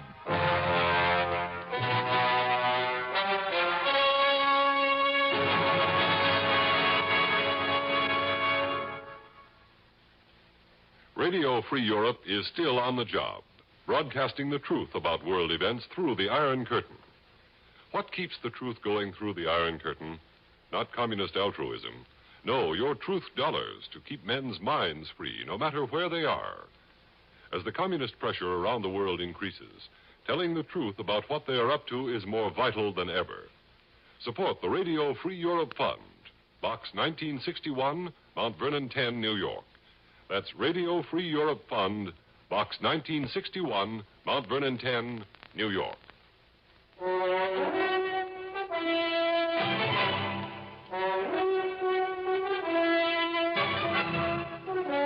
Tell me, what makes you think that this brother, this foster brother Tony, has arranged to have Lisa murdered? Think? I'm sure of it. Why? Because of one of those things that can happen only once in a million times, Johnny. Go on. Last night, I tried to call Lisa at the ranch. The phone out there was in use, but instead of getting a busy signal, I could hear this voice. Tony's voice on that phone. He was saying... Okay, just shut up and let me talk. Lisa's on her way down to the lake now, to Lake Mojave Resort. She plans to stay out on the boat several days with some friends, she told me. So you'll be along. You'll be one of them. But you don't get the $10,000 until she's dead. So just make sure you do it right. I see. And you're sure it was Tony's voice, Ted? Yes. Could you recognize the voice of whoever he was talking to? Well, that's where I goofed, Johnny. I'm afraid I kind of gasped or something. And he must have heard me because he hung up. Mm-hmm. Fishing with some friends down there, including whoever he was talking to. Yes. In other words, one of the people aboard that boat with her is there to kill her. That's right. Well, have you any idea? Right after I called you in Hartford, I called the Lake Mojave Resort and I talked to her. You warned her not to go out? Oh, she'd only have poo-pooed that idea, but I did ask her who'd be going along with her. Today? Yes. Who? Well, as usual, a real mixed crowd. And I've checked on all of them. Who, Ted? Jim Faree, a dealer at one of the casinos here in town. Faree? Yes, he's a drifter, not too good a reputation. And? A girl named Sadie Reese. She's well, I'll call her a B-girl. That's putting it kindly. For one of the questionable saloons in town. And? A Miss Clara Hinckley, a visiting school teacher that Lisa picked up somewhere. A school teacher on vacation at this time of year and here in Vegas? I wondered about that, too. Then there's Charles Schroeder. He's an elder in the Mormon church. An old friend from Salt Lake City. I think she met him here in town. And? Paul Holder. Oh, who is he? He's the nice young kid who runs the boat for her. The rest of the time, he acts as a kind of a handyman at the ranch. Paul Holder? Yes. Pretty well mixed up crowd. Then she always puts her parties together that way. Who else, Ted? That's all. But one of them is there to kill her. So the sooner you get down there, Johnny. Ted, I'm on my way.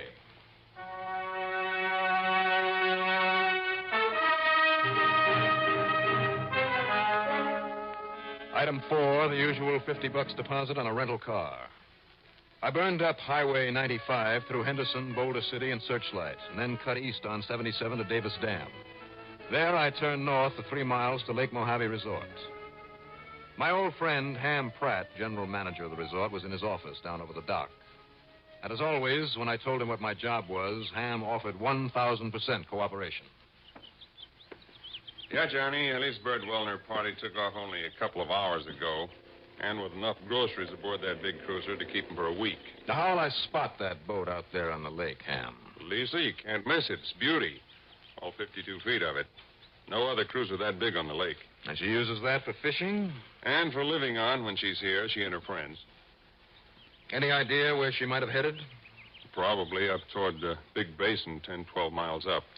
Okay, then. And she always does a lot of fishing in the big coves on this side of the lake below the basin. All right, then. That's where... No, wait a minute. Yeah, Johnny? Are those people with her? Yeah. There's Jim Faree and Sadie Reese. You can have them both for my money.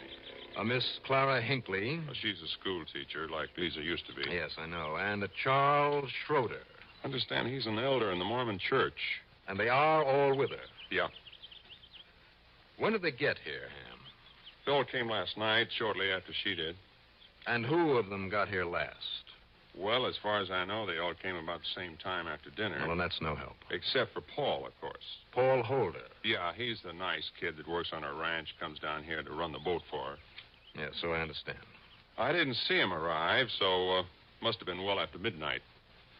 I see. Okay, Ham, I'll need a boat. Well, I got one tied up to the dock with a 40-horse motor on it you can use. Also a flock of fishing tackle. At my outfit, welcome to it. And I need a nice string of fish. Oh? Yes. Well, that's easy. Is it? Your pal Buster Favor has a bunch of lunkers in the live box tied up under the dock. Then let's go.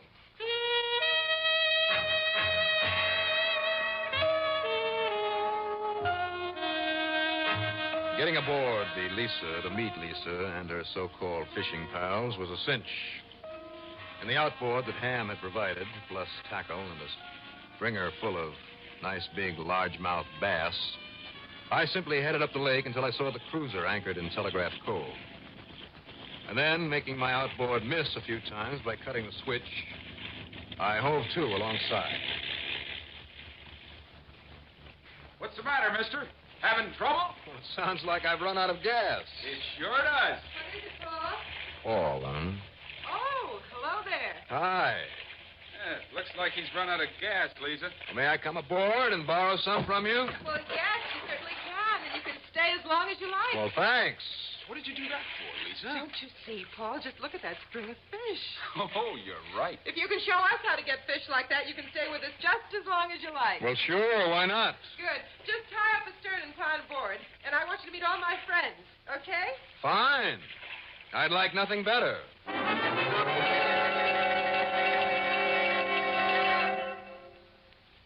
They'll be making music again on Arthur Godfrey Time tomorrow. The they in question are the fabulous Kirby Stone Four, keeping the air full of songs beginning tomorrow on Arthur's show. Dick Hyman's the man with the band, and for ditties from the distaff side, there's velvet-voiced Miss King Ling. Whenever the high-spirited Kirby Stone Four show up, you can be sure of plenty of far-out funny business as well as a sparkling sprinkling of songs. Join CBS Radio's Arthur Godfrey Time tomorrow.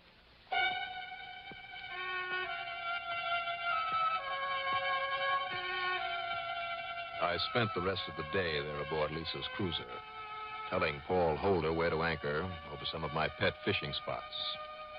Luckily, they all paid off.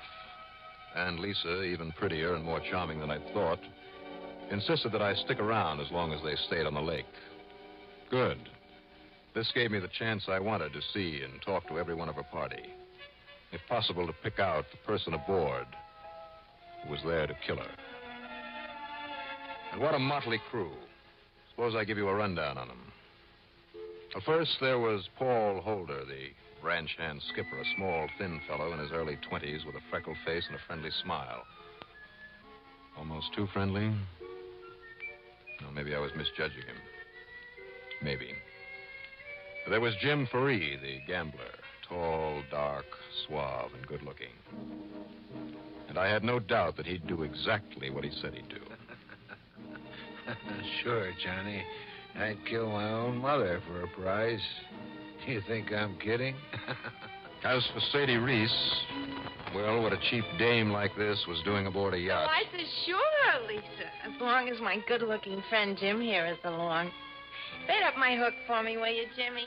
Old Clara Hinckley, the retired schoolteacher who fished alone because nobody could stand her shrill and dull and constant yakety-yak. I'll never forget the time we had the second grade picnic. It was May. Or maybe it was June, I guess. Anyway, it rained. And on and on and on about the dear, darling second graders to whom she taught reading, writing, and arithmetic. And finally, Charles Schroeder, who didn't fish, but spent most of his time with Lisa, talking earnestly with her, occasionally reading a passage from the Book of Mormon that he carried with him. I set down my rod and joined them. Read it, study it, believe in it, my dear. And I'm certain as I am of the great hereafter. Johnny, no more fishing for you? I'm afraid I just about had my limit when I came aboard. Oh. As I started to say, Lisa... No more now, Charles, please. As you wish, my dear. My, I'm glad we found you stuck in that cove, Johnny. Well, so am I, Lisa. You've brought us wonderful fishing luck. Look at all that I've caught. You're an excellent guide, my boy. Thanks, Charles. Anybody like a cigarette? Yes, please. Thank you. Thank you. And here. Lisa.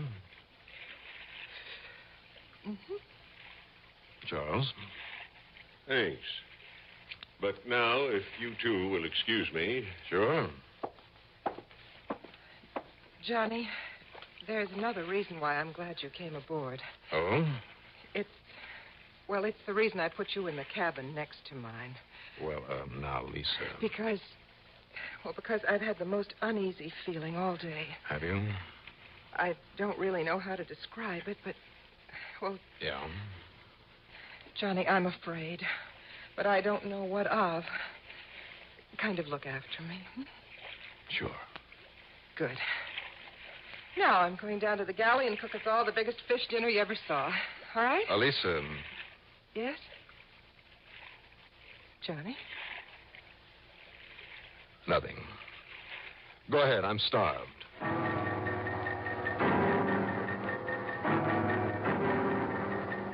By the time dinner was over, it was late. We were tired, so we all went to our respective cabins and hit the sack. Except for me. After waiting a while for things to quiet down, I tapped on Lisa's door. And without really telling her why, I made her switch cabins with me. In her bunk, then, I put a dummy. And then quietly took a blanket up on deck, laid it out by the anchor hatch up forward, and waited. But I had overestimated my ability to stay awake, and I slept like a log. But not for long. What? And by rolling over, I'd caught the darn blanket on a cleat. By the time I could tear it loose and then get on down below, they were all gathered in front of Lisa's cabin. Look! Look, somebody come in here and shot her. Somebody killed her. Did they, Sadie? Lisa, you're okay. Lisa. But look. Well, that's a dummy in your bunk. That's right. Lisa, my dear. Thank heaven you're all right. Yes, Charles. Yeah, but who did this? Who did it? That's a good question, Paul. I tell you this, we'll never get him. Him? What? He stole your boat, Johnny.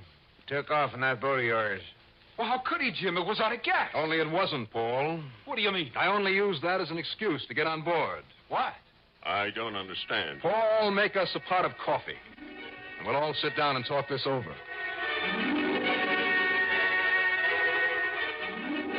In other words, my real reason for coming on board this boat was to protect Lisa from what almost happened. I see. Private eye. Huh? An insurance investigator, Jim, looking out for a client. More coffee, Sadie? Sure, baby. Johnny. Yeah, I can use some more of that, too. Paul, maybe you better make some more. It's already on, Lisa. Charles? Thank you, yes. All right. Now, this murder was attempted by one of us here in this cabin. Why, what? By the one complete phony among us. But your boat was stolen. No, Jim. It was cut loose by somebody in this cabin to throw the rest of us off the track. Maybe. Did you hear the motor on it? Well, no. All right, then. Now, Jim, it's obvious, I think, that you're what you say you are, a gambler with a fast eye for a buck. And you probably have a record, don't you? So what? Now, had this murder been gotten away with, you'd be the number one suspect, wouldn't you? And now you look and here. Sadie? Well, there's nothing phony about you. Now, what do you mean by that, Johnny? Well, let's not go into that. Miss Hinckley? Well, certainly we can eliminate you. Really, Mr. Dollar? As for you, Paul... Now, you look here, Johnny. Just keep your shirt on. Yeah, but if you're trying to say All I said was there's a phony among us. And there he is. What? Are you looking at me, young man? Johnny. Why not, Charles? After all, you're it. You don't know what you're talking about. Shall I prove it? You have proof? All I need. I see. Stand back there, all of you. That is that the gun you used on that dummy thinking it was Lisa? Yes. Yes, and it's reloaded. There's a bullet for every one of you. I see. More coffee, Charles? What'd I do, mister? Sorry I broke that pitcher on. Nice work, Paul. Johnny, how did you know? An elder of the Mormon church, huh? And he accepted and smoked a cigarette out there on the deck this afternoon? Why, yes, he did. But Mormons don't smoke. That's right. And they don't drink coffee. They don't take a stimulant of any kind. So now, if we can get him to talk, rather than have us toss him overboard, shall we bring him to and try it?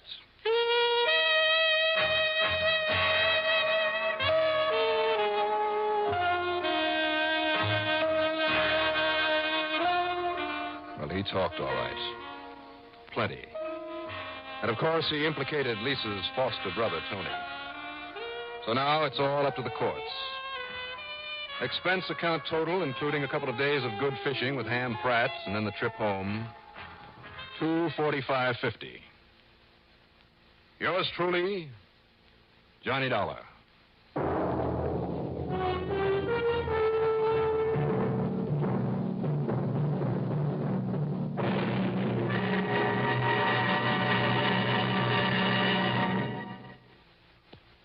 Now, here is our star to tell you about next week's story. Next week, well, believe it or not, I go to jail. Fact.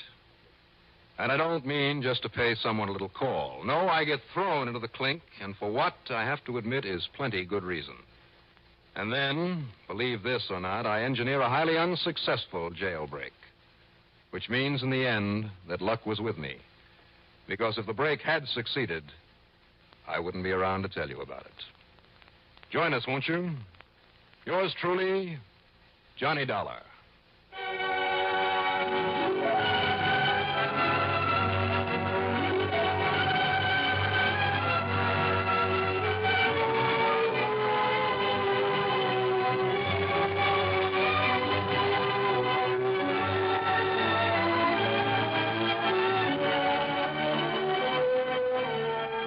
Yours truly, Johnny Dollar, starring Bob Reddick, is written by Jack Johnstone, produced and directed by Bruno Zerato Jr., musical supervision by Ethel Huber.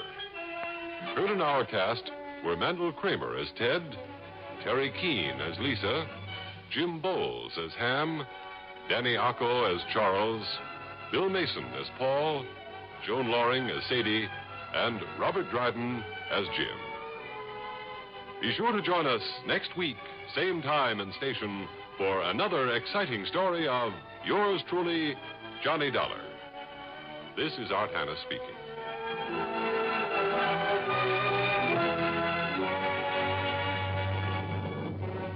France in Focus. David Schoenbrun's Your Man in Paris, weekdays on the CBS Radio Network.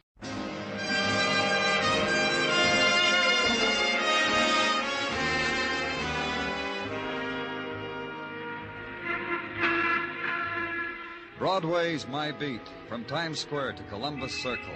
The gaudiest, the most violent, the lonesomest mile in the world.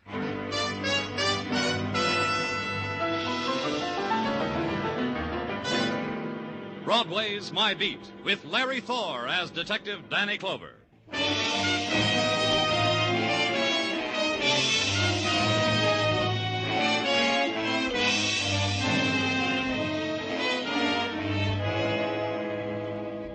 When the rumor gets around that summer has begun, Broadway is beside itself with glee. Somebody notices the sunlight and tells somebody else, and the word gets around. It drifts cross town, and a man reaches into his closet for a hand organ, puts the funny hat on his monkey, and takes a walk up to Broadway, just to grind out background music for the big grin. It's the time for the dachshund, and the silken ankle, and the flowered print dress. The orange juice is sweeter, the Knish is lighter, and a guy runs down the street screaming, "I'm in love." It's June.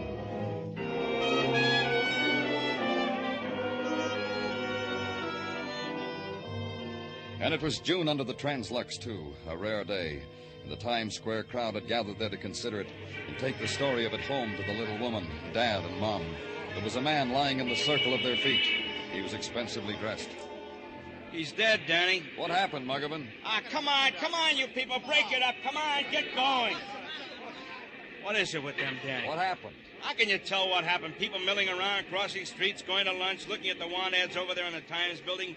Suddenly a guy's face down on the pavement. Somebody laughs, drunk, and somebody sees blood. So we got him on the pavement and them watching. Stabbed. Yeah. Know who he is? Uh-huh. Here, wallet. Loads of identification. Yeah. Earl Lawson, Park Avenue. Earl Lawson. Earl Lawson, stocks and bonds. He's got a name. Wizard or something. Makes money by the buckets. Anybody see it happen? 1 million people on Times Square, high noon. Nobody saw anything. Nobody. Now, look, you people, why don't you move along? Go home. Get out of here. Safest place in the world to kill somebody, Muggavan, in a crowd. Walk up to him, stab him in the back, keep walking. Well, it started off to be a pretty day. Yeah, real sunny. And just across the street, the file of crowd waiting for the movie that was better than life held on close to its place in line. Held on close against the insinuating whisper of the violent dead. It was a trick, kid. A trick to make you lose your place, to cheat you out of a front row seat where love and beauty and other high-class things are handed you on an air-conditioned platter. But a few were sold by the whisper and were drawn by it, and joined the cluster attending the dead man. A woman pushed her way close and turned away. She opened her purse, smeared a lipstick nervously across her lips, studied their reflection in a window, and then carefully retraced them with the perfumed scarlet. And death had raised its banner on Broadway.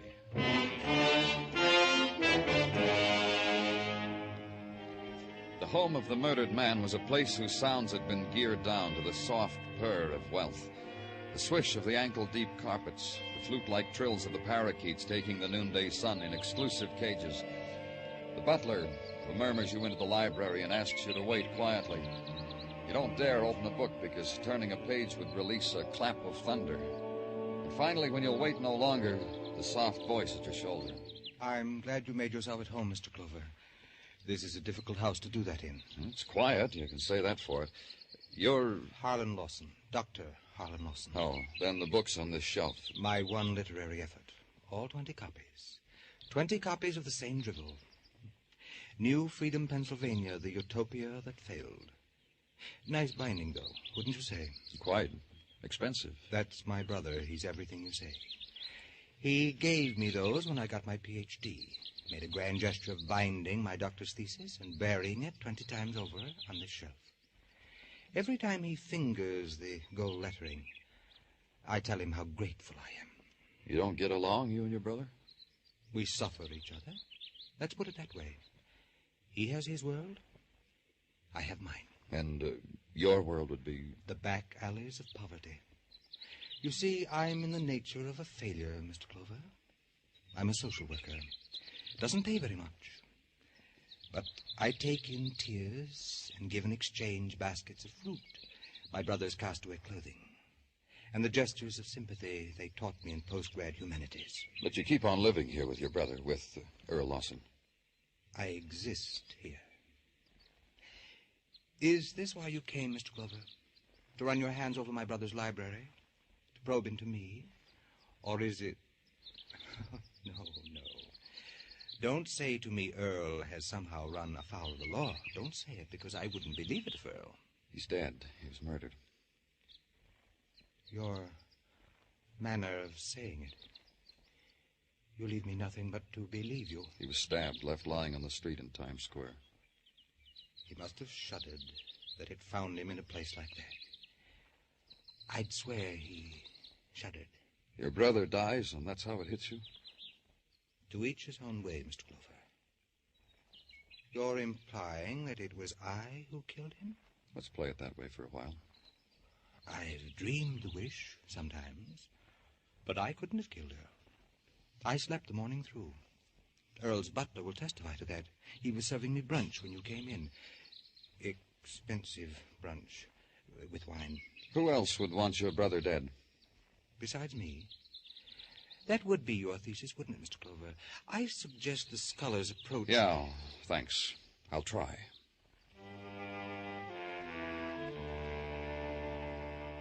Then back to headquarters and to the desk. Get on the phone, make inquiry, send out to the newspapers for files, read them, digest them, extract them. Start a file of your own. Label it Earl Lawson, homicide. Fill out the form, date of birth, hour of death. Murder by sharp instrument to be filled out in detail by the coroner. And on the lines on the bottom of the page, the incidental information. Jot down the phrases. A self-made man, shrewd financial mind, known enemies, probably many due to financial manipulations. Send out for coffee and the sandwich because it's suddenly nighttime. And read some more. Then your door opens and Sergeant Tartaglia is all business. Lady to see you, Danny. What does she want? She knows who killed Earl Lawson. What? She says Bring her in. knows. This way to see Danny Clover, man. Thank you. My name is Peggy Drake, Lieutenant. Please sit down. Close the door, Tartaglia. All right, you can stay.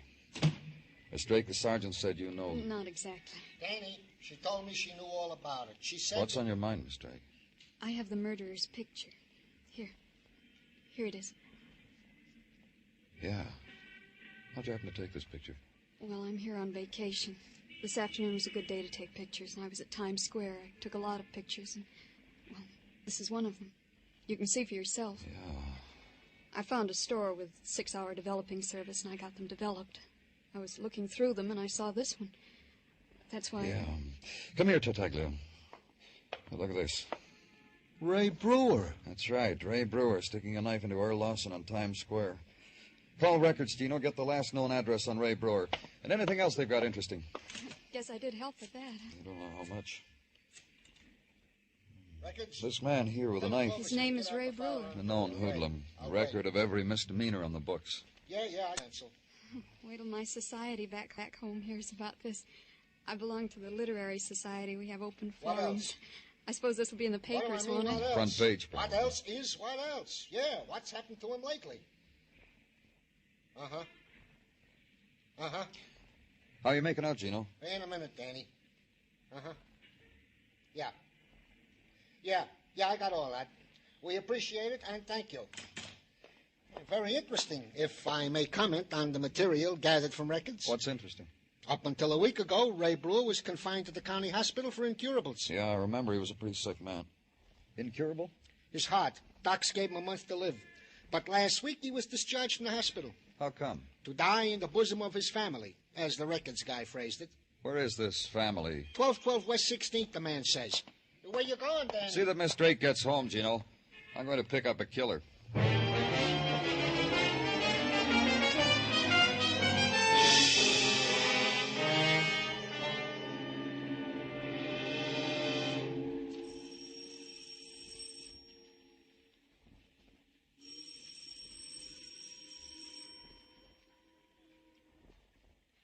Open up, Brewer, or I come in anyway.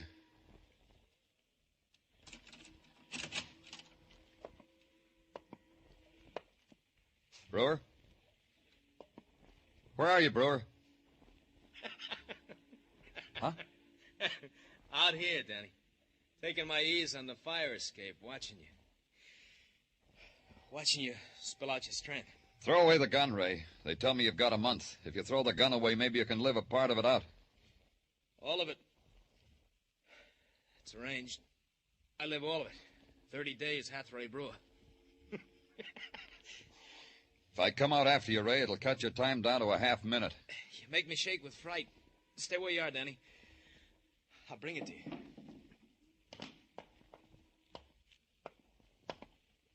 The gun, Ray. Now, don't drool, kiddo. You'll get it. Funny, when you rang the doorbell, I thought it was a boy from Milford's, but no, it was you. How come you find me so lightning quick, Danny? A girl, a visitor, got your picture sticking a knife into Lawson.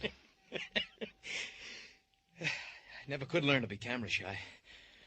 Poke a camera in my nose and smile for all birdies. Turn your back to me, Danny. I feel a new smile coming on. Listen to me. You don't turn your back, you bleed in the face. Turn. You did that, you brought sunshine into my short life. One for the road. It splintered through me, puncturing, ripping into the dark cells where pain lay waiting for it. Being released, scurried, darted through me, opening endless doors on endless hurt. These new ones took over, finally. Gave up, because they'd overdone it. I couldn't feel it anymore.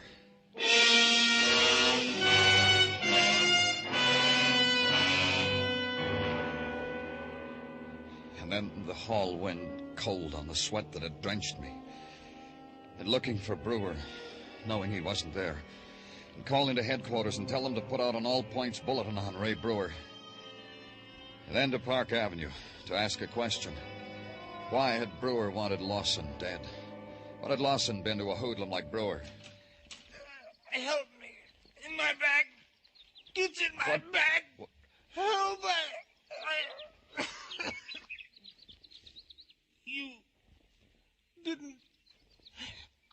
You didn't help. Down the long hall, I could see the parakeets preening, pecking into their clipped wings. The new stillness of the man lying there with a knife in his back. Dr. Harlan Lawson. Dead. The nap of the thick rug furrowed where his hands had tried to tear life out of it. And suddenly the flute song of the parakeet started again. And it wasn't still anymore.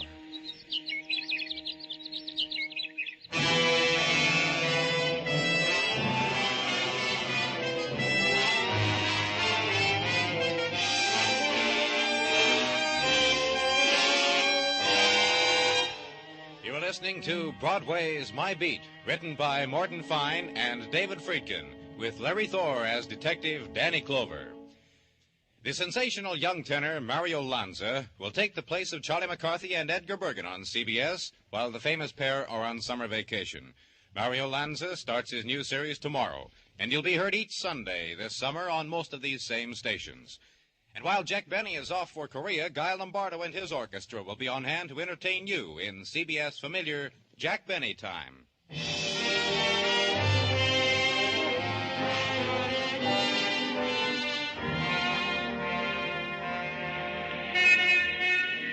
Last year's bride mannequins are dusted off, brought out of Broadway's basements, propped up on a rod, and arranged tenderly at the side of last year's groom mannequins. And Broadway knows June is passing through. It presses its nose against the shop window, sighs at the cascade of white satin flowing slowly over the wax figure, sheds a tear at the coronet of cloth lilies of the valley, and blows its nose for the sweetness of it all. It's the time of youth, the 2-week romp in the Catskills, the burial in the sand at Far Rockaway, the breathless ecstasy on the heights of the roller coaster at Coney. And for the stay-at-homes, other sweets, other delights, the subway ball games, the band concerts in the mall, the moon-burned girls in the dark grass, and the my hand in your hand talk about two brothers dead of knife wounds. Summertime talk. At headquarters the next morning, it was difficult to talk about anything because Sergeant Tartaglia had his mouth full of tacks and his fist full of hammer. Building something, Gino? Oh, it's you, Danny. Yeah, you might say I'm building a sight for sore eyes. Oh? Mind if I look? Well, my pleasure. Pardon me for obstructing your view. Nice. I think so also. A pin-up picture of Mrs. T hammered to the door of my closet. This I consider a worthy hobby. Mrs. T? I call Mrs. Tartaglia that whenever I'm in a hurry. Consider her, Danny, in her Catalina swimsuit, Jones Beach underneath her, the Tartaglia progeny forming a garland of angels at her feet. Nice family picture, Gino. You mind taking the tacks out of your mouth now? So's I can tell you about Ray Brewer, huh? So's you can do that. Naturally. Permit me to close the closet door on Mrs. T first. I don't want every Tom, Dick, and... well, nothing on Brewer, Danny. The hoodlum killer is still at large. All points bulletins have been sent. Nothing, huh? Bread and butter, there is something. I forgot. The Milfords, of which the hood spoke to you, is Milford's haberdashery on Madison Avenue. Patrolman Curcio traced it down after thousands other Milfords. It seems... I'll check it. Well, don't go away, Danny. I got something else. Another pin-up? Well, you might say that. Remember that Peggy Drake came in here with the snapshot of Brewer killing Lawson? What about her? Precinct 12 picked her up last night running down East 60th Street in her, you should excuse the expression, negligee. What? Was someone running after her? The precinct boys asked her the same question. She said no. She said she dared herself to do it, then she took the dare. So the boys decided on a small fine and let her go. A lonely girl in a big city, sometimes it hits them that way. All right if I leave now? You always leave me, Danny. I'm used to it. Go, Danny.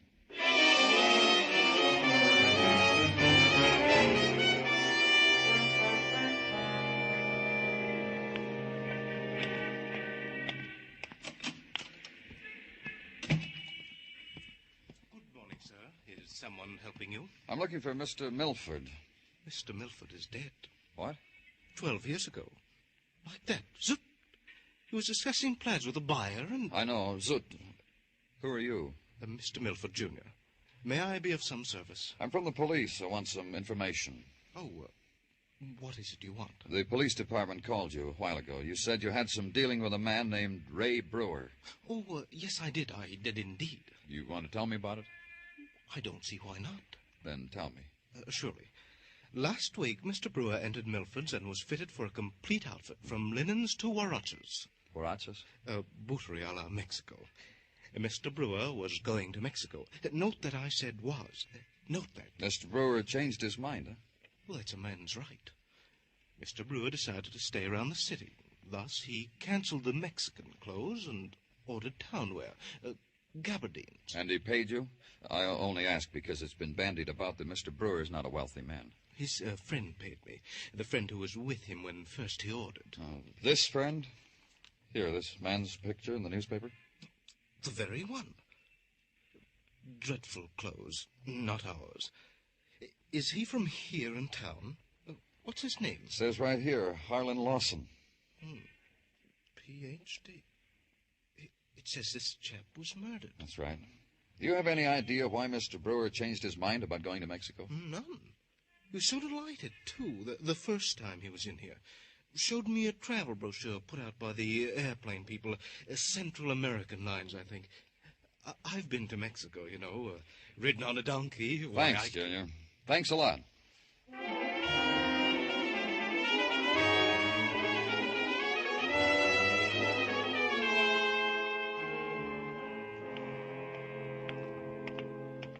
May I be of service to you, senor? I think so. I'm from the police, Danny Clover. Oh, my privilege. You wish to tour Central America to observe our police methods? It can be easily arranged. I will speak to the Latin consul. I just want to know about Ray Brewer. Brewer? The name has a familiarity. Si, Senor Brewer. The man who wished to live out his days in Mexico, the land of tradition and romance. He's a murderer. Do you think he'll make it? What a dying man sets his heart to do is difficult to restrain him from, senor. This from my father I learned. But Senor Brewer will not make Mexico by way of Central American lines, senor. Of this I am certain. Tell me why. Because only yesterday he canceled the ticket. It took me so long to prepare. He canceled the tour I had mapped for him.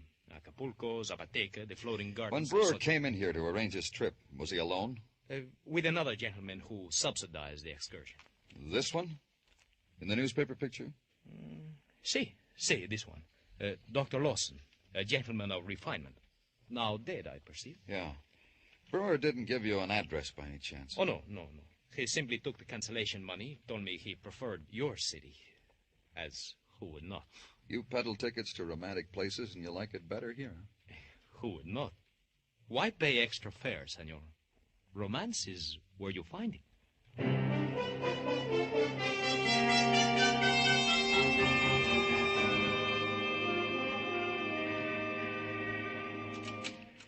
Danny? Oh, come in, Muggavan. Sit down. Got anything? Nothing. Guy Brewer's hiding someplace. Where, I can't even begin to guess. Nobody knows anything. Stool pigeons, old friends of Brewer's, not a thing. If he gets out of the city, it's going to be tough. Yeah. How do you figure it, Danny? Figure what? This, the case, the killing of the Lawson brothers. You know what I mean. You piece it all together, it comes out easy.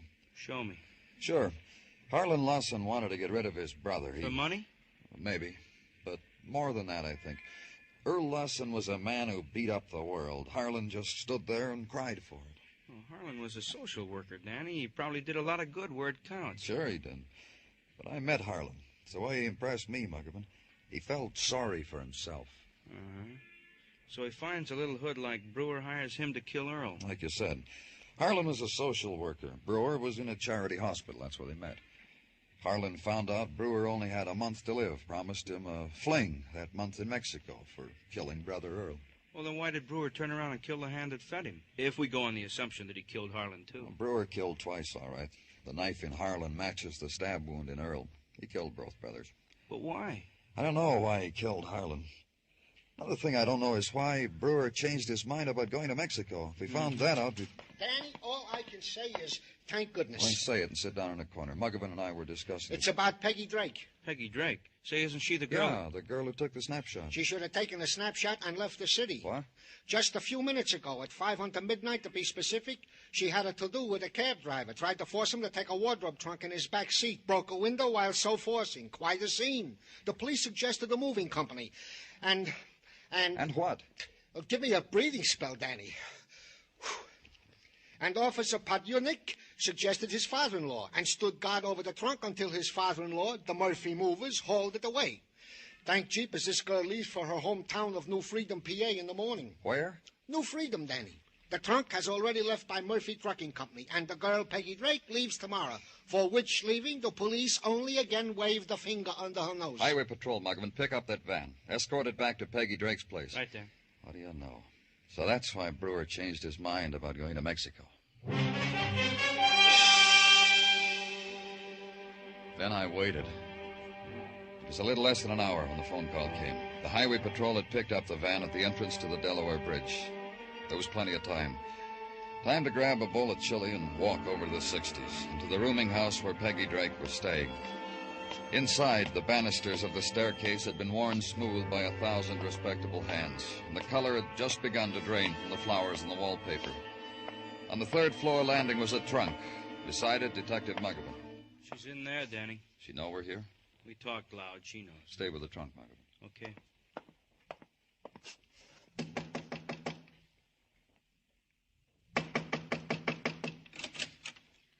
Oh, it's you, Mr. Clover. Glad you're here. Come in.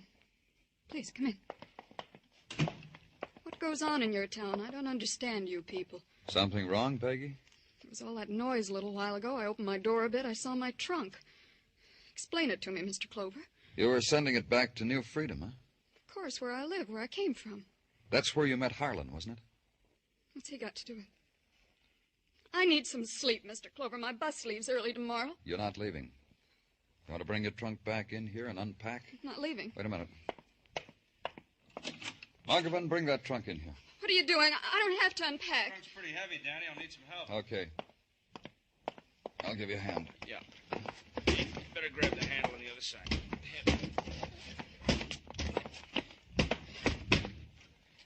Okay, Danny? Uh-huh. Wait outside. Yeah. I wish you'd tell me what this is all about.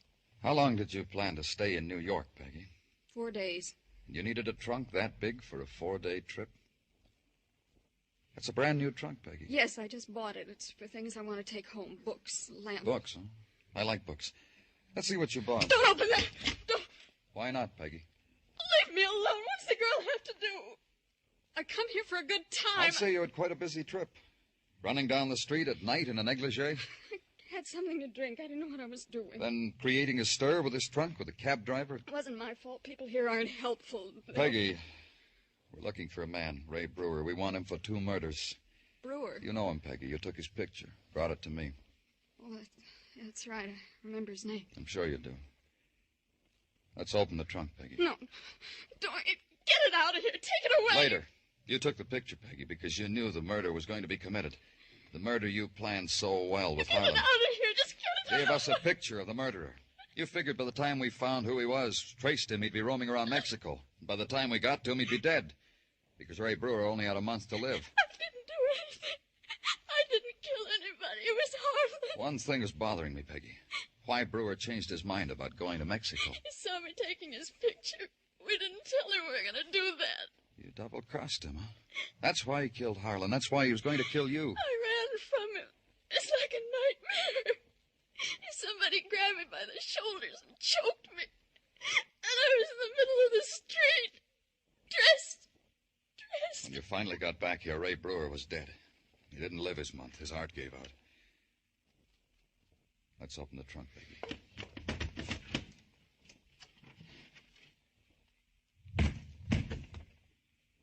There he is. Ray Brewer. I won't look. I'm not going to look at him again. All the while I was putting him in there, staring at me. Staring. And I couldn't get the trunk closed. His hand. I was alone. All alone. His face. Staring at me.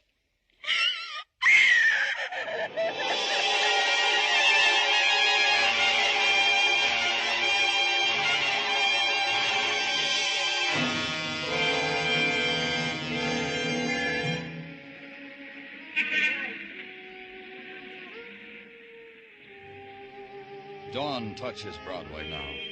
The remnants of the night are driven back into the earth. You walk the streets, and from behind the doorway you hear the old sound, the sound of weeping. You know the nighttime will never leave. It's found its refuge. It's Broadway, the gaudiest, the most violent, the lonesomest mile in the world. Broadway, my beat.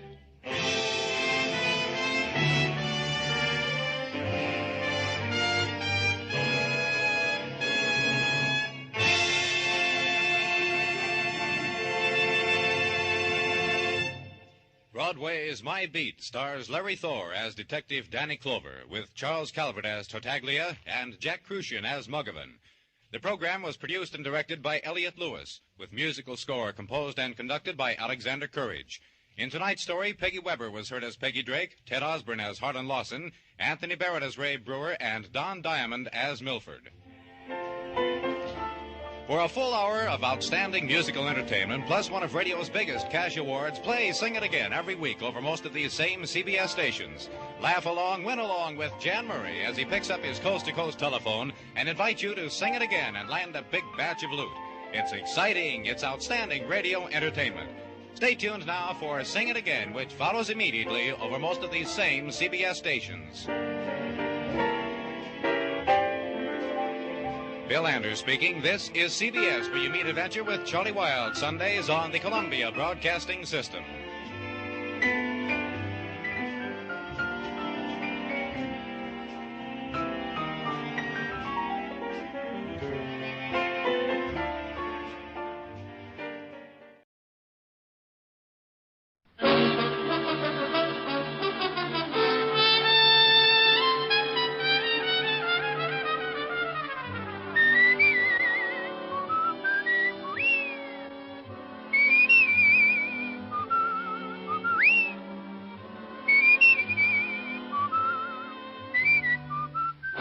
National Broadcasting Company presents Dick Powell as Richard Diamond, Private Detective.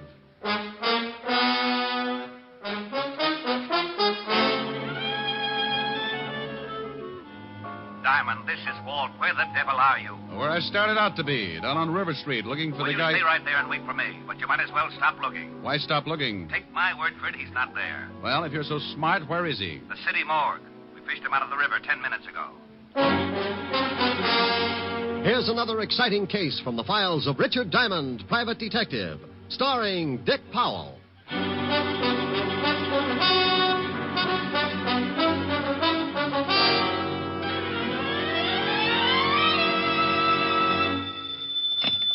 Diamond Detective Agency, first over the bars. That's nice. Oh, hello, Helen, baby. Busy?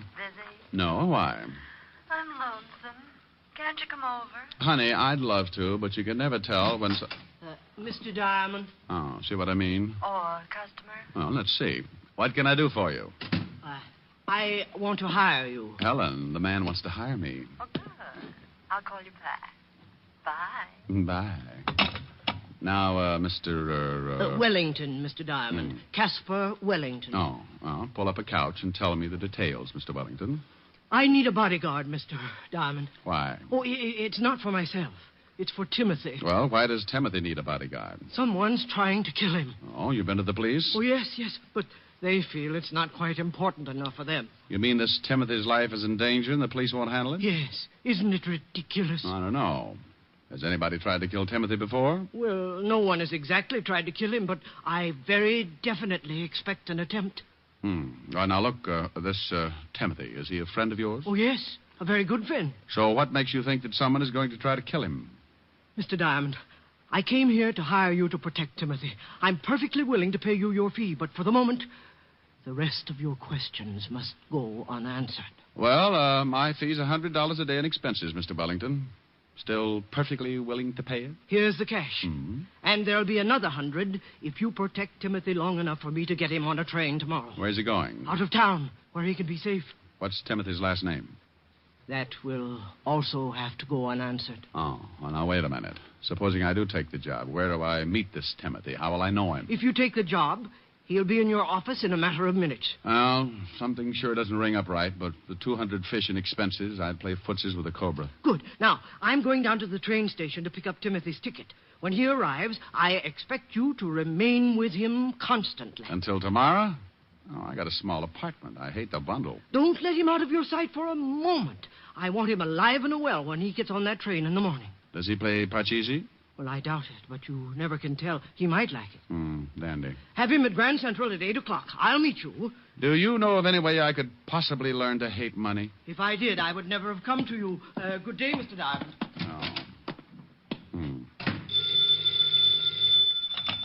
Atlantic Bone and Fertilizer. Oh, that's a pit. Just wondering how a new business would work out. Now what's wrong? I have a very unhealthy feeling that I've just let myself in for something I won't like. Oh, the client? Well, kind of. I've got a guard, a friend of his. What's the matter with that? Oh, I'm not going all through that again. The client just came on like Secret Service. I got the name of the guy he wants guarded, and I know that someone's going to try and kill him. And that's it. Rick, you be careful. Honey, the client shoved $200 in my rural hot hand. Oh, good. What do you want me to do? I'm trying for capitalist this year. Didn't your client go to the police first? Sure. He went to the police, but then... Hey, you. Me? What? Yeah, you. Rick, are you listening? Yeah, I'm listening. Put down the phone, friend. We want to talk to you. Well, if you're listening, why don't you answer my question? If your client went to the police... That's better. Well, now, I'm a sport, especially when someone's got a gun pointed at me. Oh, the gun ain't going to hurt you, chum, if you answer a couple of questions. Where's Caspar Wellington? Who? You're going to be difficult? Look, you got a gun on me. Who wants to be difficult? You don't know Caspar Wellington, friend? Never heard of him. We seen him come into the building. No, so you figured he came to see me. It's such a small building, only about 100 offices. Oh, that's pretty funny. Glad you liked it. No, but we didn't. You're the only private detective in the building. We figure maybe Caspar wanted to hire you. What would he want to hire me for? What did this guy do? How do you like that, George? Now he's a nosy comic. Well, Durante gets away with it. Friend, I have just decided your humor bores me. Yeah, it's pretty bad, ain't it, Tony? Suppose we push his face around, huh? Maybe he don't feel like no more Joe. Oh, now, wait a minute. I don't know anything about this Casper or whatever his name is. What good's it going to do to work me over? Well, now, you see, Danny and me got real nasty dispositions. We've been crossed, and then you make with the jokes. We don't like being the only ones unhappy, so we think maybe you ought to join us. Now, look. Now, hold it a second, Judge. What for? He's a setup. No, wait. We mess him up, the law comes. We gotta find Casper. We ain't got no time to play patty cake with the cops. I just want to cross the mouth. Forget it. Look, friend, you sure Casper Wellington didn't come in here? I couldn't be more positive. Okay. Put down the rod, George. Yeah. That don't look so unhappy. Maybe the shamus is lying. If we catch him telling a fib, just think of the fun you can have later on, huh? Come on. We'll leave him? Yeah. So long, friend. And for your sake, I hope you've been leveling. Yeah. See you around. Yeah, bye. This is fool's fancy shop show, Papa. Now, you listen to me, Richard Diamond. The next time you hang up on me, I'll never speak to you again. And you'd better have a pretty good excuse for doing it this time. You know I take a lot of things from you, Rick, but never once have you hung up on me. Helen, please. And I think it was rude and inconsiderate. Helen. And I want to know right now, this minute, just what kind of a poor, lame brain excuse you're going to come up with. Helen! Well? Now, look, baby, I don't know what's going on. This is like doing business in a roundhouse. The only reason I hung up on you was because two guys strolled in here and shoved guns in my face. Rick! And they were looking for the guy who came in earlier and hired me to look after someone named Timothy that I haven't even seen yet. It sounds awfully confusing. It is. Oh, hold the phone. Here's somebody else. Come in with your hands up. You Richard Diamond? Yep. Got a crate there addressed to you. Oh, that figures. Bring it in.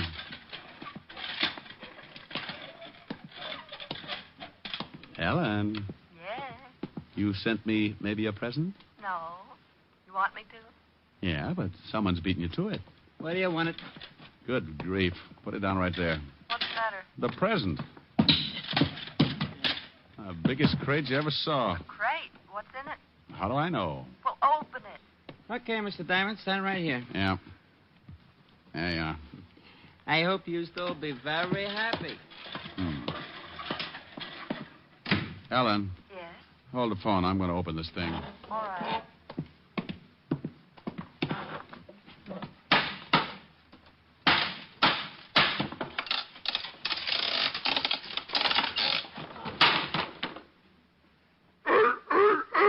Oh, no.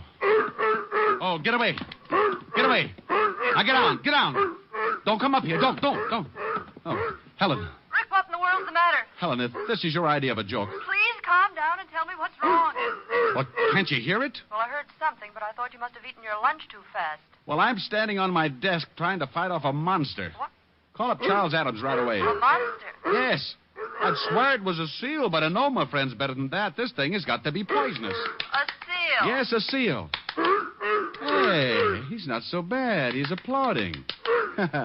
You must have liked that remark about Adams. Now you stop it. Do you expect me to believe all this? She doubts you, fella. Say a few words. Rick, who in the world would send you a seal? I don't even need to look. This has got to be Timothy. Oh, it is Timothy. When he heard his name, he made like a curtain call. Sounds like one Richard Diamond. Hey, that's pretty... nothing. I'll call you back. Where are you going? I'm going to take Timothy right back to Mr. Casper Wellington and tell him that... Yes? Oh, for the love of... I don't know where to find Mr. Casper Wellington. Well, there it was. It was pretty silly. The smart, shrewd, level-headed Richard Diamond, for the sake of a couple of hundred fast bucks, winds up playing nursemaid and companion to a honking seal. Just to make sure it was Timothy, I took a look at the crate, and there on top was a small printed card. It read, "This is Timothy. If you want him to do something, throw him a fish. Herring. Signed, Casper Wellington." Well, that tore it. My temper was already pushing my hair up to attention, so I went out to the nearest delicatessen and came back with a bag of fish. With this, I lured Timothy out of the building and down on the street. I had to find Casper Wellington, so 60 pedestrians and one unhappy cabbie later, Timothy and I strolled casually into the 5th Precinct Police Station. Well, hello, Sergeant Otis. Oh, how are you, Shamus? Huh? What? What'd you just say? I said, hello, Sergeant Otis. No, after that. Yeah, that was it. Something wrong, Sergeant? Otis, say hello to Timothy. Timothy, this is Sergeant Otis. Lieutenant! Go on over and kiss the Sergeant, Timothy. Go on. Oh, no. Get him away from me. Get him away. Oh, Otis, he's not so bad. Lieutenant! Help! Now, Otis, come down off that desk. You look sillier than I did. He's trying to eat me. Oh, be quiet. You too, Timothy. You'll wake up the lieutenant. Here's a fish. Throw it to Timothy. Not for you, Diamond. You'll probably take my arm along with it. Get away. Help! What the devil is going on out here? Otis, what are you doing up there? Hello, Walt. What are you doing to my sergeant? And you shut up, Otis. That wasn't me. What do you mean it wasn't you? Of course it was you. Walt, meet Timothy. How do you... I'd hate to think what would happen if someone wandered in here with a walrus. Come on, Timothy. Let's go see the brave old head of homicide. Yeah. Get him out of here. Oh, relax, Otis. Timothy's as scared as you are. Oh, yeah? What makes you say that? He's probably thinking there's more like you. That would be a horrible shock to anyone, even a SEAL. Oh. Come on, Timothy. You get that thing out of here right now, Diamond. Everybody's standing on something. You'd think it was a steam bath. Up till now, I've had 2 reported homicides and a couple of fat robberies. And if you think you're going to wander in here with that thing and confuse the whole department, you're mistaken. Now get it out of here. Oh, Walt, it's only a seal. Have a fish. I'm not hungry. No, Walt. It's for Timothy. Feed it to him. He'll love you. Yeah? Do you think so? Sure, Walt. Go ahead. Try it. Okay. Here, Timothy. Hey, he's applauding. Sure, he's a nice little fella. Now, climb down and help me. Give me another fish. Oh, won't come down without it, huh? Okay, Walt, speak. Oh, don't be ridiculous. I want to feed it to Timothy. He likes me. See? Oh, lovely. Why don't you two get engaged? Oh.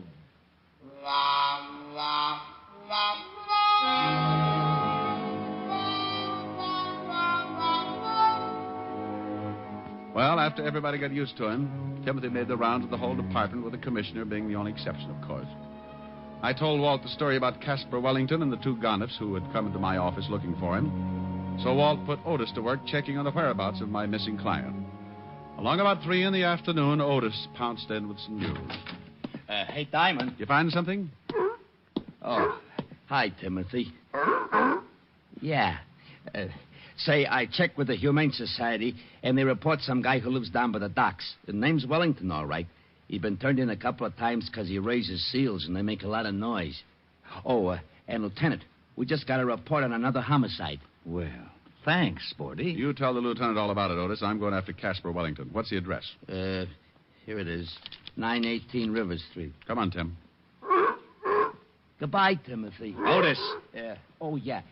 What was I saying? Homicide, remember? Just a little old homicide. I left Walt and Otis climbing over the furniture and headed for the address of Caspar Wellington. Timothy and I grabbed the first cabbie who didn't believe what he was seeing, and 20 minutes later we pulled up in front of a building on River Street. Thanks, cabbie. Yeah, sure. Thank the man, Timothy. Mister. Yeah? I didn't ask you nothing when you got in the cab because I just didn't believe it. Is that the seal you got with you? You were expecting maybe a raccoon? Do you always take him around with you like that? Sure, we're brothers. Stop by the house sometime for dinner when Mom isn't taking a swim. She's not a very good driver, is he, Timothy? You know it. Come on, you're going home. Hold it right here, friend. You hide him. This is a gun in your back. Oh. Yeah. Oh. You lied to me, friend. I'll go stand in the corner. Nah, don't move. Okay. George, grab the seal. Oh, now, wait a minute. Wait a minute. You can't do that. Wanna bet? Come here, you. Take your hands off that seal. Shut your mouth, friend. Next time you don't get it across the neck, I'll give you the rat on the skull. Okay, friend. I got him. All right, get him in a car. And you, stay put. One bad move, you're going to get shot up very bad. Come on, George. You got that thing in the car? Yeah, he's saying let's get out of here. All right, friend. Yeah. You see this I got pointed at you? I see. Good. Forget about today. You won't see it again. Open that big yap of yours and it goes boom. Now turn around, because when we leave, I don't want you looking back for no license number.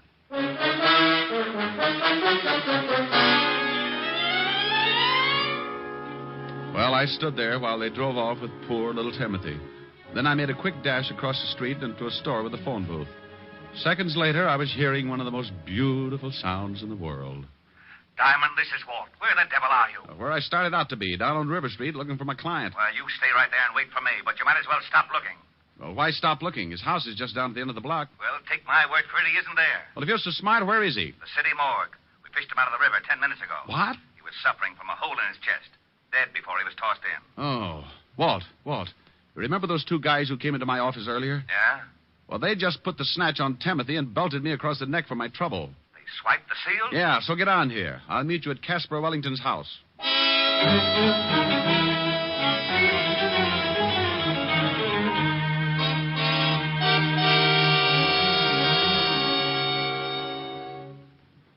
Anybody in the house, Rick?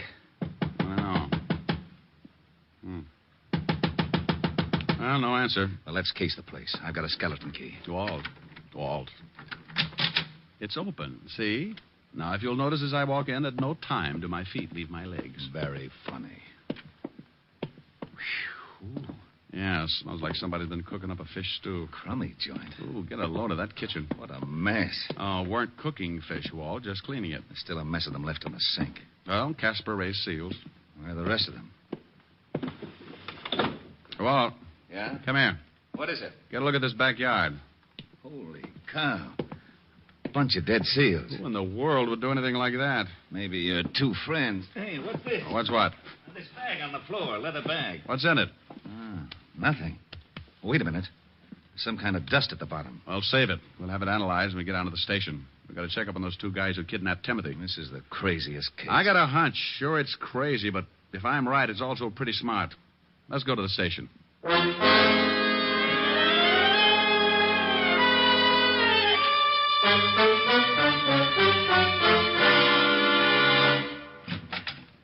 Hey, Lieutenant. Yeah, Otis? We just got something else on that Casper Wellington guy. Oh? What did he steal? Hey, how'd you know? Just a guess. Well, what is it, Hammerhead? Well, it seems this Wellington guy works at, used to work for David & Sons. David & Sons? Diamond importers. Oh, that ties it. Would somebody mind telling me what the devil this is all about? And, Rick, you stay out of it. Now, Otis, what about Wellington? Wellington? Oh, he ran off with a load of diamonds. Yeah, $50,000 worth. Hey, but you don't... Rick, will you please, for the sake of my sour stomach, tell me exactly what it is you know? I'd be glad to, Lieutenant. It's very simple. Wellington comes to me and asks me to guard Timothy. Two guys kidnapped Timothy. That we heard. Then we find a bunch of dead seals in Wellington's backyard and the remains of a pile of clean fish. So? So, the two guys who kidnapped Timothy were obviously after something, and the seal was part of it. Hey, maybe Timothy wasn't a seal after all. Now, what would he be, Otis? Well, if those guys wanted him that bad, maybe he was a mink. Oh, that bag you picked up, Walt. Have that powder in the bottom analyzed. I'll lay 6-2 and even that it's diamond dust. Well, you think... Yeah. I think Timothy's got a stomach full of diamonds. What? I think Casper was mixed up with the two guys who grabbed the seal, but in some way crossed them. Why? He had the high dilute, so he stuck it in some fish and fed it to Timothy. Then he left Timothy with me for protection until he could get him shipped out on a train. And in the meantime, the two guys who found Casper killed him and went back to his house to find the loot. Mm-hmm. They figured out the fish like you did and killed the seals in the backyard trying to find the stuff. You, my friend, win a herring. Otis, have the powder in the bottom of this bag analyzed. Put out a 108 on Timothy. Yes, sir. Diamond here will give you the description of the guys who grabbed him. We'll never find him that way. You got a better idea? Maybe, yeah. Look, you said those two guys killed Casper and then went right over to the house to look for the missing diamonds. Yes. All right, they knew where to look, but they didn't find anything. So they waited for me and Timothy. So? So Casper Wellington probably told them all about it before they killed him, trying to save his own life. All right, I'll buy that. So what? So by now they must know how hot those diamonds are. They're certainly not going to try to get rid of them here in town. And then they leave town. Yeah. And with that much loot, it would be a little risky if they tried by car. All right. How do they do it? The same way Casper thought of. Ship Timothy out on a train. Wait a minute, Rick. Otis. Yeah? Put in a call to all units. Tell them to cover the airports, train, and bus stations. Be on the lookout for a seal that's about to be shipped. Come on, Walt. Where to? Well, as long as Casper Wellington already made the arrangements by train, let's go down to Grand Central. Maybe our two seal nappers will keep the reservation.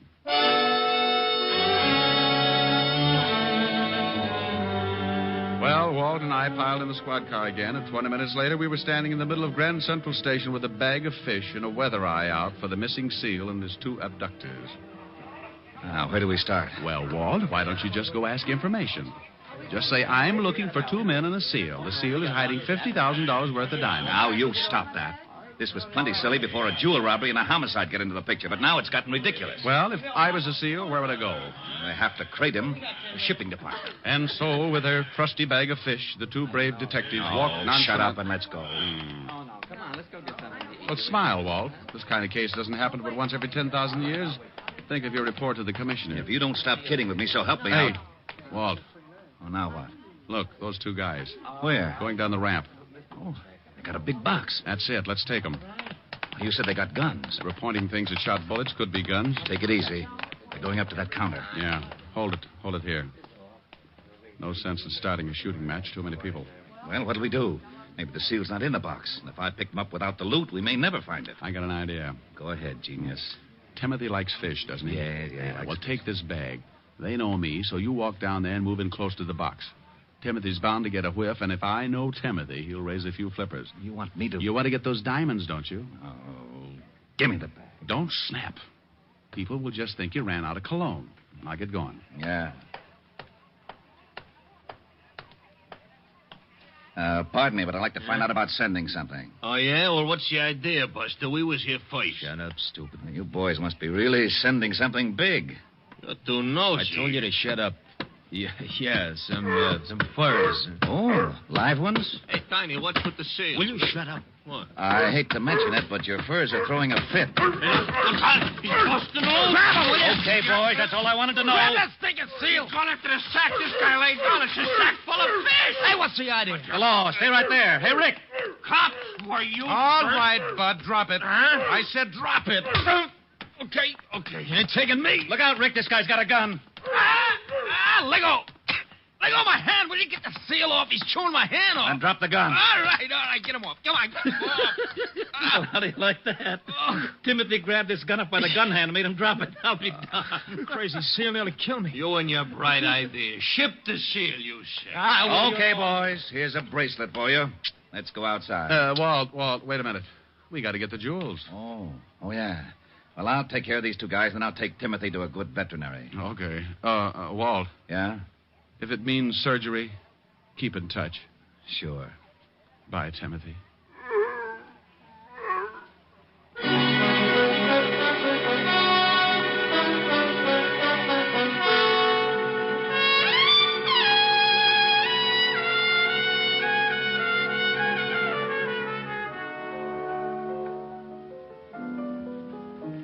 Rick. Huh? Now, don't be unhappy. Oh, how can I help it, honey? He's been in surgery for nearly an hour. Oh, but he'll be all right. They got a good vet. Oh, I hope so. I was getting attached to that seal. Oh, I got it. Yeah? Rick? Yeah, Walt. Yeah. How's Timothy? He had the diamonds in him, all right. Oh, but how is he? Well, Go ahead, Walt. You can tell me. I can stand it. he's very weak. Doctor says he thinks he doesn't want to live. No will. Oh, well, what's the matter? He was such a happy seal. I think he misses you, Rick. Every time someone mentions your name, he kind of honks and raises a weak flipper. I better come right down. He's sinking fast. Oh, you think maybe if he heard my voice, can you get a phone near him? Yeah, wait a minute. Okay, I got it next to his ear. Say something. Hello, Timothy. Oh, Walt. Yeah? Walt, ask him if he's seen a picture called Mrs. Mike. He says he saw it. Didn't like the leading man. Oh. Loved Evelyn Keyes. Oh. Ask him if he liked the music. Yeah, he liked that. Well, put the receiver next to his ear and I'll sing him the theme song. Well, go ahead and try. Anything in case of an emergency.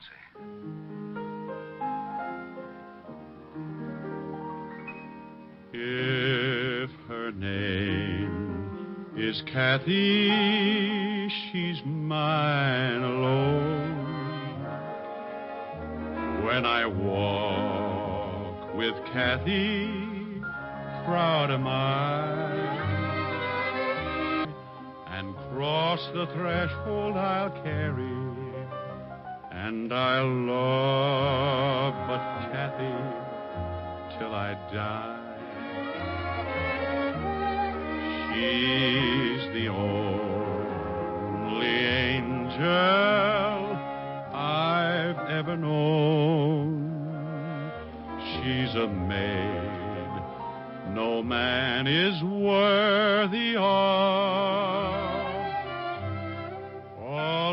girls are many, compared to her, there isn't any.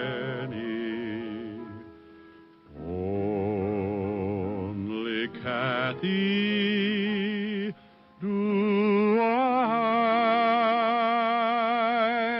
love.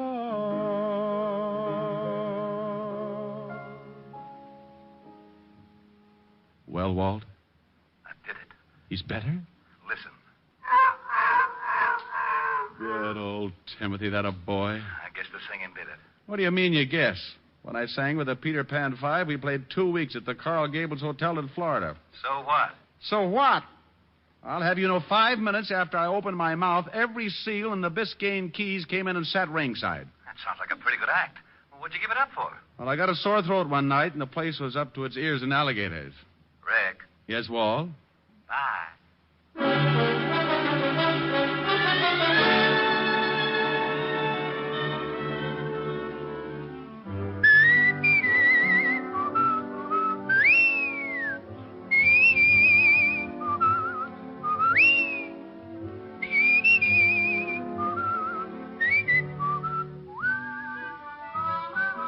You have just heard Richard Diamond, Private Detective, starring Dick Powell. Ed Begley played Lieutenant Walt Levinson. Also in the cast were Wilms Herbert, Fay Baker, Junius Matthews, Billy Bletcher, Tony Barrett, and Larry Dodkin. Music was under the direction of Frank Worth. Richard Diamond is written by Blake Edwards and directed by Russell Hughes. Dick Powell currently may be seen in the motion picture version of the best-selling novel, Mrs. Mike. Isn't that right, Dick? Yeah, that's right, Eddie. Oh, by the way, Ed Begley, who plays Lieutenant Levinson on our show, would like to say a few words to his old friends in Hartford, Connecticut.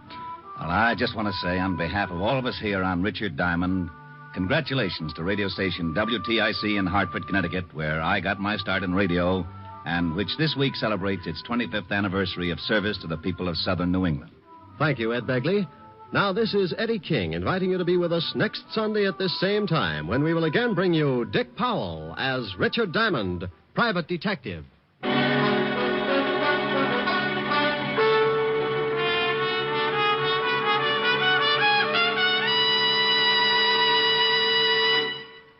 Governing a country is a pretty hard-headed business, and we don't usually think of our government as a dealer in dreams. But in one respect it is, because it's a dealer in savings bonds. Your particular dream for the future can come true through the judicious purchase of United States savings bonds today. As for buying United States savings bonds, the process is simplicity itself. If you're employed by others, use the payroll savings plan where you work. Your employer will set aside a specific sum from each paycheck for the purchase of bonds. If you're self-employed, use the bond-a-month plan where you bank. Either way, you'll be saving with regularity, with certainty, and with profit through the purchase of United States savings bonds. What's on NBC today? You'll hear Charles Boyer and Dorothy McGuire today on Theater Guild on the Air in Autumn Crocus. And there's the Phil Harris Alice Faye Show to add to your Sunday listening pleasure. Be sure to hear Charles Boyer and Dorothy McGuire on Theater Guild on the Air and the Phil Harris Alice Faye Show today on NBC.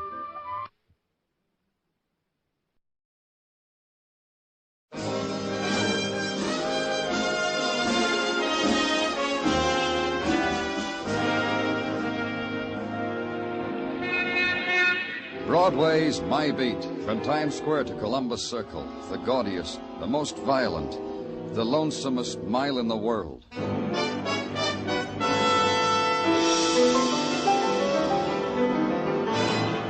Broadway's My Beat, with Larry Thor as Detective Danny Clover.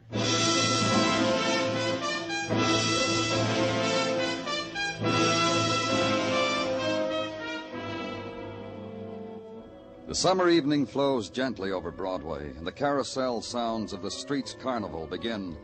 The brazen trumpet screams, calling the believers to the basement sanctuaries at a dime a prayer. The barkers of the night shout their spiels into passing ears. In the rustle of perfumed silk rides the June wind. You're shoved and pushed and mauled, and there's no bitterness because the taste of night melts in your mouth. You ride the rides, walk the midway, toss the hoop to win the Cupid. You try not to notice the plucking at your sleeve.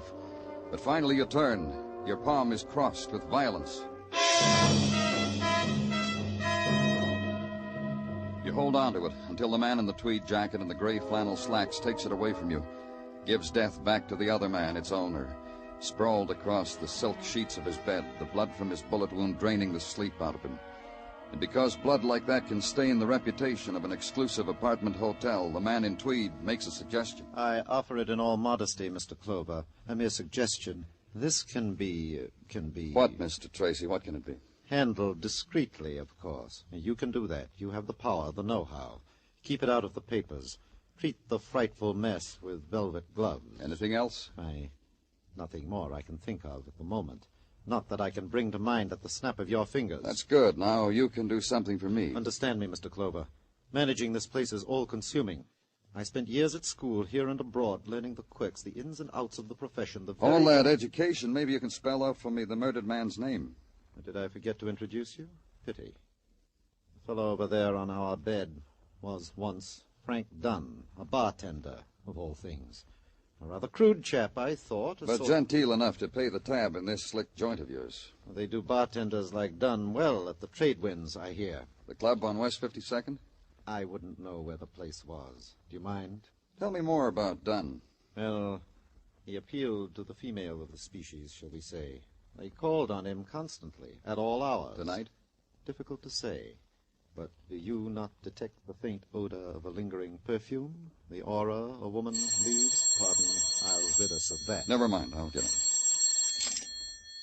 Hello? Hello? Frank? Would you put Frank on the line, please? Frank just stepped out. Could I give him a message? Who are you?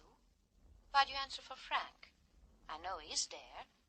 Does he not wish to speak with me? Who is this? Who shall I say is calling? No. No, there is something. This is not the way Frank would have it with me. Hello? Hello?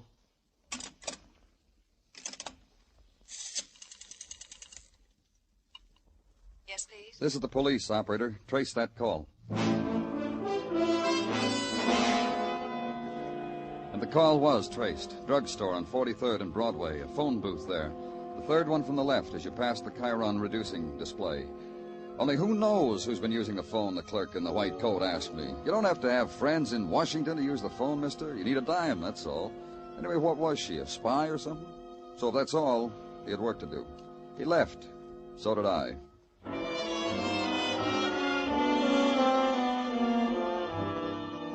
It was a short walk up to 52nd Street and the nightclub that's known as the Trade Winds. Outside, a beach boy in a custom-made loincloth said aloha and pointed inside. And inside, a beach girl said aloha and offered her nose to be rubbed, which came with a cover charge, the price of admission to tropical paradise. And it was. Even to the tropical birds playing tropical games and singing their sad songs in huge cages of gilded bamboo. And sitting in a fan-shaped wicker chair in the corner was Trader Milt Barker, wearing yellowed linen, his eyes bleary with the grandeur of it all. Until he saw me. Hey, Danny. Grab yourself a wicker and take a load off. Yeah. Quite a place you have here, Milt. Wait till you see the floor show, Danny. Got a dame here does a routine on a bed of hot coals. Milt, You try the authentic cuisine yet? You like fish? I got cold huma huma nuka nuka apawa. That would set you crazy. You sit still. I'll slice you some from the middle. Sit down, Milt. Huh? All right. So I'm sitting. So? About a bartender here, Frank Dunn. Frankly, he ain't showed up yet tonight. He commit something? He's been murdered. Kismet. Pure kismet. Fate, Danny. The way the department figures, it took a murderer to do it. Yeah, I guess. How'd he go out? Shot.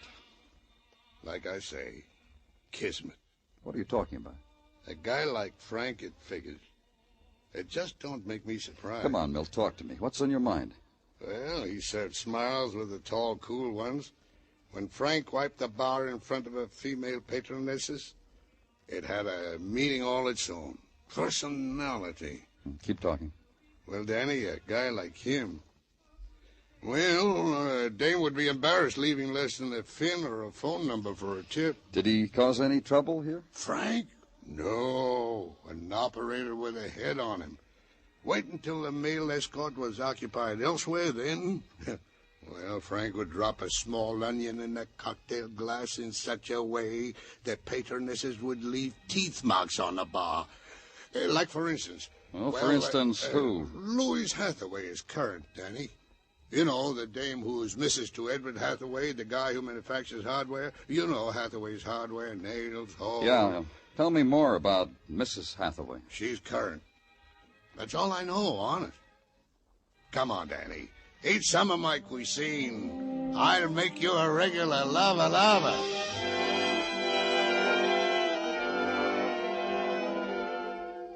And so, as the surprise pink spotlight dimmed slowly over Trader Milt's paradise, I heaved a sigh for the regular lava that would never touch my lips, and bid a fond farewell to the land of the Huma Huma Kukanuka Apawa.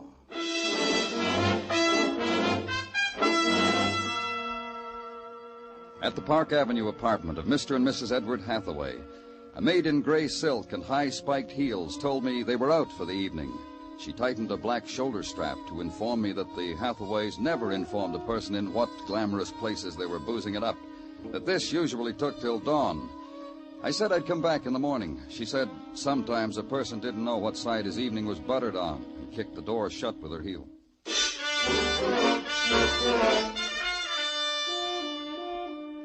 I guess I didn't wait the polite and proper interval after dawn, because the girl who opened the door to me this time was still yawning. Another thing, the long night had left no scar on her kind of beauty. Well, can't it wait? Whatever you want, can't it wait? You're Louise Hathaway? Uh-huh. Sleepy Louise. Tired Louise. If you weren't a stranger, you could rock me back to sleep. I need it so. I'm from the police, Danny Clover. Oh, you're the one Celeste told me about. Celeste the maid. What do you think of her? She thought much of you. Come on in. Tell me about it. Celeste's in bed. I let her stay because we dragged her out of it when we came in. Couldn't find the keys. You know how it is. But I'll drag her out again to whip up some eggs for us, if you like. No, thanks. Big night last night, huh? Ah, the biggest. You build a lovely city here, officer. Lovely and fair. And at night it glistens. Frank Dunn, was he a part of the night? You just played the only sad note there is, officer. Frank wasn't in it. Not anywhere. Why do you play a sad note like that to me? Because he's dead. Murdered. I don't think I'd ever let you rock me to sleep. You're cruel. And Frank, what about him? I wouldn't know about him, wise man. Once it got bad, and I tried to... Frank winked, grinned, splashed whiskey on my dress. That's all, huh? Just a clumsy bartender. So much more you'll never know. Once I was at the Trade Winds having dinner with hubby mine, and there was a phone call for me, and I took it, and it was Frank calling me from the bar. And hubby mine didn't know why I suddenly turned happy. He had sense enough not to ask. Your husband knows how you felt about Frank? I don't know. I don't care. I always made him tip Frank a lot of money, take him with us after he was through work. Well, it's going to be cheaper for hubby mine with Frank gone. And for me, such a high price, I don't mind telling you. Will you wake your husband, Mrs. Hathaway? I want to talk to him. He's awake. You can talk to him at his factory. Hathaway's Hardware Incorporated. Always the first man there. Sleeps an hour after I've kept him up the night. And off to the factory. Off to make a bed of nails for me. Just stay here in case we want you, Mrs. Hathaway. So you can talk more to me about Frank? It'll be a pleasure. Deep and fair. A pleasure. Any time.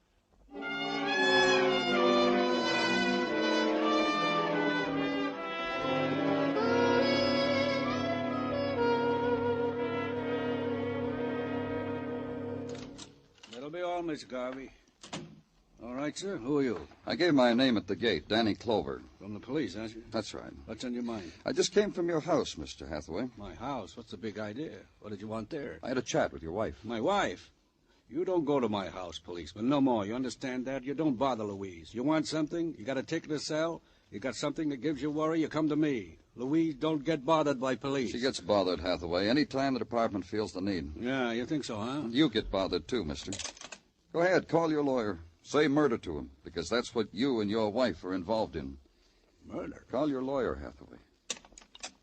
Look, now... The death of Frank Dunn, bartender, at the hands of person or persons unknown. Your hands, your wife's hands, both...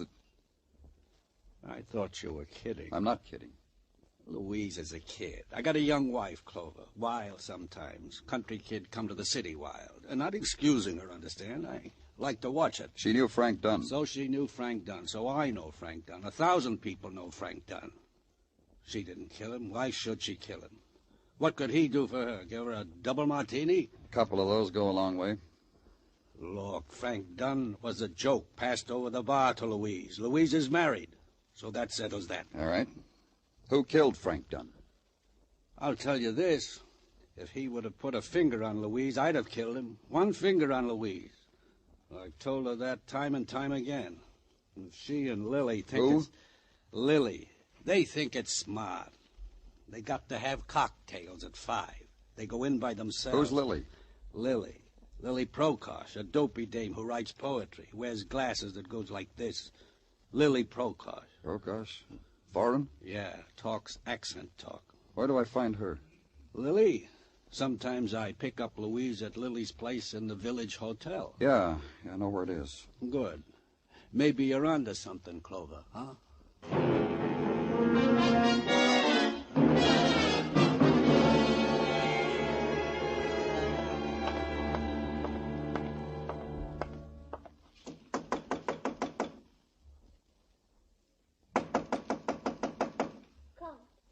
Come, please. Fell asleep here on the couch.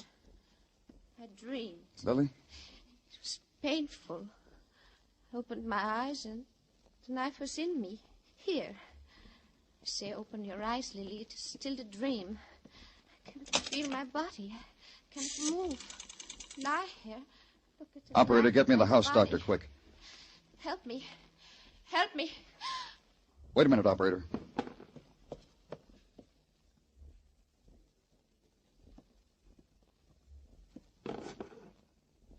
Never mind, operator.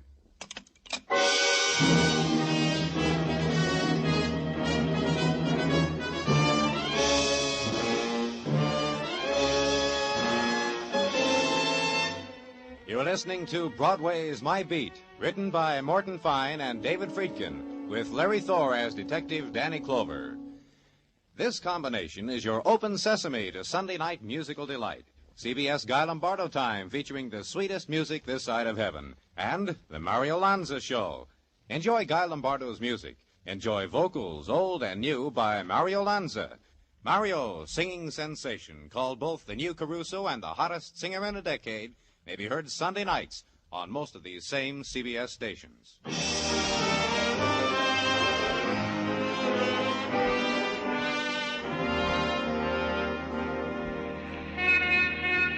The nice thing about Broadway, the good thing, the reason why you run the rest of the way until you get there, is that Broadway never lets you down.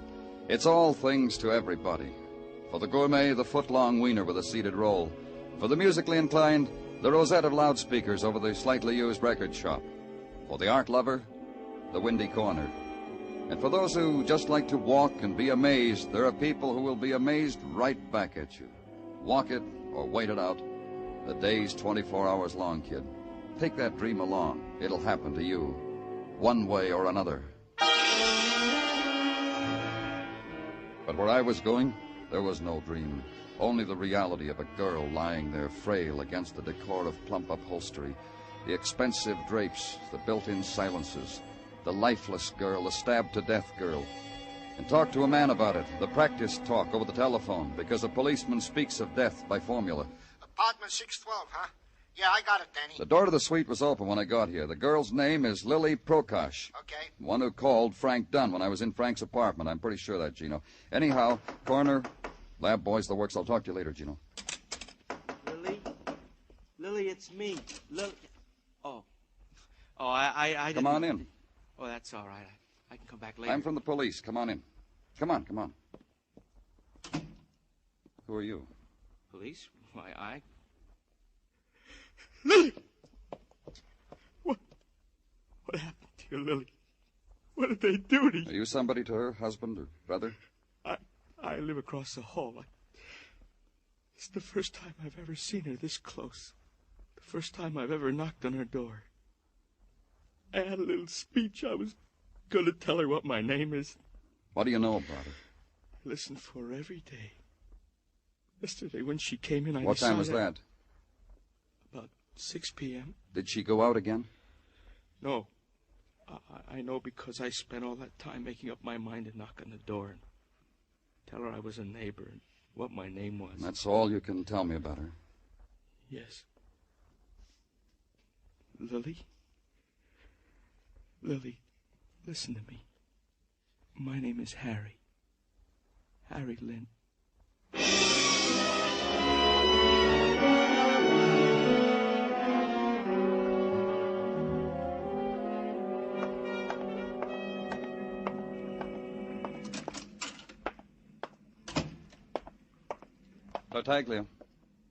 Tartaglia. Huh? Oh, it's you, Danny. The way I was standing here in the corner daydreaming, I'm not surprised I did not hear you come in. Dreaming? Because of the talent I discovered only last night in our little 6-year-old girl, Aida. Oh, tell me about the talent. Oh, Danny, the way my little Aida plays the piano. Plays good, huh? Oh, not only good, Danny, but she plays the piano underhand. What? And by ear. By ear. Gino. Yeah, Danny. Did you run down that stuff I asked for on the phone? Goes without saying. What'd you Danny, this is the only comment? It's not important. What did you get, Gino? Yeah. Well, Lily Prokosh, a writer of things that rhyme, gathered material nightly for her rhymes in the trade winds at the bar stool facing the station of the also deceased bartender, Frank Dunn. In the daytime, escorted said Frank Dunn to literary teas. Last night, came home at 6, an hour after the established time of Frank Dunn's murder. Nothing else? Only that the knife handle was wiped clean. I kept after the boys, Danny, but that's all they could dig up. Yeah. Underhand, huh? Yeah, Danny. You should see little Aida. I'd like to. I really would. Be sure to invite me sometime, Gino.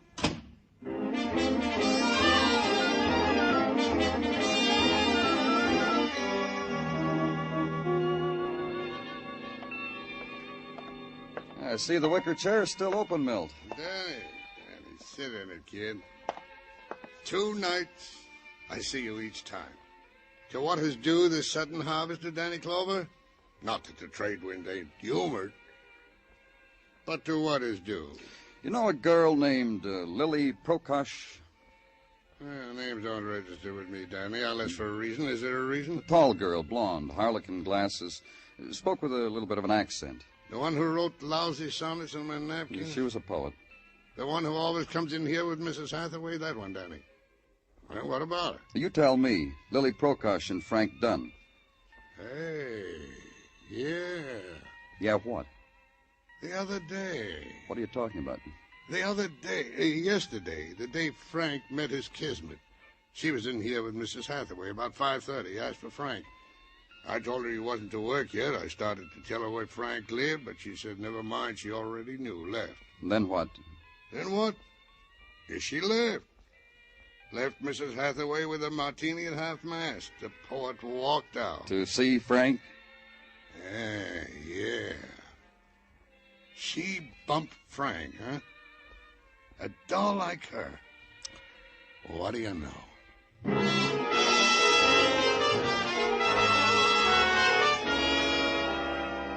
And then start all over again. Back to the room where I'd first seen Frank Dunn with his blood on the monogrammed sheets. Back to the room where this particular set of violence had begun to shape itself. And touch once more the things that had belonged to a man who had been well loved.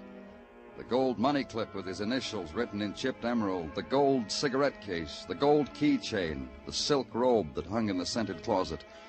And on none of these things the mark of an identity, the whisper of a killer's name. And all of it with a man in tweed at your elbow, commenting, snickering, fingering the imagined price tag. This little trinket must have cost one of them a good deal of her rainy day savings. Put it down. Dead, don't touch. Is that it, Mr. Clover? Exactly that. There's an etiquette about these things, I've been wondering, Mr. Clover. My brow is furrowed with wonder. I noticed. Hardly touches me, though. Sorry, Tracy. I've been wondering why you asked me to partake with you of this, what shall I say, this chamber of horrors. Because you're a liar, Mr. Tracy. And I indulge myself on the proper occasion. What was the occasion of my doing it to you? Yesterday, when you showed me Frank Dunn. Oh, that. You mean when I didn't reveal to you who had been visiting the bartender at his siesta before death? Now's a good time for revealing. Sorry, but it's slipped my mind. There's nothing the police can do about a mind like mine. Is there, Mr. Clover? Correction, there is. Who was here, Tracy? Who was here? Else you'll beat me? You hardly make it worthwhile defending a dead woman's honor. Who? That foreign thing, with the wind in her hair and the mist on her eyeglasses. Lily Prokosh? I've heard her announce herself that strange way on the house phone. She stayed long enough with the bartender to read him her newest poem. But they had an interruption. You can reveal that, too. It'll cost me a dear little savings plan I had in mind. The interruption, who was it? Lovely, frolicsome thing. Never been here before. Knocked on the bartender's door, was waved away, it seems. Tapped on my office door. Asked if I had a deck of cards. Wanted to play away love's bitterness. Sympathized. Played against her. Won 40 cents. Would have won more, only... Only what? In the midst of a deal, I had a call from the bartender ordering me to whisk the Prokosh thing away by freight elevator. I did.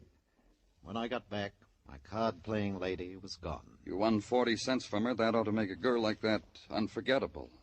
Ever seen Louise Hathaway, Mr. Clover? I have, in society columns. And that evening, she played cards with me. She's precisely what you say. Unforgettable.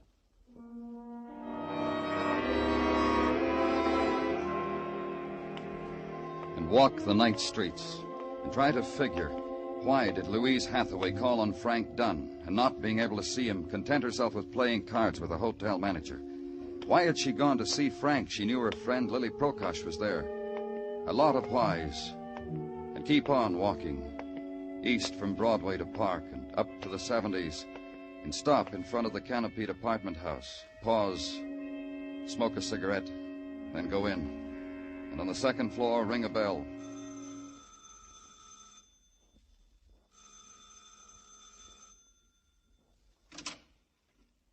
What do you want? Hello, Mr. Hathaway. I told you before. Let's go inside. You can tell me all over again. Thanks. Who is it, Edward? That cop. Yeah, me. Oh, hi. See, Mr. Clover, I stayed as put can be. I'm glad you did. That'll make it easier. What are you two talking about? Oh, we've got secrets, Edward. Yeah. About Frank Dunn. Oh, Danny, Edward knows all about that. Look, Louise and I were playing chess. Chess, huh? You know a lot of games, don't you, Louise? All the ones that are fun. Did you have fun losing 40 cents yesterday to that hotel manager? What's he talking about? What am I talking about, Miss Hathaway? Louise. Stop it. Darling, listen to me. Let me handle this. Take your hands off me, Edward. Louise. You knew Lily was with Frank Dunn. Why did you go there, Mrs. Hathaway? Why? That's right. Lily was my friend. I didn't want to see her get into any trouble.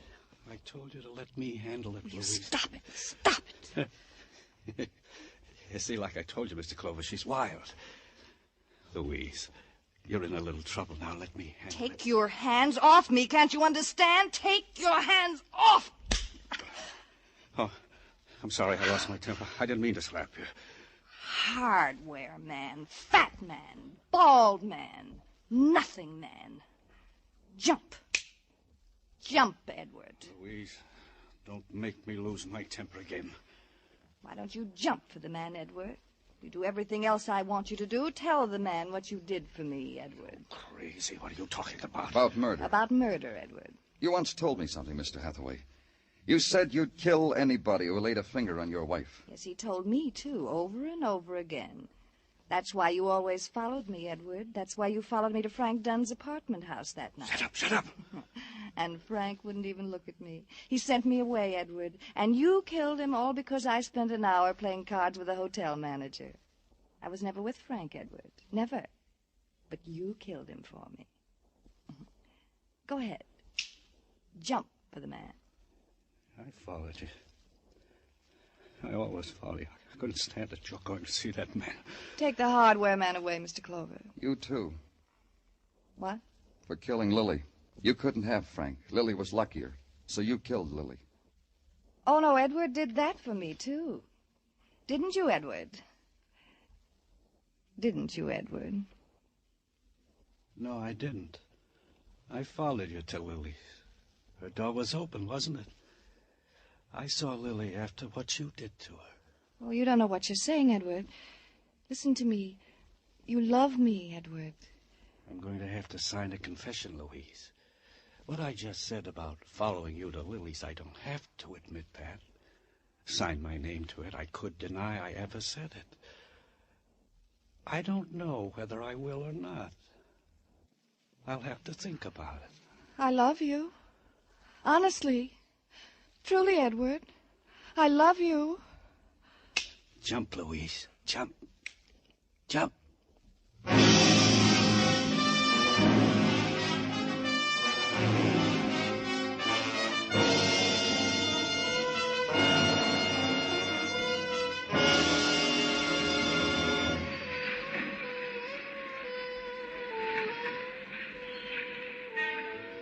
Broadway's quiet now. It's the 4 o'clock in the morning hour, the hour without color. But in a while, dawn will dip down, and there'll be fury again, and roar again, and crowd. The restless wandering, the puppet dance, the running after nothing at all. It's Broadway, the gaudiest, the most violent, the lonesomest mile in the world. Broadway, my beat.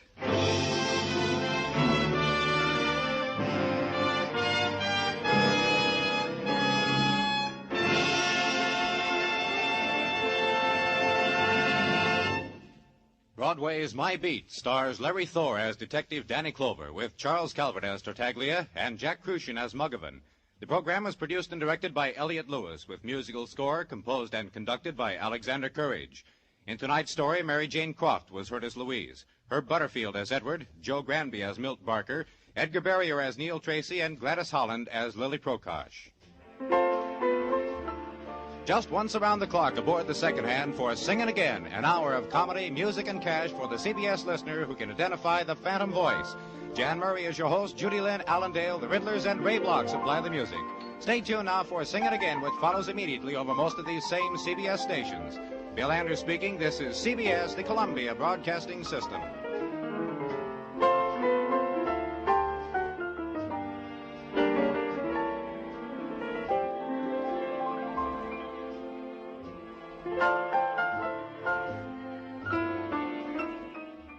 The Casebook of Gregory Hood, presented by the American Broadcasting Company.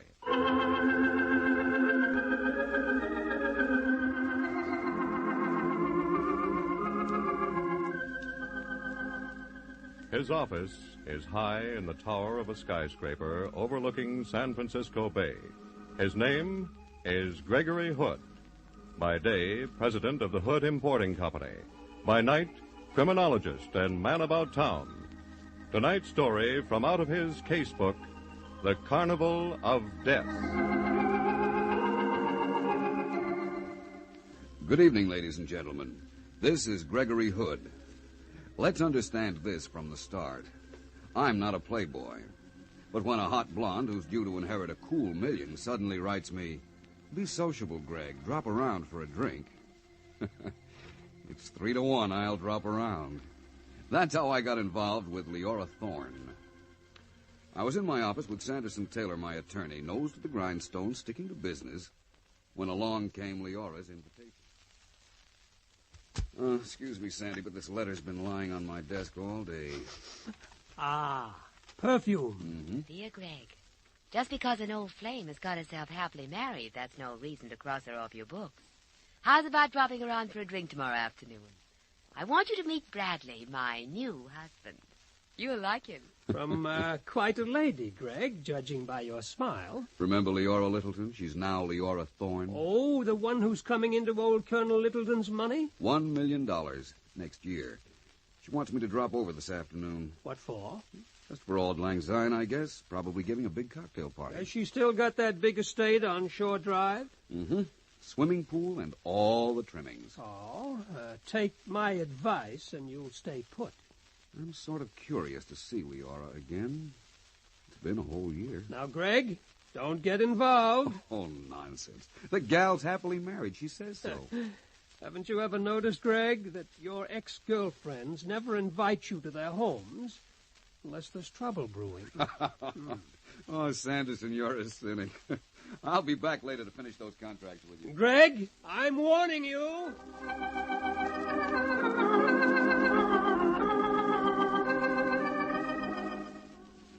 My attorney, Sanderson Taylor, is heap smart Injun. I should have avoided that perfumed Billy Do like rat poison.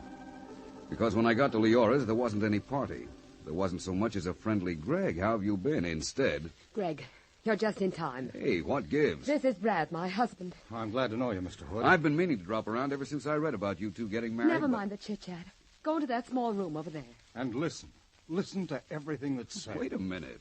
All I came for was a nice sociable visit. Greg, I need you. I'm desperate. That's right, Mr. Hood. We're both desperate. Before I could say, I'm booked for this waltz, thank you, and walk out, they pushed me into a small powder room. I watched them go into the library right alongside. I watched the butler usher in a little runt who wore a face like a dachshund plus a twitch. An unsavory type. I listened to Doco Face talking to Leora and Brad. My boss says to tell you an old Chinese proverb. Confucius say, a Welcher gets it in the neck. I'm not Welshing. $3,000 worth. I don't owe him a penny. What about the IOU? The game was crooked. I only signed it to get out of the place. Better pay it, girlie, to stay out of a coffin. Say, look, whoever you are, have a heart. That crap game was rigged. My wife was cheated into losing all that money. Please, I need time. Tell your boss to give me time. A week from today, my boss says. What about a week from today? That's how long you get. Or else.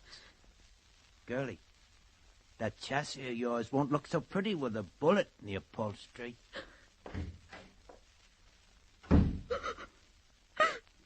Brad, what am I going to do? Oh, precious lamb, you've simply got to pay off. I can't. No, we'll sell your jewelry, rent this house, anything. Just so your life isn't in danger. No, please, precious lamb. Now, look, you two. You've roped me into this, so you'd better give me the lowdown. Greg, you heard that little man. Mm-hmm. Where have you been gambling, Leora? Out at Pacific Playland. Pacific Playland? That's an amusement park. I begged Leora to stay away. You didn't drop $3,000 on ping pong and darts, did you? There's a floating crap game out there. People never tell me these things. Who runs it? I don't know his name. They just call him the boss. A rigged dice game at a honky-tonk carnival. Leora, have you lost your senses? I can't explain it, Greg. Every now and then I get this itch to gamble. It just grabs hold of me and... Well, this time I got in too deep. I tried to stop her, Mr. Hood. Well, my advice is square up. I didn't like the looks of Jojo, the dog-faced messenger boy. I can't pay, Greg. What? I haven't the money. Leora Littleton, NG on the credit? I don't come into the bulk of Grandfather's estate for another year. You know that. Right now I'm in debt all over town. Darling, we'll sell things off. It's the only way. You're right, Thorne. Take that wristwatch you're wearing, for instance. What about it? I handle lots of fine Swiss watches at the Hood Importing Company, but nothing that unusual. I've never seen a heart-shaped design like that.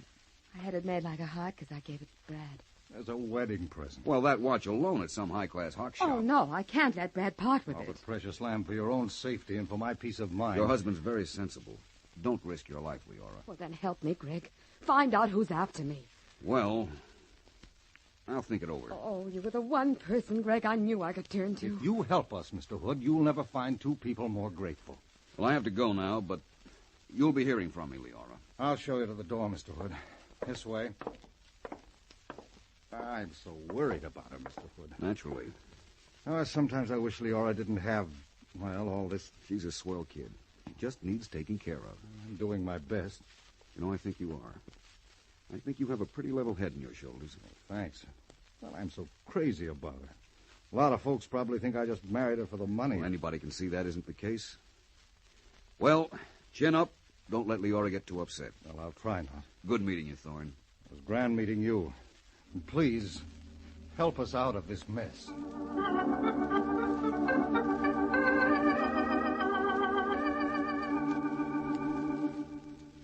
Well, Greg, how was Leora's cocktail party? What cocktail party? I thought so.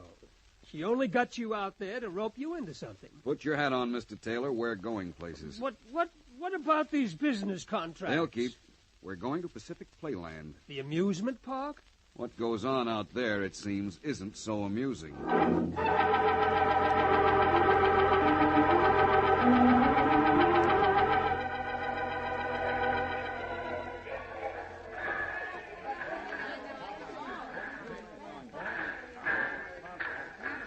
What did you find out, Greg? I've been pumping some of the concession owners. Do they know anything about a floating gambling game? They do. They're keeping mum.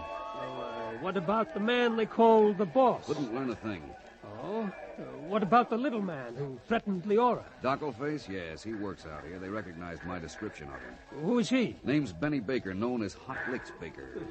Hot Licks? Used to be a trap drummer until he found an easier pitch. Well, he sounds like a charming character. They tell me he works at one of the concessions, some daredevil trapeze act, the incomparable Florette, whatever that is. Yes, it's over there. You see that neon sign? Well, hanging over that big tent. Well, come on, let's go visiting. 10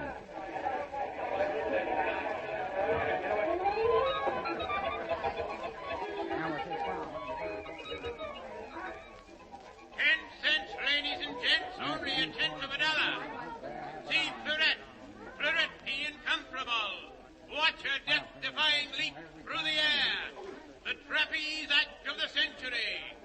At 200 feet, with perfect precision, the little lady will defy gravity. Buy 2 tickets, Sandy. Greg, that Barker. What about him?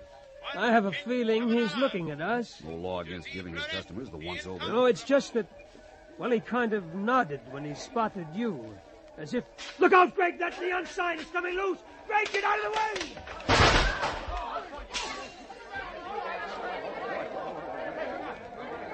Are you all right, Greg? Me? Sure, Sandy. You. Lucky thing you pushed me. Oh, I had heart failure. You were standing right under it. You had heart failure. Brother, I could feel the breeze as that sign went past me. Everybody okay out there? Accidents will happen. We'll have the debris cleaned up in a jiffy. Meantime, just step up, ladies and gents. See Fleurette, Fleurette the incomparable. Fleurette the Wonder Girl. Hurry, hurry, hurry. Greg, that was not an accident. Sure it was, Sandy. The sign just tore loose. When you were directly under it, I think somebody wanted to kill you. Oh, nonsense. He's right, Mr. Hood. Huh? I said your friend is right. 200%.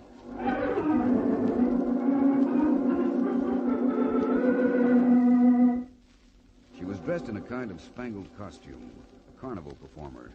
She'd inched her way to us through the crowd. She pulled Sandy and me over onto one side and talked in quick whispers, as if there wasn't much time. He knows you're after him. Who does? The boss, the man I work for. Who is he? What's he look like? Where does he hang out? What's it worth to you, Mr. Hood? To find out who's threatening Leora Thorne. Suppose you tell us first who you are. What's a diff who I am? Make with the cash offer and you'll get what you really want to know. 50. Oh, chicken feed, Mr. Hood. 100. Come again. Double or nothing. Step in, folks. Big show's about to commence. You will see Fleurette, the incomparable. Oh, that's my cue. I gotta go in the tap. You're Fleurette. Yeah, for a crummy 65 a week. All right, you win, Fleurette. $200. Let's have it. Where can I find this man they call the boss? Well, he's always at the same place. You'll find... Oh, look, I ain't got time to talk now. Why not? Wait, come back here. After my act. Meet me back at the tent in my dressing room.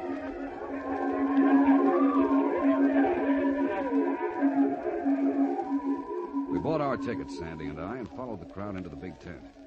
Pretty soon, the girl appeared and climbed a rope ladder, 100 feet up at least. 4 times a day she did this stunt. She must have had nerves of iron. Ladies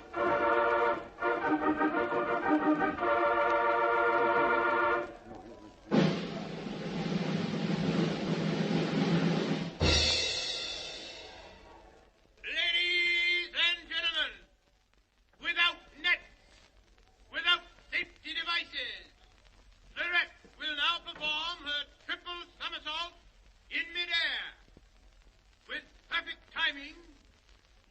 her move from one trapeze to the other. One mistake, ladies and gentlemen, will mean instant death.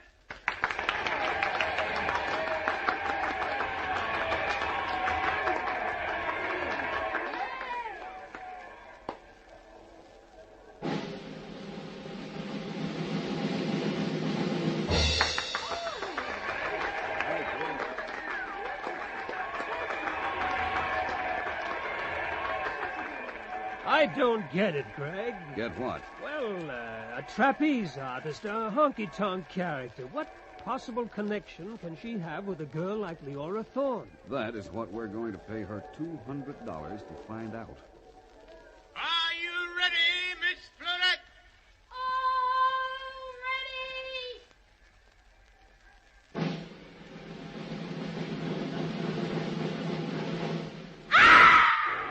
Greg, she missed!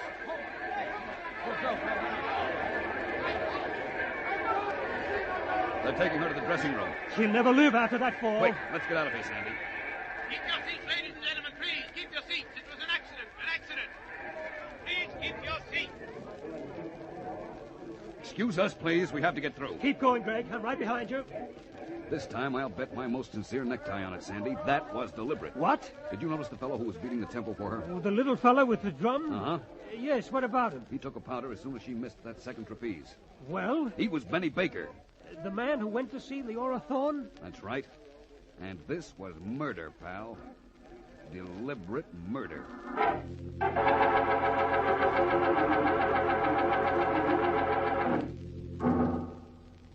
In her dressing room, the incomparable Florette was dying a death I wouldn't wish on my worst enemy. We pushed our way through before anybody could stop us.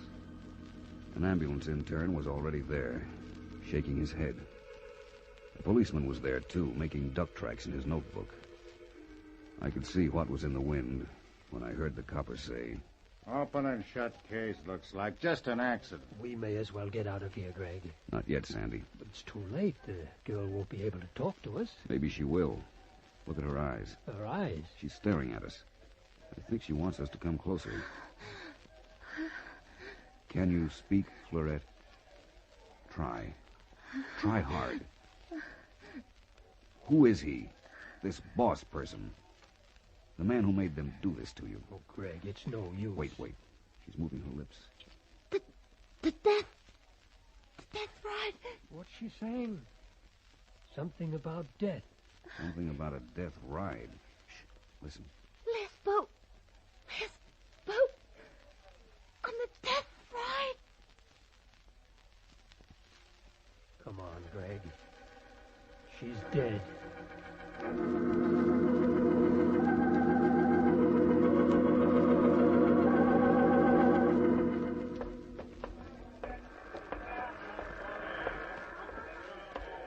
Well, we didn't get very far, did we? Not yet, but you may quote me as saying I'm hopeful. Oh, Greg, for Pete's sake. What?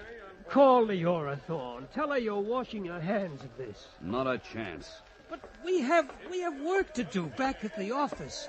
But this is ridiculous, traipsing around an amusement park. I'm going to find out who the gentleman known as the boss is. He's responsible for Florette's murder. What makes you so sure that Florette was murdered? You'll see. Right now, I'm wondering what she meant by that death ride stuff. She may have been referring to Leora. Could be. But on the other hand, hey. What, Greg? Down there on the midway in colored lights a mile high. The death ride. 25 cents. An amusement concession. Well, things are adding up. Come on.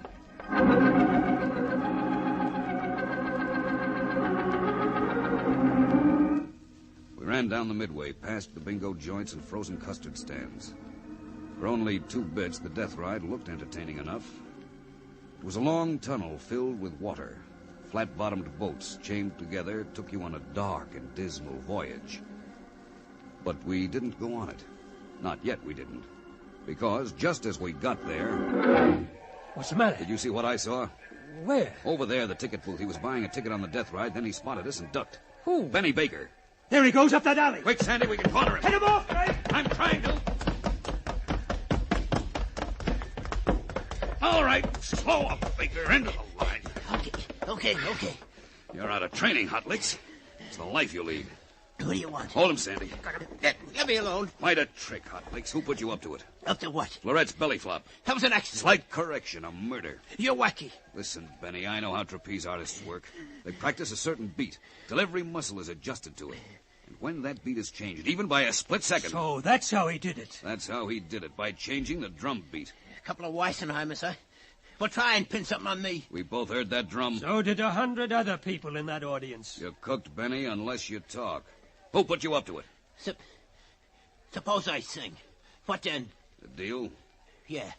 I don't do business with rats, Benny. Here's what I do. Hey, cut it out!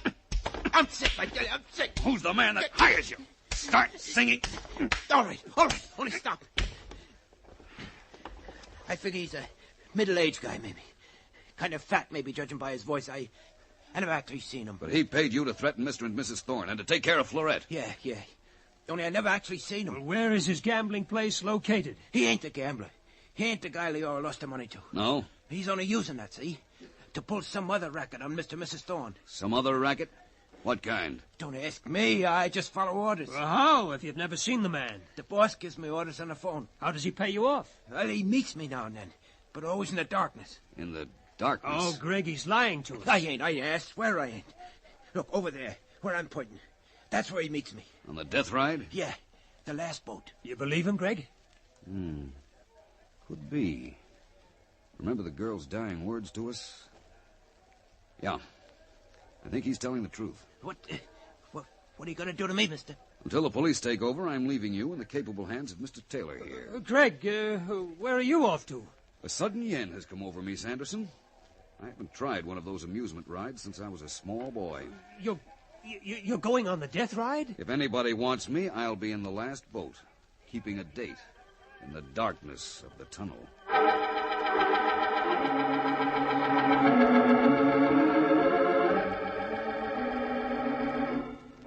I strayed over to the ticket booth and put down my quarter. It was past midnight now, and I was the only customer. I waited by the entrance gates. The string of tiny boats emerged from the tunnel, slowed up, disgorged a load of giggling bobby-soxers. Then it was my turn. I asked the old geezer who was in charge, "Mind if I ride in the last one?" Ride anywhere as you please, mister. The death ride got underway, with yours truly as the only passenger. Suddenly, I felt lonely, as if I didn't have a friend in the world. The boats headed into the long, black tunnel. I couldn't see my hand 2 inches in front of my face. In the inky blackness, I lost all sense of direction. I felt stifled. Beads of perspiration collected on my forehead. But, so far, no fellow passenger. You know that feeling you get in a dark room? That a stranger is right alongside you? Well, suddenly I knew. I could sense him sitting behind me in that last boat. I waited for him to speak. But all I could hear was the water in that tunnel and his watch. The ticking of his watch. I remember how it echoed. Finally, when he talked, his voice was muffled. When I answered, I tried to sound like Mr. Benny Hotlick's Dockleface Baker. That you, Benny? Yeah. Take care of Florette? Yeah. Good boy. Got another job for you, Benny. Okay. Up near Tahoe. Gonna be an accident up there. Tomorrow morning. What kind of accident? Falling rocks. Automobile's gonna get out of control. Will someone get killed? A girl. Suddenly, a shaft of light. There must have been a torn place in the canvas that lined the tunnel. Suddenly, he must have seen that I wasn't Benny because... Okay, what? I couldn't turn around. His hands were on my throat. I still couldn't see who he was, and the hands kept gripping tighter. Tighter! And then Roman candles started shooting off in my brain. bonfires danced before my eyes, and then I blacked out. So long, Hood. Here's where you get off. Only 2 feet of water, but enough to drown you.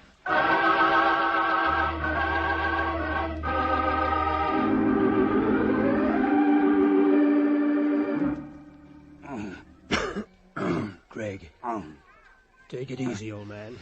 Oh, my throat. Just lie on that bench for a while. Where'd you find me, Sandy? On the death ride.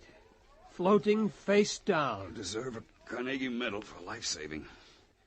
How come such perfect timing? Well, he got away. Baker? I was running after him. Just as we passed the death ride, I saw a passenger climbing out of the last boat. It wasn't you, and I got worried. That passenger. What did he look like? I didn't wait to see. I grabbed a flashlight from the old man and went sloshing into the tunnel to find you. I never saw that other passenger either. Too dark. That was the boss. Yes. Any idea of his identity? None. His hands suddenly... Sandy. Yes? I just remembered that fellow's hands, his left wrist. What? Never mind, it'll keep. We'd better get after Benny Baker. I've learned he's a professional killer with another job on tap for tomorrow morning. Oh, and I let him get away. Come on, we've got to stop him.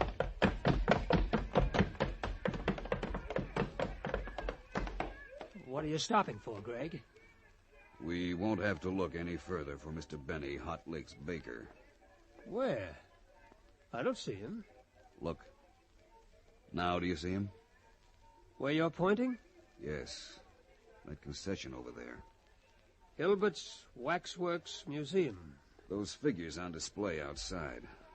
Look at those wax figures. Oh. Greg. How fantastic. Fantastic was the word, all right. 3 of them standing upright and motionless. Napoleon, Mary, Queen of Scots, holding her head in her hands, and Jack the Ripper, all built of wax. Alongside, slumped over and equally motionless, was Benny Baker. They made a lovely foursome. Oh, that green spotlight on them, you'd almost swear that Benny was a wax figure, too. Yeah, except for the bullet hole and the blood. Sandy, let's get back to the car.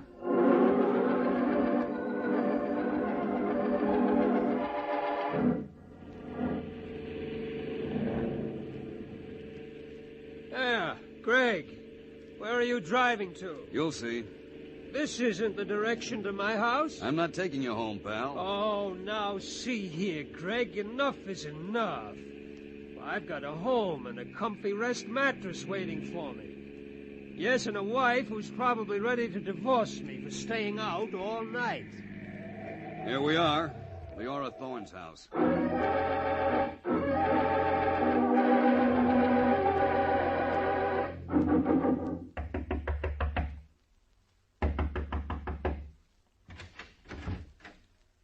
I know it's late, Leora, but I've got to see you.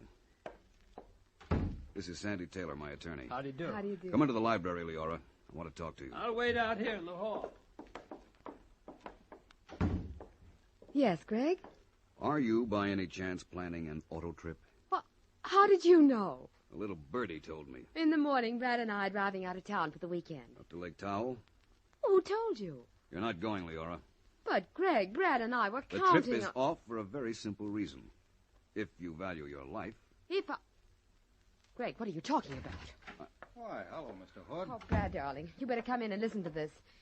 Oh, I woke up as I heard you going downstairs, Precious. Greg insists that we call off our trip to Tahoe. Oh? Well, why's that, Mr. Hood? Falling rocks. What? There's to be an accident on that mountain road to Leora's lodge. Leora is scheduled to be a corpse. Greg!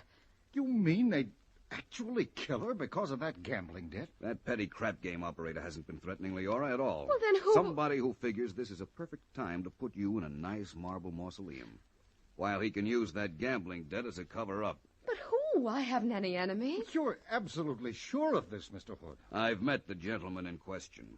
You've seen him? I didn't say I'd seen him. We met in the darkness. He tried to kill me. What? Oh, he's a bad boy. He had 2 Confederates working with him. When they talked too much, he put them both out of the way. It all sounds so fantastic. Laura's right, Mr. Hood. Like a bad movie. You don't care for melodramatic doings, eh, Thorne? Well, I guess I'm just not used to them. You like things to be calm and serene, eh? Well, yes, I guess you'd call me the matter-of-fact type. Mm-hmm. Tell me something, Thorne. Yes? Don't you ever get tired? Well, tired of what? Of playing cat and mouse, you filthy Greg, squirt. you're out of your mind. He knows you love him now, Leora. He knows he's mentioned in your will. He also knows how changeable you are, and he'd rather be a rich widower than a poor ex-husband. What? Get out! I'm not listening, Brad. I'm just not listening. You used to work in carnivals in the old days, didn't you, Thorne? With Florette and Benny. You knew they could be hired for a price. Brad, don't let him say these things. That's right, Thorne. Don't let me say them. Okay, Hood. This is how you want it. Stand up. Brad, that gun. You too, precious lamb. You once told me you'd die for me. Here's your big chance. Oh, no. Grab him, Sandy. I've got him. All right, Thorne. You coming quietly to the police, or do we play more patty cake? I'll come. Quietly. I knew it was you ever since that excursion on the death ride. You knew? How? Say goodbye to your wife. Goodbye, precious lamb. Now take off the wristwatch and give it to her. I don't want it. But your love gift to him is what put me onto him. What? In the darkness, Thorne, it was like an engraved calling card. A wristwatch? Heart-shaped. Extremely unusual.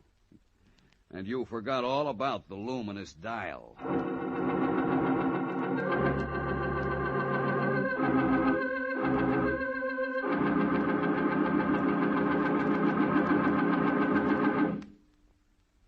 You have heard The Carnival of Death, an adventure from the case book of Gregory Hood, written this week by Jerome D. Ross, directed by Martin Andrews, and produced by Frank Cooper Associates.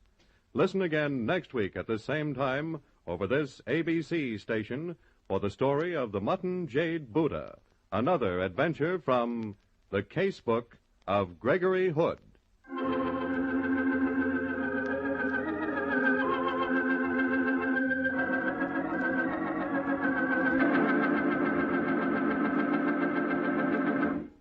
This is ABC, the American Broadcasting Company. The Cudahy Packing Company, makers of Old Dutch Cleanser and Delrich, is happy to bring you today's Nick Carter adventure transcribed. This was done so that everyone connected with this program would be able to spend Christmas Day at home with their families. And now, new wonderful Old Dutch Cleanser, the only cleanser made with activated seismotite, invites you to stand by for Nick Carter, Master Detective. Today's Nick Carter adventure starring Lon Clark, The Case of the Phantom Shoplifter, brought to you by new wonderful Old Dutch Cleanser.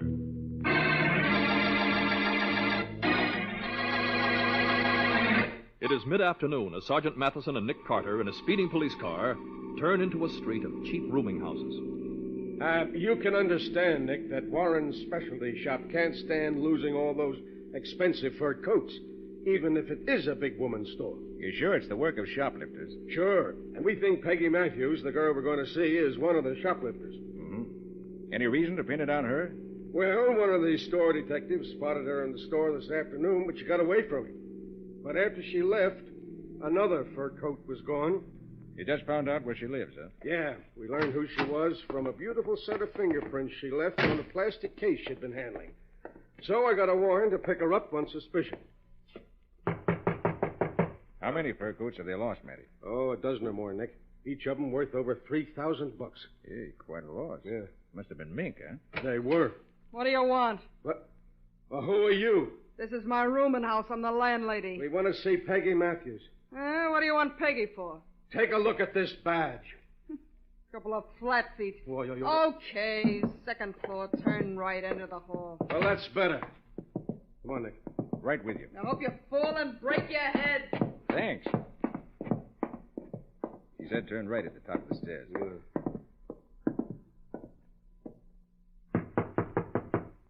This must be the room. I don't hear anything, Nick. Well, with this warrant, we can go right in. Hey, door isn't locked. Great Scott. Oh. Someone moved faster than we did, Matty. She's been strangled with one of her own nylon stockings.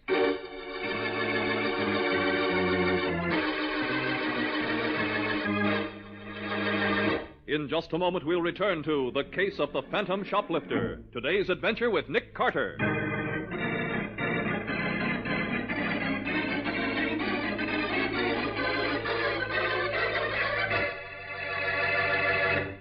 Maybe you were up way past midnight last night, trimming the tree, wrapping last-minute packages, planning wonderful surprises to greet your youngsters when they hopped out of bed at dawn this morning.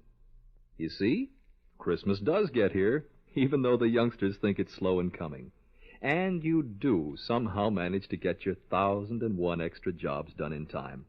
And isn't it wonderful? Right now, chances are you're all together, the whole kit and caboodle of you, with your Christmas tree lights glimmering in the twilight, your radio turned on. A perfect opportunity for us to bring you this special message. The makers of Old Dutch Cleanser are happy indeed for the privilege of bringing these radio programs into your home throughout the year. Happy, too, that Old Dutch Cleanser itself is a trusted and helpful friend in so many of your homes. We hope you've all had a wonderful, wonderful Christmas day, never to be forgotten.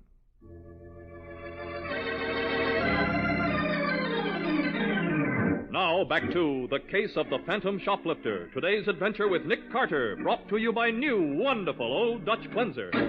Nick and Mattie are back in the murdered girl's room after unsuccessfully searching the house for the killer. Several men from the homicide squad have just arrived and are going to work as Patsy Bowen hurries in. I came as fast as I could, Nick. Oh, you didn't tell me it was a murder. We called you, Patsy, because we thought this needed a woman's touch. Oh? Yeah, this dead woman is Peggy Matthews, Patsy. Uh-huh. She's a shoplifter who was seen acting suspiciously in the Warren Specialty Store this afternoon, just before another mink coat disappeared. Is this the coat here on the chair? No, we found that one in a clothes closet. She bought it a month ago in a small fur shop downtown. Now there's a label in the coat, and we phoned the store to check it. She paid $400 for it. 400 for this rabbit skin? Yeah? Oh, she got stuck, but good. That's why I wanted you to see it, Patsy. I needed your opinion. Oh. Hey, Nick. Look, I've been thinking. Maybe we ought to bring the manager of the fur department of Warren's specialty shop down here to look at her, just to be sure this is the girl he saw, huh? Good idea, Matty. Come on, Patsy. We'll bring her back here as soon as we can, Matty.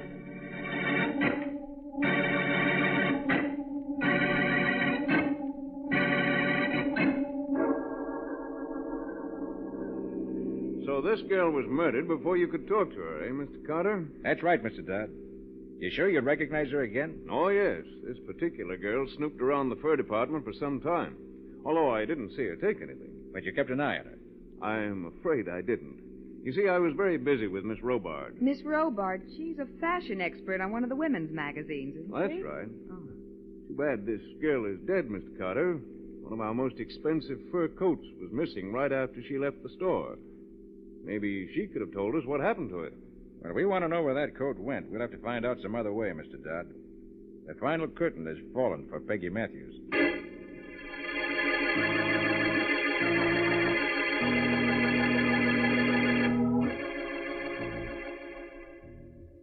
Well, Mr. Dodd, is this the woman you saw in your department store this afternoon? Yes, Sergeant, I'm certain of it.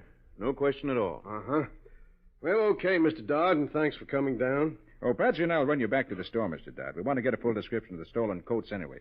Can we leave at once, Mr. Carter? You see, Miss Robard is waiting for me to get back. We've been in conference all afternoon, but there's still a lot left to do. Sure. We'll leave in just a moment. Hey, Matty. Yeah, Nick. Did you dig up anything while we were gone? Well, just one thing, Nick. The landlady broke down, finally, told me that Bruno Seeley has come here to see Peggy a couple of times recently.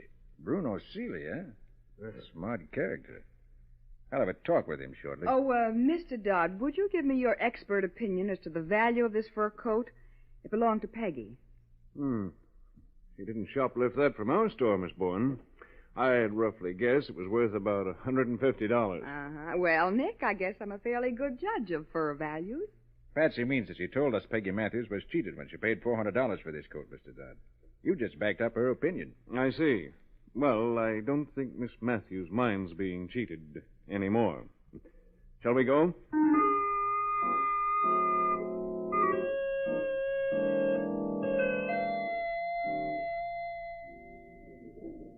Miss Bowen, Mr. Mr. Carter. This is Audrey Robard, the fashion expert I told you about.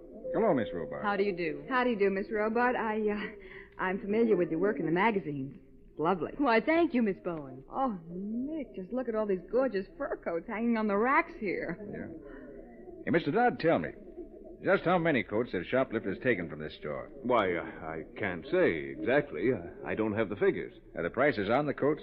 I mean, could anyone tell they were getting the best just by looking at the price tags? No, indeed. Each coat is marked with a code number.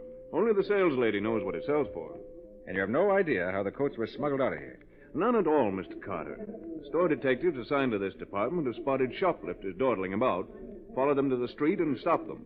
But although we found a number of stolen items, there wasn't a single fur coat. Well, I don't think you're too careful with your coats, Mr. Dodd. All the time we've been talking, there's been a lovely coat lying right there on that display table with no one near it. Oh, that's my coat, Miss Bowen. I threw it down there as I came in. And it's not as nice as it looks from here. Oh, well, you've had it a good many years, Audrey. Nothing lasts forever. How right you are. Mr. Carter, why don't you go up and see Mr. Warren, the owner of the store? He might be able to tell you things I couldn't. Yeah, good idea. Is he here? Well, it's almost closing time, but I'm sure he's here. He never leaves until later than this. His office is upstairs, 4th floor in the rear. Good. I'll go see him. We need every scrap of information we can get.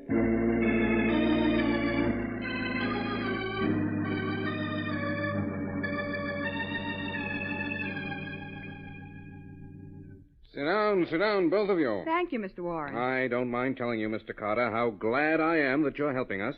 Tell me, Mr. Warren, just how many coats have been stolen? 15. And the cheapest of them retail for $3,100. Oh, say, they really made a haul, didn't they? Over $50,000, Miss Bowen. Golly.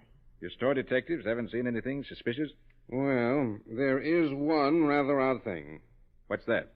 Lately, we seem to be attracting an unusual number of professional shoplifters. Many of them are known to our detectives. But they haven't caught them with anything? Well, just small, miscellaneous items, Miss Bowen. Never anything really valuable. There's no way of smuggling the coats out through a crooked employee, perhaps. Absolutely not, Mr. Carter. Why, we've checked that thoroughly. Yet we're completely at a loss to know how the coats get out of the store. Well, thanks, Mr. Warren. Oh, not at all, Mr. Carter, not at all. Now, please don't hesitate to call on me for any sort of help at any time. I will. And we may have news for you soon. Good. We got one clue that may lead us somewhere. In fact, we're going to see the man in question right now.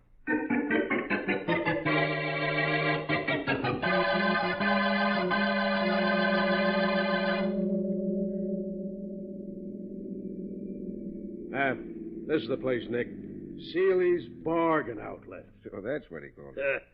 Wonder how legitimate a business it really is. Well, Bruno's already done one stretch as a fence for stolen goods. If anybody's in a position to direct a shoplifter's ring, Bruno Seeley's the man. Well, Matty, come on. Let's see what he has to say. Right. Nick, all the fur coats that were stolen were the very best quality, weren't they? According to Mr. Warren, they were. Mm-hmm. But, Nick, if Peggy Matthews got gypped on the coat she bought for herself, how would she know enough to pick out a really good one? The prices weren't on the coats. Say, that's a very good thought, Patsy. If Peggy got cheated so badly when she bought her own fur coat, it's proof she didn't know good furs from bad. Hey, that's right. Oh, Patsy, it takes a woman to notice a clue like that. And if I'm right, Peggy had nothing to do with stealing any of those coats. Not unless someone pointed out the good ones to her first. Yeah, Nick. Well, come on, let's go in and see if Seeley can throw some light on this. Hello? Anybody here? Hello?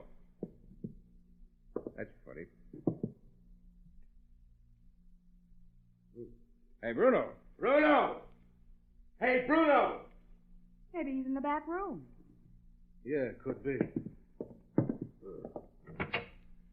Hey, the back room's empty, too. What's that? Sounds like somebody in pain.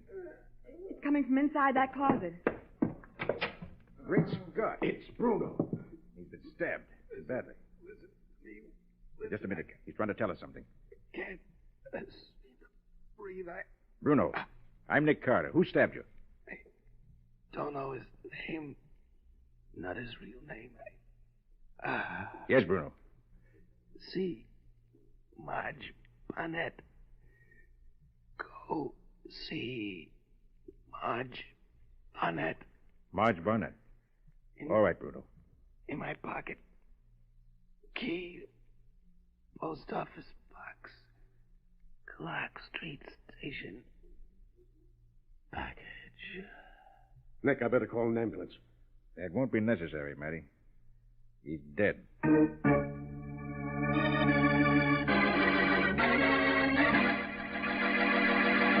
Nick and Matty are faced with a second murder. We'll see what happens in just a moment.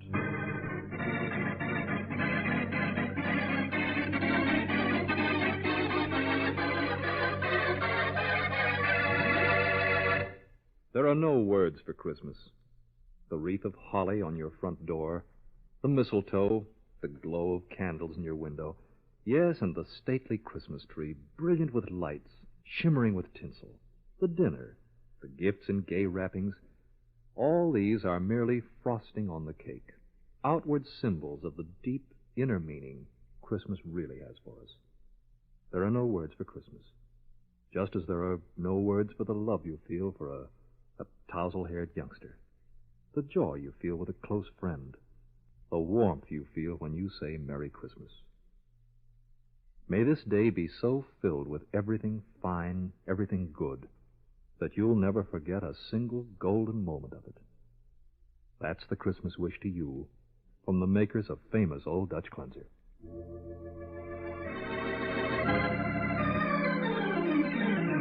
Now, back to The Case of the Phantom Shoplifter, today's adventure with Nick Carter, brought to you by Old Dutch Cleanser.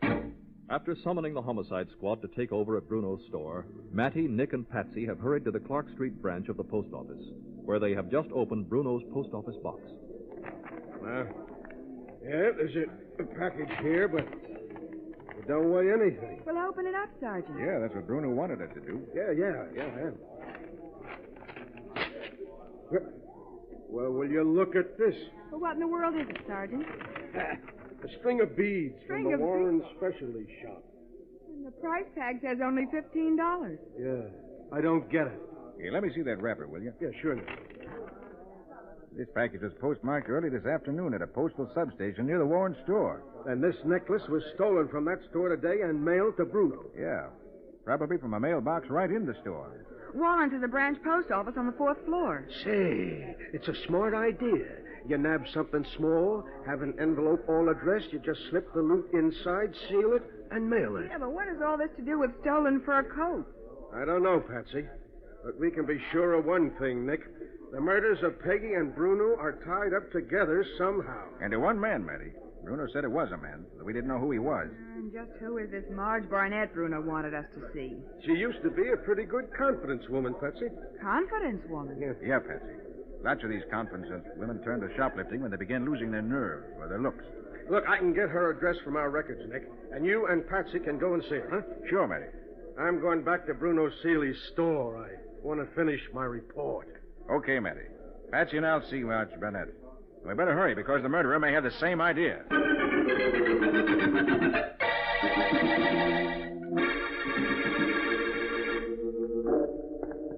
Oh, Nick, this is Marge Barnett's apartment. Here's the name below the bell. Hope she's home. Well, the police certainly keep an up-to-date file on crooks, don't they? Sergeant Matheson got this address for us in only a few minutes. Yeah, Patsy. People only knew how... Yes? Hello, Marge. I beg your pardon. Am I supposed to know you? I know you. You must have slipped to turn to shoplifting. Who are you? I'm Nick Carter. Oh, Nick Carter, huh? Well, what do you want? Shall we talk out here in the hall where everybody can listen? Oh, come on in. Snooping coppers give me a pain. Thanks. This is Patsy Bowen, my assistant. Trying to make a cop out of her, too? You ought to be ashamed. Why, I like it. Marge, Bruno's dead. Bruno dead? He was murdered, Marge. So is Peggy Matthews. Who did it? Suppose you tell me. Oh. Goodbye, Carter. I'm not talking about nobody. Now, wait, Marge, wait. Bruno was stabbed. When we found him, he still had a few seconds to live, and the last thing he told us was to come and see you. Bruno said that, did he? He did. I wonder why. Maybe he was trying to save your life. Hey, come on, tell me, how'd you get into this anyway? Oh, I'm getting old, Carter. As you know, I've been everything from a cheap shill to the operator of a big store. From the best roper you ever saw to a plain subway dealer. You've been what? In English, Patsy. She means she fronted for con men and rose to become the operator of an important con game herself. She worked from the top as the smart, pretty girl who brings in the suckers. Being a subway dealer means she was reduced to dealing cards from the bottom of the deck. Well, it sounds almost fascinating, if I could understand it. How many of these small, inexpensive items did you steal, put into a package, and mail to Bruno, Marge? So you're wise to that, huh? I thought it was pretty good. Yeah, it was. Until fur coats and murder got mixed up in it. Where do fur coats come in? Look, Bruno paid you to steal these small articles for him. And paid you more than you could get anywhere else, didn't he? Yeah. He said he had a particular customer for a lot of that junk. All right. Just what orders did he give you?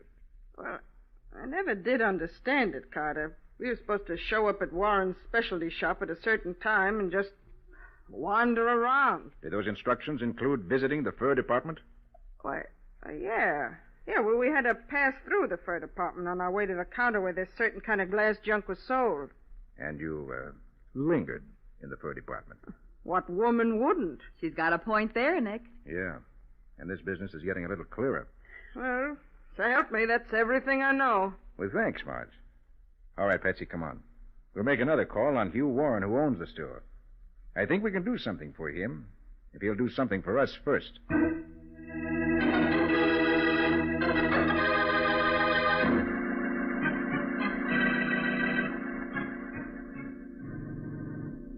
I hate to bother you at your home like this, Mr. Warren. It's perfectly all right, Mr. Carter. Perfectly all right. I hope we're not interrupting your dinner, Mr. Warren. Dinner? Why, Miss Bowen, it's after 9 o'clock. Oh. Well, so it is.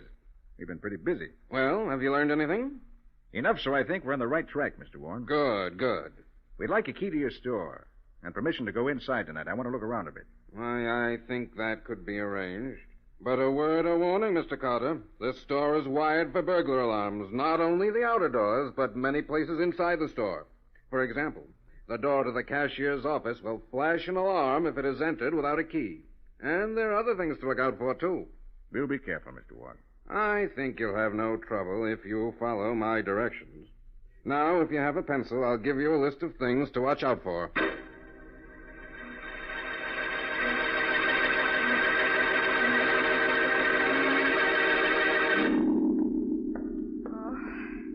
Golly, Nick. I never realized how lonesome a store like this can be after everyone's gone. Yeah. Wonder where the watchmen are. Mr. Warren said there'd be 2 of them here. We haven't run into either one of them yet. Well, it's positively eerie in here with just our 2 flashlights for company. Let's see.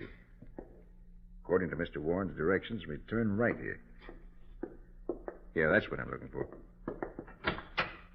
Hey, lights are on in here. Oh, Nick, look at all the fur coats, dozens of them. All second-hand, Patsy. Huh? Oh, yes, so they are. But some of them are still lovely. I know, Well, that's funny, Nick. What's funny? Remember how I thought for a minute this afternoon that Audrey Robards' coat was a new one? Yeah, what about it? Well, this coat here is her coat. The one I saw this afternoon. You sure? Positive. I took a close look at it as we went by, and I noticed this funny jagged tear in the lining. I'd know it anywhere. Good for you, Patsy. Now I know I'm right. What do you mean by that? He means you have good eyesight and an excellent memory, Miss Bowen. It's Miss Robards. Don't move, either of you. My father taught me to use a gun when I was a girl. I see Jason Dodd's with you. Showing you all those coats he has in his arm, no doubt. Keep your hands up, Carter. You too, Miss Bowen. Yes, Jason and I stole those missing coats. We knew you'd find out, so we came back tonight to clean out the place. And we're going to. You can't stop us, Carter. Jason had his own keys, and he's arranged for the watchman to be in another part of the store for a while. Too bad we came in just when we did. Yes. It's too bad for you, Carter. Jason, put down those coats and walk around behind Carter and search him. Look, And do as I say, you fool. I know everything. We heard that much. Yes, we've got to finish it up. Keep your hands in the air, both of you. And don't reach for your purse, Miss Bowen. I know there's probably a gun in it. Looks as if you hold all the cards, Miss Robards. Jason, stand right behind Carter. Now reach over his shoulder. Probably carries his gun in his shoulder holster. Patsy, cut the lights Why, and run you- for it. Back to the cashier's office. We'll have to... There's a phone there. We can call the police. Audrey, what happened? Oh, you fool, Jason. Letting him throw you like that. I couldn't help it. He moved so fast. When I reached over his Never shoulder... mind. They're headed for the cashier's office to phone. Well, we can stop that. The switchboard's right over there. I can even find it in the dark. And then find it. If we can stop them from calling for help, we've got them cornered.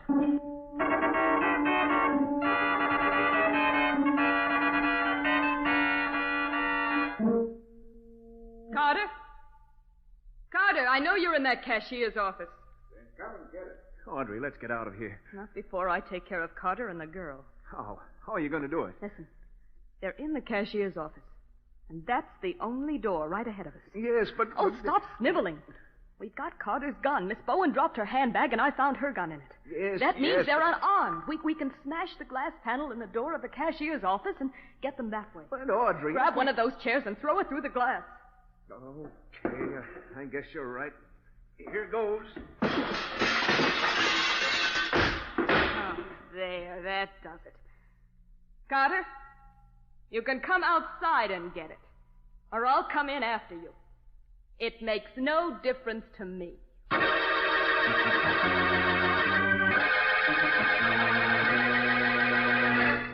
Nick and Patsy are trapped in a small office without weapons and with the telephone cut off. We'll see what happens in just a moment.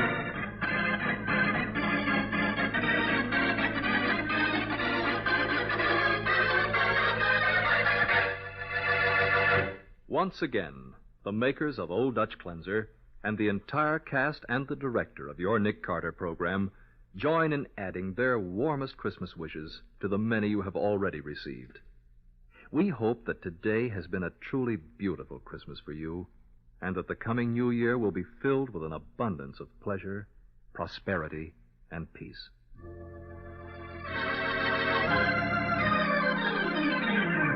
Now for the conclusion of The Case of the Phantom Shoplifter, today's adventure with Nick Carter, brought to you by new, wonderful Old Dutch Cleanser. Cautiously, Audrey Robard moves up to the broken glass in the door, reaches inside, and unlocks it. Jason Dodd hovers uncertainly behind her. Carter, are you coming out? All right, if you won't come out, I'm coming in. Stay beside me, Jason. There aren't many places they can hide. Please hurry. It's been at least 10 minutes since I smashed that door. You're so darn careful. Take it easy. Even without a gun, Carter's still pretty... Okay, you two. Drop the guns or we'll drop you. Cop! The police! I said drop those guns. 1 second we start shooting. Okay. Okay, we give up. You, Dodd, kick those guns my way. All right. That's better. Nick. Hey, Nick. Are you in there? Right here, Matty. What kept you? What kept me? Listen, it's not 10 minutes since the alarm came into headquarters. What alarm are you talking about? The alarm you sent in, Miss Robart.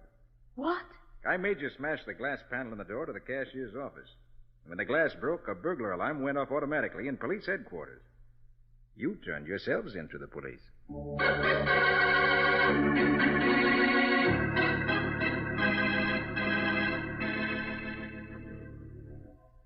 All right, Nick.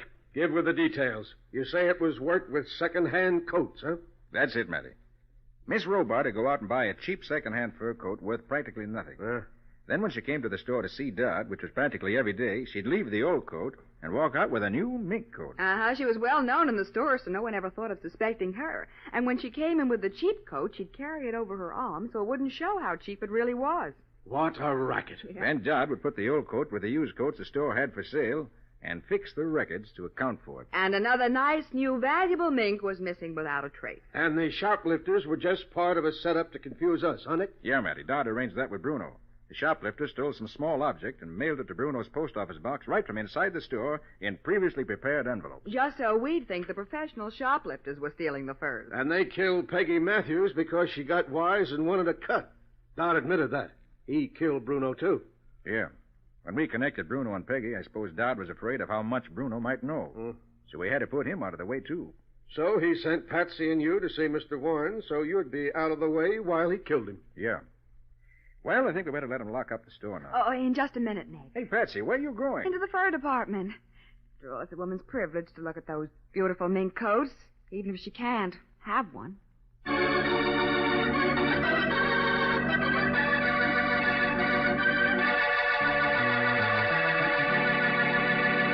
Nick, I want a quarter. Oh, come on, Patsy. You've had enough lemonade and hot dogs.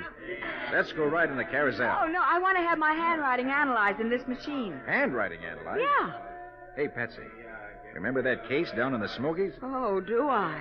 How could I ever forget Sheldon Corey, the man who wrote letters to his uncle just so he could forge a will? And will you ever forget how the sheriff trapped us in the cemetery when I was trying to have a look at a dead man's hands? Nick, wouldn't that make an exciting adventure to tell about next week? Yeah, it would at that. Good. And I'll call it The Case of the Perfect Penman.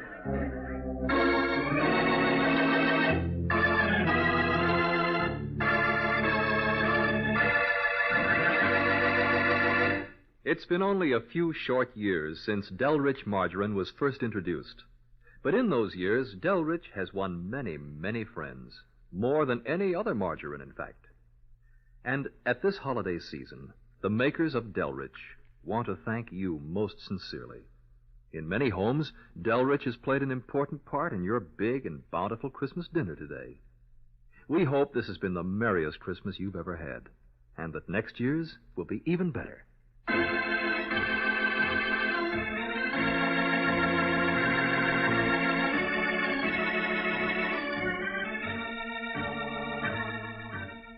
Nick Carter, Master Detective, is presented each week at this same time by the Cudahy Packing Company. It is produced and directed by Jock McGregor and is copyrighted by Street and Smith Publications, Incorporated. Lon Clark is starred as Nick, and Charlotte Manson is featured as Patsy. Ed Latimer plays Matty. Today's transcribed adventure was written by Norman Daniels, with original music played by Henry Silverne. This program is fictional, and any resemblance to actual persons, living or dead, is purely coincidental. This is Michael Fitzmaurice saying, when minutes count, use new, wonderful Old Dutch Cleanser.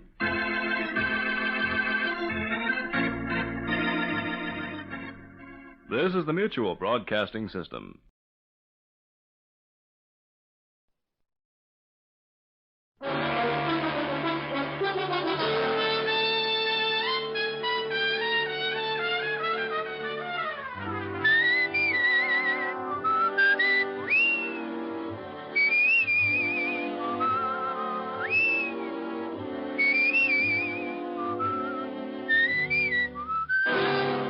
Dick Powell as Richard Diamond, private detective.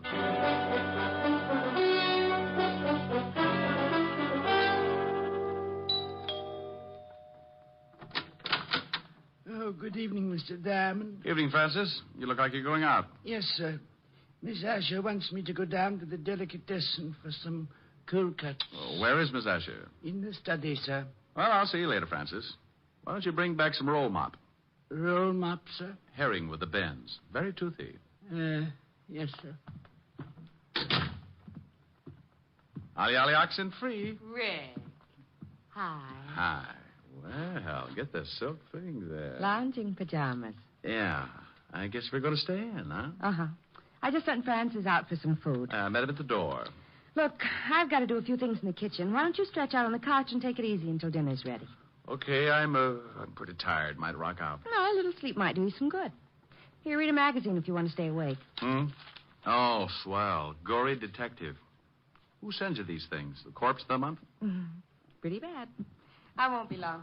Okay. Oh, no. The case of the bloody... Oh. It was going on 11 o'clock, and the fog encircled the old house like a thin, wet blanket. Oh, swell. The figure of a man crept stealthily across the gravel of the garden path. Oh, these riders really dream it up. Miss Diamond? What? How did you get in here? I followed you from your office. You left the door unlocked when you came in. Well, now, look. I know I shouldn't have come into someone else's house, but this is a matter of life and death. Hey, stop pulling down the blinds. I don't want anyone to see us talking. Well, you're on the 8th floor. Who's chasing you? A herd of monkeys? Please Please, you must listen. Now, look, if you got troubles, come to my office in the morning. Tomorrow morning may be too late. I'm supposed to die tonight. Try breathing. You expand your chest, take a lung full of air. No, Yes, it does wonders. Keeps you around for days. You better get out of here. Please, Mr. Diamond, don't give me away. Please. Yeah, baby. Wait a minute. Duck under that desk. Oh, bless you, Mr. Diamond. Yes. I thought I heard you talking to someone. Talking? Oh, no. Must have been reading out loud. This is swell literature. The case of the Grizzly Ghost. Oh. I like to keep up on the exploits of a private detective. You don't tell me anything about your cases. I'm modest. Hey, you got your coat on. Where are you going? Oh, Francis just called. He's had a flat tire. I'm going to pick him up in the other car. Don't you want me to do it? Oh, I'm not going to let you out of this house. I'll be right back. Okay. Read The Grizzly Ghost. It's not bad. Bye, baby. Bye. Okay, Spider-Man, you can come out now. Oh, thank you. Now, what the devil's going on? I told you my life's in danger. I need help. Tell me about it. I haven't time now. Come to this address in about an hour. My name's Leeds. Leland L. Leeds. Oh, for Pete's sake. I must get back before they miss me. I don't want them to know I got out. Say I called you and told you to come over. Here's the address on this card. Please don't fail me, Mr. Diamond. Now, wait a minute. My fee's $100 a day and expenses. Of course. I'll have a check for you. Goodbye.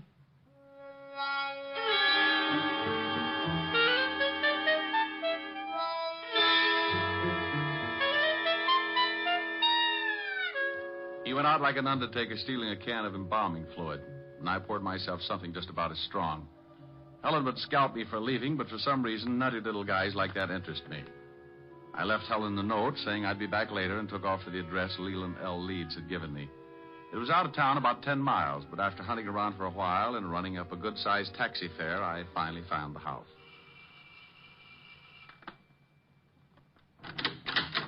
Yes? Yes. I got a call from a Mr. Leeds at this address. He asked me to come over. My brother? I don't know. Well, it couldn't have been. He's very sick. He's upstairs sleeping. Well, he was just coasting off to Dreamland when he called me. I think you'd better let me in. Oh, a detective. All right. Just what did my brother tell you, Mr. Diamond. He said his life was in danger. I'm Nina Leeds. I think you'd better come into the living room, Mr. Diamond. Dr. Miller can explain things better than I can. Sure. Roger? Hmm? This is Mr. Diamond. He's a detective. Oh? Lee just called him. This is Dr. Miller, Mr. Diamond. Hello, Doctor. How do you do? You from the police? No, private stuff. Oh, I see. Now, Mr. Diamond, I'm afraid you made a trip for nothing. Well, here are the drinks. George, this is Mr. Diamond. He's a private detective. What? Mr. Diamond, this is George Brodeen. How are you? Oh, fine, thank you. Anything wrong? I don't know. Lee phoned Mr. Diamond and told him he was in danger. How did you know that, Doctor? I told Miss Leeds what he said, but not you. I'm Mr. Leeds' doctor. He's having a nervous breakdown and suffers from an extreme persecution complex. If he called a detective, I'm sure he must have said something like that. That's quite correct, Mr. Diamond. What do you do, Mr. Brodeen? Why, I'm with the New York Museum. I'm a friend of the family. I've been watching Lee break up for the past month. Mm-hmm. May I talk to your brother, Miss Leeds? I don't think you can. I gave him a very strong sedative. Let me get you a drink, Mr. Diamond. When Lee wakes up, you can talk to him. Sure.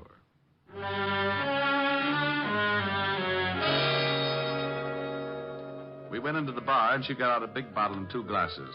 I forgot all about Leland L. Leeds for a while and started concentrating on his lovely sister. It was easy. Champagne? Sure, but I've run out of slippers. I've got a small foot. Might take you a long time to get enough. I drink fast. It's the open toes that bother me. I like the patter. Where'd you come from? Same place you did, lover. Experience Alley. What do people call you after they get to know you better? Oh, different things at different times. For now, you can call me Rick. And later? Oh, you'll think of something easier. It's like that when you haven't got much time to talk. Here's to later, Rick. Yeah. What does a doctor specialize in? Roger's a brain specialist. Mental disorders mostly. It's Lee. He's off again. Maybe he's been listening to Sam Spade. Come on. You'd better stay down here, Nina. I'll take care of it. I'm going up. Lee needs me. George, get my bag. It's in the hall. Right. You'd better not come in, Mr. Diamond. I think I'd better. Nina. Lee, what is it? I saw the blood again. Oh, Mr. Diamond, I'm glad you came. Now, calm down, Lee. Everything's going to be all right. Get away from me. He thinks I'm insane. You all do. You want my idol, and you stop at nothing. Now, there's no sense in this much self-indulgence. Here's your bag, Roger. Thanks. What are you going to do? Just give you something to make you sleep. I don't want to sleep. I'll wake up and see the blood again. There's no blood. It's just your imagination. You're overwrought. You think I'm crazy. But I saw it. I tell you, I saw it. Now, this won't hurt. No, I don't want to sleep. Please, Mr. Diamond, help me. Lee, do what Roger tells you for my sake. Come on. The injection should take. I'll get up. Just a minute.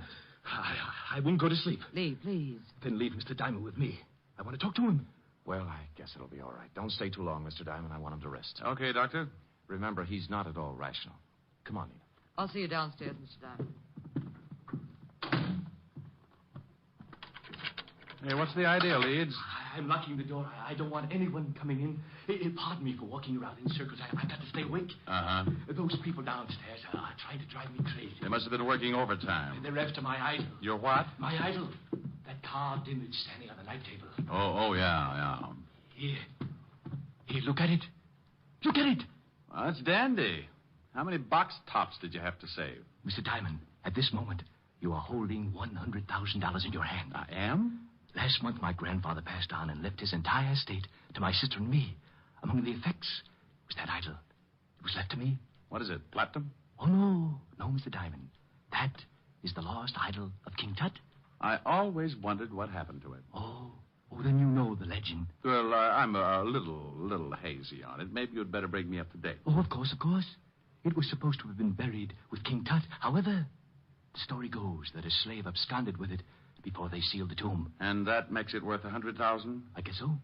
You guess. You don't know? I only know what my grandfather told me before he passed on. He told me its value and said there was a curse on it. What does it say? Crime doesn't pay? Well, Mr. Diamond, it seems that on the first night of the new moon, after one has gained possession of the idol, he will die. Next week, Tom Swift and his electric grandmother. You don't believe me? Oh, sure. No, you don't. You're just like the rest. But it may interest you, Mr. Diamond, to know that 1 month after the idol was uncovered and my grandfather gained possession, he died. It was a new moon. How old was he? 74. Oh, well, that couldn't be it. Now, relax and tell me why you came to me. What about your fee? Oh, forget it. You can just buy me a broom to ride around on. Good night, Mr. Leeds. Remember, Mr. Diamond, it's a new moon. You don't have much time. Oh, brother. Did you talk to her, Mr. Diamond? You might call it that. Now do you understand? Your point's well taken, Doctor. What about that hunk of stone?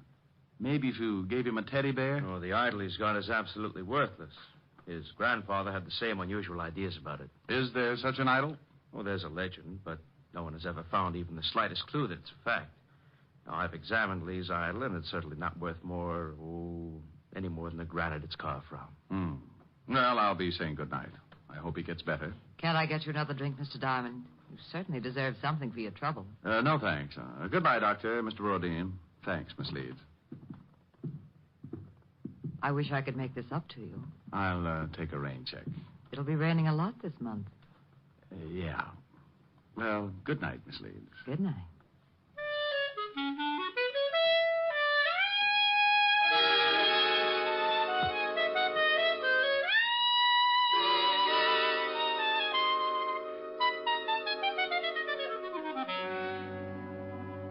I went out and got a cab. As far as I was concerned, the frightened little man in the nightshirt was going to end up modeling straitjackets, and the private detective would only add to the confusion. It was 8 o'clock, and I told the cabbie to take me to 975 Park Avenue. Helen would be angry, but it was worth going back to. A couple of hours with her could make a guy as contented as a bear that had just cornered the honey market. We pulled up in front of Helen's apartment, and I paid the cabbie. I was just going in when a small convertible skidded to a stop in front of the building. Mr. Diamond! Mr. Diamond! It was Leland L. Leeds again, and you could still see part of the nightshirt under his topcoat. He leaned out of the car window and called. Over here, Mr. Diamond. Please, I must talk with you again. I'd had enough of the jumpy little man with the idol, so I started into the apartment without answering. He called again, climbed out of the car, and started to cross the street toward me. I looked back just in time to see the other car swing in toward me. Look out, Leeds! I ran back into the street and looked after the disappearing car. The lights were off, and I couldn't get the license number. It was too far away. I leaned down by the little man in the nightshirt. He was pretty far away, too. He was dying and hurt. Mr. Diamond, Yes, Leeds? take the idol. When you left, I found out why it was worth all that money. They didn't want me to tell you, so they followed me and ran me down. It's in my coat pocket.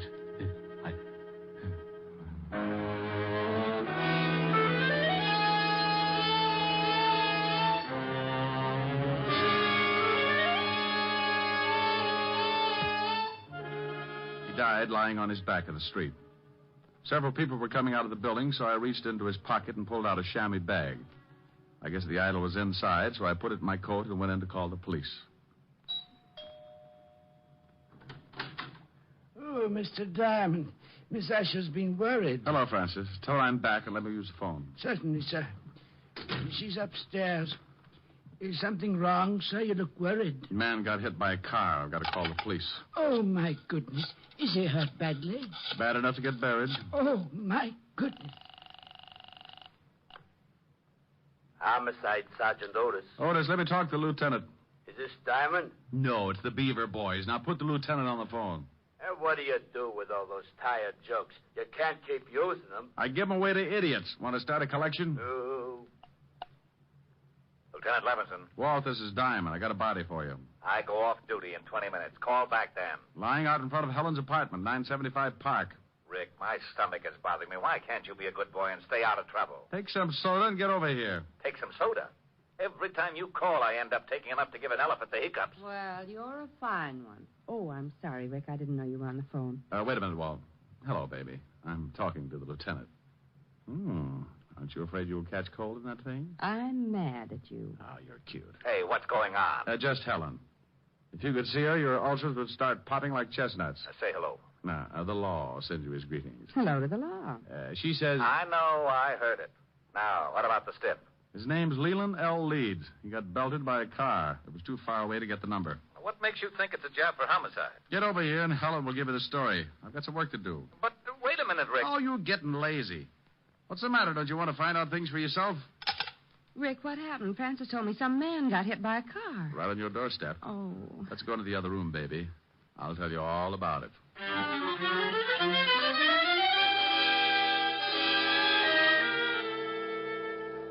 We went into the warm study, and Helen poured me a tall drink. I briefed her on what had happened earlier in the evening, and she sat down next to me. There's something about red hair that does things to me. It smelled fresh and clean, and with her that close, I could have been sitting in the middle of the Arctic and still kept my temperature above 102. Rick, do you have to go back out there? Well, somebody's got to tell his sister, and in a way, I feel a little responsible. Are you going to give her the idol? Hmm? The idol. The thing you took from poor Mr. Leeds' coat. You could at least show me what I'm playing second fiddle to. Oh, that's right. Yeah, I nearly forgot about it. Oh, here it is in this chamois bag. Oh, what an ugly little thing. And that's supposed to be worth all that money? Well, that was what Leeds, Hey, something's missing. Yeah, one of the eyes. Must have come loose when the car hit him.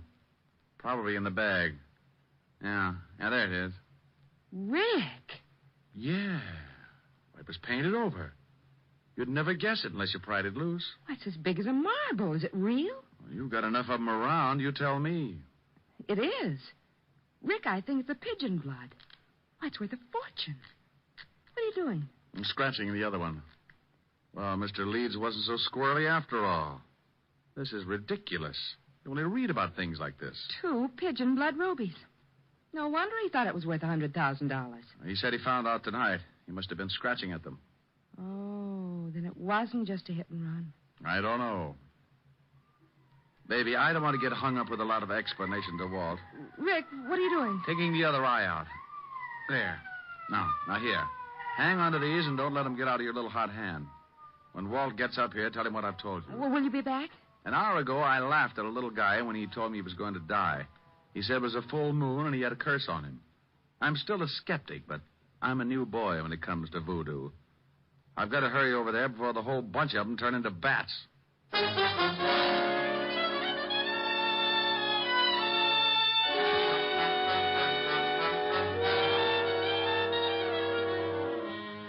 I went down in the service elevator and out on the street. The wagon was driving off with Leeds, and Walt and Otis were going into the building when I slipped up to the convertible and got in.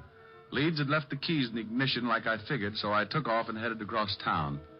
20 minutes later, on a lonely stretch of road, I started counting suspects.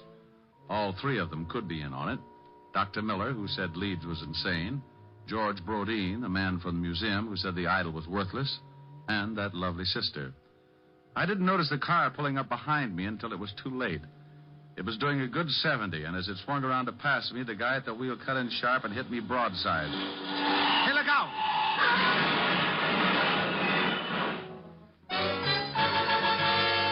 I went through a white fence and over an embankment.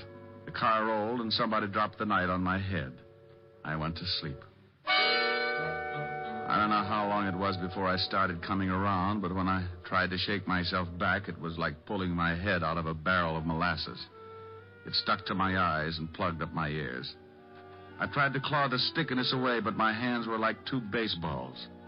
I moved my shoulders and felt the stiffness in my back. It spread out to my hands and down to my feet. I opened my mouth and took in a lot of air. I finally made it.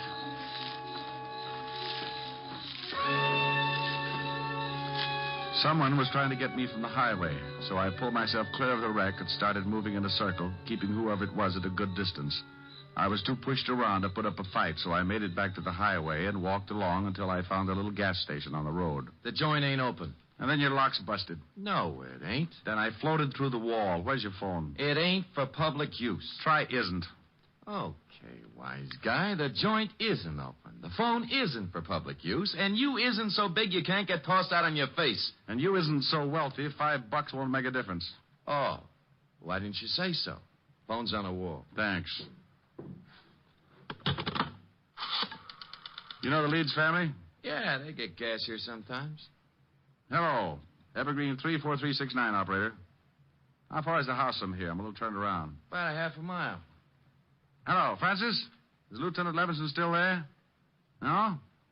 Well, just tell him to get out to 19319 Jackson Heights Boulevard. I've got a killer for him. Yeah, oh, my goodness. Now, hurry it up. You a cop?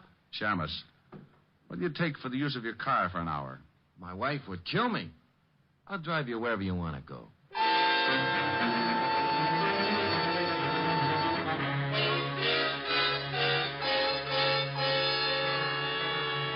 He gave me a lift in his old sedan, and 10 minutes later I was ringing the doorbell to the Leeds house.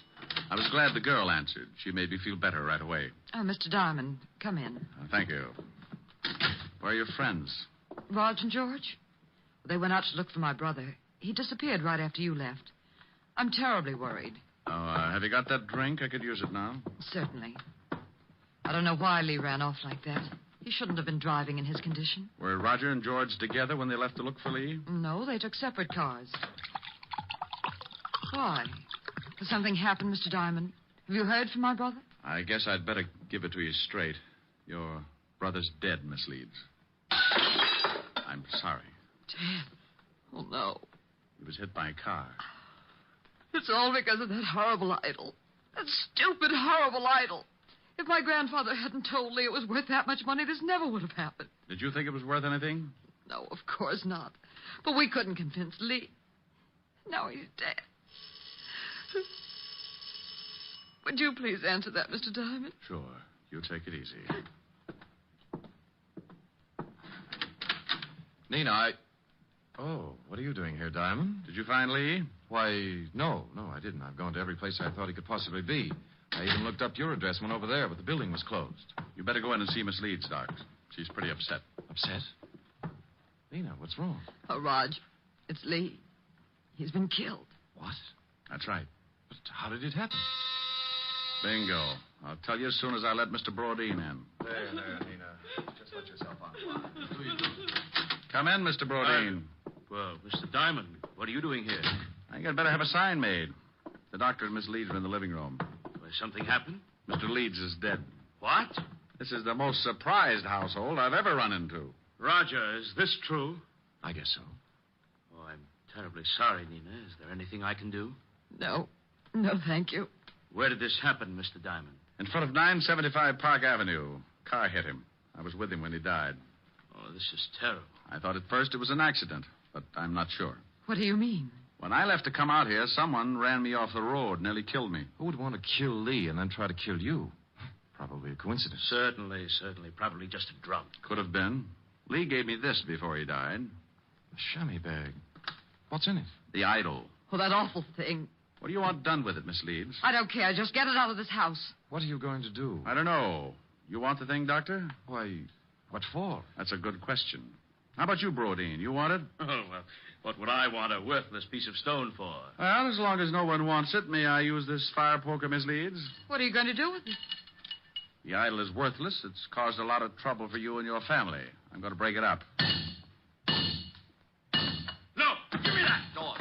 Well, Brodeen, you're sure getting grabby. All right, now all of you stay right where you are. Well, for a museum collector, that's a pretty modern gun. Yes, and I know how to use it. George! This is the hokiest case I've ever been on. Even the dialogue's bad. I suppose you think you're pretty clever making me show my hand like that. I read Gory Detective. I found that the idol was really worth all that money, but I had to make the killer tip himself. You did. Mr. Diamond, do you mean my brother was really right all along? In a way, yes. He believed what his grandfather had told him. But it wasn't until tonight when he scratched one of the eyes of the idol that he knew for sure. Scratched one of the eyes? That's right. Pigeon blood rubies, painted over. Well, now I'm leaving you. Well, that's good, but you're minus something. Minus what? A couple of rubies. I took them out of the idol. You're lying. Take a look at the bag. What? They're gone.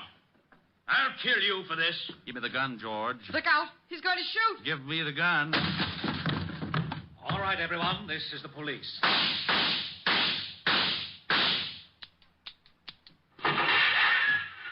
Oh. You killed Mr. Diamond. He shot Diamond, all right, Lieutenant. Put the bracelets on him, Otis. Sure. Come here, you. Not him. Put him on Diamond for disturbing the peace. Pin the medal on the other guy. No. Sure thing. How do you like that, wise guy? Oh, no. Rick? Oh, I'm dying. Ricky? Oh. Rick, wake up. All right, George. Drop the gun. Rick, you've been dreaming. Oh, Helen. Oh, you were having a big, fat nightmare. I came down from upstairs and you were asleep on the couch with Gory Detective. Oh, well, I started reading some story and I got mixed up with Egyptian idols and the rubies. I got shot. That's the case of the ruby eyes. That was the craziest dream. I solved the crime and got shot 6 times for my trouble.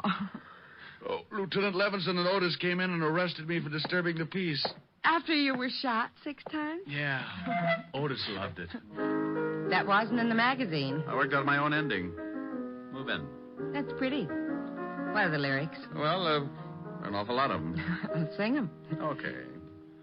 I'm sitting high on a hilltop, Oh, I remember that. tossing all my troubles to the moon. It's from Thanks a Million. Where the breeze seems to say, don't you worry. With Alice Faye. Things are bound to pick up pretty soon. Here, 'neath the sky on the hilltop, seems to me the world is all in tune. I forget all the bustle and hurry, tossing all my troubles to the moon. I know someone will love me, and everything will be just grand. Just so the stars up above me continue doing business at the same old stand. It's mighty sweet in the evening when I've had a busy afternoon, sitting high on a hilltop, tossing all my troubles to the moon. Sing it again, Rick. I'm sitting high on a hill. Oh, Rick, the grouse. Yeah, listen to that. Where the breeze seems to say, don't you Hey. worry. How do you like that, wise guy? Oh, that's really awful. Yeah, well, maybe you know how I feel when you open that big bazoo of yours. You mean I sound like you do? Look, Diamond, what do you think the rats keep jumping out of my window for? Well, maybe if you had some plastic surgery. And your crummy jokes are as bad as your crummy singing. So please, save the world from a horrible fate and cut your throat or something. Oh, yeah? Well, let me tell you, old boy. I'm sitting high on a hilltop, tossing all my troubles. Hey, you! Yeah!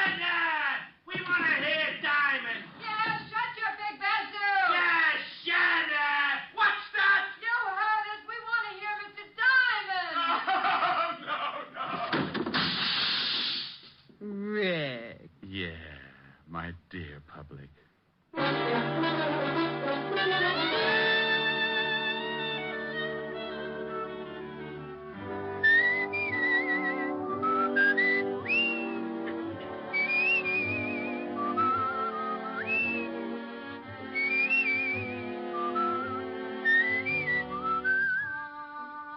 You have just heard Richard Diamond, Private Detective, starring Dick Powell.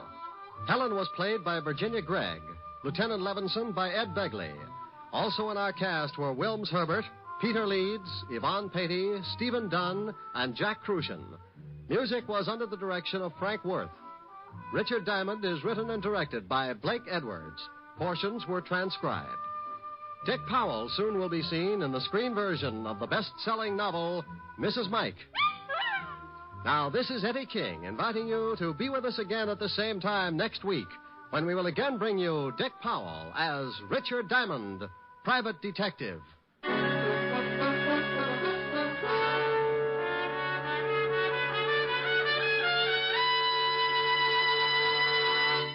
What's on NBC tomorrow? Detective story fans will want to hear Madeline Carroll and Basil Rathbone in the detective melodrama The Amazing Dr. Clitterhouse, tomorrow on Theater Guild on the Air.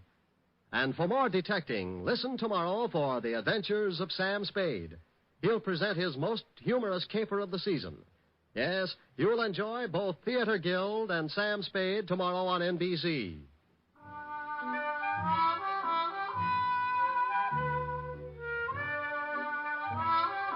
Next, it's Free Ride to Danger with Dorothy McGuire on NBC.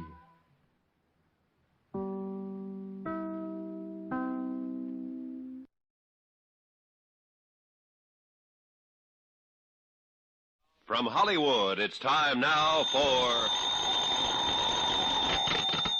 Johnny Dollar. Hi, Johnny. Say, didn't you tell me one time that you're quite a nut about fishing? What's that? Pat McCracken at Universal Adjustment Bureau. Doggone it, you know you spiked my plans for a fishing trip just a few weeks ago. Oh, yeah. All right. What's on your mind? Big fish, real big fish. You ever hear of Douglas R. Lanfear? Millionaire playboy, sportsman, yachtsman? That's the one. Well, didn't I read somewhere that he you was... sure did, Johnny, at the bottom of the deep blue sea. And a $400,000 claim has been filed. You interested? An expense account based on that will be a pleasure.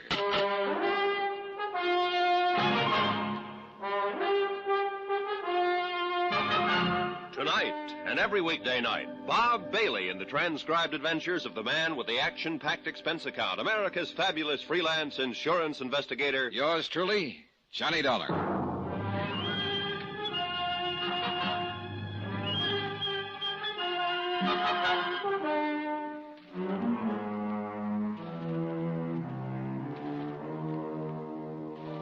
From Special Investigator Johnny Dollar to Universal Adjustment Bureau, Hartford, Connecticut.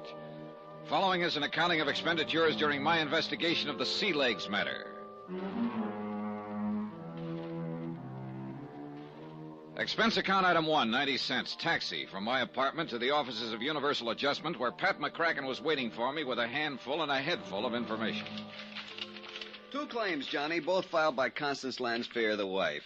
Here are copies of them. How come 2, Pat? Now, number 1 is against Douglas Lanfear's life policy with Greater Southwest Life and Casualty Insurance Company, $250,000. What's the other? $150,000 International Maritime Organization for the loss of the Lanfear yacht.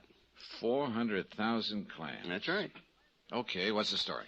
Well, Lanfear was making a trip along the coast of Central America in his yacht, the Sea Legs. He ran onto a rock or something, the boat sank, and he and his crew of 1 went down with her. Well, do you have any reason to question the validity of the claim by Mrs. Lanfear? 2.5 years ago, Lanfear himself filed a claim with International Maritime. It seems he lost a power cruiser in exactly the same place, near the Baldaro Islands off the coast of Nicaragua. $85,000. Total loss? Happened in a spot where not one bit of the wreck could be salvaged. Oh? Where'd you learn that? Local authorities in his small Nicaraguan seaport, and Mrs. Lanfear, she was with him on that trip. But she wasn't with him on this one, aboard the Sea Legs. No, or presumably she wouldn't be around to file the claim. Where's Constant Lanfear now, Pat? Home, as far as I know, lives on their small estate on Long Island out near the town of Cutchogue. You want to call her, talk to her? No. I think I'll go down there. Item 2, 2120, fare and miscellaneous to Cutchogue, Long Island. Item 3, $1 even for a taxi from the little station to the Lanphier estate. Estate, did you call it, mister? Well, isn't it? Well, it used to be. Before the Lanphier sold off a lot of it. Oh, that's so? Yeah, guess there wasn't nothing else they could do to keep up with that high way of living. Keep talking, fella. Well, the old man, Lanphier's father-in-law, well, he had plenty, I guess. But after he died, all the kids seemed to do was spend it. You know what I mean? Fancy yachts, lots of polo playing, Florida in the winter, Maine in the summer, all that sort of thing. Oh, there's a place now, right up ahead there on the right. I looked, and what I saw apparently bore out what the taxi driver had said. A big stone wall surrounded what had evidently been the original, rather vast property belonging to the estate. Square in the middle of it sat what was probably once called a mansion. But small, new, modern homes were crowding in on the old house.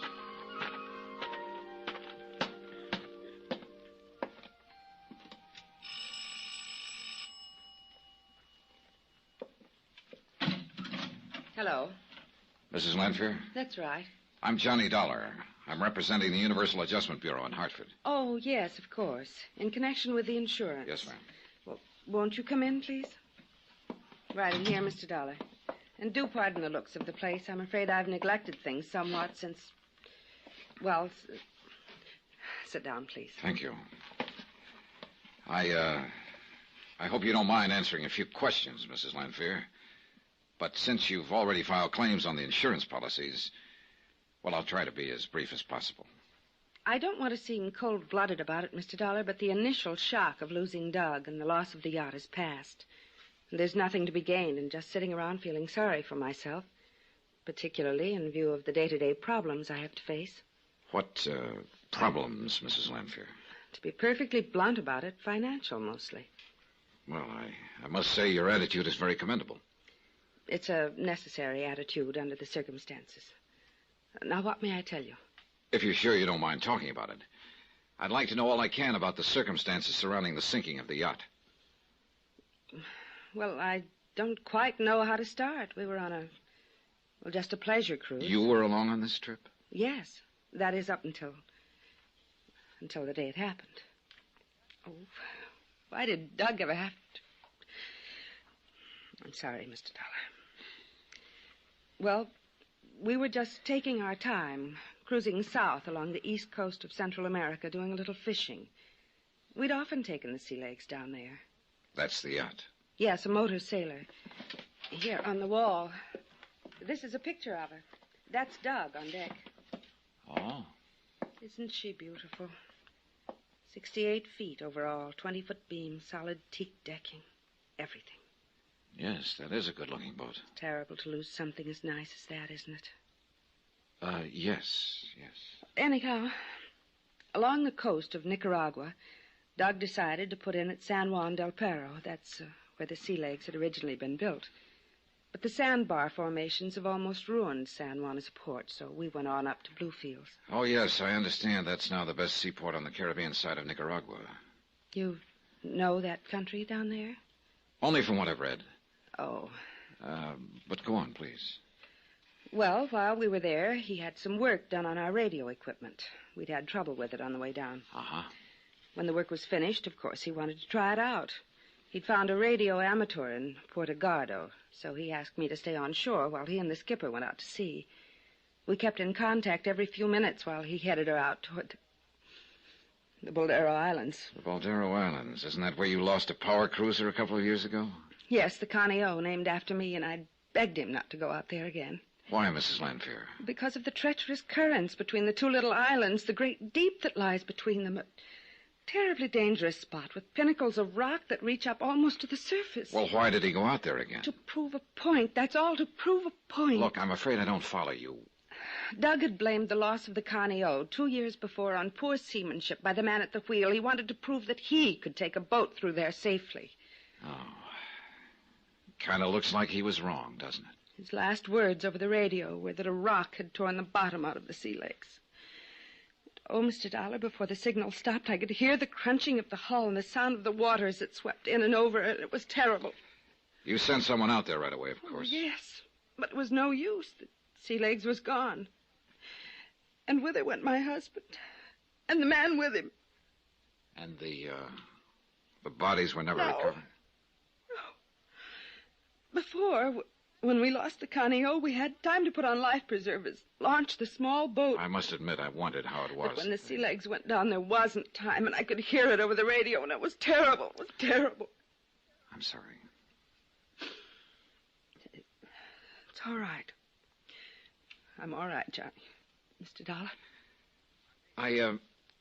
I may have to go down there, Mrs. Lanfear, and go through the motions of an investigation, you know. But then your companies will pay the claims. I see no reason now why not. It's terrible to have to be so frank about it. But I do need the money, Johnny. I was telling the truth. I didn't see any reason why the claim shouldn't be paid. Perhaps Connie Lanfear's explanation of why she wasn't grieving over the loss of her husband was true.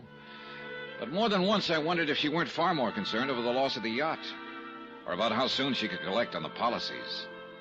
Then that deliberate slip in starting to call me by my first name. Just what are your plans, Mrs. Lanfear? Plans, Johnny? I don't quite know what you mean. Well, suppose the companies make prompt payment on these claims. That'll mean $400,000. Well, really, Mr. Dollar, aren't you overstepping bounds a little bit? Maybe. But if it'll make you feel any better, or if it'll help to hasten the settlement, I'll tell you. I'll sell what is left of this property and leave the country. Leave for where? Somewhere in Europe on the continent. Alone? I beg you. Of course, alone. Sorry, I just wondered. Doug and I were too close to even think of my having boyfriends, or whatever you want to call it. The more I think about it, the more I resent that question. No particular implication meant, Mrs. Lanfear. Next thing, you'll start implying that the Sea Legs wasn't wrecked at all, that Doug is still alive somewhere, and that if you can't dig them up out of the sea, your precious companies can somehow contrive to keep the money that is rightfully mine, can get out of paying off on what I thought was a legitimate... The more she talked, the more I became convinced that something was very wrong about this case. I let her vent her fury on me. It was simulated fury, I thought. Then I called the taxi again and left. Oh, no, sir, mister. You're all wrong. Them Lanfears, they was thick as two peas in a pod. Say, tell me, did you ever notice any particular friends either of them may have had? Well, there was always throwing them big parties. That's what you mean. Big society-type brawls. No, I was thinking of girlfriends for him or boyfriends for her. Oh, no, sir. No, sir. He was her, she was his, and no playing around. Not like most people in that set. And I know. I know everything goes on in Cutchalk. Back in New York, I found that the best immediate routing to Nicaragua was by plane to Dallas, then to Mexico City, and finally to Managua on the West Coast. I made a reservation on the Dallas plane immediately, that's item 4, and then spent $1.40, that's item 5, on a phone call to Pat McCracken back in Hartford. Well, sure, Johnny. If you think it's important enough, you have my full permission. Yeah, I've already made my reservation for the first leg of the trip. Well, now, don't go overboard on the expense account. Pat, how you talk.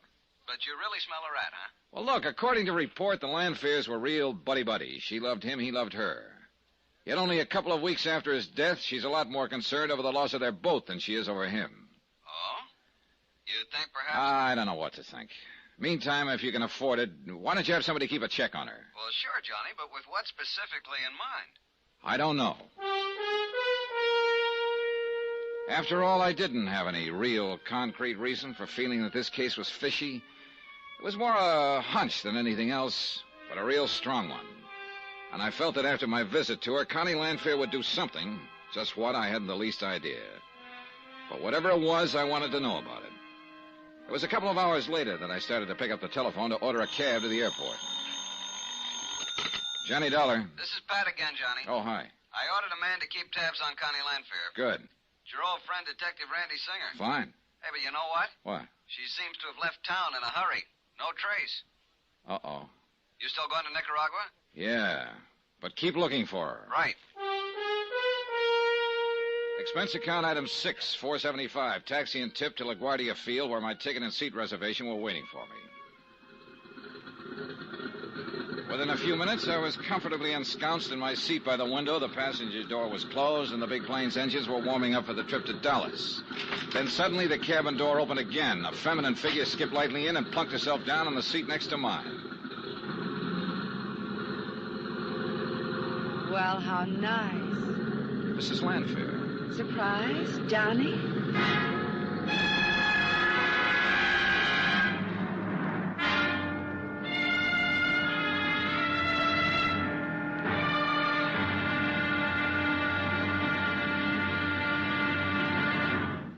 Now, here's our star to tell you about tomorrow's episode of this week's story. Tomorrow, the seeds of suspicion really begin to sprout, with the help of one of the wildest characters I ever met. Join us, won't you? Yours truly, Johnny Dollar.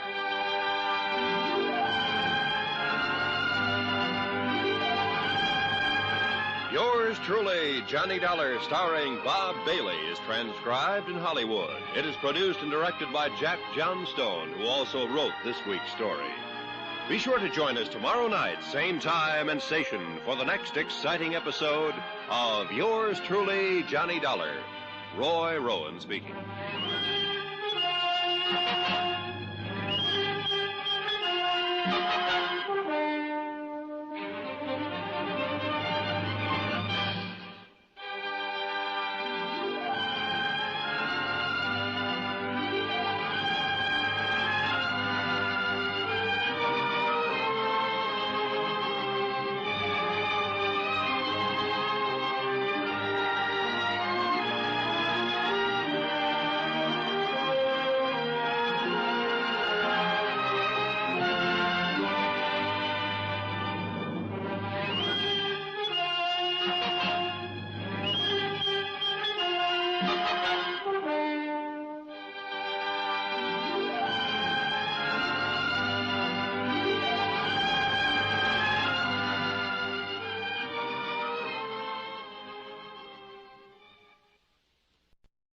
From Hollywood, it's time now for... Johnny Dollar. Here's your call to Hartford, Mr. Dollar. Go ahead, please. Hello? Pat McCracken. What'd you get me out of bed for this time? I'm calling from the airport in Dallas. Does that mean you're going on to Nicaragua? Yep. All right, then I know why you're calling. The answer's no. We still haven't found any trace of Constance Lanfear. So why don't you come on back here and start from scratch? Because I have found some trace of Connie Lanfear. Oh, it's Connie now, huh? It sure is, brother. And what's that supposed to mean? Pat, she just happened to occupy a seat aboard the plane right next to mine. Look, Johnny, why don't you work on the facts of the case for a change instead of on the woman involved? Patrick, ever hear of killing two birds with one stone?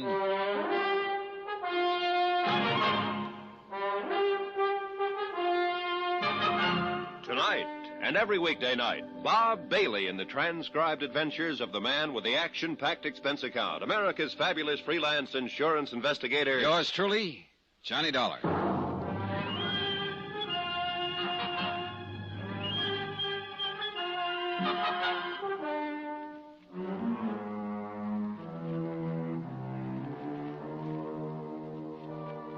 From Special Investigator Johnny Dollar, location Bluefields, Nicaragua, to the Universal Adjustment Bureau, Hartford, Connecticut.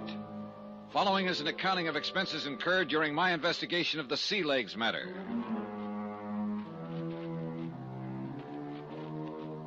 Expense account item 8, 525, late supper at the Dallas airport for Connie and myself during the wait for our midnight plane to Mexico City, which we finally boarded and which finally took off. And on this trip, I learned no more, no less from Connie than I had on the flight from New York to Dallas. For instance... Doug and I were so close. In everything. Same friends, the same interests. That's why we always took the long yachting trips together. Did everything together. As a matter of fact, I felt that her somewhat overdone assurances of how much she loved her late husband could have been to throw off any suspicion I might have that she'd done him in. Another, for instance. I still can't get over the coincidence of our both deciding to go to Nicaragua at the same time. But believe me, Johnny, Mr. Dollar, I'm just as anxious to clear up this whole thing as you are. The more I thought about it, the more certain I was that it was not just coincidence that had put her on the same plane with me, and the more leery I felt. I know the country so well, too. I think I told you the Sea Legs was built in a small shipyard in San Juan del Paro. That's south of Bluefields. Yeah, that's at the lower end of the East Coast, isn't it? You do know something about Nicaragua, don't you? Oh, only what I've seen on the maps. Oh. Now, let's see. We can get a plane from Managua to the East Coast? Oh, yes. Nicaragua boasts 2 or 3 commercial airlines. I'm sure at least one of them makes a direct flight to Bluefields. That's where we put in with the sea legs, before the beautiful thing went down between those awful Boldero Islands. And took your husband with her. Oh, yes. Poor Doug. There it was again. More apparent concern over the loss of the sea legs than over the husband she claimed to have loved so much. And still no explanation of why she decided to go back to Nicaragua. Her decision must have been sudden, too, right after I'd seen her at her home on Long Island. From Mexico City, we took a deluxe 4-engine plane to Managua, but the last leg to the city of Bluefields was in a 2-engine something that looked like war surplus tied together with baling wire. At midnight, we signed into the Providencia Hotel, and after a hearty meal, retired to our respective rooms to make up for lost sleep. I had not planned to wake up at 6 a.m., but fate decreed otherwise. What? Ha-ha! You're still in bed. Yeah, sure. Just a minute, I'll get up and open the door. No. Do not disturb yourself, dear sir. Huh? There, you see, there was no need to disturb yourself. Well, now, just a minute. Who are you? Oscar Patrick Vladimir Posquero. At your service. Oscar Patrick, what? You, my dear Mr. Dollar, may just call me Oscar, now that we are working together. Working together? Whatever gave you... Welcome to Nicaragua. And no matter what your needs, I, Oscar Patrick Vladimir Posquero, will provide them for you. For a small financial pittance, of course. Here, let me straighten your pillow. Hey, look, wait. There now. Wait a minute. Where did you get the key you just used to open this door? As you can see, Mr. Dollar, I am prepared for everything. That is why I can be of such unestimable service to you. Oh, now who the devil's The that? breakfast I ordered for you, of course. Here, my good man. I will take the tray. You may collect the tip some other time. Get lost. Is this a gag of some kind? Mr. Dollar, how can you say such a thing after I just saved you paying that menial servant a big tip? Here now. Tomato juice, orange juice, cream, chipped beef on toast, eggs, Benedict lamb chops, scrambled eggs, little sausages, toast, honey, jam, and coffee. You expect me to eat all of that? If I am to be of help to you in this important campaign, I must keep my strength up. Oh, I beg your pardon. And at my expense, of course. Of course. After all, nowhere else in Central America can you get such invaluable help as I can give you. Yeah, well, just what gives you the idea I may need your help? Aha, a good question. Here, let me prop you up on your pillow so that you can enjoy this delectable food. Oscar. There you are. Oh, now, the chipped beef and toast. It doesn't look so good this morning, so I shall take that. And the lamb chops. Oscar, would you please... Now, to business. While you enjoy your breakfast, that is. No. Please don't wait for me, Mr. Dollar. Look, to begin with, how did you know my name? Easy. You signed the hotel register. Okay, but then how did you know? And who has not heard of the famous freelancing insurance instigator with such a lovely, big, fat expense account, huh? Lucky man. Ah, so that's what appealed to you. Yeah, of course. And who am I, Oscar Patrick Vladimir Posquero? Yeah. Exactly. Who am I that I shouldn't learn a couple of tricks or two from such a great man? Oh, brother, seems to me you've learned plenty already. Thank you. And that is why I shall be of such magnitudinous assistance to you in the sea legs matter. For a pittance, you understand. Yeah. Say, $100 a day. How about 10? 90. 20, then. 70. 40? 30. 50? 20 a day and not one penny more. Sorry, Oscar, but you are not hired. Oh, Mr. Dollar, you bleed me to the quick. How else could you solve this case without me? Do you really know something about the sea legs? And how did you know I came here to investigate it? In the second place, what else would such a distinguished instigator be doing than the case of the American boat lost in the Boldero Islands, especially coming here with Mrs. Lanfear? All right, go on. And in the first place, because I know all about it. All right, Oscar, tell me this. Do you think there's anything phony about the loss of the sea legs? I am sure of it. It was a crime of the first and second water. Why? Because you are here. Oh, you can do better than that. All right. Because I am always sure there is something crooked going on until the guilty ones are proved otherwise, or until the innocent ones are proved whatever is left, which is besides the point because I was sure of it in the first place. Yeah. Anyhow, the first thing for you to do is make a trip to Puerto Gardo. The last point of contact with the sea legs before she was wrecked. Exactly. I have a plane ready and waiting for your own personal use. A plane? Yeah. How else? 150 miles by ox cart? Or boat? Well, no. First, however, I'd like to contact the authorities here in Bluefields. Phui, what do the authorities know about crime?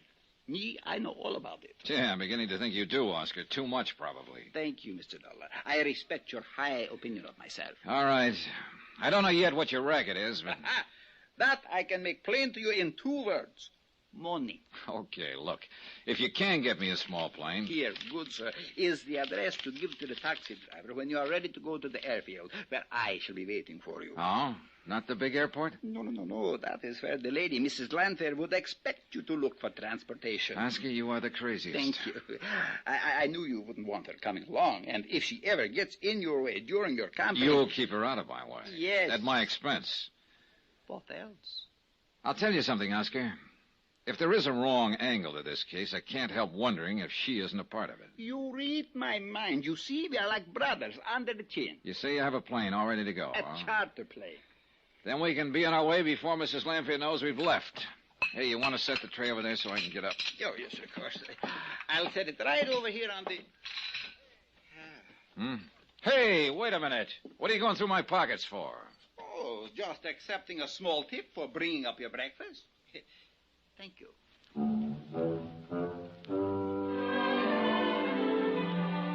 If only half of what Oscar said was true, it was conceivable that he could be of help to me. I checked with the hotel manager and the local police. They knew Oscar well and told me that he pretty much lived on the occasional American tourist who showed up. That he acted as guide, chauffeur, pilot, anything for a price. That he could be trusted implicitly by whoever happened to be paying him at the moment. And, which was important to me, he knew the country and its people inside out, was a font of information about anything and anybody. So I decided to let him tag along for a while. The Federal Maritime, the equivalent of our Coast Guard, had headquarters in the harbor area, and I found a captain there who spoke fair English. I'm sorry, Senor Dollar, but you know as much as we do. We sent a boat, of course, but we find no sign of the sea legs or the poor people who go down with her. Nothing. Yeah. Well, I'm thinking of going up to Puerto Gardo, where she took off on her last trip, you know. Excellent idea. From there, you can fly out to the Boldaro Islands where the wreck did occur. Now, that's what I was thinking of. But in addition to an airplane, you must also need a pilot and a guide. You have someone to suggest? I see. There is but one. Senor Oscar Patrick Vladimir Pasquero. Precisely. Item 9, 20 cents American for a 3-mile ride in an old Model T Ford to the little private airstrip where, true to his word, Oscar had rented an almost brand-new 2-place plane for us. He had it warmed up and ready to go. So fasten your belt, Mr. Dollar, relax, and enjoy it, and we'll take off. You sure you can fly this thing, Oscar? I am the finest pilot in Nicaragua, maybe in the whole world. I'm even a co-pilot. Just how much is the use of this plane costing me, Oscar? For me, a special rate, so don't worry about it. Here we go into the... How much? Well, the usual price is $35 a day, American. But me, I always have a deal. That's on account of I give the field so much business. So now that is settled... Oscar, how much? $45 a day. Do you see what a beautiful view we have from... 45? Look, the bay and the Caribbean on one side, and the flat, empty marshes and plains on the other. Now, wait a minute, look. There, if $35 a day is the regular rate, what's so special about $45 for me? Oh, no, Mr. Dollar. For me, surely you wouldn't expect the finest pilot in the whole entire world to work for nothing. Why, you... Okay.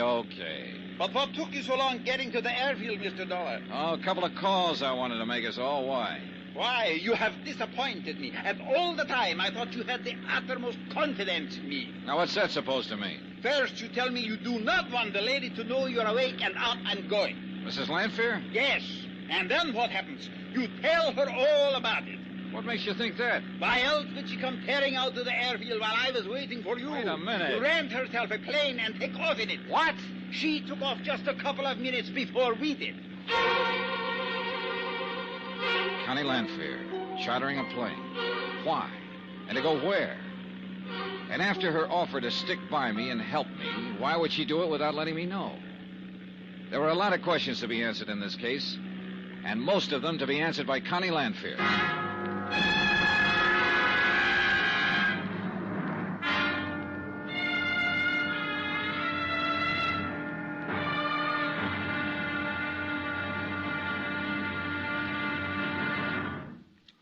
here's our star to tell you about tomorrow's episode of this week's story. Tomorrow, the sea, the rocks, and dear old Mother Nature bring some pretty startling facts to light.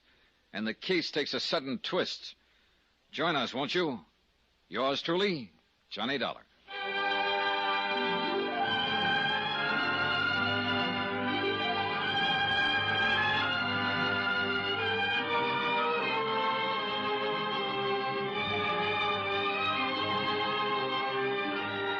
Yours truly, Johnny Dollar, starring Bob Bailey, is transcribed in Hollywood.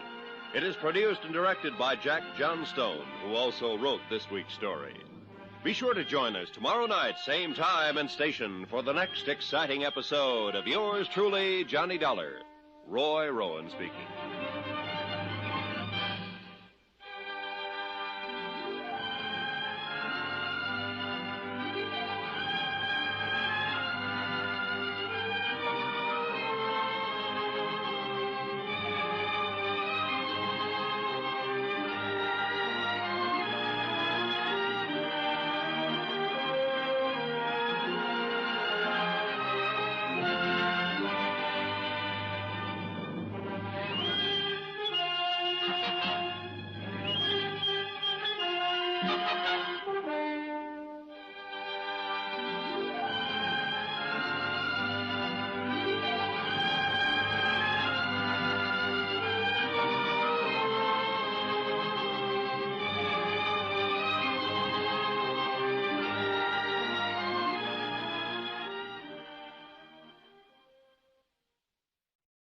Hollywood, it's time now for... Johnny Dollar. You hear me?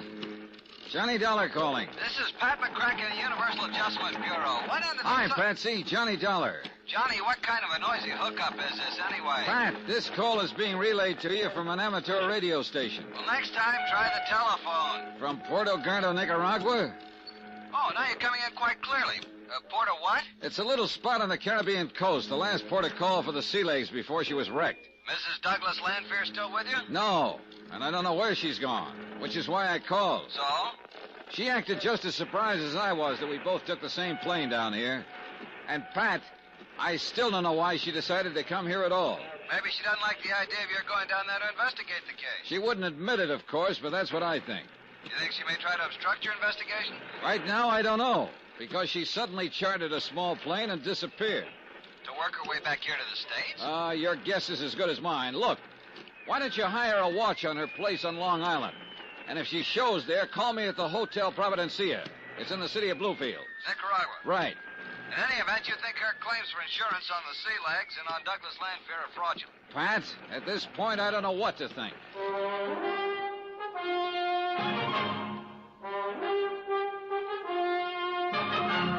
Tonight and every weekday night, Bob Bailey in the transcribed adventures of the man with the action-packed expense account, America's fabulous freelance insurance investigator. Yours truly, Johnny Dollar.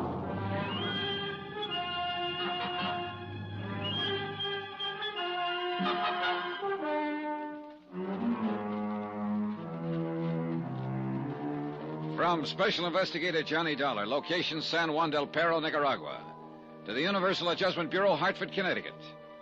Following is an account of expenditures and report of activities during my investigation of the Sea Legs matter. Pat, I lied to you during that radio contact a few minutes ago. I do think Connie Lanfear's claims for $400,000 insurance are fraudulent. Fraudulent as the very devil.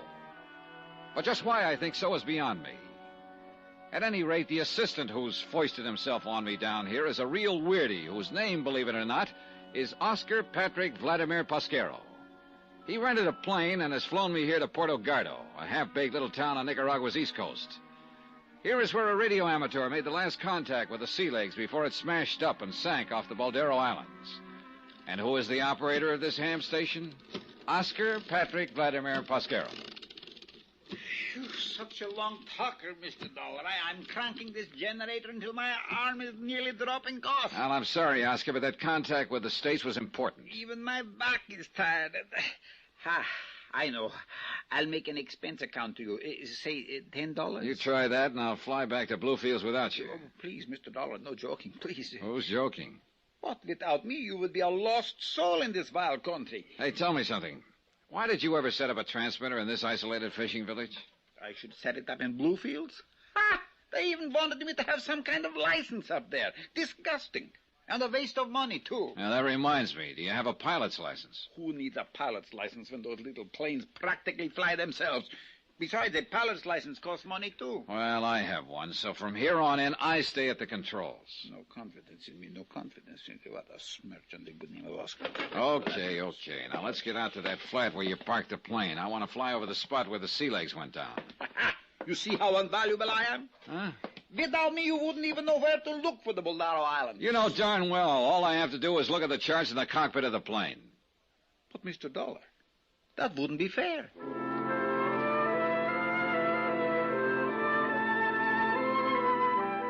The Balderos turned out to be only 6 or 8 miles offshore.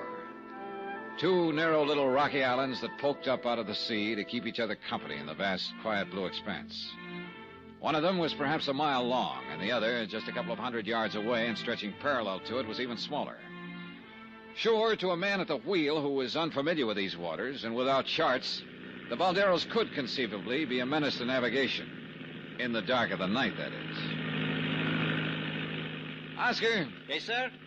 Do you remember what time of day it was when the sea legs went down? Of course, I remember anything. Names, dates, places. Well, how about the sea legs? Of course, I was talking to her by radio. Well? Such a lovely day, too, just like today.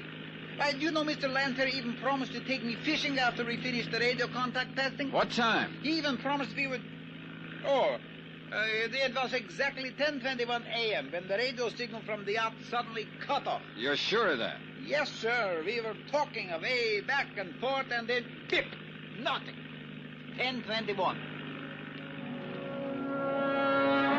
One question, a couple of real good answers. A day like today meant it was clear and calm, and 10:21 a.m. meant full daylight. The Balderos must have stuck out like a sore thumb.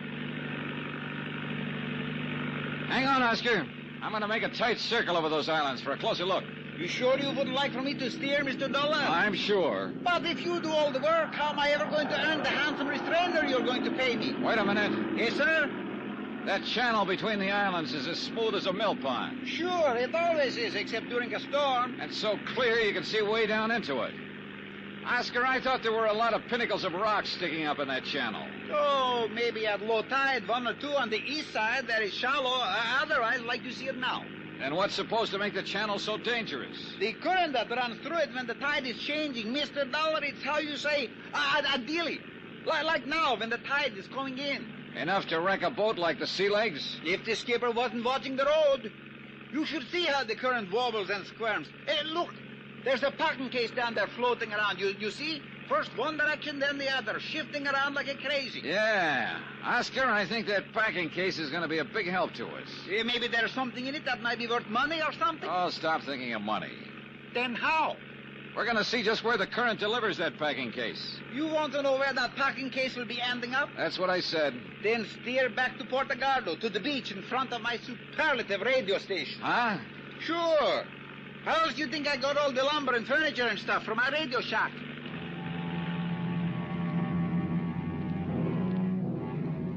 He was right.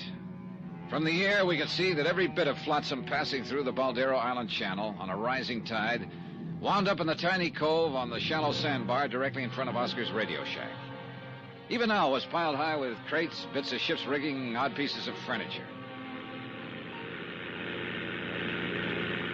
That junk stay down there forever, Oscar? No, Mr. Dollar. Once a month, a real big high tide comes along, and presto, I have a clean front yard again. But I always make a trip up here before then. What do you mean? Sure, that's why I'm Nicaragua's #1 beach brusher. Oh, stop being corny. What do you mean beachcomber? So I have to brush the sand off everything I pick up down there. So you didn't laugh. What do I care? Anyhow, you should see some of the valuable things I pick up to sell to the natives. Well, tell me, 2 years ago, when the Landfear's other boat went down. You should have seen it. Everything that could float ended right up in my front yard. It was beautiful. How about when the Sea Legs was wrecked? You know, that's very funny, Mr. Dollar. There was nothing. Nothing at all. I don't understand it. Well, I think I do. I think I'm beginning to understand a lot of things about this case. Hang on, Oscar. We're flying back to Bluefield. Expense account item 12, 30 cents American. Taxi from the private airport where we'd rented the plane to the headquarters of the Federal Maritime. I never will get that straight. Call it the Coast Guard and Captain Ramirez. Si, senor. On July the... here it is. The date? And at 10:21, Captain. See, the tide at 10:21 was just after what you call neap. So it was neat. It was pretty. What does that mean? Oh, shut up, Oscar. Yeah, I see, Captain. Neap tide at 9:40. So it was coming in, rising, huh? Si, senor Dollar. Rising, up. Good. Thanks, Captain. Here, buy yourself a cigar. Buy yourself a whole box. Gracias, senor. Gracias. Come on, Oscar. Sure, Mr. Dollar. Nothing for me? Later. Come on. We're going back to the airfield. And from there, we're going to fly down the coast again. But, Mr. Dollar... And I feel so good, I may even let you fly that plane this time. For a small pittance, even? For a small pittance, even. Now, drag out your best dialect and call that taxi over here.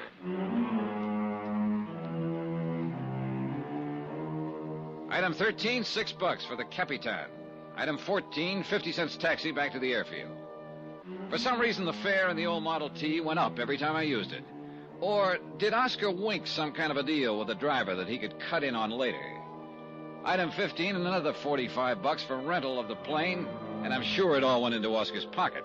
That his knowledge of the language enabled him to persuade the owner we shouldn't pay 2 rentals in one day. We headed south and made good time. But where are we going? Another few minutes and you'll be down to Costa Rica. What's that little seaport straight ahead? San Juan del Perro. And according to this map, it has a more than adequate landing field. Look, do you see what I see down there on it? Yeah, exactly what I hoped to see. The twin of this plane. The plane in which Mrs. Lanfear disappeared this morning. I'll land right beside it. No sooner said than my name is Oscar Patrick Vladimir Pasquero. Pasquero. Don't these little fields have any personnel? Ha! If they get 2 planes a month, they think it's a crowd. Yeah, but there must be somebody. There's a car back of the hangar. Good. Then we'll have transportation into town. You still haven't told me why you decided to come here. Was it because Mrs. Lanfear did? That was something I didn't know until I saw that plane down there. All right, easy now. Don't land too close to it. I am in perfect control. Here we go. No, Oscar, it was a hunch, based on the fact I remembered that the Sea Legs was built in this town. Hey, nice landing. Thank you, Mr. Dollar. Maybe a little extra bonus for such a good job. If you don't stop talking about money, you're going to have to find yourself a... See, am I crazy? Isn't there someone in the cabin of that other plane? Hey, the car, it's coming over to meet us. Hey, watch it, Oscar. That darn fool is heading right across our landing pad. Huh? Look on the engine. Is he crazy? Can't he see us? Hey, swing high, but don't flip us. Come on, more throttle. It's already there. Then straighten out. Take off. I can't. What'll I do? What'll I do? Let me hit those controls. Hang on. Here he comes. He'll hit our gear. Hang on.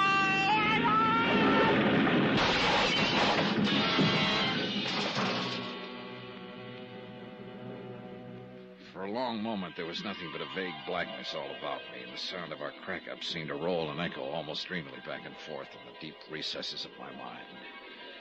Then, slowly, hazily, I seemed to hear some of the sound. Yeah, like an engine far off. An engine of a plane starting up and lazily moving away. Sure, yeah, of course I did hear it. It was the other plane, the one that had been parked on the landing strip. Then as my mind began to clear, I realized I'd seen something, someone else. I'd caught a glimpse before the car struck our landing gear of the man behind the wheel of it. A man whose picture I'd seen briefly at the home of Constant Lanfear. But it couldn't be.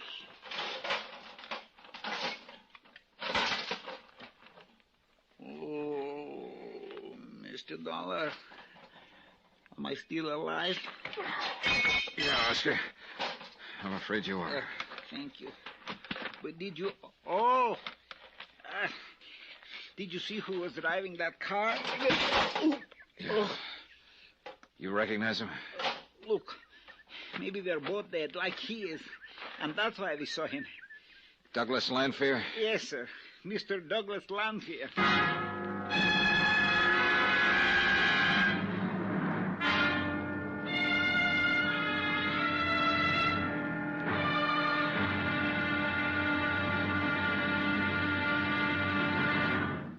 Now, here's our star to tell you about tomorrow's episode of this week's story. Tomorrow, the dark back streets of San Juan del Perro yield some valuable information and a threat of sudden death. And believe me, it isn't an idle threat. Join us, won't you? Yours truly, Johnny Dollar.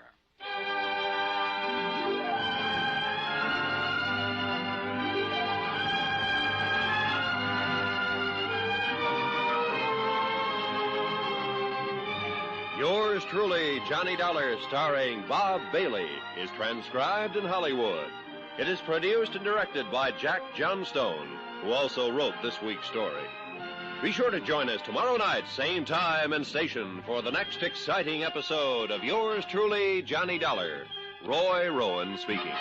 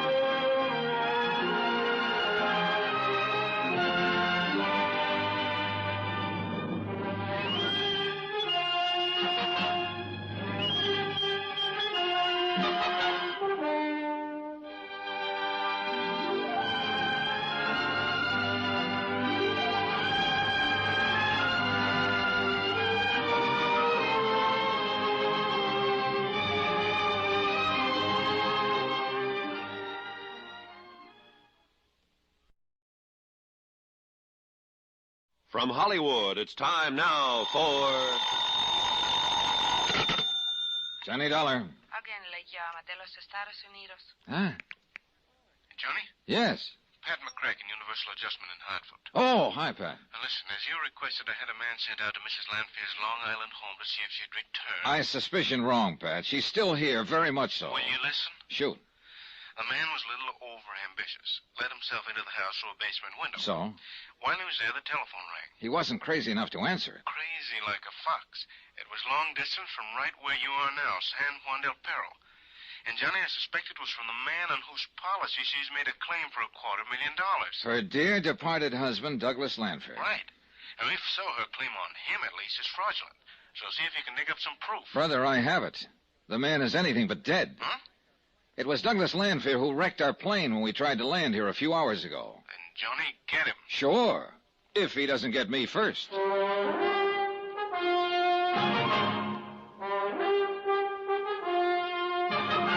Tonight and every weekday night, Bob Bailey in the transcribed adventures of the man with the action-packed expense account.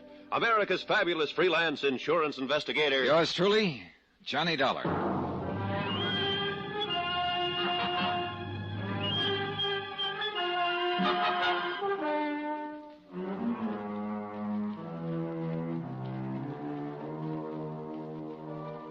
From Special Investigator Johnny Dollar, location San Juan del Perro, Nicaragua, to the Universal Adjustment Bureau, Hartford, Connecticut. Following is an accounting of expenses incurred during my investigation of the Sea Legs matter.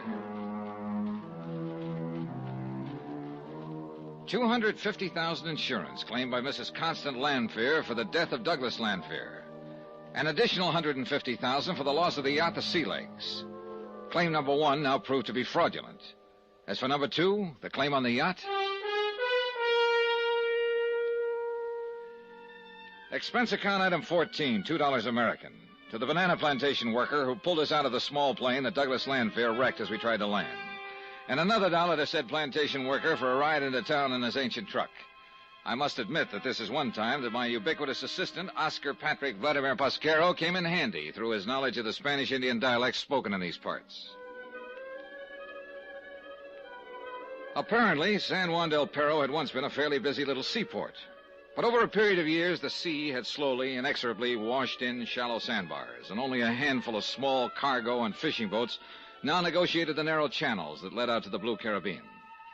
The town itself was scattered around a small marketplace near the docks. There were a few stone and brick buildings, including the San Andrea Hotel, but most of them were weather-beaten frame structures. An occasional aged American car kicked up the dust, but most of the street traffic was ox carts. Item 15, $2 American to a doctor with an unpronounceable name who came to our room at the San Andre and patched us up. And about 7 p.m. he left after instructing us to spend the rest of the night in bed. Item 16, another $2 for a sumptuous dinner brought to our room. American dollars, I learned, go far in this place. Unless, of course, Oscar gets his hands on them. You should let me handle all the bills for you while you're here in Nicaragua, Mr. Dollar. Yeah, sure, and let you take a 50% commission on all of them, huh? No thanks. But, Mr. Dollar, When the poor fellow who rented us that plane to get down here starts patching it up, my expense account is going to take a big enough beating. Have no fear. I will supervise the repairs on the plane myself. Yeah, for a small pittance. Yeah, of course. What a wonderful dinner. Now, to sleep it off. Well, you sleep all you want to. I got work to do. Work? Yeah. Besides, you still haven't told me why we flew down here in the first place. I still don't understand. Listen, Oscar, a couple of years ago, Lanfear lost a power cruiser off the Boldero Islands. I know. I told you I helped him and his wife and his captain get to shore. He collected $85,000 for that boat from his insurance company. I saw the boat. It was worth the $85,000. So he should have insured it for more, maybe $100,000. Made himself a profit. A very poor businessman. Will you listen? The ease of collecting on that loss must have given him ideas. What's more he could do with some money? The parental estate was running low.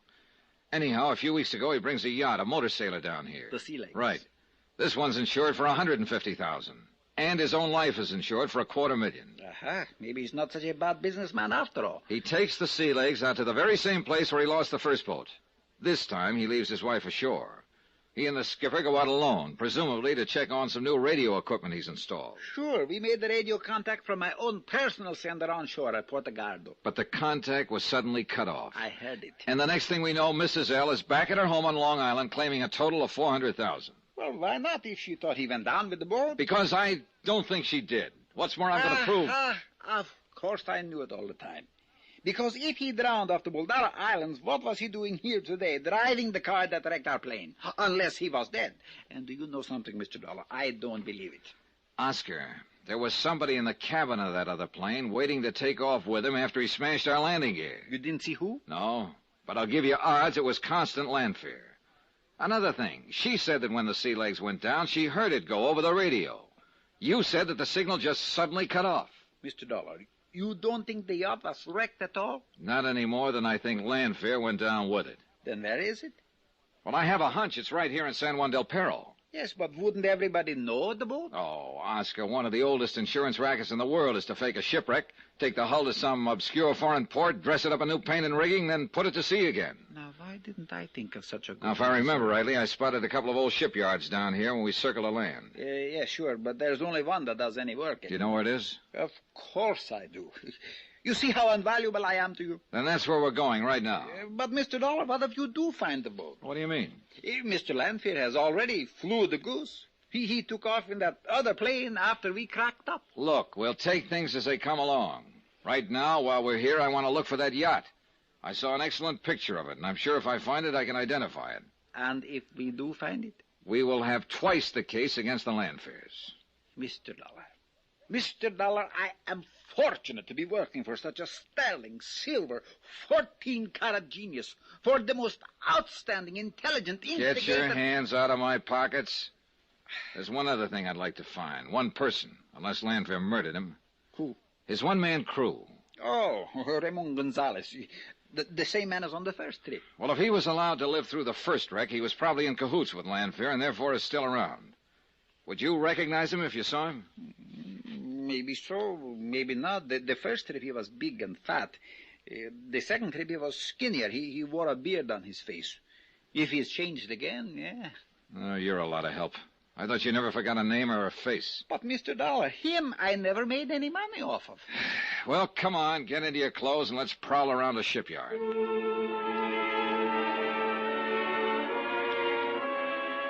It was only a few minutes after 8, but the town was practically asleep, except for an old saloon down near the docks.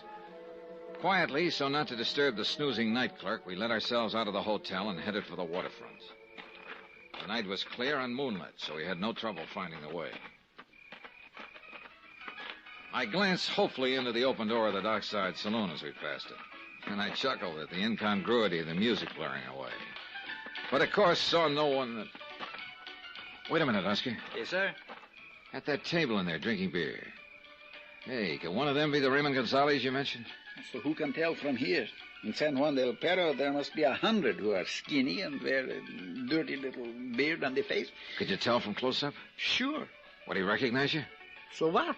Well, it might not be very healthy for you. Mr. Dollar, working on an important campaign for you, my dearest friend, I would gladly lay down my life for you. For a small pittance, of course. Of course. Anyhow, how would he know I am working for you? Okay then. Saunter in and take a look. Okay. I'll wait right here.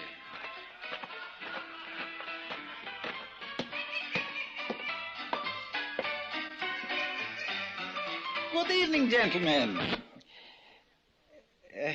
It's a nice weather we're having, huh? Es buen día, no?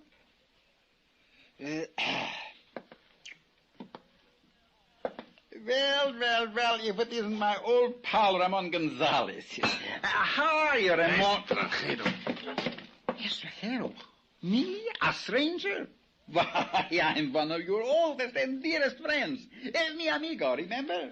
Sálgate, extranjero. Get out. But I am Oscar Patrick Vladimir Pesquero. You know, just a fine old Spanish name. Who helped you ashore that time when you... No. Put on that bottle. Salga, lárgate de aquí, o si no te mato. No. Te mato.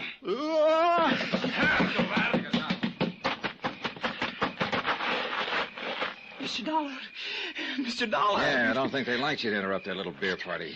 He threatened me with a knife. He said he would kill me. Is he Ramon Gonzalez? Who? Yes, I'm sure of it. You see, Mr. Dollar, he did not go down with the ship. You're telling me.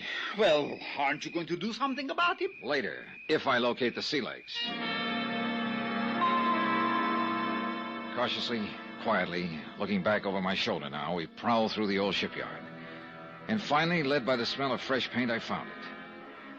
The once clean white hull was painted a gaudy red and blue, and given the appearance of age. The mahogany rail and taffrail had been replaced with iron pipe. The beautiful teakwood deck painted a dirty gray. The wheelhouse had been moved, the cabin altered, even the mast, bowsprit, and general rigging changed. Stanchions, cleats, all the hardware that had once been polished bronze was now corroded or painted over. All in all, a quick, very thorough job of disguise, of change, from a graceful, expensive yacht to a rather weary-looking fishing schooner. But it was the sea legs, all right. I would never believe it, Mr. Dollar. I never would have recognized it. Are you sure? Wind your hand over the transom here.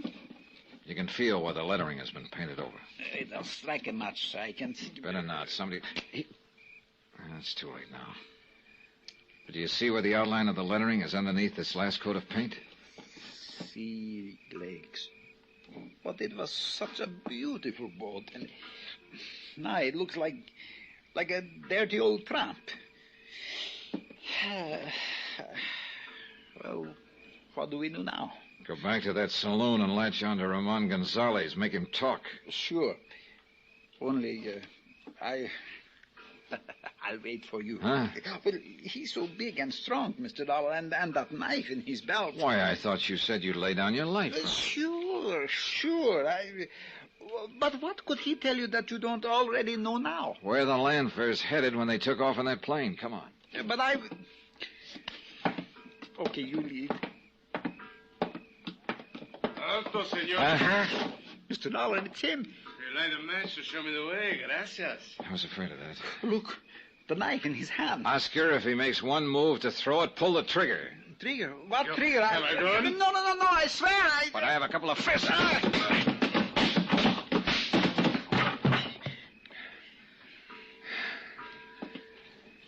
Well, let's bring him in. Bring him to so I can question him. No. Let's get out of here. Please, Mr. Dollar, he may have a friend around. Right, Oscar, he has.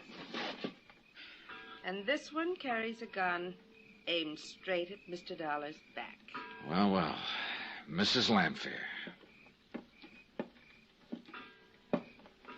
Surprised, Johnny?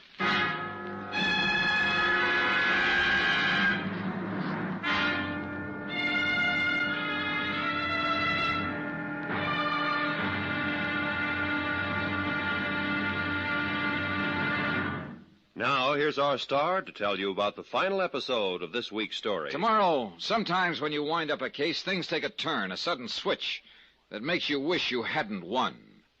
Join us, won't you? Yours truly, Johnny Dollar.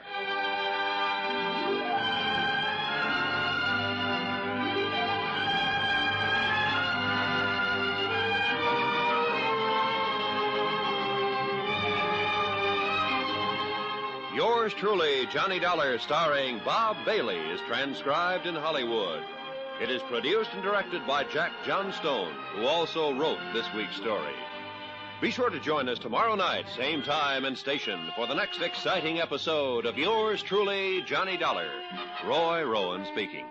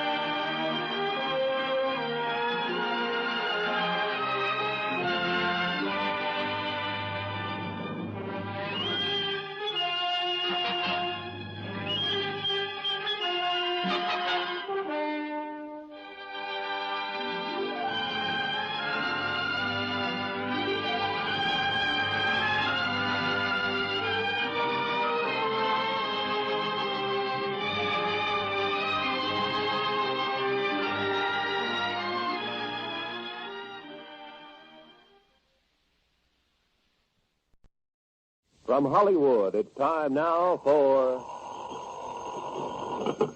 Johnny Dollar. This is Capitan Ramirez in Bluefield. Hello, Captain. Thanks for returning my call. Oh, you are now in San Juan del Perro? Yeah. Oh, soon you will know Nicaragua as well. Yeah, listen, Captain, I need your help. Can you get a plane down here for me? The one we brought has been wrecked. Oh, si, Senor Dollar. And if I were you, I'd come along with it.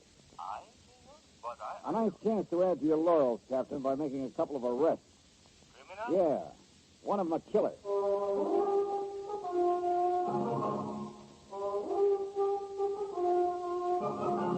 Tonight, and every weekday night, Bob Bailey in the transcribed adventures of the man with the action-packed expense account.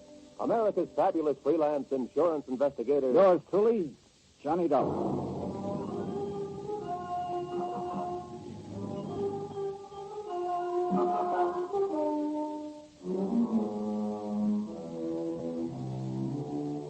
From Special Investigator Johnny Dollar, location San Juan del Perro, Nicaragua. The Universal Adjustment Bureau, Hartford, Connecticut. Following is a final accounting of expenses and report on my investigation of the Sea Legs matter. Expense account item 18, $1 American. Phone call to Captain Jose Ramirez to the Federal Maritime... I still can't spell it. Call it the Coast Guard. But a lot of things happened before I could make that call. Like the fast plane trip that we made to San Juan del Perro in the hope of finding the yacht, the Sea Legs, despite a big insurance claim based on its alleged loss at sea. Like the fact that our plane was wrecked for us by one Douglas Landfair, despite a big claim based on his alleged death at sea. Like our discovery of the yacht, carefully altered and repainted in an old shipyard. Our discovery of Ramon Gonzalez, a member of the crew who was supposed to have gone down with us. Dollar, let's get out of here. Oh, no, Oscar. Not until I revive this Gonzalez character and make him talk. You must even have a friend around. Right, Oscar. Yeah. Huh? Right, and with a gun and straight at Mr. Dollar's back. Well. Connie Lancer. Try, gun. Not particularly. Stand still. I won't hesitate to pull this trigger. No, I guess you wouldn't. So you found the Sea Legs. Did Oscar help you? Oh, then you're familiar with Oscar Patrick Vladimir Pasquero. Ask him, the chiseling money grabber. Please, how can you say such a thing about such a Oh, spell? shut up, Oscar. Thank you. Nice job you did at disguising the Sea Legs, Mrs. Lancer. If Oscar hadn't shown me where to find it, my husband and I would have it out to sea again. In new clothes, under a new flag. Oh, yeah, sure. One of the oldest games in the business. And in the meantime, you would have collected $150,000 on its supposed loss, in addition to $250,000 on your husband, Douglas. Why did you have to come along, Johnny? I'm afraid you asked for it when you filed your claim. $400,000. We had to. We were in trouble. Oh, sure, because you spent every nickel you could get your hands on. No. We inherited the estate. I told Douglas. Oh, we should yeah, try to... sure. All his fault. It's true. Well, that ain't the way I heard it. And I don't intend to believe it any more than I believe a couple of things you told me on the plane down here. You don't understand. Nobody has to lie. But remember how you sobbed as you told about the last radio contact with your husband when, as you put it, you could hear the rocks grinding away at the hull and the water pouring in overside as he desperately fought for his life. Johnny, please. Well, I heard it a little different from Oscar here. The radio signal was suddenly cut off, that's all. No fancy sound effects, nothing. Oscar told you that? And what rocks, by the way, that smashed the sea legs? I flew out to the Baldero Islands and tried to find them. They were as non-existent as the wreckage that should have washed ashore on the Baldero Current. I'm beginning to see some things, Johnny. The mate or skipper or whatever you want to call him, who was supposed to have been with your husband, has been lost with a boat, Ramon Gonzalez. Well, as you can see, he wasn't quick enough when he attacked us here a minute ago, and I had to get a little rough with him. Johnny. If you're having a gun pointing at my back, stop kidding, Connie. You know more about... Johnny, look out. Wait a minute,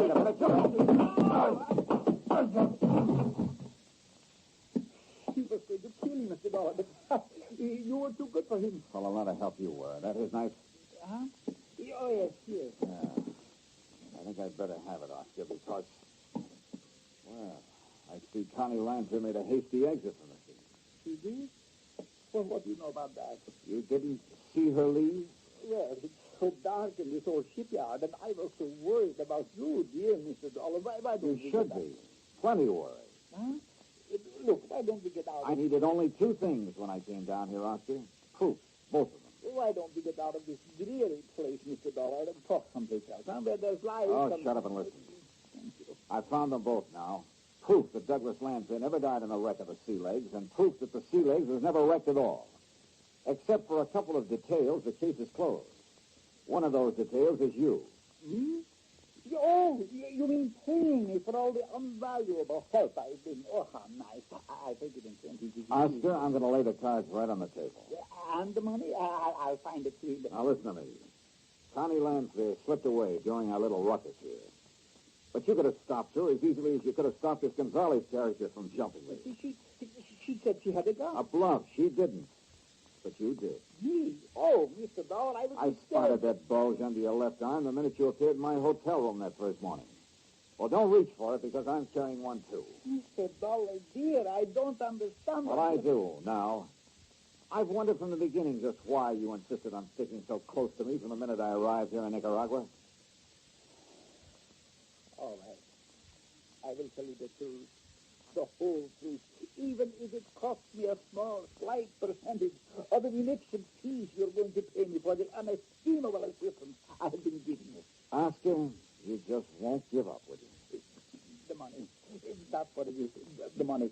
Like I get from all the Americans who come here to Nicaragua. Only from you it was not for sightseeing, guiding, but for all the help. Like, for instance, the money you've been getting from the Lanfears? I cannot tell a lie, Mr. Dollar. I did get some money from Mr. and Mrs. Lanfear, you know, for various and Sunday services when first they came here, but why not, including the use of my radio sender? You see, if I hadn't known they would pay me well for the using of my radio... Your unlicensed my radio. Unlicensed radio, because the license costs too much. Why, I would never have been able to know about the wreck that didn't happen and so skillfully lead you to the Baldara Islands and all the clues that I... Well, you know what I mean. What you really mean, Oscar, is that you expected a lot more from them if their crazy plan to collect on the insurance policies worked out. You're sure? Because no, Mr. Dollar, no, I was only trying to help you. Think, Mr. Dollar, about all the things I've told you about. You were careful not to tell me a single thing that I wouldn't have learned anyway. Oh, Mr. Dollar. Why did you insist right off the bat that we fly to Puerto Gardo, for instance? Why, apparently to help me for a small pittance, of course. But actually it was to keep me out of the way while Constance Lanfear made contact with her husband here in San Juan del Perro. Oh, please, No doubt you worked that all out with her before you busted in on me that first morning. Then when we did get to Puerto Gardo, tried to prevent me from spotting the current that would have taken any wreckage from the island to wash to the shore on the sandbar at Puerto Gardo, if the Sea Legs had gone down. That isn't... No. I told you about that strong current and very dangerous. Sure you did. But only because you realized at that point that I couldn't help finding out about it anyway. Mr. Dollar, you're making a crook out of me. Making a crook of you? Well, I have this little item, Oscar. When we started to land our plane and Douglas Lanfear came at us with his car, you know as well as I do that you could have avoided it. Kept us from snapping off our landing gear and crashing. Oh, it was nicely done, too. So that you wouldn't get badly hurt, but still be up and around to collect from Lanfear for it. Oh, Mr. Dollar, how can you even implicate such a horrible thing? You, my dearest, my undying Because friend. of your little suggestion along the way that I unfastened my seatbelt and relaxed, while you, I noticed, kept yours tight. One thing after another. And finally, of course, armed as you are, you not only let Gonzalez attack me, but you let Connie Lanfear escape as well. And all for money. Money. That's all you've talked about. How did you figure to collect for all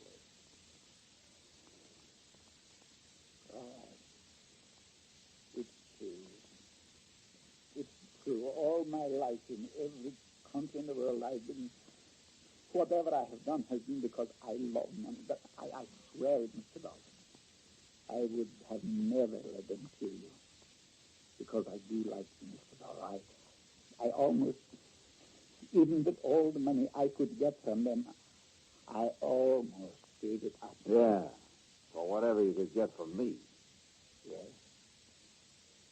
And because you're such a nice man, I guess I'm not used to being around nice. Mr. Dollar. Well? Mrs. Lanfear. What about her? Don't be too hard on her. It was all his doings. He had such a strong hold over her. The way he treated her, sometimes I almost thought she wished he had gone down in the rest of the boat. What are you talking about? She's stoned. Because by now she's so far in, she has to stick with him. Don't you see? Oh, yeah, I suppose that does make sense. All right, what else? That's all. I opened up my whole entire heart. Well, Mr. Dollar, for once in my life, I'm telling the truth. I thought maybe I could persuade you to pay me more than they could. Then I could be on your side, on the good side, just for once. But now, I guess I can only beg for your mercy. One thing you haven't told me, where Douglas Lanfear is. You must know. Well, do you? Yes. Well? For maybe enough of a small pittance to get out of this country. Can't get over it, can you? Well, you haven't much of a choice this time. You will help me maybe just a little bit if I say. We'll see. I'm living on hope, Mr. Dollar, so I will tell you. Mr. Lanfear.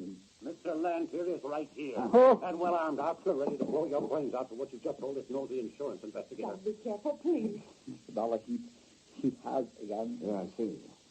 So have you, Oscar. Yes. Yes, I have. Careful, Oscar. And if it is the last thing I do, the man who got me into this is going... No, you don't. No!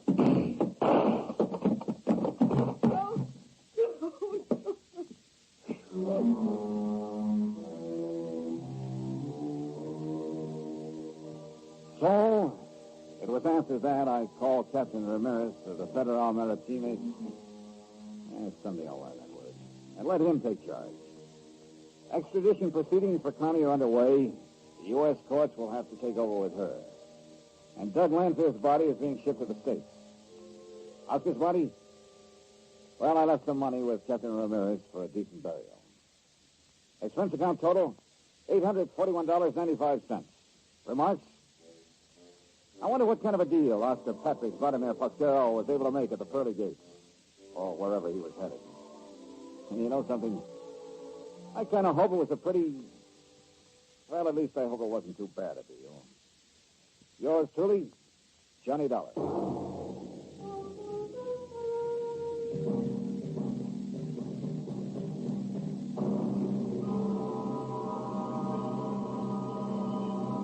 Next week, the promise of romance in the arms of a lovely girl, and the threat of a knife in the back. Join us, won't you? Yours truly, Johnny Dollar.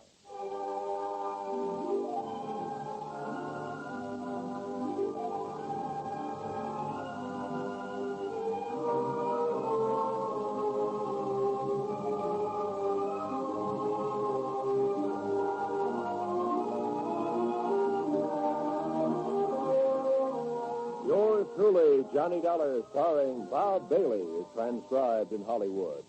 It is produced and directed by Jack Johnstone, who also wrote this week's story. Heard in our cast were Harry Bartell, Lawrence Dobkin, Virginia Gregg, Parley Bear, Don Diamond, and Russell Thorson. Musical supervision by Amerigo Marino.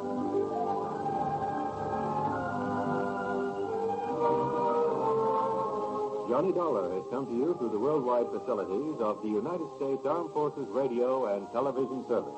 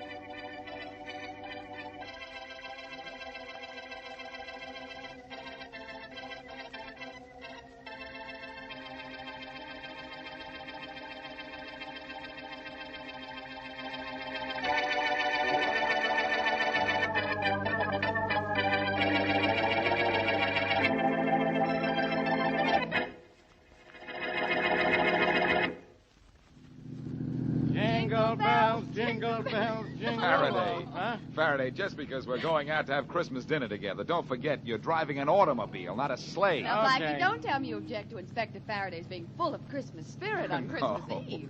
No, Mary, I just object to his voice. Very amusing. Blackie, I know now what I should have given you for Christmas. A sense of humor. If I didn't already have one, how could I tolerate you? Well, somebody should give you both a book of instructions on how to get along. And especially he, him. You know we're only kidding, Mary. We are. Stop that man!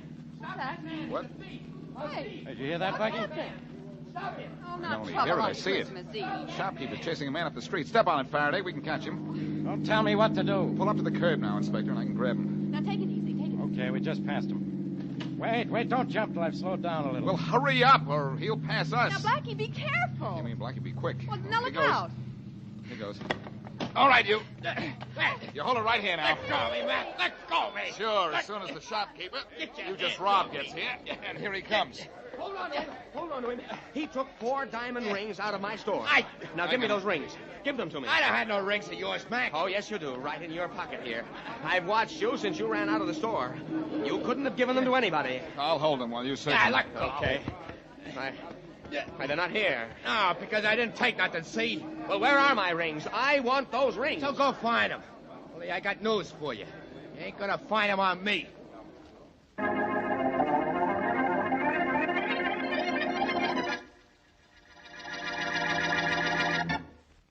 And now on to Dick Calmer as Boston Blackie. Enemy to those who make him an enemy. Friend to those who have no friend.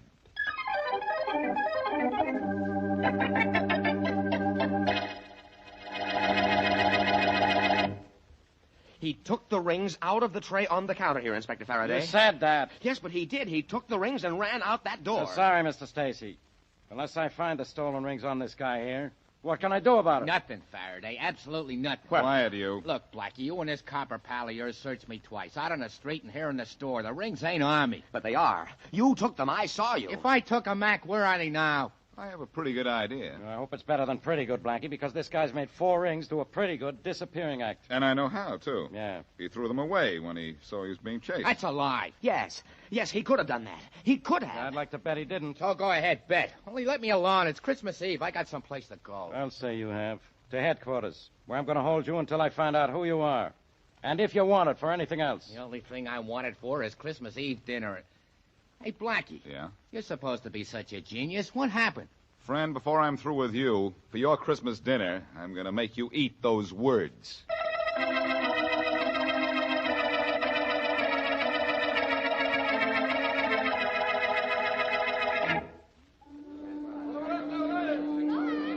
All visitors back behind the ropes, please. The passengers are coming down the gangplank now. Hey, guard. Guard. Yes, what is it? My name's Clark. I'm here to pick up a guy who don't speak English, say not a word of it. Will you help me find him? You know what he looks like? Yeah, he's a big guy, about 6'6", maybe 250 pounds. His name's Abby. Well, there's the big guy coming down the gangplank now with a sign on him. Maybe that's the guy. Oh, yeah, he looks like the guy I want. Hey, Abby! Abby! Yeah, he's coming over, so I guess he understands his name, even if he doesn't understand English. Yeah, I guess so. Thanks. No trouble at all. All visitors behind the ropes, please. Sanya Abby. Bolo Grino. Retsim Clark. Retsim Clark. Praga. Sitaba Abby, you big jerk. Praga. Retsim Clark. All right. You don't know what I'm talking about, Abby, because you don't know a word of English. But you use a gun good. Pretty good, they tell me. And if you do, we'll be speaking the same language, all right?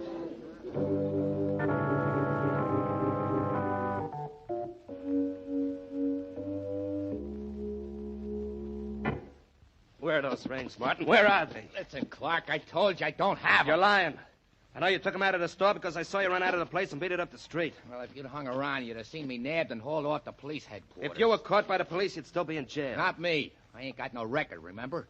Blackie and that cop Faraday took me down there, checked on me, and let me go. All right, you ran into trouble, but you got out of it. Now, where are those rings? I ain't got You them. took them out of the store, so why haven't you got them? Calm down and give me a chance to tell you. I'll give you just 10 seconds to hand over those rings. I spotted a jewelry store and cased it for you. Now, don't try to cross me. Hey, now, look, don't get tough, or maybe I'll just leave the rings lay right where they are. Oh, you will. Yeah, I will. Hey, let go of me. Sure. After I've taught you a little lesson. Huh? Hey, Abby, attune him. Hey, who's that monster? He's a character wanted for murder in Europe. A friend of mine sent him to me for Christmas. Friend, huh? He don't understand no English, but he's tough. I'm going to prove that to you. Yeah? Abby.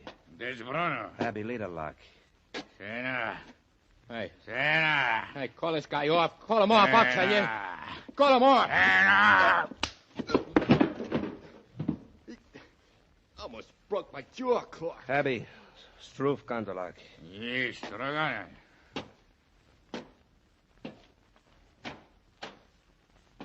You lay off now, Martin. That is, unless you still have the idea you're not telling me what you did with those rings. Sure, I'll tell you.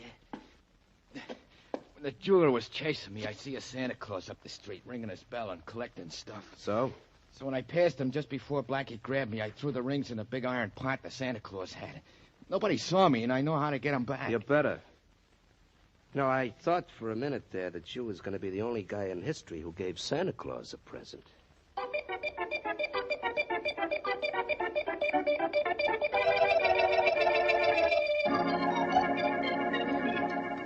Blackie, what's the Yeah. matter with you and Inspector Faraday?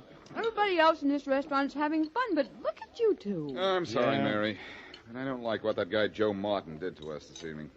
And I don't like the fact that we had nothing on him in the file at headquarters. No, eat your dinner, both of you. All right. This is Christmas Eve, and we're supposed to be having a party. When we let Martin go, my appetite went with him. Well, Blackie, what did he do with those rings? Who knows? He took them according to the jeweler, but he got rid of them somehow without being seen. Apparently, he didn't throw them away because we searched the street. well, when you two see Santa Claus, tell him that what you want for Christmas is an explanation of how Martin got rid of those rings. Hey, wait a minute, Mary. That's not a bad thought. No. I know how those rings were hidden and why they haven't been found. Oh, now, wait a minute, Blackie. What's Santa Claus got to do with that? Martin gave the rings to Santa Claus. What? Blackie, haven't you heard? There ain't no Santa Claus. There was one ringing a little bell on the corner near the jewelry store. Yes, and Martin passed him just a few seconds before I caught up with him. Yeah, but how would Martin give those rings to Santa Claus without Santa Claus knowing it? By tossing them in his collection bucket, Faraday.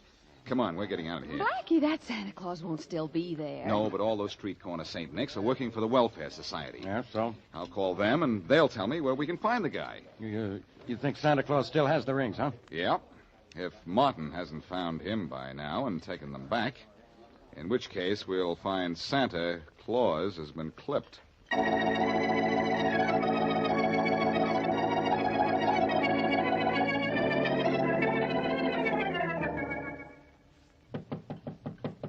Who is it? Joe Martin, Clark. Come in. It's me. Never mind the introduction. Where are the rings? Well, keep Two-Ton Tony from Tibet away from me. I got the rings right here. Well, where I want them is right here in my hand. Sure. Here you are. Thanks. Have any trouble with Santa Claus? Yeah, no, the plan worked great. Good. You'll never even be able to tell anybody I was there.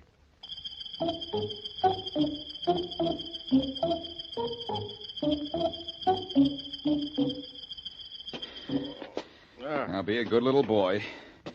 And I take you in to see Santa Claus, Faraday, and maybe he'll bring you a nice little promotion. Yeah. Look, he's an off-duty Santa Claus right now. I know. According to the Welfare Society, his name is Henry James. How many more flights are there? Only this is a fine way to spend Christmas Eve. Yeah, we may spend from now till New Year's working on a murder case, Faraday, if the welfare agency was right. And another guy phoned for information about this same Santa Claus just before we did. I know. Oh, finally, here's the door. Yeah, if he's in the kind of trouble you claim he is, he won't be in any condition to answer the door. Don't remind me. You and your theories. You had no right to think he's dead. I hope I'm wrong. But I'll guarantee you, if he's not dead, he's tied up or unconscious or both. Well, if you're so smart, you have that all figured out. You ought to be smart enough to know the only way we'll get in is to open the door ourselves. Brilliant deduction, Inspector. Yeah, and it's all mine. I'll try the door to see if it's locked. Blackie, how do you think up such wonderful ideas? Uh-oh. Somebody's opened it for us. Oh, sorry to keep you gentlemen waiting so long. I was taking a nap. Are you Henry James? Yes?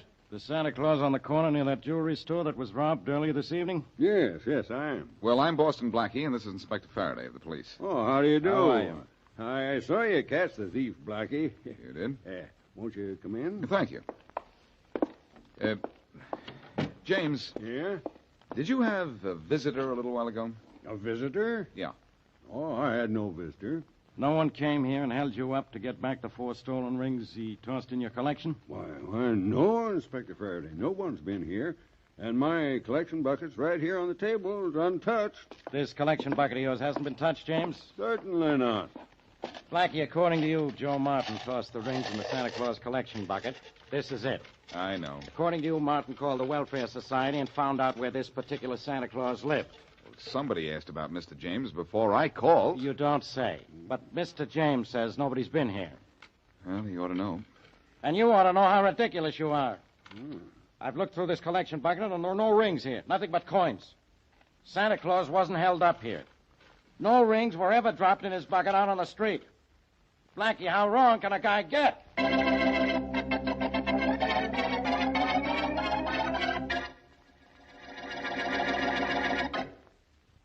And now, back to Boston Blackie.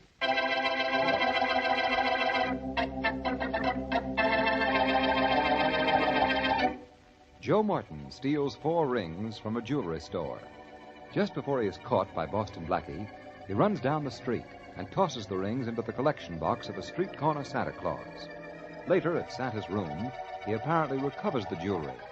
But when Blackie and Inspector Faraday come to see Santa, Santa, whose real name is Henry James, insists that his collection box has not been touched. As we return to our story, Blackie continues his questioning of Santa Claus. Look, Mr. James. Yeah, Blackie. Faraday is going back to headquarters because he thinks I'm wrong. Well, maybe he's right.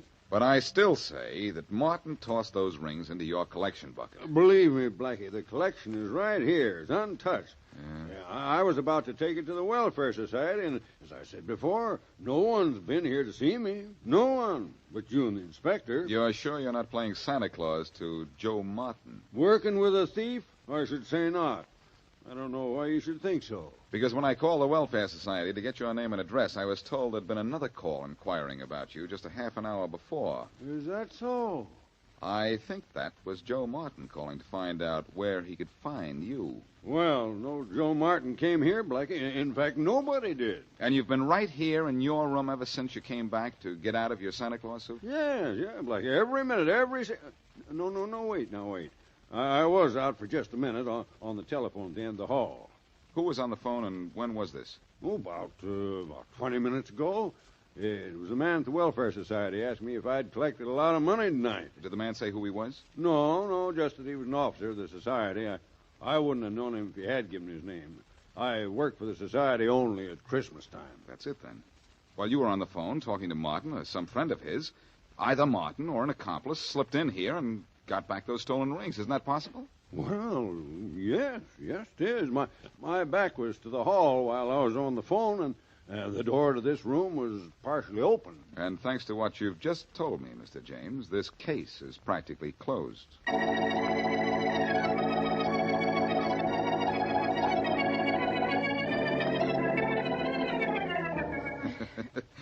Now, Mary, don't stuff me so full of pillows that I can't stand Now, up. Blackie, you want to look like a big, fat, jolly Santa Claus, don't you? Yes, but not like an overstuffed chair. There.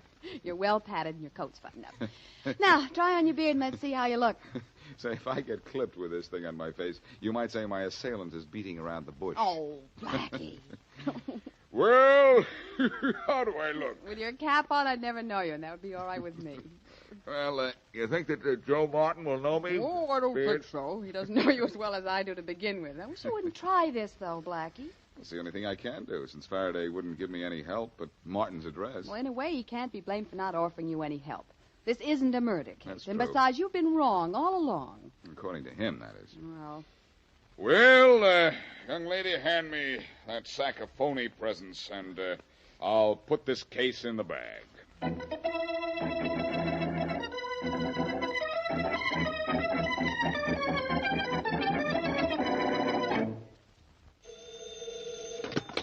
Faraday, homicide. Hello, Inspector. This is Mary Wesley. All right, let's have it, Miss Wesley. Have what? Blackie's newest theory on how to make me waste my time. Blackie's newest plan isn't going to waste any of your time, Inspector. In That's fact, new. you may not have enough time to get down there and help him.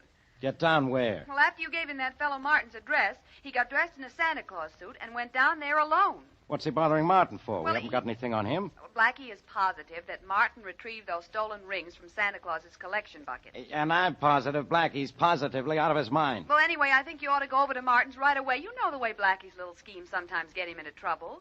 This time I hope he gets himself into plenty of trouble. Well, gee. Yeah, maybe it'll get him out of my hair.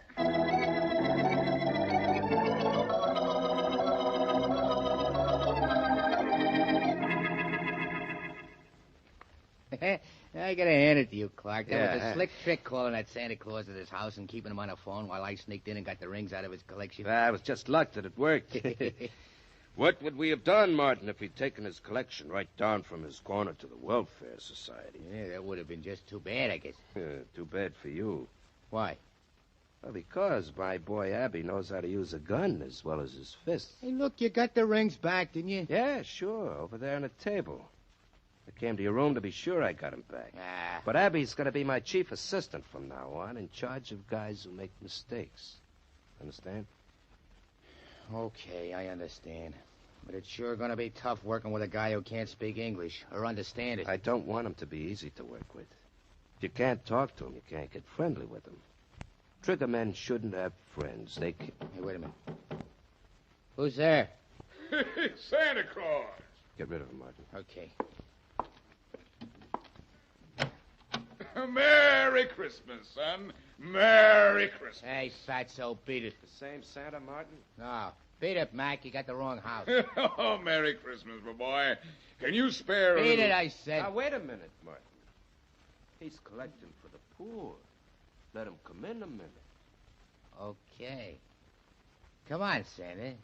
Come on in. Thank you. And a Merry Christmas.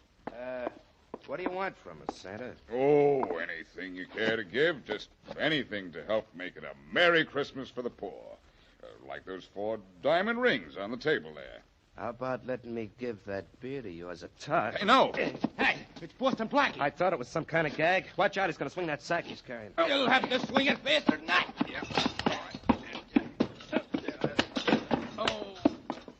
Good work, Martin. You really flattened him. Now get him up on his feet. I've got a gun on him. Sure. Oh, come on, Blackie, get up. Thanks. Hey, what are you going to do with him? You can't kill him here. I'm going to turn him over to Abby and let Abby take him for a little walk. Hey, Abby. This is pretty dangerous, Clark. Be a whole lot more dangerous if Blackie stays alive. Don't forget he's seen the rings, and I'm wanted for murder out west, and Blackie can describe me. I sure can. Hey, Abby. What's the matter with that big hunk?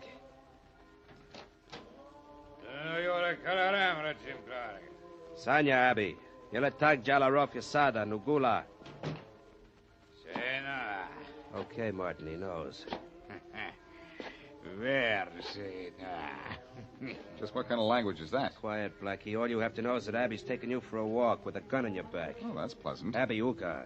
Come on, Clark. Have Abby get this guy out of here. The cops may not be far behind him. We better wait until those carol singers outside go away. Yeah. Oh, wait a minute. They won't suspect anything. I'll have Abby take them out right now. But what about those carol singers? They're just outside the house. I'll tell Abby to keep a gun on Blackie and shoot him if he opens his mouth. Hey, I got a better idea. Make Blackie sing and keep him singing. Then it'll seem like he's happy going down the street with Abby. Yeah, good idea. I'm really not in good voice this evening, gentlemen. And you won't be in good condition when Abby gets through with you. Quiet, Martin. Hey, Abby. Sura Retsum, Blackie Lingo. Finestuda. Bang, bang. Bang, bang. All right. Go on, get going. Start singing, Blackie. Go on, start singing. A command performance, huh? Oh, I didn't know you had such an appreciation for my talent. So long, Blackie. So long. So long. I said keep singing, Blackie. If you stop once more, Abby will shoot. I won't stop then. So long. So long, sucker. Merry Christmas. Merry Christmas. Jingle bells, jingle all the way. Oh, what fun it is to ride in the one-horse open sleigh. Give me help, I can't yelp, but I'm on a spot. Where we'll go, I don't know, but I know I'll be shot. Hey, hear what that guy said? When I've passed, jump him fast. Oh, listen to my squawk. Hey, listen to those I have words. to sing this silly thing, 'cause he'll kill me if I talk. Hey, I don't think that what guy's you speak to him is Greek. He doesn't know a thing. Come on, let's jump the guy. So Watch out that's for why gun. I just pass you by and let you hear me sing. All right, now get him. That's it, fellas. Here, let me at him, fellas. I can take care of him myself now. Hey, nice punch, mister. Nice going yourself, fellas. For understanding those words I was singing. Okay, but at first we thought you were nuts. Hey, here comes a police car. Hey, Blackie, you all right? Well, Faraday, you decided to give me some help after all. Yeah. When Miss Wesley phoned me and said you were going through with your crazy plan, I thought I'd better get down here and keep you out of trouble. Who was the big guy on the sidewalk? The guy working for Martin and his buddy who was going to give me a one-way ride into the country. Oh, great. He's safe here. Let's go into the house and get Martin and his friend. They wanted to go out west. Yeah, come on. Oh, look. There they go making a break for it. Yeah. Well, let's break up that break. Stop, you. Stop in the name of the law. Look out, Faraday. They're trying to shoot their way out. This'll stop him. Yeah, that made him stop. Come on, let's grab him. Watch out, Blackie. That guy's got a gun. You bet I have. You're not going to get a chance to use it, though, boy. I've got this one. Take care of the other one, Faraday. Don't tell me what to do. Okay, lay off, copper. No more, Blackie, no more. Okay, Martin, no more. If you give me those rings. Clark's got him. Come on, you, Clark. Let's have him. Yeah, okay, here they are. Here. 1, 2, 3, 4. They're all there, Faraday. Good. And Martin, Clark, and their pal Abby are all yours. Wow. You take these guys back to my squad car, will you, Blackie? After this chase, I'm tired. Oh, great, old man. Yeah. I go all out to catch these guys, and you're the one who's all in.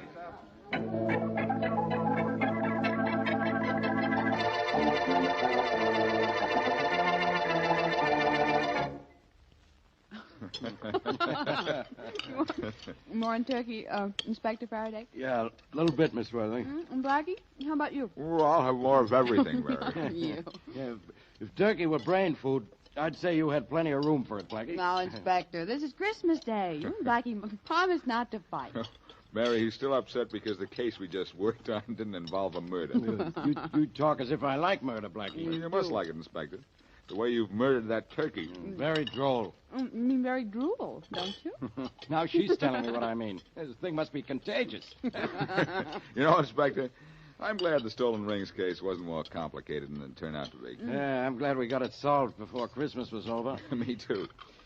Well, Inspector, men generally put a ring on a finger. But because Clark and Martin stole some rings, we put the finger on them.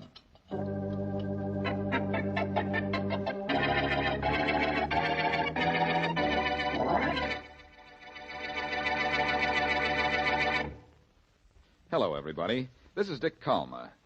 Every week after we finish one of our Boston Blackie shows, I indicate what I hope we'll be doing the following week. Look, Blackie. Now, just a second. This time, it's going to be a little different. Blackie, what's with you? What is going on here? Just a minute, Faraday, please. Mm-hmm. Friends, I said I'm not going to tell you what we will be doing next week. That's good. I'm going to tell you what we hope you will be doing. Very confusing. Isn't almost everything confusing to you, Inspector? Listen, everybody. What for? Now, patience, Faraday, patience. Next week, I hope you and everyone you know and love will be enjoying the best holiday season you ever had. Yeah, now... That the next year will be a great year for all of you. Could I say something, Blackie? You, Inspector, can say anything, and you probably will. All I say is Merry Christmas to our listeners, Blackie. Merry Christmas to them all. Well, Genius, how about one of your usual taglines? Not this time, Faraday. All I say to everybody from Mary Wesley and all our cast is, until our next meetings, season's greetings.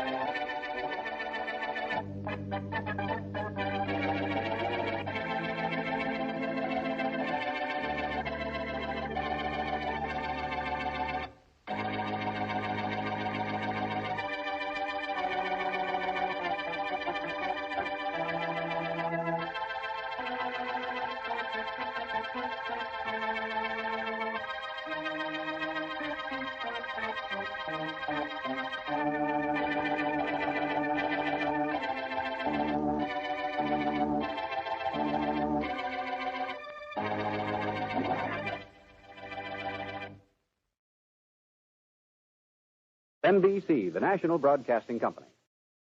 This is the McCoy.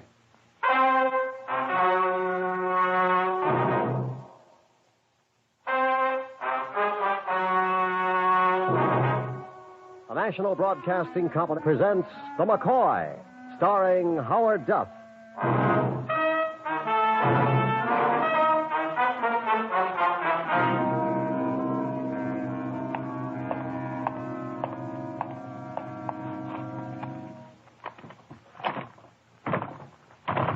Come on, door, open.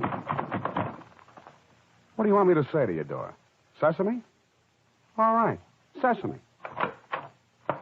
If there's anything I hate, it's a door that has to be coaxed. Take that.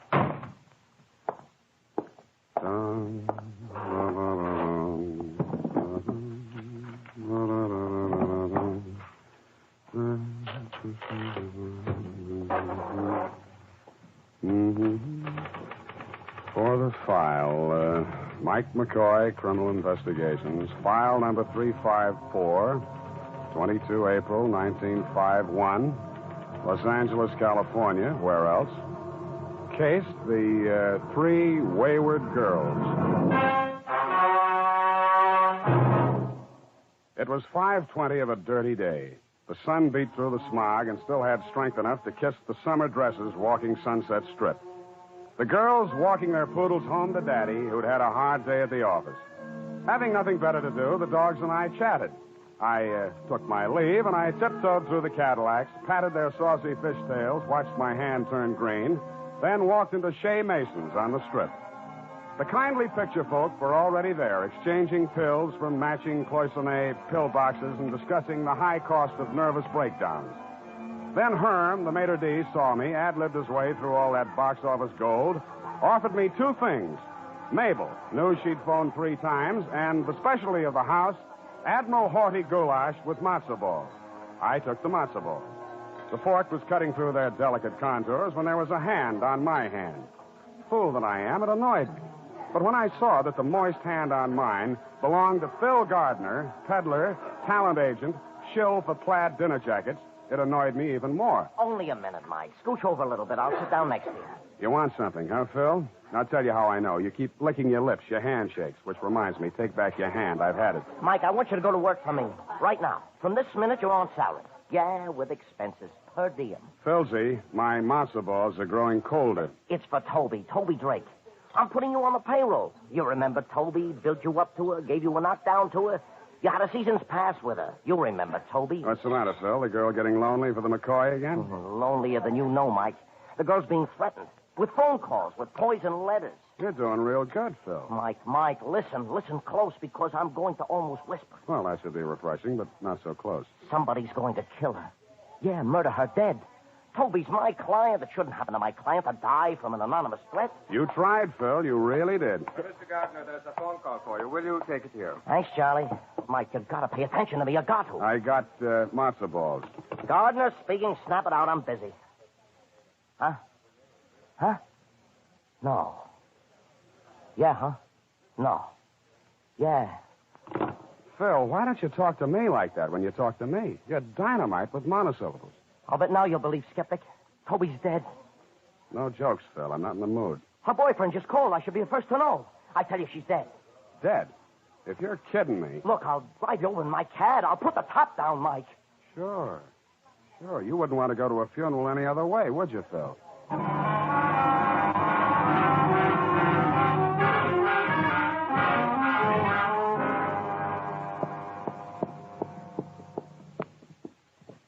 This way.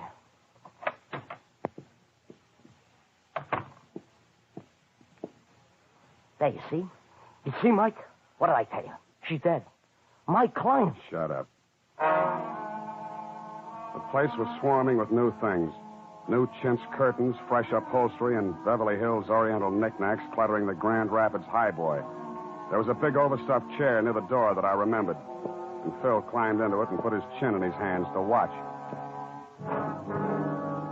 I walked over to the 3-piece sectional. Toby Drake was lying there, her hand trailing down on the floor. I couldn't see her face until the big man stood up. Somebody wrapped that black silk stocking too tight around her neck. You know her, Mike? Yeah, I knew her when she looked better. I liked her. She laughed at my jokes. You wrapped the stocking? You only asked because you're a cop, huh, Koska? I only asked because if I were a cop, I'd ask. The call came and said get here because there was a dead girl named Toby Drake, and on the way down I toyed with the name. Then I remembered she used to laugh at your jokes, and all of a sudden you're here. Why? Ask him. What is it? Something they have around town, an agent. He's Toby's. He's an agent? I gotta look. You're an agent, eh? Well, now. Well. Let me bend my face close because I've never seen one of you before. Talk to me, agent. I want to hear. Well, Lieutenant. Just Detective Koska. Go ahead. It was like this. Mike and me sit there at Mason's, chewing fat. And the phone was brought over.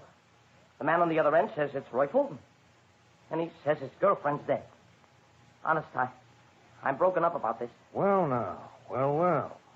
You wrapped the stocking, agent? Me wrap? Leave him alone, Koska. Leave him alone. Agents only kill other agents. Thanks a lot, Mike. I'll jot it down in the book. You been hired, Mike? I was, but I don't know if I'm still working. You're working. All the way, Mike.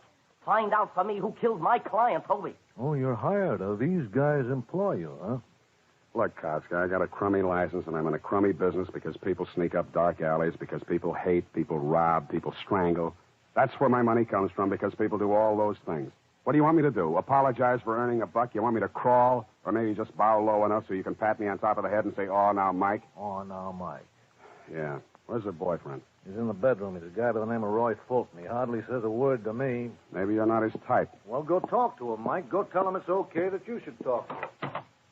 Let me count the ways I love thee to the depth and breadth and height my soul can reach when feeling out of sight. Go on. I like it. Who are you? I'm Mike McCoy. I'm a criminal investigator. Toby's dead. She was murdered, Mr. Fulton. I'm trying to find out who did it. We had a date. I came here. I saw her. I didn't lose my head. I called her agent. Then I called the police. Did you kill her? No. But she should have been more careful. Girls like her. What kind of a girl did you think she was? Very pretty.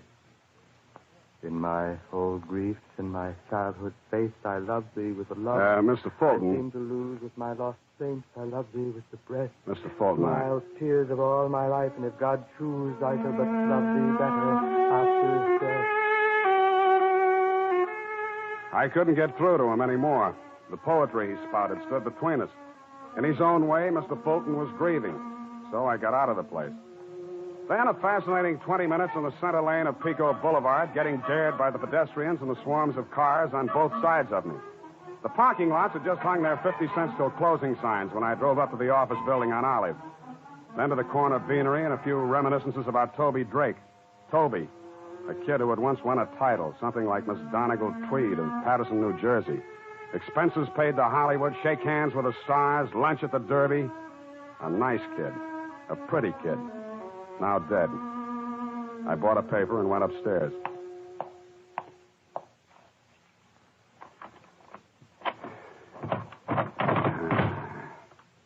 Sesame. I had to rent an office that once belonged to a Persian rug merchant.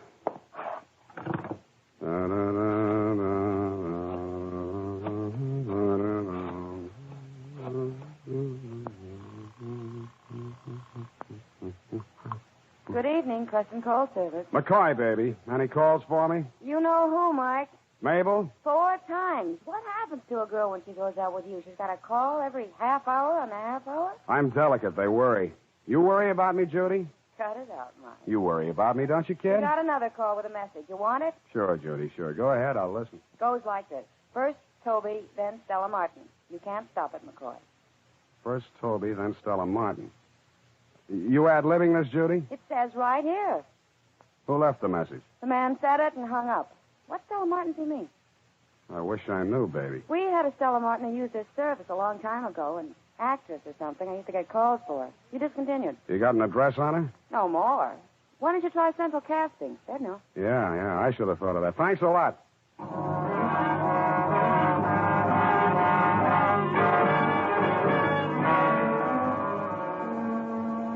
Take this card, Mr. McCoy. Take it. Yes, Miss Ford. Fill it out. Central Casting wants to know your age, weight, height, color of eyes. They do? It does? Gosh. You're fresh. You're new. They'll eat you up. Hmm? For color of eyes, put heart-shattering robin's egg blue. I haven't been well. The space where it says experience, leave it blank. I'll fill it in myself. Steady girl. Two can play at that game. It'll all be so simple. You put yourself in these two hands. I devote myself to you, heart and brain. Mm-hmm. Make you the most exciting thing in pictures. The most exciting. Steady girl. Heel. Don't back away from me. Don't be frightened of me, Mr. McCoy. It's not that I'm frightened, Miss Ford. It's just that my metabolism's a little sluggish today. You're a fool. Worse. A hard-headed, stupid, moronic, cretin fool. Hard-headed? They'll tell you outside what you want to know. Get out. No, you tell me, baby. Baby? What do you want? Well, right now, the address of Stella Martin, actress. After that, we'll meet in conclave, shall we? I'll have to look it up. In the files. Mm-hmm.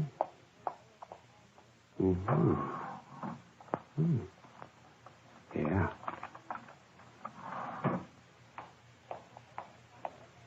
Stella Martin, dropped from our ready file. Non-payment of dues. Oh. Well, there must be an address where you done it. Las Flores Hotel on Selma. The Las Flores Hotel. Well, that burned down last month. It should happen to you, Mr. McCoy. Come on, I'll open a door for you. No hard feelings, huh, baby? Miss Ford, baby? I'll remember you always. Bye. Cute kid. Make a note, McCoy. Must wear chest protector.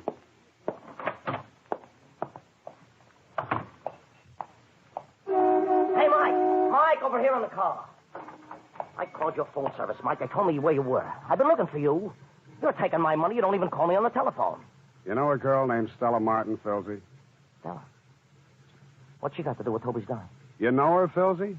Well, a couple of weeks ago, a girl came into my office, Stella Martin, pleaded I should put her on my clients list. Only no talent, you know what I mean? To soothe her tear-stained face, I took her home. It's all the way to Westchester. I've never been to Westchester. Make it come true, huh, Filsey? It was just 9 o'clock when Agent Phil let me off in front of a redwood frame house in Westchester. Then he suddenly remembered he had to pick up a client at the airport, and speedy Phil Gardner, game to the core, went back into the traffic again. The walk up to the house was lined with rose trees, carefully tended, and on every fourth one, there was a rose. But there was only one doorbell, so I knew just what to do.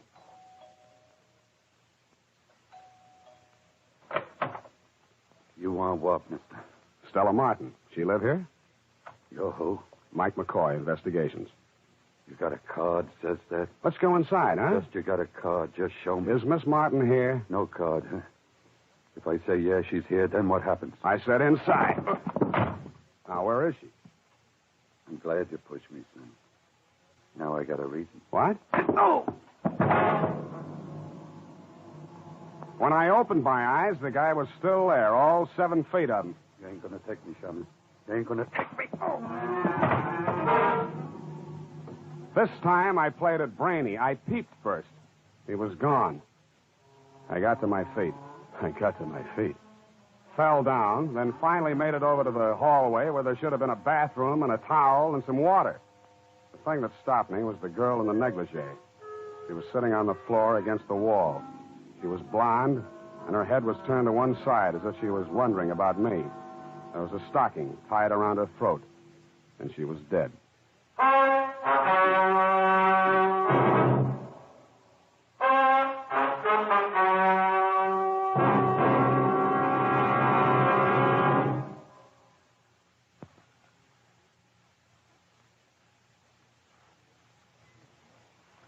And now back to The McCoy, starring Howard Duff.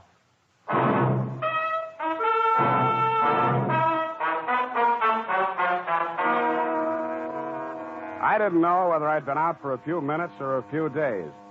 I decided on the minutes because the girl's body was still warm and death hadn't taken charge long enough to wipe the prettiness out of her face. I'd seen her a couple of times long ago in the jungle picture spliced between the main feature and the newsreel. The girl in the puttees who gets chased by the lion. Stella Martin. I stopped trying to convince myself it wasn't real. It was real, all right, and I didn't need the pounding on the door to knock it into my head. I didn't need Koska either, but I had him. What is this, Mike? You on a rampage? You want to know what happened, or you want to be a big man? Now, just be gentle with me. That's all I want you to do, Mike. 15 minutes ago, I was in a warm bed. Just be gentle. I got slugged. A man 7 feet tall in a black leather jacket. Look, Mike, I spent 5 hours questioning Roy Fulton about the murder of his girlfriend, Toby. Nothing. He quoted poetry. Then I climbed into this warm bed and I was sleeping fine. Then Sergeant Hurd called. It seems someone phoned in this address to Sergeant Hurd. You were saying what, Mike? She's in the hallway, propped up against the wall. Show me. Here she is. She's young and she's strangled, and her name's Stella Martin. You want to clear it up for me? You want to listen about a guy in a black leather jacket? 7 feet tall, eh? Yeah, 7 feet tall. Find him. That shouldn't be tough for a sharp fella like you. Now, don't be sour on me, Mike. You took some lumps and you... You see this, kid? What? This. Holding something in her hand. Well, now. Well. Read it, Mike. Read what it says on the paper. There'll be another one tomorrow, McCoy. Another one tomorrow, McCoy. McCoy. Well, now. What makes me so popular, Costco? Why doesn't it say your name? Why doesn't it say Sergeant Hurd? Because it says McCoy. Because it says the name of a guy I stumble over when I get out of a warm bed. Because you know things you're not telling me and you're not going to tell me because you think it's clever to obstruct justice. What am I going to do with you, Mike? Take you downtown and sweat you? Watch you be a hero because you won't tell me what you know? Get out of here, Mike. Get out.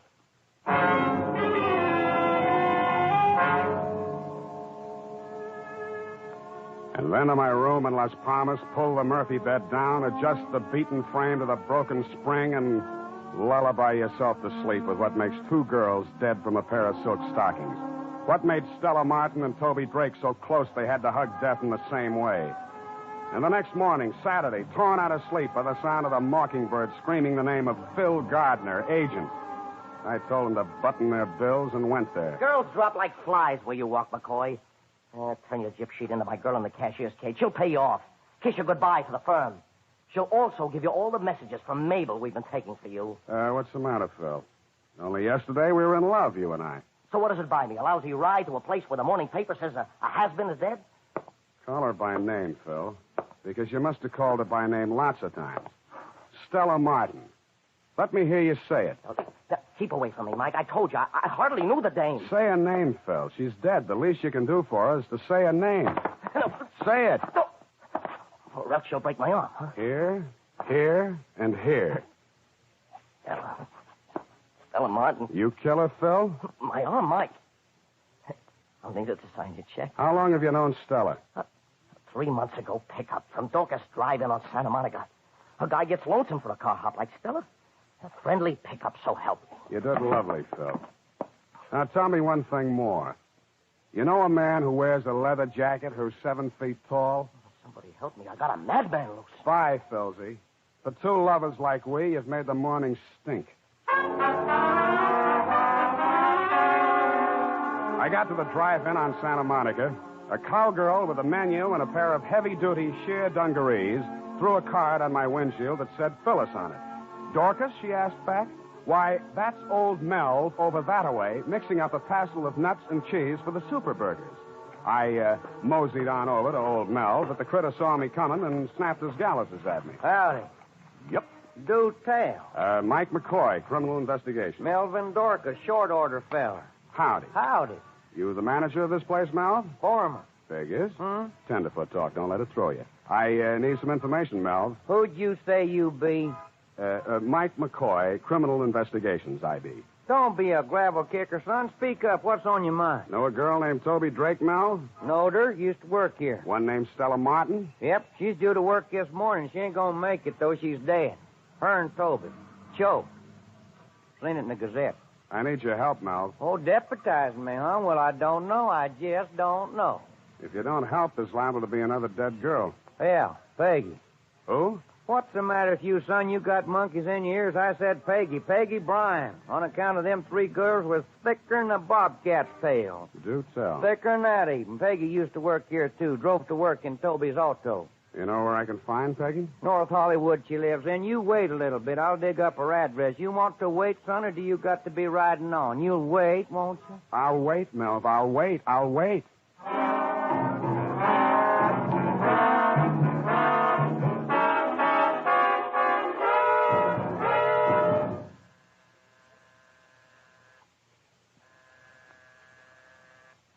I'll kill you before you kill me. Don't be crazy. Give me that gun. Come on. That's better. Kill. That's what you've got to kill me. No, let's scream inside. We don't want to make talk to the neighbors. Inside, Peggy. Come on. Hush, baby girl. Hush. See? I'll let you go. Nothing to be scared of. Don't do that. Scream, but don't do that. Kill me.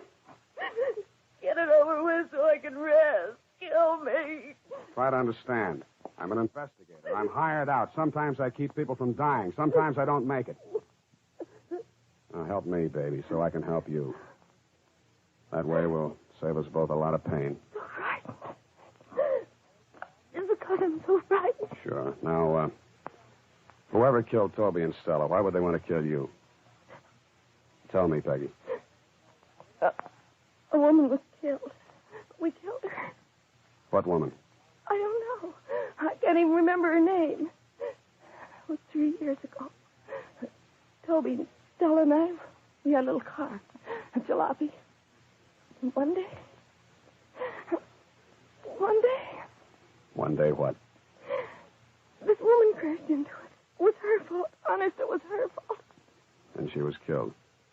A married woman. The police said it wasn't our fault. It's the only reason. Why else would anyone want us dead? It's Saturday, Peggy. What do you do with yourself on Saturday? I shop for groceries. For a new house dress sometimes. I need a new one. We'll go buy you one. And tonight? What'll we do tonight? You mean you're asking me for a date? Mm-hmm. What'll we do tonight, Peggy? Saturday nights I usually go to Ocean Park. It's fun. Rides and people, the fellas. It's fun. Sure it is. Saturday night, Ocean Park. We'll have fun.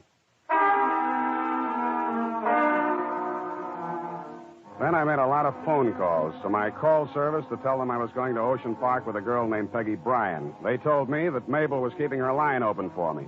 I told them to tell Mabel to keep it open. Then I called Agent Phil Gardner and let him know where I was going. Next, I got Koska on the phone. I didn't tell him anything. I asked him something. But no tall man in a black leather jacket was newly arrived in the pokey. Finally, I called Roy Fulton, Toby's boyfriend, the man who quoted poetry, and let him know all about my plans for the evening. And then, nothing daunted, I took Peggy Bryan by the arm, opened the door for her, and bowed her into my car with a flourish.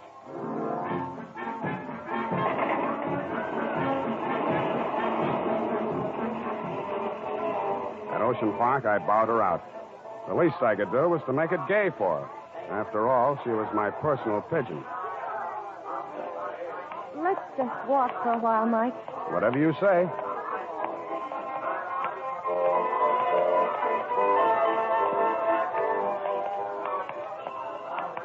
You hungry, Peggy? Let's go on the roller coaster. Sure. Peggy, What? just stand still for a moment. Look around you. See anybody you know? No, Mike. Let's go on the roller coaster. Right.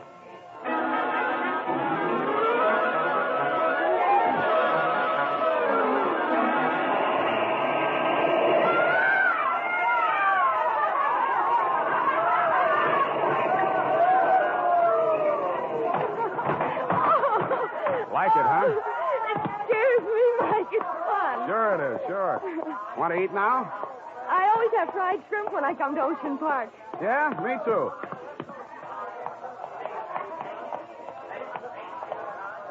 I know what you're doing, Mike. Sure you do. I'm on a Saturday night date with a nice girl. You think you'll find me here, Mike? You want me to level, don't you? Is he going to kill me? Not while I'm here. Come on, let's eat.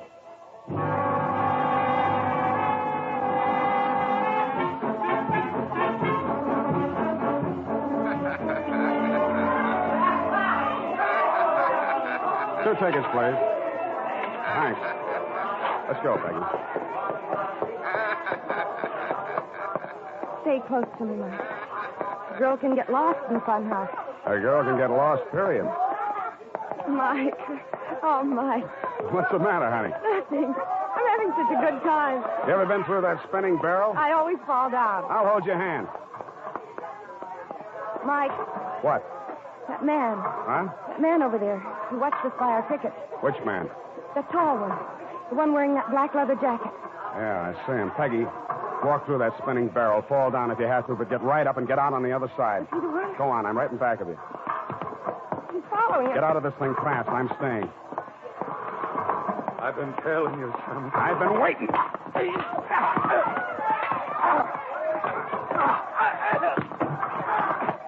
Come on, get out of there. Get out of there. All right, now talk. Talk, I say. Help me. You crazy, Sherman. Talk. You think I killed her? I didn't kill Stella. She was dead when I got there. I swear she was dead. Yeah, sure she was. And you come in, I went crazy. I wanted to kill something to get even. Why are you following me? Because you're a shaman. If you get to the killer, I want a piece of him. I didn't kill Stella. You gotta believe me. You gotta...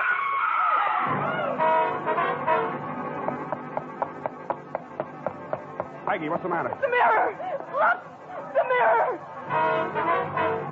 He was in the mirror, all right, his reflection in the crazy, rippled mirror of the funhouse. Roy Fulton's reflection. Long and thin, as if he'd been squeezed together. This time there was no poetry, just a gun. I pulled Peggy down on the floor with me. The crowd scattered, and there was nothing in Fulton's way. Mike! It's her I want, Mike! It's her! I was lucky. My shot got to him, but he kept coming. Then it caught up with him. But he didn't fall. Fulton. They killed my wife. They killed her.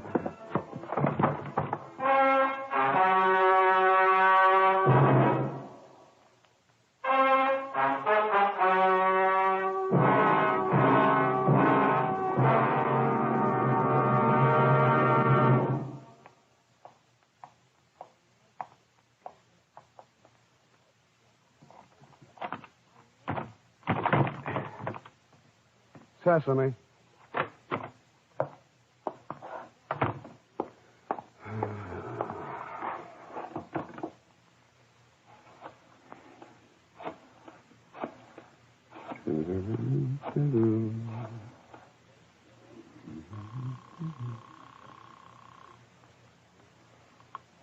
Hello, Miss Ford. Remember me? You wanted me for the talking pictures?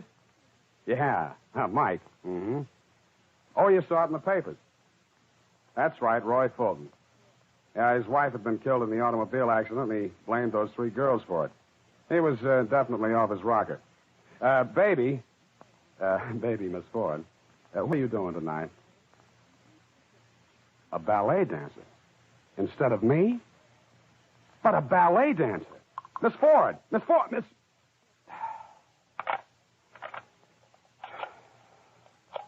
I'll be seeing you with all your familiar faces.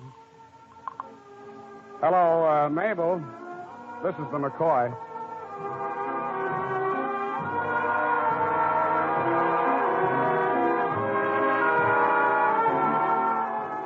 The McCoy, starring Howard Duff, is written, directed, and produced by David Friedkin and Morton Fine, with music composed and conducted by Walter Schumann.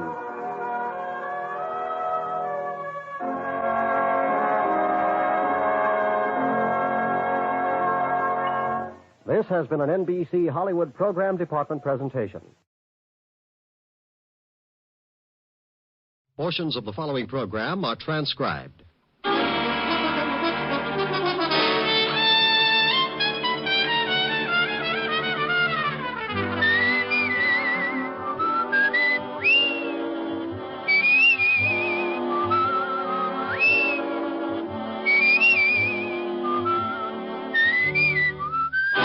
Here's Dick Powell as Richard Diamond, private detective.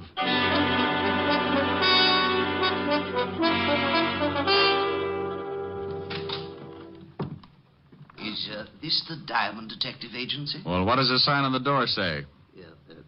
Diamond Detective Agency. And take a guess. Are you Mr. Richard Diamond? It depends. How much does he owe you? Nothing. You just want to speak to him? I do. You come as a client? Yes, I do. You have $100 a day in expenses? Yeah, I do. Then I now pronounce this man and client. Your name, please? My name's Thomas Jason. The stockbroker? You better pay cash. Oh, I'm retired now, Mr. Diamond. And to end this nonsense, here's your $100. Oh, thank you. Now, what's your trouble? It's Carol, my adopted daughter. We adopted her when she was 12, but my wife died shortly after. Frankly, Carol has been trouble ever since. And now? Now, I'm afraid it is no longer a matter of delinquency.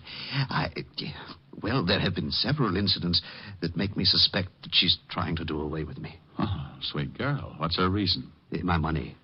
In my will, she is my only heir. Why not change the will? I said I suspected her, but I'm not certain, Mr. Diamond. And you understand, it would be terrible to disinherit her. If I am wrong about my suspicions, I simply must be sure before I change my will. She have any idea of your suspicion? Yes. This morning I did speak to her. Mentioned the possibility of cutting her from my will. She flew into a rage, made several terrible threats. Oh, what do you want me to do? Well, sir, I want you to... Oh, excuse me. Diamond Detective Agency, we have the only corpse with the lie-down design. Oh, Rick. Why don't you answer the phone right? Okay, Helen, baby. Diamond Detective Agency, Mr. Richard Diamond speaking. What? See, it throws you. Mr. Diamond. Honey, I'll see you tonight. I got a client. She? He. Good. Aye. You were saying, Mr. Jason, before I was so nicely interrupted. Yes, I want you to either prove my fears to be true or groundless. If I am right, I will change my will, of course. Where do I start? Come to my house at 3 this afternoon. Here's the address. I'll introduce you to my stepdaughter, Carol, as a business acquaintance. After you've met and talked with her, I'll give you what details I have about her threats and actions. Okay, Mr. Jason. I'll be at your place at 3 this afternoon. Good day, Mr. Diamond.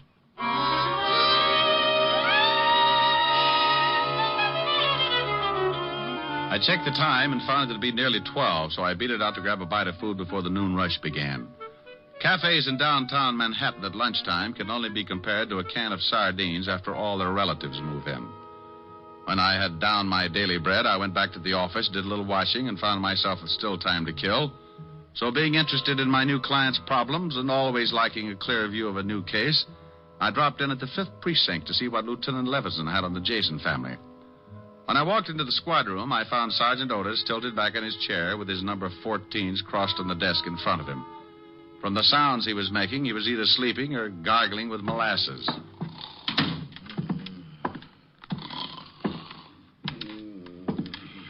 Sergeant Otis. Oh, boy. Sergeant Otis. Calm down. Otis, wake up. Oh, it's you, Chalmers. Patrol Leader Diamond with his stout-hearted brownies who were shocked by your dreams. Shame on you. Hey, how'd you know I was dreaming about a dame? I peeked. You know, I think I'll tell the lieutenant that you were sleeping on the job. Well, no, please don't do that, Chalmers. You'll start me pounding the beat again. Please don't tell him. Well, maybe I'll let you off the hook, but only if you tell Walt we're pals. That might stop him from giving me the devil about ribbing you. Pals? You mean friends? Buddies. Oh, no, I couldn't stand it. Hello, Walt. Okay, so where's the body? No body. You lost one? Now, you stop that. Well, get you.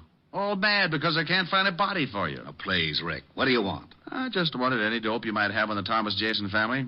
Jason? Yeah, the broker. Oh, nothing on him, but plenty on his stepdaughter, Carol. Like what?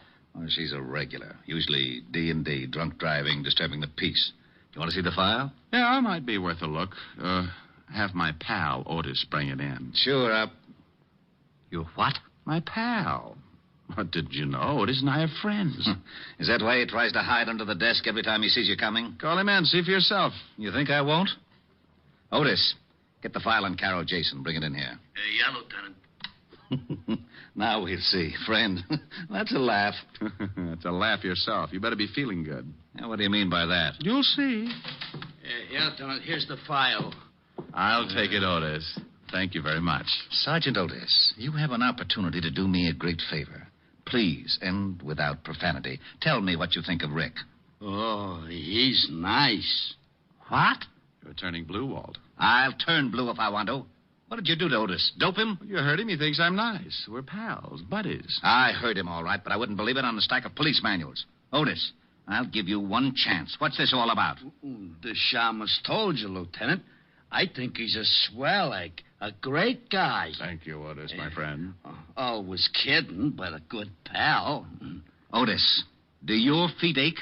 My feet? Why, no, Lieutenant. Well, they will. I'm sending you to a beat. A beat? Yes, in Yonkers. Oh, no!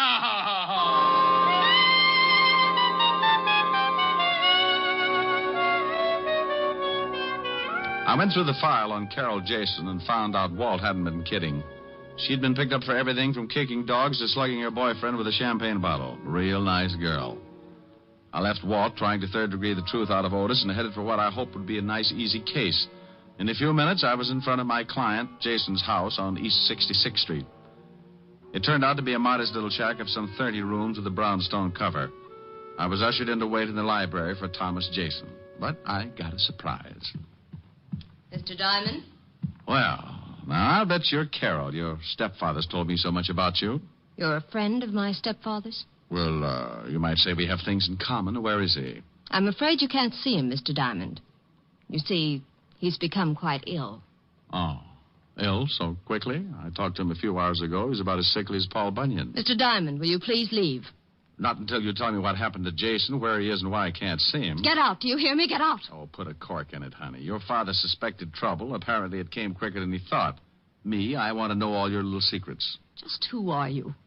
Policeman? Private policeman, dear. Your father hired me this morning. Well, I'm firing you this afternoon. Father's ill, and I will not allow him to be disturbed. He paid me for a day's work. Tomorrow you can fire me. Is he here? No. Now, will you get out, or do I call the real police? No, maybe you'd better, dear. There's a smell around here that isn't a room full of roses. All right. If it's going to save trouble, I will tell you this much. Father had a serious mental condition. This afternoon, a couple of hours ago, he had an attack. And I was forced to have him taken to a place where he could be treated properly. With what? Embalming fluid? Why, you insulting. Where was he taken? Who's the doctor? I think I've answered all the questions I need to, Mr. Diamond. My actions are entirely legal. If you persist in your insinuations, I shall see that your license is revoked and that you are charged with defamation of character. Oh, get you. You've been reading up on the law, and I'll bet I know why. All right, dear. I'll leave now. Go on, and don't come back. Temper, temper, temper. I'm going, but we'll see each other again.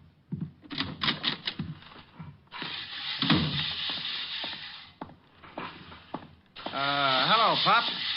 Got a minute? I reckon so, mister. What's on your mind? Oh, questions. Like how long you been out here mowing the lawn? Most of the day. Why? Did you, see Mr. Jason leave? Oh, sure. Left in an ambulance, he did. He was wearing a funny white coat with the arms tied in back. My fashion certainly changed. You didn't notice any name on the ambulance, did you? Well, as a matter of fact, I did, mister. Oh, my, it was a silly name. About the silliest I've ever heard of. Oh, the name, Pop. What was it? Oh, don't be in such a dang rush. It was, Home Sweet Home Rest Home. Oh, no. Ain't that silly? I don't think my client agrees with you. If he was taken there for a rest, it may be a permanent one.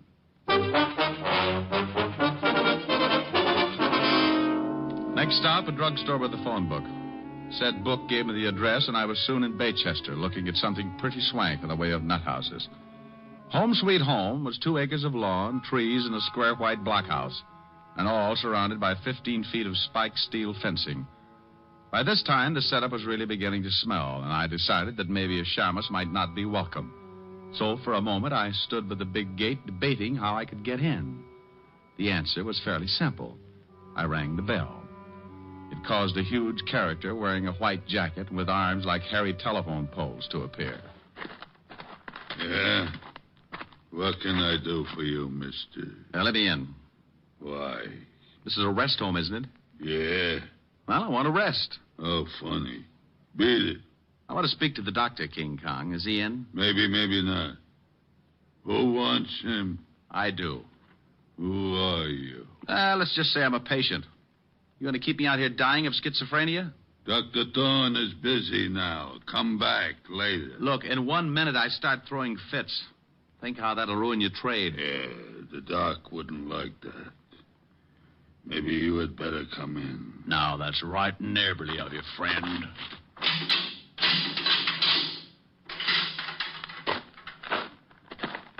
Wow. Nice place. For nuts? Please. I'm a patient, remember? So, if you're a nut, I should care. If you ain't, why should you? Now, that's a homely bit of philosophy. Tell me, what do you do here? Break skulls? I don't think I like you. And I'm a nurse. What a shock this will be to Dr. Kildare. I don't know him. Now, you wouldn't. His nurses are pretty. If he had to have you as a nurse, he'd quit medicine and take up playing the glockenspiel. Sally, you're nuts. Wait here. I get the doctor. Yes, nurse. Dr. Thorne, you got a patient, I think. All right, Brazo. I am Dr. Thorne, sir. What can I do for you? He's nuts, Doc. Be quiet, Brazo. Oh, he's right, Doc. I'm nuttier than a squirrel's hideout. Well, I'm afraid I can be of no assistance, Mr. Promise you won't tell? Did I promise? I am Sherlock Holmes. What? H-O-L. I can spell. I'm afraid you've come to the wrong place, Mr. Holmes. This is a private sanitarium, and certain procedures must be followed. I have money I can pay, and I want to stay here. But, Mr. Holmes, you must be examined by a doctor and committed by a relative. You're a doctor. Examine me. But your relative, you can't commit yourself. Why not? I demand my rights. Oh, this is preposterous. This is not a hotel. You can't just come in and register. Tell me, who's your doctor? Where is your home? Well, look. Tell you what. You let me stay here for the day, and I'll tell you who my doctor is. And if you don't let me stay, I'll tell everyone what a bad place you have. You said something about having money. Just how much money? I've got a mattress full. Can I stay? Perhaps it can be arranged. Though, of course, I must examine you. Of course. And there will be a certain fee, you understand? I'm beginning to. Tell me, Mr. H-O-L. Stop! You certainly are most annoying. Tell me, why do you want to stay here anyway? Well, I've got to stop the plot. The plot? You know about that? Sure. You planned to rub out Fearless Fosdick, but I'm not going to let you. Oh, I see. Tell me, do you have any dreams? Well, of course. I have dreams about eating ice cream cones, and oh, what a mess they are. What's so messy about eating an ice cream cone? My mouth is always filled with BBs. BBs? For my air rifle, stupid. How else could I stand off the Indians? Well, what Indians? Well, the Indians who want to steal my ice cream cones. Now, why would Indians want your ice cream cones? Oh, they're mad about pistachio. You are crazy, aren't you? Brazo, take Mr. H-O-L. Oh, never mind. Take him to observation room B, Brazo. I don't have time for the examination now. Wait, can't I be with the other patients? I get lonely. Later. Come on, Sherlock. This way.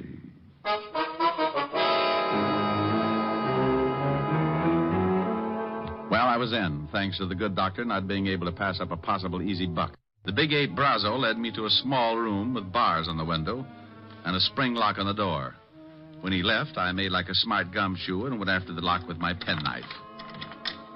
Due to my early training in picking locks at the automat, I was out like Alabama. I found myself in a long hall with 7 rooms, 3 on each side and 1 at the end. I knocked on every door. Nothing. Not even Bogart. The last one had to be Jason. Are you in there, Mr. Jason? Diamond. Oh, I am glad to hear your voice. Please, get me out of here. Just take it easy. I don't have a key, and this door has a padlock on it. But you must get me out. Sure, but give me time. First, tell me what's the score. Why did they lock you up? Carol had it planned. She has paid Dr. Thorne to keep me here until I go crazy. She wants to have me judged legally insane so she can take the estate. Yeah, well, maybe I can put a few kinks in her plan. Wait, Diamond. Where are you going? There's a phone in the doctor's office. If no one's there, I'll use it to get help. Yes, but what if you can't get to the phone? And I go out and get the Marines. If I can get by that ape man, that locked gate. Don't go away. Oh, there you are, Sherlock. Oh, don't pick on me. I was only 3.5 years old. I'm upset with you, Sherlock. You oughtn't to be running around the halls like this. But a guy's got to have his constitutional, Brazo. Yeah, well, you're through with yours. The doc wants to examine you now. I've changed my mind. I don't think I'd like it I said here. the doc wants you. What the doc wants, he gets. Well, bully for him, but this is one time you won't. I'm leaving. I don't want to break your arm, Sherlock. No? So you don't leave until the doc says so. Well, I'm sorry to disappoint him, but certain things are necessary, like this. Oh. Now, you shouldn't act like that. I might get mad. Oh, my knuckles. What is your jaw made of? Concrete? Come on, Sherlock. Or do you want to try again? No, thanks. One busted hand is enough. And don't try to run. The gate's locked. And if I have to catch you, I'll fix your legs so you can't run again. Oh, friendly little butcher, aren't you? Right in here, Sherlock. The doc is waiting. Here he is, Doc. Good. You can go back to the office, Brazo. I won't need you. Well, you seem to be well trained as a detective, Mr. Holmes. Do you always pick locks so easily? I do better with my erector set. But you needn't examine me further. I've changed my mind. You've changed your... This is odd. First you demand in, now you want out. I just remembered I forgot to pick up my station wagon. But the Indians, you want me to help you keep them from stealing your ice cream cones, don't you? They already got them, and all my money, too. They're both gone. Your money? And you don't have any money? Not a bolivar. Now, may I go, Doctor? You're going to stay right here, Mr. Holmes. There's something peculiar about the way you've recovered from your illusions. Doc, Miss Jason to see her. She's in your office. Very well, Brazo. Stay here and guard this man, whoever he is. Holmes, H-O... Will you shut up? And make sure he stays put this time, Brazo. I've some questions I want to ask him. He won't go no place, Doc. He'll go ahead to the office. Well, Carol, this is a pleasant surprise. Come to visit Jason. Thorne, our plans will have to be changed. Changed? Something has come up that may cause an investigation of stepfather's illness. We can't afford to take a chance of that. But we can't let Jason go now. I had no such intentions. He must be taken care of tonight. Taken care of? But that's impossible. How could He I... must be gotten rid of. What? Oh, no. No, I didn't bargain for murder. Look, Thorne, you're in and you stay in. I've paid you $10,000. Don't forget it. But why all this sudden rush to change our plan? Why can't we A private detective came to see me this morning. He was hired by stepfather. I knew he had suspicions, but I didn't know they'd gone so far. A detective? Oh, he can't act legally, but he's the sort to cause trouble. Detective, private detective. Sherlock Holmes. He's rambling about. I'm afraid we're in serious trouble. Come with me. What? Your private detective. I think he's already found Jason. Come on. You wouldn't like to earn $100, would you, Brazo? No. It is you, Diamond. Uh-oh, fun's over. Thorne, you fool. How'd he get in here? He said he was a patient, Carol, and I swear he seemed crazy enough. He probably said he had money. You seem to understand each other, honey, but do you mind? I'd like to take Mr. Jason home For now. a couple of extra dollars, you let him walk right in. Oh, Thorne, you're an idiot. I suppose he's found Jason and talked to him. Well, he did get out of his room and wander about. Oh, that's great. So now he knows the whole works. Too bad, baby. Your plan is kaput. Not quite, Diamond. You've just talked yourself into real trouble. This gun says for you not to get any bright ideas. My IQ just dropped 30 points. Shut him up, Brazo. Sure. Hey, now, wait a minute. Oh! Now, stay with him while Thorne and I make arrangements. We won't be long. Do I get the... Yes, Brazo, when we're ready. Come on, Thorne. I want to talk to stepfather.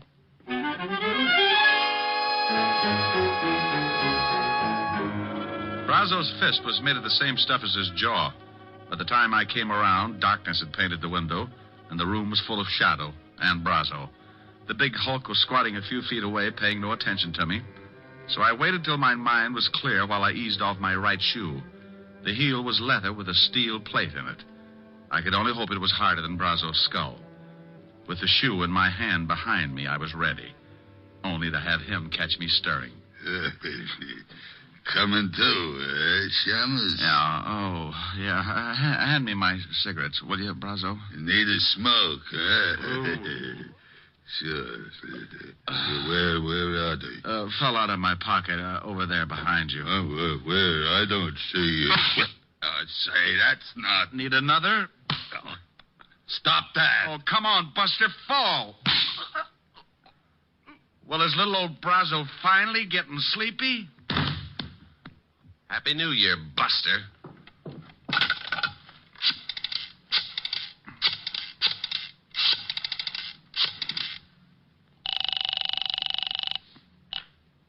Levinson, homicide. Walt, Rick, if you don't want me to be a customer of yours, get out to the Home Sweet Home Rest Home fast. What?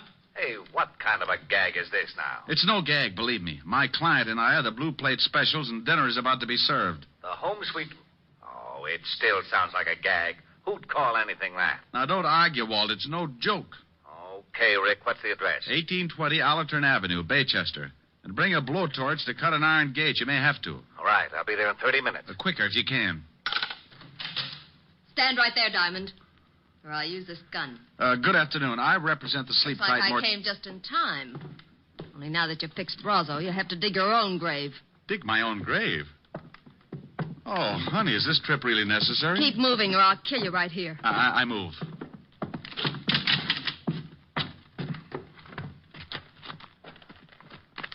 Keep going. Over there behind those trees where Thorne and Jason are. Well, is Jason... He's alive, but not for long. Where's Brazo? I thought he was going to... Diamond knocked him out. They can dig their own graves. There, the shovels. Get busy. Carol, please, you may have the money. I swear... Shut up and dig. Carol, this is... Just work the shovel.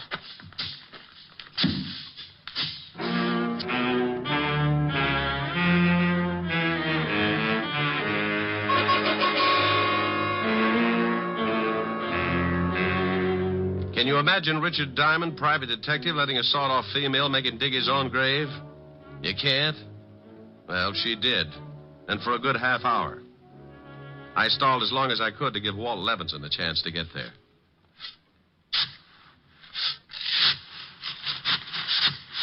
That's enough.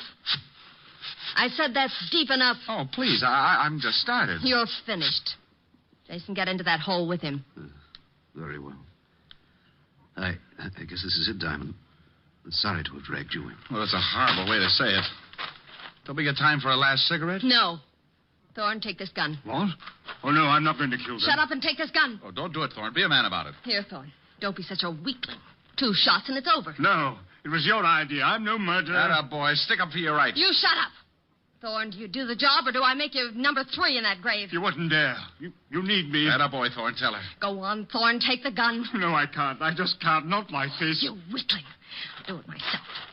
Now, turn around, Diamond. Oh, now, look, baby, this thing's getting out of hand. You shoot me and the law will be all over the place. Not until I've filled that grave in over you. I called them, baby. Oh, you're lying. Am I? Well, just turn around and take a look at that lovely big fat policeman standing over there by that tree. Oh, you really don't expect me to fall for an old stunt like that. Well, if you don't, you'll fall for something. It's your funeral. No, it isn't. It's yours. All right, lady, drop it. What?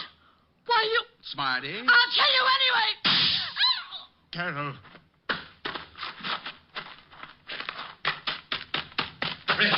Rick, what the devil's going on here? What are you doing down there? I'm looking at the girl. I think you shot her pretty bad. Who are these 2 guys? The guy with the castanet knees is Doc Thorne. Better put the cuffs on him as an accessory. But you can't do this. I was the one that refused to shoot you. Oh, stop licking my hand. You can tell it to the precinct judge. Otis, snap the cuffs on them and take them out the car. Sure. Come on, you. Now, what about this other guy? The girl's stepfather. How do you feel, Mr. Jason? Sick, Mr. Diamond.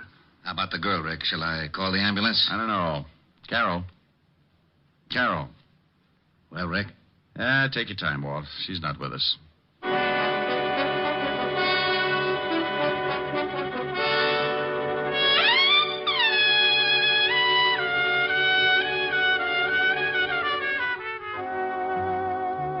I gave Walt the story, then took Jason to his house. Stayed there long enough to brush the dirt off my clothes, wash my hands, and then I headed for a delayed date.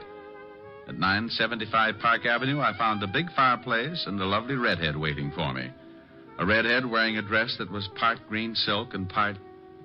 Well... I'm the library, darling. Come on in. Hello, Helen, baby. You sound like you found oil in the basement. What's with the cheer? Me? Isn't it always? I like you. I like the way you say that. Looking up at me with those big green eyes. They're not green. They're hazel. Oh, are they? Let me look closer. Not until you sing for me. Sing? Oh, honey, I'm tired. I want to rest. No, you don't. No, over to the piano. Now, Rick, not here. But, Helen, all I wanted to do was... I know, Rick. Oh, you've been using that Ouija board again. I don't want to sing. Now, look at my eyes. Close range? Contact. I'll sing. That's better. Like, you must have been a beautiful baby. Oh, love it. You must have been a beautiful baby. You must have been a wonderful child when you were only starting to go to kindergarten, I bet you drove the little boys wild. And when it came to winning blue ribbons, you must have shown the other kids how. I can see the judge's eyes as they handed you the prize. I bet you made the cutest bow. Oh, you must have been a beautiful baby. 'Cause, baby, look at you now. Like that? That was wonderful, Rick. Come here. About time. Oh, Rick. Do you think you can do that and sing, too? Honey, when you look at me like that, I could kiss you, sing, and knit a whole sweater at the same time. Rick, could you? Want to try? The sweater will take years. I'll buy that. Come here, we'll start with the neck. Rick. You know something? What? I may even knit you a whole suit.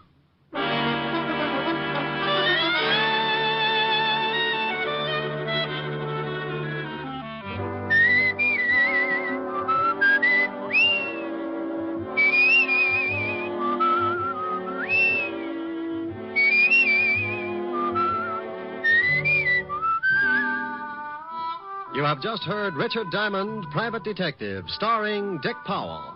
Helen was played by Virginia Gregg, Lieutenant Levinson by Ed Begley.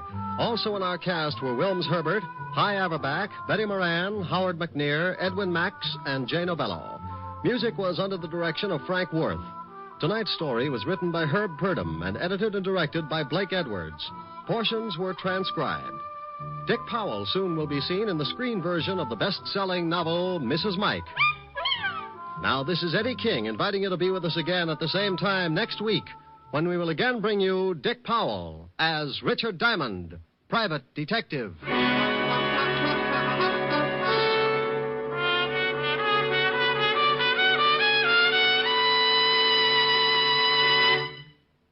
How much is your life worth? Think about that for a minute. Is it worth a little care? Well, that's all that's needed to protect it on America's streets and highways. Only your careful driving and your acceptance of personal responsibility for your own life can guard you from the dangers of the road. The price that you may pay for carelessness is a high one, and it's a price that thousands upon thousands of accident victims have already paid. Their gamble with death behind the wheel is a stark warning. A warning that an accident can happen to you. Last year alone, some 32,000 persons were killed in traffic accidents, and well over 1 million others were injured. Smash-ups have averaged more than 1 a minute, every minute of the day and night. These are the facts of traffic dangers. As for the facts of traffic safety, well, they all boil down to just 2 facts. Careful driving by automobile owners, careful walking by pedestrians. So drive carefully, walk carefully. The care you take may save a life, and that life may be your own. Saturday night is packed with entertainment when you stay tuned to NBC's star lineup of shows. Each Saturday, make it a point to listen to NBC. You'll hear Hollywood Star Theater, Ralph Edwards' Truth or Consequences, Your Hit Parade, A Day in the Life of Dennis Day, The Judy Canova Show, Grand Ole Opry, and songs by Morton Downey. Now, stay tuned for Lionel Barrymore and Hollywood Star Theater on NBC.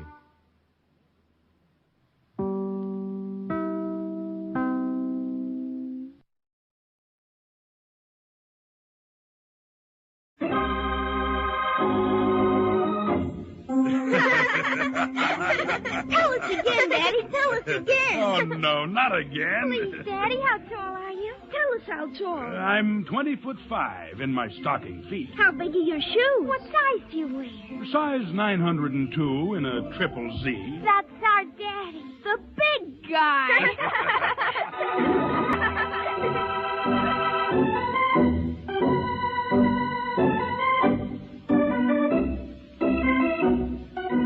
NBC presents The Big Guy, another in the series of adventures of a very unusual detective, Joshua Sharp. Joshua Sharp works for his clients on a strictly cash basis to provide for the needs of his nearest and dearest, Josh Jr. and his daughter Debbie. To these two, Sharp is both father and mother. To his clients, he is a good detective. To Josh and Debbie, he's the friendly magician, the fabulous hero, the giant among giants, the big guy. Tonight's adventure with the big guy, the case of the villainous friend.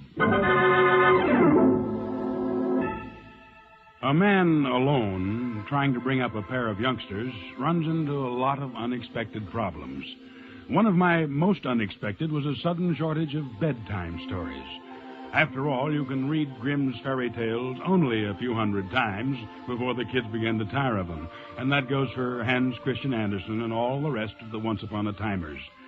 Now, I'd reached that point with Josh and Debbie, and they were getting so bored with witches and sleeping beauties that finally, for all our sakes, I tried tapping a new source. I bought a copy of Tales from Shakespeare. It was an immediate hit. In fact, it was too big a hit. That first night, I read The Tempest and Two Gentlemen from Verona, and still they didn't want me to stop. What's the next one, Daddy? Well, we'll let the next one wait, baby. You and Debbie have to go to sleep. But what's the name of it? Just the name of it? It's The Tragedy of Othello. Now, you just close your eyes and... Oh, what about him, Daddy? Yes, Daddy, who was he? Well, he was a man, Josh. Oh, and what was the tragedy? Well, he was married to a woman named Desdemona who loved him very much. Is that a tragedy? No, the tragedy came about because he had a friend named Iago. Yes. And Iago came to Othello and told him that Desdemona didn't love him at all. He said she loved somebody else. He was bad, wasn't he, Daddy? Oh, very. And what happens next? Well, Next, a couple of shrewd articles who are trying to worm another story out of their hard-working father give him a kiss and say good night.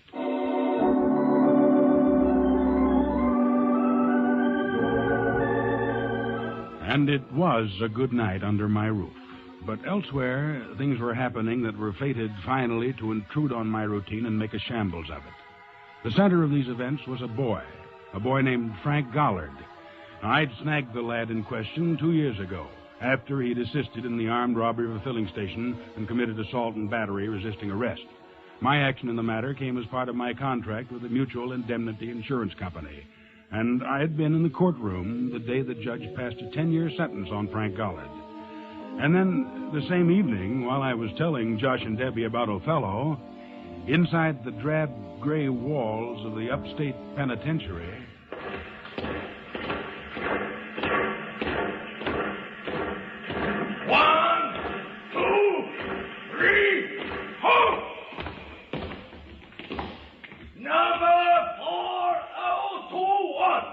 Number 5604.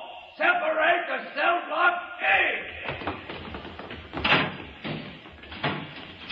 Number 5645 to number 6059.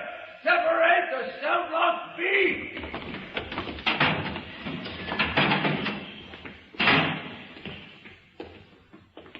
You hit from your wife lately, Frank? Yeah, I got a letter from Lila last week. Well, let's turn in, Hap. What do you say? Yeah, sure, kid, in a minute. Lila. Oh, that's a pretty name. Hap? Huh? How come you asked me that?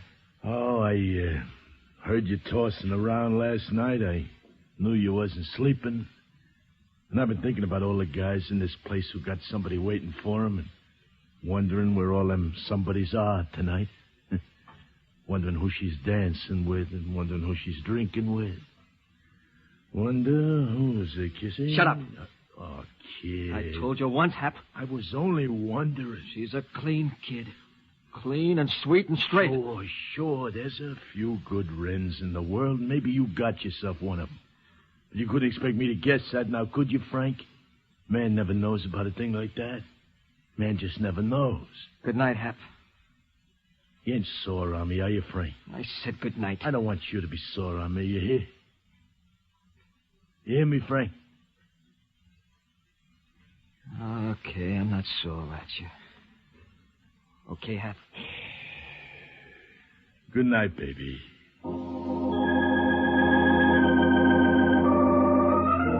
Hap was his cellmate, and Hap was his friend. Big, slow, paternal Hap McLean. In for life. And not a man to talk much about the way he was to spend the rest of his natural days.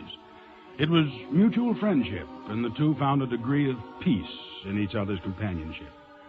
It was a peace, however, that was ripped to shreds with the suddenness of a thunderclap one hot night in early August. Hap had smuggled a newspaper from the prison library into the cell, and young Gollard was lying on his bunk, turning the pages. Hey, Hap. What's the matter? What's eating you, Frank? Hey, listen to this. What cute lovely whose maid is doing a 10-year stretch for armed robbery is now seeing the town inside out with more than one slick-haired Romeo. Even while I was on trial, she was rocking me. No, kid, take it. She was. While I took the ride to this pile of stinking stone. While I prayed for every night, she was selling me out. Midnight to morning, night after night, all the way down the line. Shut up! Listen to me, will you, Frank? Listen to Hap and ease off, baby. I can't take it!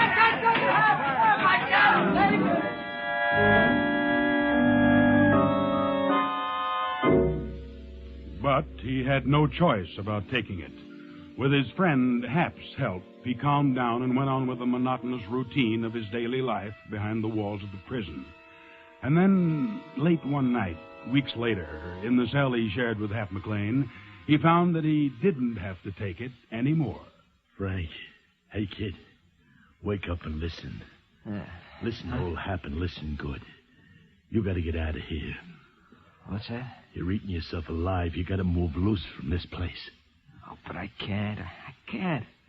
I'm not up for parole for Forget 3... the parole, baby. Hap's got it all fixed fine. You got it fixed? Yeah. Take a look, kid. Where'd you get the gun? Out of the arsenal, baby. It took me 3 months and a lot of doing, but I got it. And the trustee, the one in the laundry office, he's going to leave the laundry door unlocked for 20 minutes tomorrow night. There'll be a truck just outside. How did you do this, Hap? Oh, look, I've been in this can 12 years. There are ways, baby. There are always ways. You'll come with me? No, I got nothing with the outside world, kid. Hap will rest easy right here. You go on out. You can still hate, and that means you can still live. Enjoy yourself. And don't get yourself snagged, baby.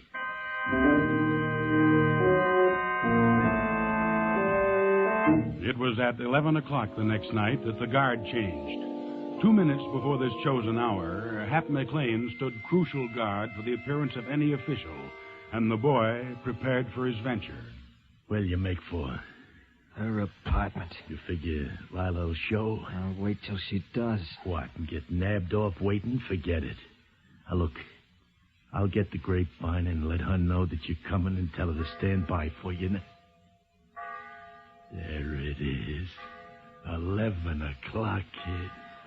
Okay. Play it cagey now, baby. Hap won't be around. Look out for you. There's no point in saying thank you, huh, Hap? Go on, you punk. I'll brain you.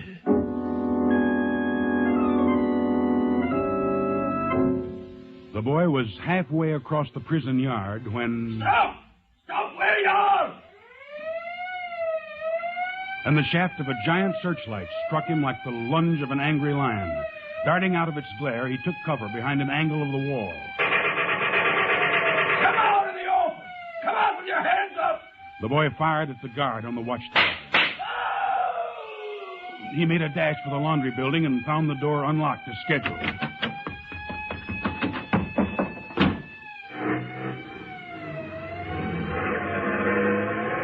The truck roared along the back roads on the all-night drive to the city, while the state was springing into action to retake Frank Gollard.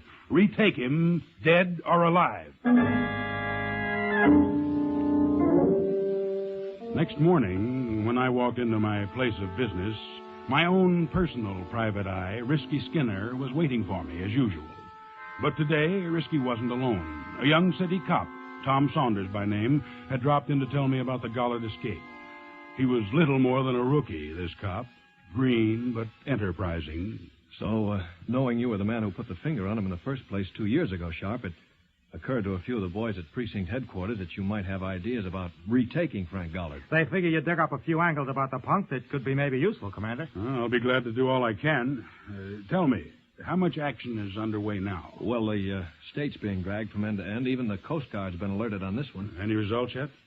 So far, we've drawn a goose egg. Just a second. Yeah. Sharp speaking. This is Lila Goddard, Mr. Sharp. What? Frank Gollard's wife.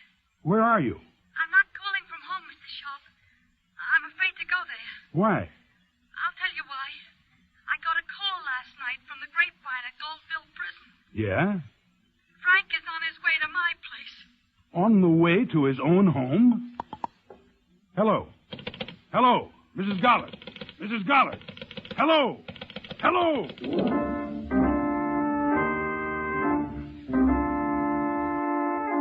The wire was dead, but the news had been sensational.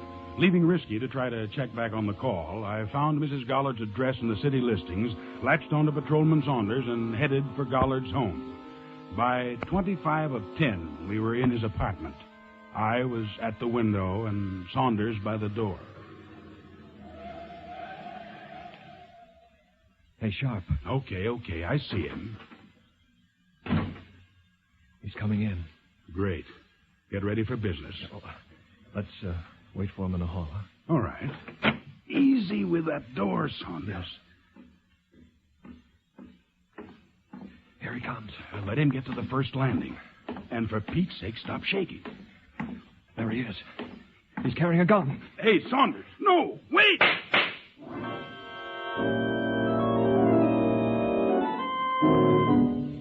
But I was too late. The green rookie, firing in panic, missed, and Frank Gollard went crashing back down the stairs, through the door, and out into the street.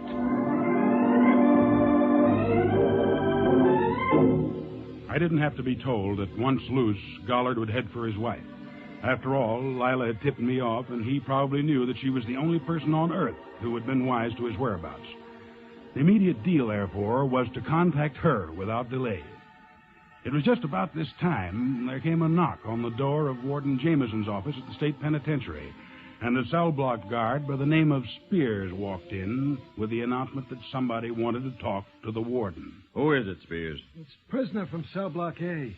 He yammered till I went to see what was wrong. Yes, Spears? Well, then he told me he could retake Gollard for us, nothing flat. And I can, Ward. Honest, so help me now. I'm not kidding. I know exactly what I'm talking about. I told you to wait outside. All right, Spears. All right, I'll talk to him. Okay, Warden. You say you can recapture Frank Gollard? And be back before morning. Who are you? Number 5002. I mean your name. Oh, my name is Hap McLean. I presume, McLean, that you can only perform this remarkable feat if you allow to be left out of the prison alone. Who wants alone? Send Spears with me with a gun, a dozen guns. Who cares? Now, look, I'm only trying to do the right thing here, Mr. Warden. That's all I'm interested in. I see. All right. We'll send Spears with you. And you won't regret it, I'll tell you what. And I'm telling you something, McLean.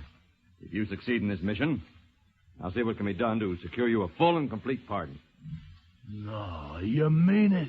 Don't you think you deserve it? Well, I guess I did figure something like that. Yeah, I imagined you did, McLean. Spears. Yes, sir. You'll take McLean into the city. And let him do exactly as he thinks best.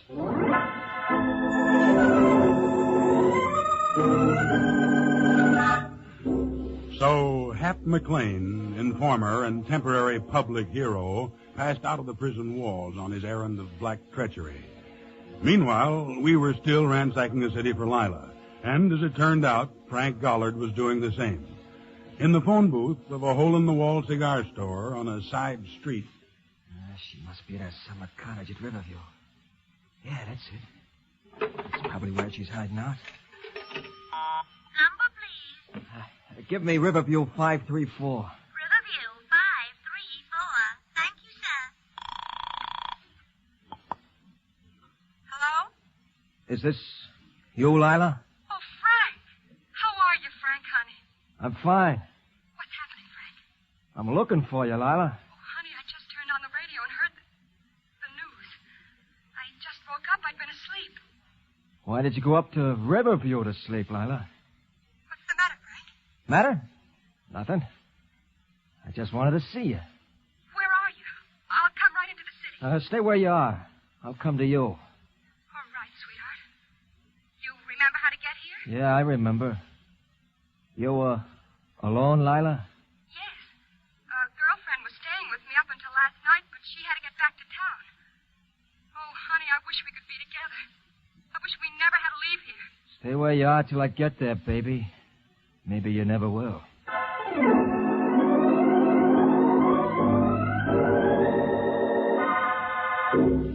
Feeling for the gun butt in his pocket, Frank Gollard ducked out onto the sidewalk and started the tortuous journey toward his final, long-sought vengeance. Later in the afternoon, back at the office, Saunders and I were checking the short-wave reports. You know, it baffles me a little, Sharp. What does? Gollard's wife turning him in. Why? She's a gunman's doll, isn't she? No, not quite. Anyway, she's not running true to form. Why not? A word around has been that she's almost arranged for his parole. Strange, huh? Yeah, very. Commander. Yeah, Risky? Well, a little luck at last. Well, that we can use. I think I found out where Mrs. Gollard phoned you from. Yeah? But I'm afraid it won't help any. It seems she rang up from a phone booth. Phone booth, huh? Where? In a place called Banner's Tavern over on Tyne Street, near the river. You know it? I said, do you know it, Commander? Huh? Oh, yeah, I know it. Risky. Yeah, Commander? Go get me a cap and a sweater. Huh? A cap and a sweater. What do you want them for? To wear. I'm going to Banner's Tavern, Risky, and I want to look like one of the boys.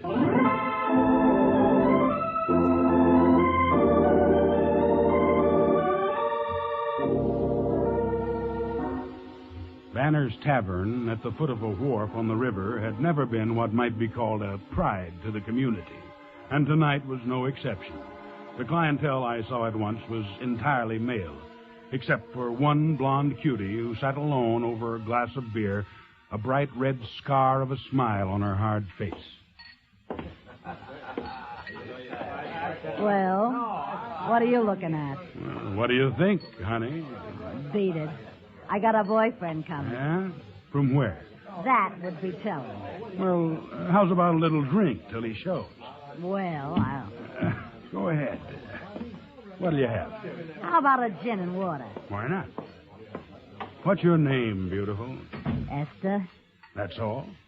Esther Moody. Moody? Mm-hmm. Esther Moody? Well, you ain't the doll used to kick around with Hap McLean. You know Hap? Like that. We used to operate together in North Jersey. Well, what do you know? How's he doing these days? He's in stir. Didn't you know that? For how long? Hard to say right now. There's some kind of caper in the works. Yeah? I've been trying to figure it out all night. What's the lowdown? Well, lean over here. Yeah. About 11 o'clock last night, Hap sent me the word over the grapevine. Uh-huh. And he tells me to call up a certain private eye this morning. Announce myself as Mrs. Gollard and say that Frank is on his way to his wife's flat. What do you think? What do you think? I think I trusted you mighty fast, handsome. How about that little drink? How about better? Better? How about a little pinch? What? Route stuff, Let go of lady. me. I'm What do the you mean? private eye you handed that Let runaround go of to me. this morning.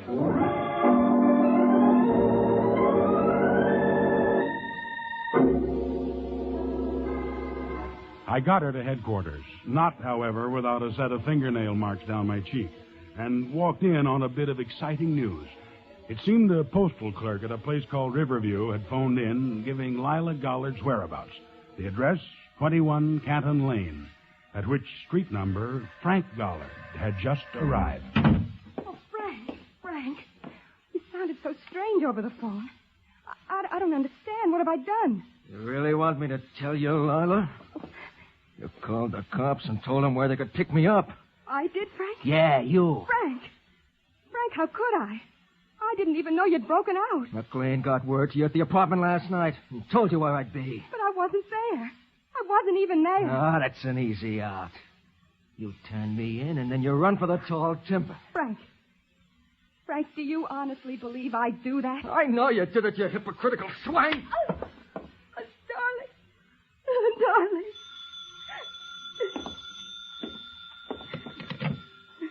Yeah? Hello, kid. Hap. I lambed out myself, kid. I figured you needed somebody to look after you. You done business yet?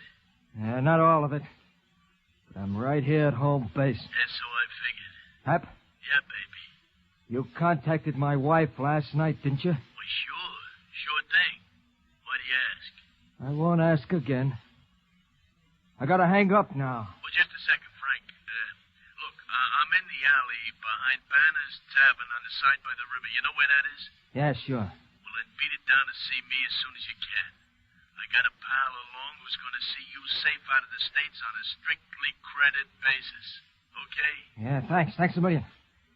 I'll see you, pal. You cheap, lying, rotten, deceitful tramp. Oh, no. No, Frank, no. It's not a gun. Shut up! This is beyond begging and no place for talk. If you got prayers to say them. There won't be any time later. I won't need time for prayers, Frank. I'd die before I hurt you. I don't mind losing my life, Frank. All I regret is I'll never see you again. Never. Never.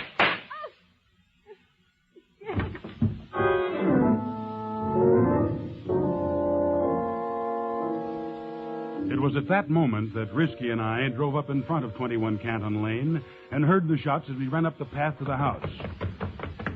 That was it, Commander? Yeah.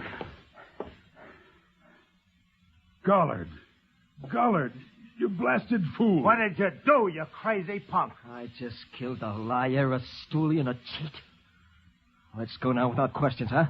First, there's got to be a few answers given, boy. Such as? Such as, did you know this cheat here had just about arranged to get you paroled at the next meeting of the board? You're lying. Too bad for your peace of mind, I'm not. Not when I said that, nor when I say this. Your wife didn't call me and inform on you today, Gollard.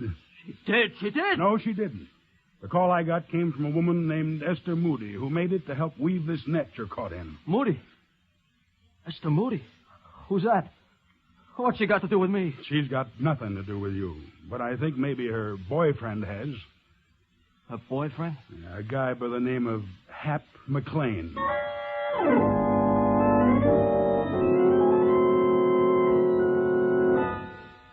For a moment, he stared at me like a wounded animal, and then his eyes closed slowly.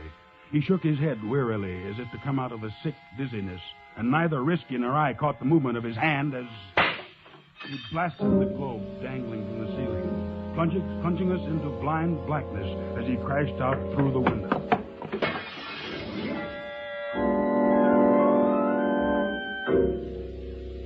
Nearer dawn, in the alley behind Banner's Tavern. It's getting chilly waiting here, McLean. Where's your boy? Easy, Spears. Take it easy. He's on his way to us. Yeah. There he comes. You sure it's him? Can't you see, Flathead? Hey, give me a gun. Let me take him in. Yeah, thanks. Now duck behind the lamppost so I don't see you too soon. Hap? Here I am, kid.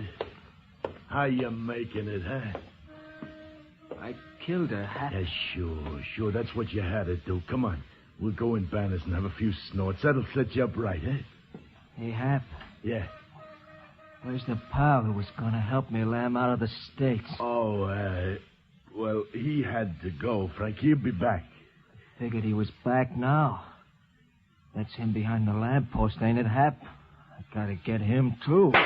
Kid, how much blood do you want on your hands, baby? Just a little more. Just a little more, you greasy, crummy stool pigeon.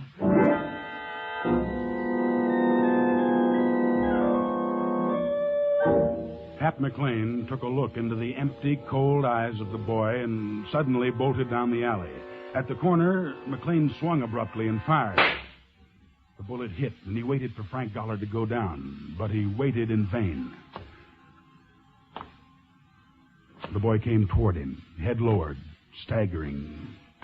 Baby, don't be sore on me. I don't want you sore on me, Frank. As he spoke, McLean fired again and found himself with an empty gun in his hand. and he blinked unbelievingly as the boy swayed with the anguish of the shots, and then steadily he plowed forward. Half crazy with fear, McLean stumbled into the darkness until he came to World's End at the edge of the wharf behind the tavern. Oh, baby. Oh, Frank, you gotta listen to your happy. You gotta listen to your happy. You can't be sore on me, baby. I'm for you, honest. Oh, don't shoot, kid. Let's talk it out there.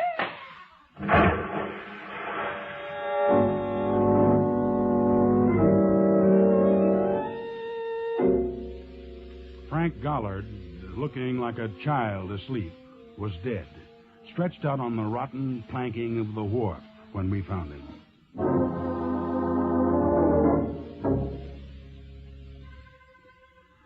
Josh and Debbie were in bed when I climbed the stairs to our flat, and knowing nothing of what was going on inside of me, they clamored for the next story in the book.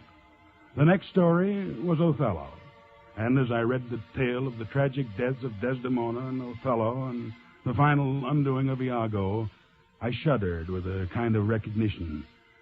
At the end of the narrative, there was silence, then... And Othello killed himself, too? Yes, baby. Gee, I don't see why he had to die. He didn't know what he was doing. It was all Iago's fault, wasn't it, Daddy? Yes, essentially it was Iago's fault. Then why didn't he just explain and go on living? Maybe he didn't want to, honey. Oh, you mean because he'd lost Desdemona? Is that it? That's part of it. Well, what's the other part, Daddy? Don't you know? You mean he'd lost Iago, too? Yes, baby. You get the point. He'd also lost his friend.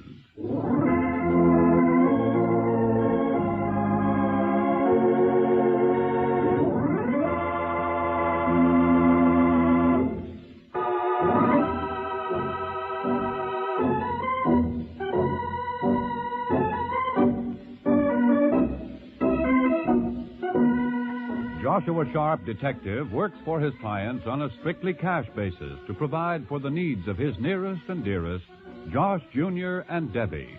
To them, he's the friendly magician, the fabulous hero, the giant among giants, the big guy.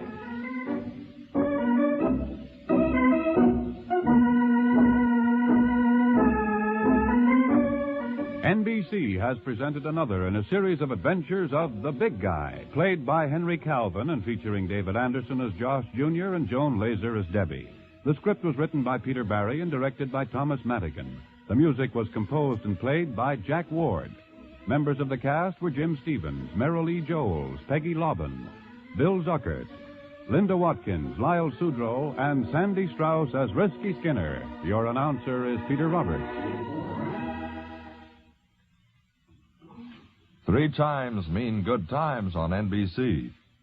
The American album of familiar music returns tonight over most of these NBC stations, presenting the finest in Sunday evening musical listening designed for the entire family.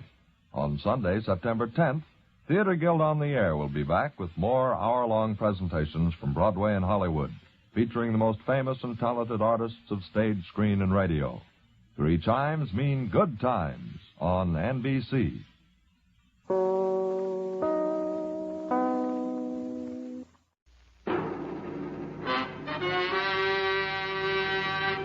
The makers of those increasingly popular cigarettes.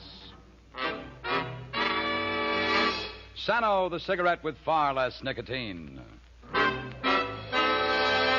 Encore cigarettes that filter the smoke but not the taste present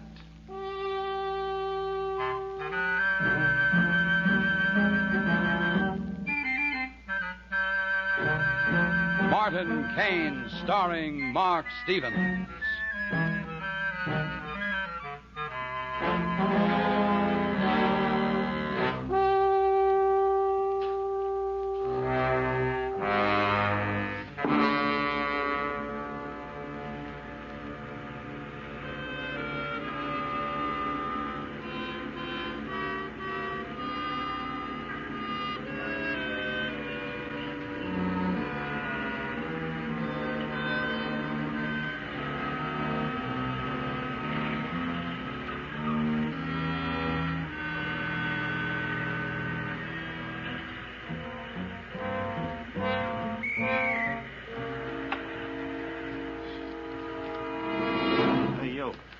What's your name? What's that? Don't try anything. I said, what's your name? Thompson. Albert Thompson. Why? Something wrong, officer? You sure this is the man? He's the one I saw, all right. He did it. Did what? I don't know what you're talking about. Who are you? I saw you running out of that store after the shooting. You killed that storekeeper. I don't know what you're talking about. What store? I haven't done anything. He's the one. I'll swear to it. Come along, mister. Oh, look, officer. Behave you're making yourself. Officer, please. I'll need you too. But you're making a terrible mistake. I never saw this man in my life. Yes, sir. Yes, sir. We're all set on our end.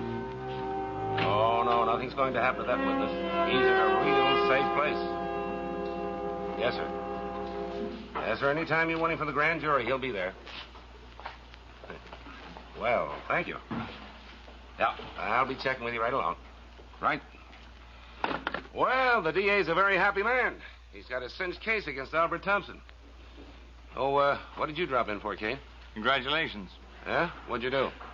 Not me, it's you that rates the medals, Lieutenant. You and your department, the way you solved that murder, that's pretty good. Well, the whole case just kind of walked in here. Fred Wallace, the guy who spotted Thompson at that bus stop, he's the one who gets all the credit. You got anything new on Thompson? Well, the identification looks pretty solid, Kane. You got a smart lawyer, Ed Randall. He could beat you in court, unless you come up with more evidence, including the murder weapon. Yeah, we're working on it. You know, Kane, the take of that robbery was about $200. When we examined Thompson, he had $207 on him. Yeah, maybe he saved it up. Yeah, how? His wife didn't know anything about it. Look, Lieutenant, when a fellow's planning on buying his wife a new coat for her birthday, he doesn't tell her what he's saving up for. Tell me, how do you know so much about Thompson? He's Ed Randall's client. So? Ed Randall's a client of mine. Oh. He thinks Thompson's innocent. Thinks that your witness made a mistake. He's a good lawyer. He's smart, too. Mm-hmm. Oh. You think the witness made a mistake, too? I don't know. That's what I'm hired to find out. Well, you sure picked a tough way to make a living. Some guys climb mountains. You won't even get off the ground. Fred Wallace made a positive identification. By the way, I called his house. You've taken him somewhere. Why? For his health gain. Oh, come on, Lieutenant. Thompson couldn't hurt anybody. He hasn't got any mob connections. He's just a little guy that fell in a great big hole. I want to see Wallace. You're wasting your time, Kane, and that's straight. You're convinced that Thompson's guilty. I can't be, not yet. Well, I'm only about 90% convinced because we still haven't found the gun. However, Fred Wallace kind of makes up for it. I still want to see him. Well, you'll see him all right. But not alone. I'll be there, too.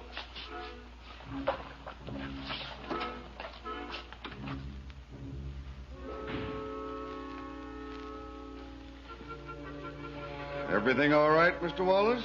Fine, fine.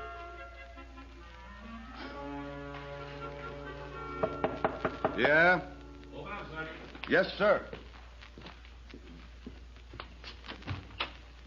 How are things? What did the commissioner say this guy's food bill? Hello, Kane. Hello, James. Hello, Lieutenant. Well, Mr. Wallace. This is, Martin Kane. How do you do, Mr. Hello, Mr. Wallace. Kane's a private detective. Right now, he's working for Thompson's lawyer. I see. He'd like to ask you a few questions. Oh? Mr. Wallace, you're sure you couldn't have been mistaken in your identification? No, sir. What makes you so positive it was Thompson you saw running out of the shop after you heard the shots? Why, it just was, that's all. Tell me, was he wearing a hat? A hat? Yeah. Hat. Yes, he was. Thompson doesn't wear a hat, Mr. Wallace. Never does, never has. Well, he could have on this job, Kane. Do I have to talk to him? Why not, Mr. Wallace? We're both after the same thing, aren't we? The truth? That's just why I went after that policeman the moment I saw Thompson. It's my duty as a citizen. You think I like hanging around this hotel room, not being able to go about my normal business? Or seeing my name spread all over the newspapers? I have to testify at that trial. It's the right thing to do. You know, Kane, most people would be afraid to stick out their necks. We could use more men like Mr. Wallace. Yeah. Civic virtue is a great thing, Lieutenant, as long as it doesn't convict the wrong man. Why would I do a thing like that? Just a mistake, Mr. Wallace. A simple, ordinary human mistake. It happens all the time. Every day, just like it happened here.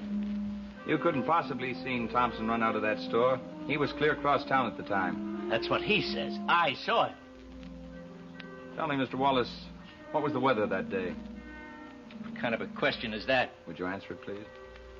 I don't see what difference it makes. I think it was a nice day. Yes, it was a nice warm day. The man who ran out of the store, was he wearing a top coat? He could have. Was he? No, I just told you it was a warm day. He wouldn't be wearing a top coat. Your logic's good, Mr. Wallace, but your memory is bad. It was a warm day, and Thompson was wearing a top coat.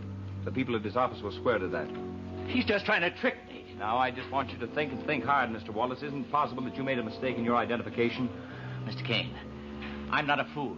If I listened to you and changed my story, I'd be a fool. Some people would say I was scared off. Others said I was bought off. No, sir.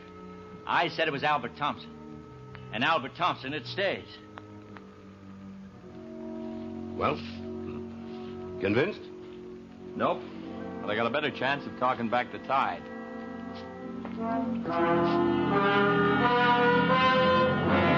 Albert's in here, Mrs. Thompson.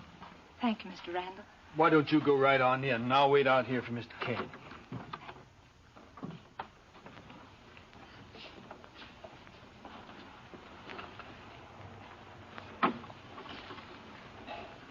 Albert? Hello, Helen.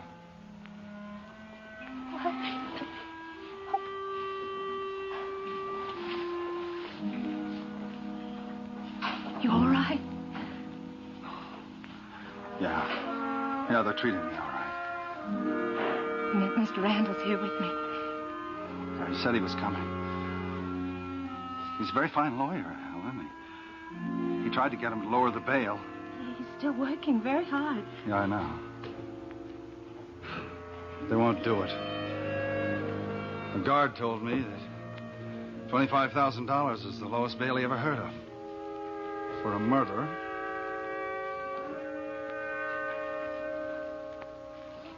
Mr. Barnes came to see me from the office. Wanted to know if we needed any money. What'd you tell him? I thanked him very much. I told him we'd manage.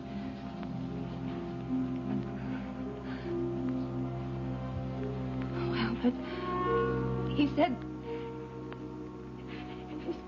said all your friends believe in you. Helen, Mr. Randall's very optimistic. He thinks this Mr. Kane is sure to find some new evidence.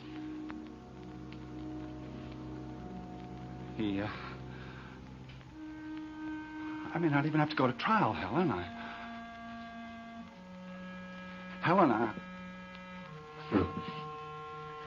Oh, Albert was going to do. Oh, Helen, I want you to meet Martin Kane. Hello, Mrs. Thompson. Kane, can you help us?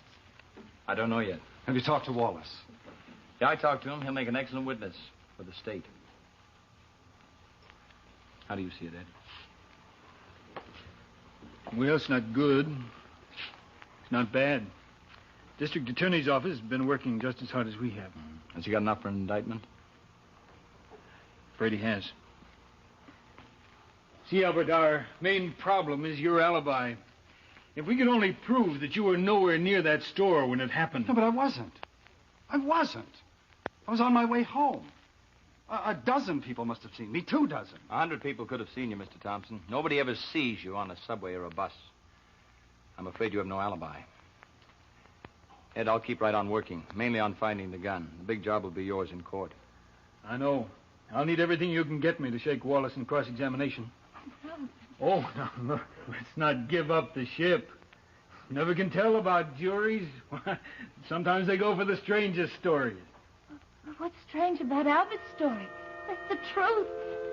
Well, he never hurt a soul in his life. Well, he's an honest, decent, hard-working man. Well, what jury would believe he's a murderer?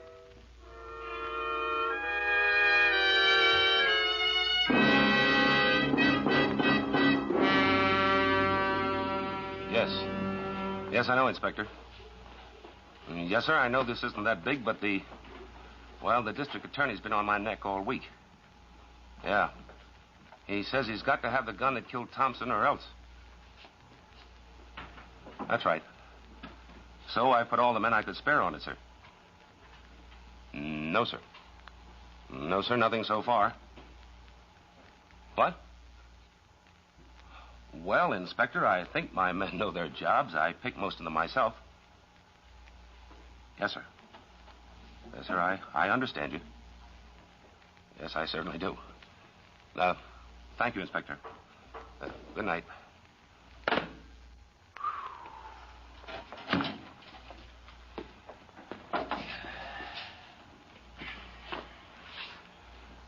Want some, Kane? Warm out tonight. Not for a private detective. What do you want? I want some help. Still working for Ed Rendell? That's right. Well, come around and see me when you quit. Maybe that'll be too late. For Albert Thompson? No, for you, Lieutenant. You want to find the gun, don't you? What do you think? I get it, or I get fired. I don't know whether it'll be the inspector first or the DA. Maybe neither, if you want to help me.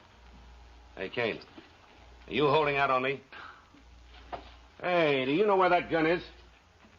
I know where that gun isn't, and I know a little fella that doesn't know anything at all about it, Albert Thompson. Now, Kane, say what you've got to say. All right, you won't find the gun until you find the man who used it, and it wasn't Albert Thompson. You've already proved that. Yeah, how? You've had your best men out looking for the gun, and they can't find it. They've questioned every enemy, every friend that Thompson ever had. They've looked every place where he could have bought or rented a gun. Yeah, and they're going to keep right on looking. Well, they can keep on looking from now until next year, but they're going to come up with nothing. Yeah, maybe and maybe not. We'll see. Look, Lieutenant, stop wasting time. Now, look, Kane, tell me what you want or take off. Get me a rundown, a description of every pickup artist that looks like Thompson. Oh, for crying out loud. Well, how many can there be? 50, 100, 500, I don't know, and I can't spare a crew on the files One to of them find killed out. that storekeeper. Yeah, well, then you find him. And while you're at it, try and find a witness who saw him do it. Meantime, I'll go along with Thompson. I got a witness for him. Lieutenant Gray. Yes, sir? Oh, she did, huh? Yeah, that's too bad. No, I didn't think of that. Well, all I can do is keep right after it. Yes, sir, of course, as soon as I get anything. District Attorney. They just took Mrs. Thompson to Bellevue. A complete nervous collapse. Not much you can do about that, is there? Kane, everything we've got so far says that Thompson did it. You show the DA one solid fact on the other side of the ledger, and Thompson's practically a free man. Look, will you give me the rundown? I'll try to get that fact, and you show it to the DA.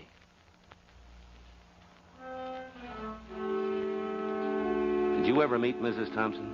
Yeah. Real nice woman. That's right.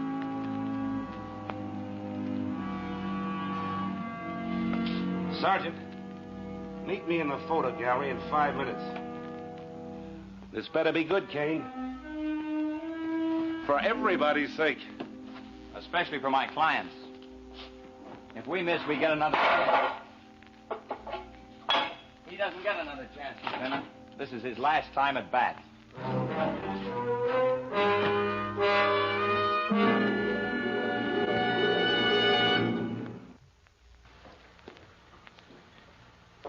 Hello there, Mrs. Malone. A carton of your usual? No, Hap. I've decided to make a change. My goodness, after all these years, a change? That's right. You see, I smoke so much, I thought I should try some of those cigarettes they claim have less nicotine. Do you know anything about them? Well, Mrs. Malone, it just so happens that I do. More and more people are switching to Sano cigarettes for exactly the same reason that you mentioned. Oh, care to have one on the house? No charge? Thank you.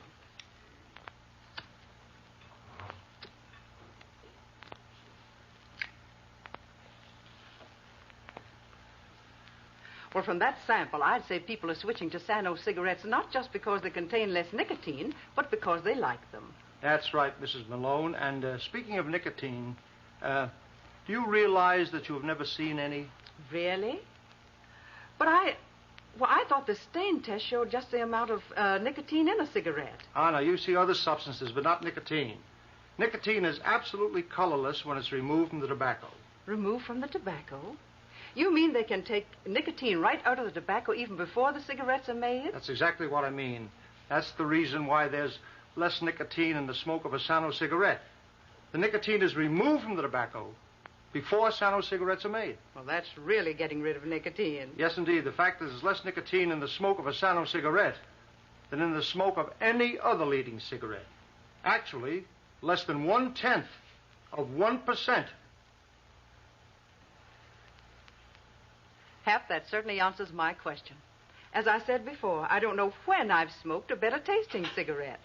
You've just sold me a carton. All right, Mrs. Malone, you'll never have to change brands again because you can stop worrying about nicotine when you smoke Sano cigarettes. Thank you for telling me about them, Hap. You're entirely welcome.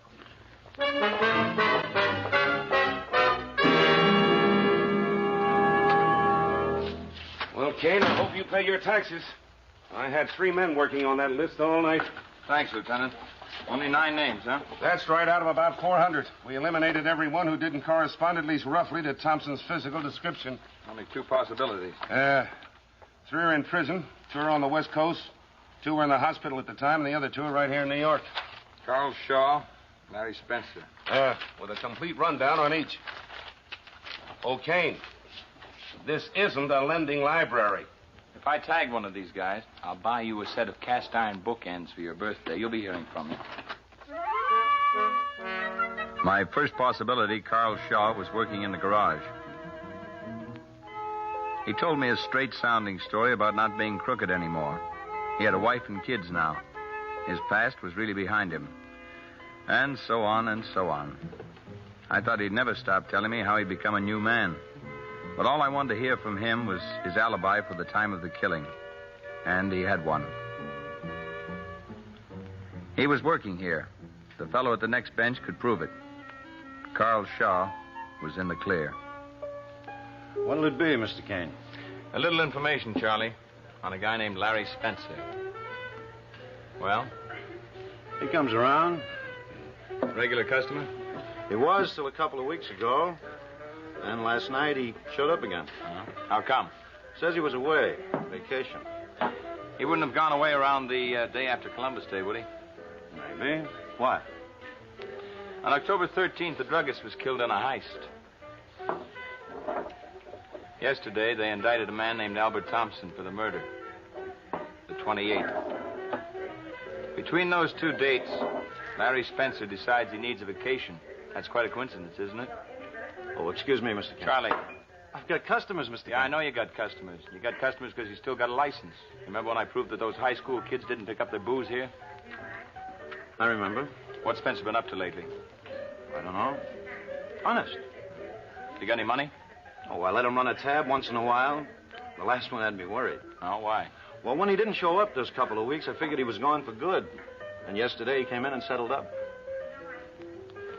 Okay, Charlie. Thanks a lot.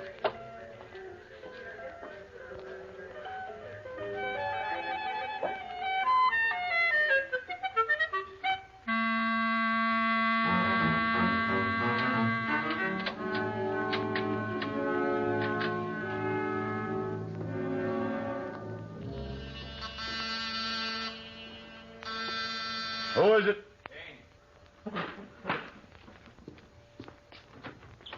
Hi, Kane. Lieutenant Gray phoned me. Come on in. Hello, Mr. Wallace. Well, Mr. Kane? How are you? What do you want? I want you to look at a picture, Mr. Wallace. What picture?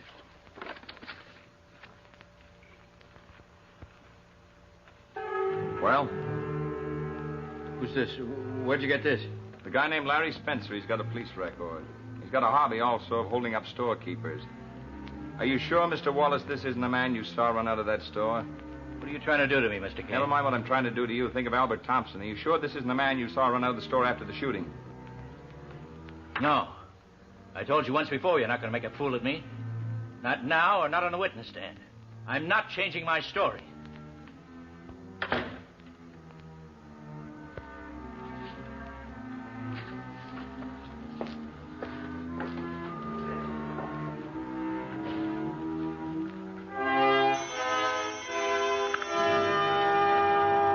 Lieutenant Gray. Oh, yes, Kane. Say, I'm glad you got my message. Listen, some of the boys down the hall brought in quite a gang of crap shooters. One of them was Larry Spencer. You want me to hold him? I don't know. Did you get anything on him? Nope. I was hoping to. Well, there's no point in holding him. He won't do me any good in the tank. You think he'll lead you to the gun, huh? I don't know. I think he's got it stashed away in some nice, quiet place ready for another job. Yeah, I'll buy that.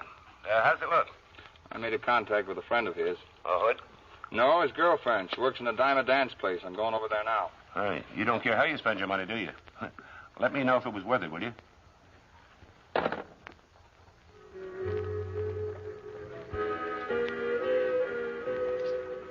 Sandy sure forgot about Spencer fast. She's been dancing with that new guy all evening. He wouldn't need to give me any tickets. I dance with him for free. Well, I hope Spencer doesn't come in, that's all. Sandy'd be awful sorry. So would that dreamboat. Spencer'd kill him. Larry Spencer'd kill him? Why, you kidding?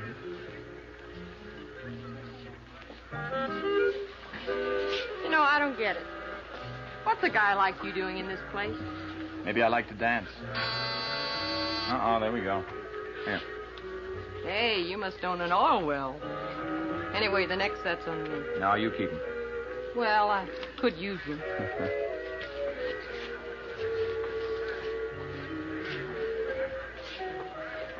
You getting tired? A little. Want to sit down?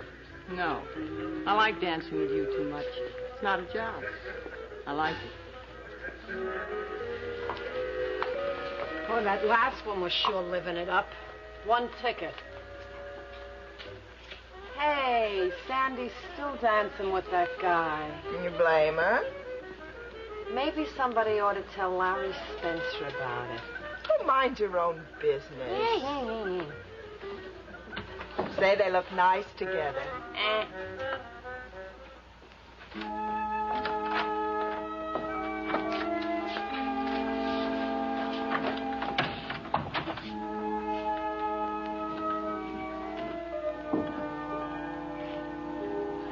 Make yourself at home. Thanks. I'll get some coffee.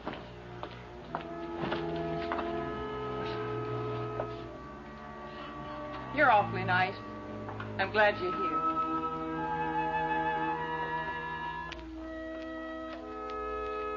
I was glad to be here, too. But all I had in mind was finding out if Larry Spencer used this flat for a gun drop. Who's the guy? His name's Larry Spencer. The girls told me about him. The guy you're going to marry, huh? I don't know. You haven't helped much. Oh, come on, Sandy. Now, please let me say something. You know, things happen quick. Too quick. If you want something, you have to put out your hand and grab it, or else it goes right by. Larry thinks fast. He gets things. I never wanted to know how, but you get what you want, too, don't you? I try, Sandy. Only maybe with you it'd be different. It'd be a chance to stop being scared. Scared? I try to tell him every time I see him, but I don't know. Time rushes by and there's never enough left. What are you scared of, Sandy? What Larry done? I don't want to talk about him. What's You're he here. done, Sandy? Why? Tell me. Well, why? Why do you have to know? It's a long story, Sandy.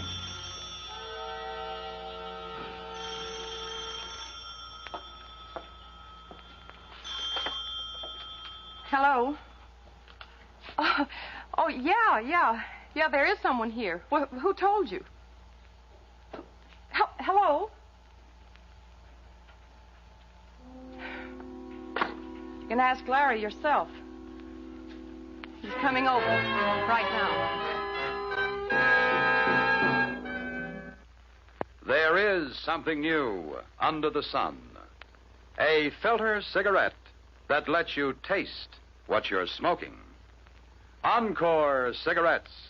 The one filter cigarette that gives you complete taste satisfaction, as well as full filter protection.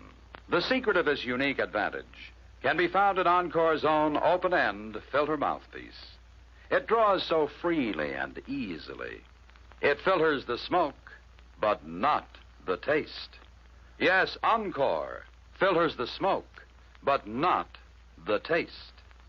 It gives you the protection you naturally expect, yet it does not diminish the full flavor of Encore's superb tobaccos. And since Encore's filter element is set deep within the mouthpiece, where it cannot touch your lips, you enjoy a neater, cleaner smoke as well. Get Encore in this smart, crush-proof case. You'll agree, Encore is the one filter cigarette with a flavor you can really taste.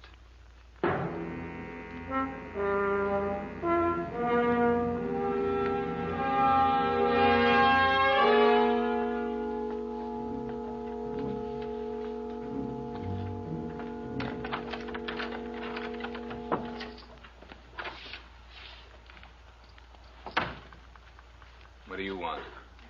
I'm waiting for you. Who is he? Friend? Oh. Get out. If I ever catch you around here again, I'll break your face in. You hear me? I hear you. Who is this guy? Let me go. I said who is he? Ah.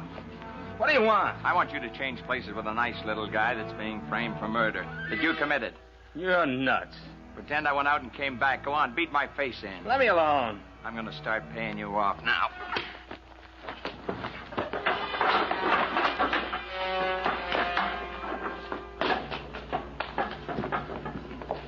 Get the gun. Go ahead. Get it.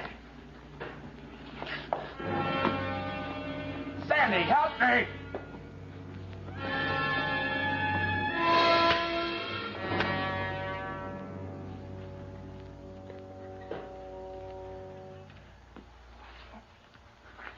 Thanks, Sandy, for not helping him.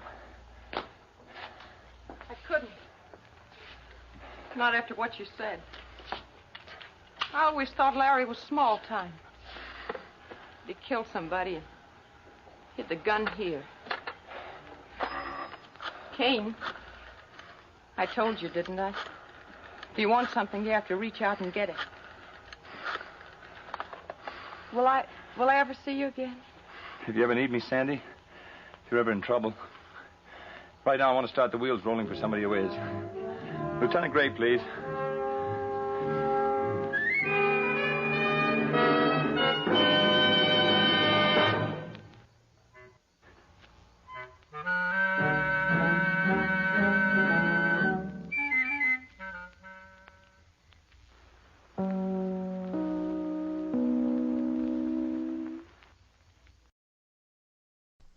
The confession you're about to hear is an actual recording.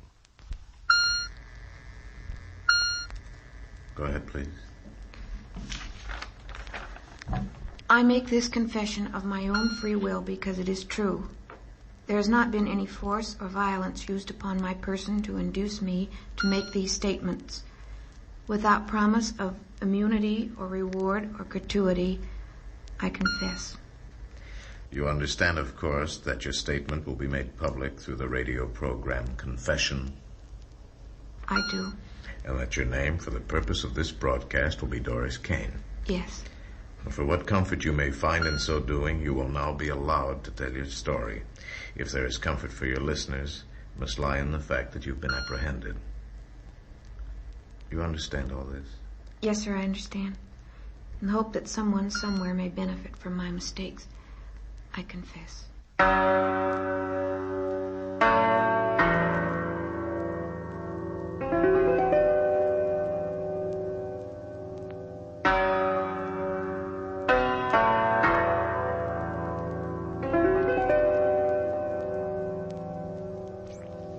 You are listening to Confession. The case history of the woman referred to as Doris Kane is a matter of documented record. You will hear the story of her crime experience as told in her own words.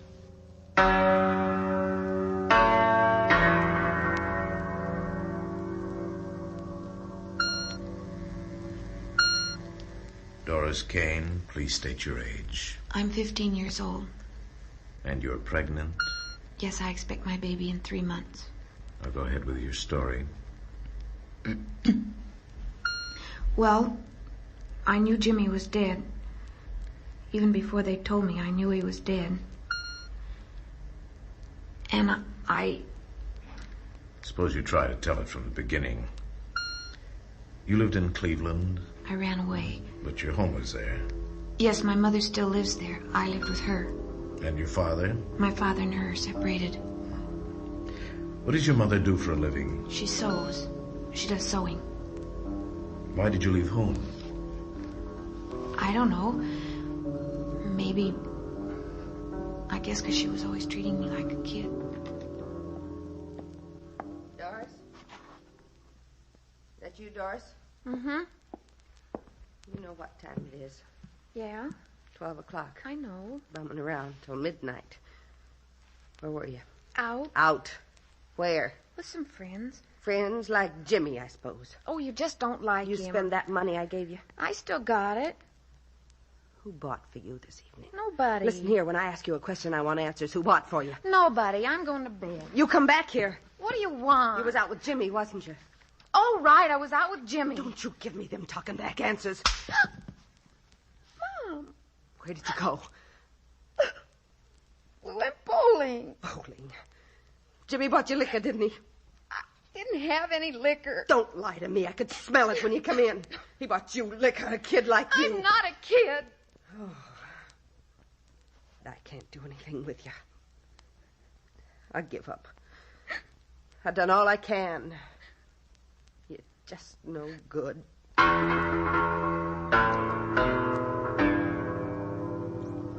It was like she said I was no good. Jimmy was at the bowling alley. He wanted me to meet him there after they closed up at 2 o'clock. To say goodbye, he said, because he was going away and I might never see him again. Then I got a crazy idea. Maybe I could go with him. I put my clothes in a box and sneaked out the back way. Jimmy was glad to see me. That was one thing about Jimmy. Always glad to see me. Dory, I thought you weren't coming. I wasn't. Your mom, huh? You know how she is. I'd have gone crazy if you hadn't come back to say goodbye. You never did tell me where you were going. Well, we don't really know ourselves, just west. I thought you were going alone. With Frankie. You know, my partner. What's in the box? Clothes. What for? I'm running away. From home? Gee, things must be rough. Yeah.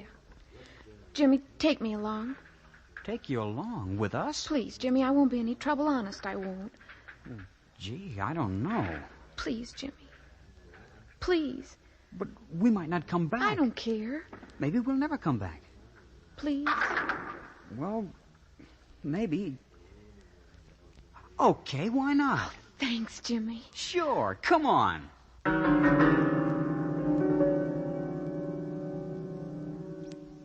We went across town to the Congress Hotel, I think it was. Jimmy said he had to meet Frankie there. He waited out on the sidewalk. And then about a half an hour, a car pulled up in front of the hotel. Jimmy opened the door for me. Hi. Hop in, Dory. All right. I'll put your stuff in the back. Doris, this is Frank, my partner. Hello. You didn't say anything about bringing a girl along. We just arranged it. I said the two of us. If you don't like it, let us out at the next corner. Oh, take it easy. Don't get blisters. It's just that you didn't say anything. Forget it, will you? Sure. Sure, if you say she's okay, only she looks kind of young. How old are you? 14. Your mother know what you're doing? No. What'll she do when she finds out? Nobody can make me go back if I don't want to. Well, let's not talk about it. We'll decide later. Come here, honey.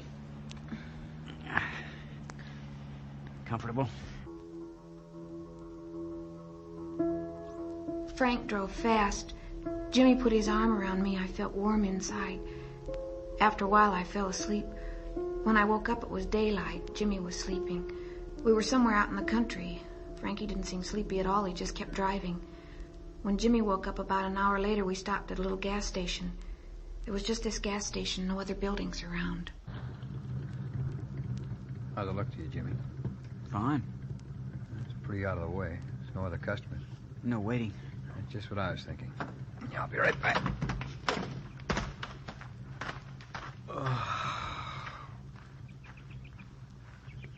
It's sure dead out here. Yeah. Frank must be tired. Frank never gets tired, as long as he can get a fix. He's gone inside the station. Yeah. You know something?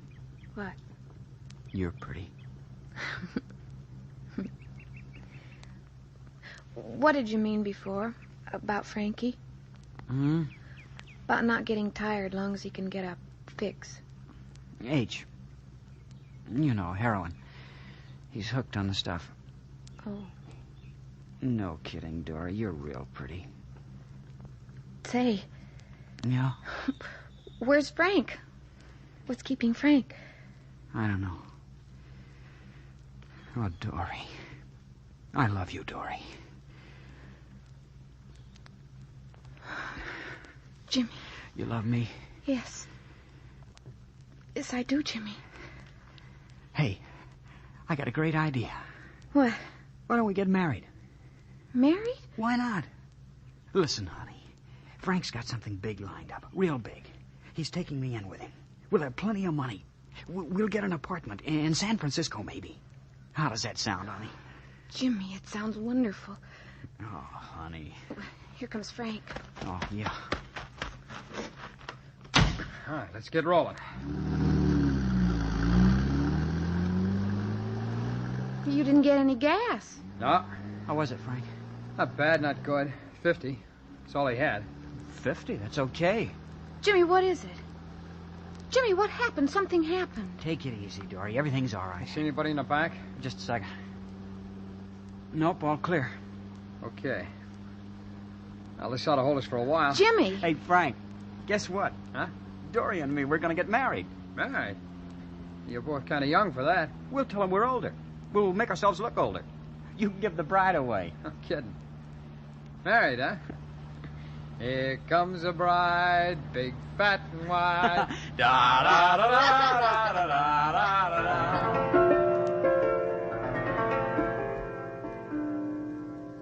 We got the license.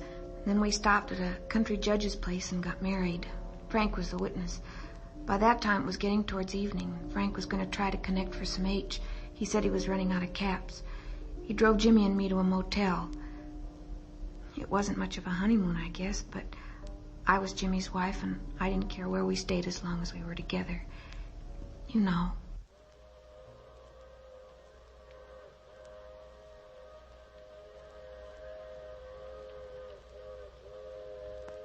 Wonder where they're going. Out west, too, maybe. Happy, honey? Jimmy, it's wonderful. Old married people, huh? Yeah. Jimmy, what happened? What happened when? At the gas station. The money Frank gave us, he got at the gas station, didn't he? So what? But a hold-up. Well, he did it. We didn't do it. He did it. I'm scared. Dory, you mad at me? No, I'm not mad. But Frank, he's a real dope addict, isn't he? Yeah, he's hooked bad. If he don't score, he goes crazy. Are you, Jimmy? What? Hooked. Me hooked? Of course not. Do you use it? Maybe a joy pop once in a while, just for kicks. But I haven't got a habit, if that's what you mean. Just now and then. Who's that? Frank, probably. I'll get it. No, you wait here. Yes? State Police. You Mr. Kane? Yeah, that's me. A partner and I'd like to see you outside. What for? There's a gas station held up about 75 miles east of here. We're checking all late arrivals. Hold up. I didn't have anything to do with a hold up. Officer? Officer, he didn't have anything to do with any hold-up. Stay out of this, Doris. We just got married, see? Here's our marriage license. He's in with me all day. Let me see that. Just got married today, huh? Wow, congratulations. Here you are. Thanks. Oh, say. Yeah? How old are you? 21. Yeah. Yeah, the man they described was much older.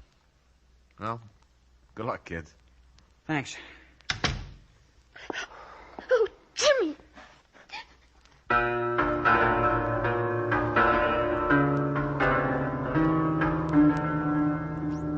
I was part of it now. I'd lied for him.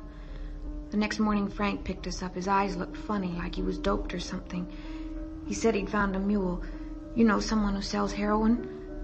We told him about the state police, and he got mad. We went about 50 miles, and then Frank pulled up at another gas station. I was scared. Jimmy kept telling me to take it easy. Frank got out of the car and left Jimmy and me sitting there. We didn't say anything. We just sat there. We just sat there waiting. No! Quiet. Frank? All clear? Yeah, all clear. Frank? Yeah? Did you have to kill him? I don't like witnesses. But you didn't have to kill him, did you? I don't like cops on my neck. Why did you have to kill him? Because I had to, that's why. Now shut up.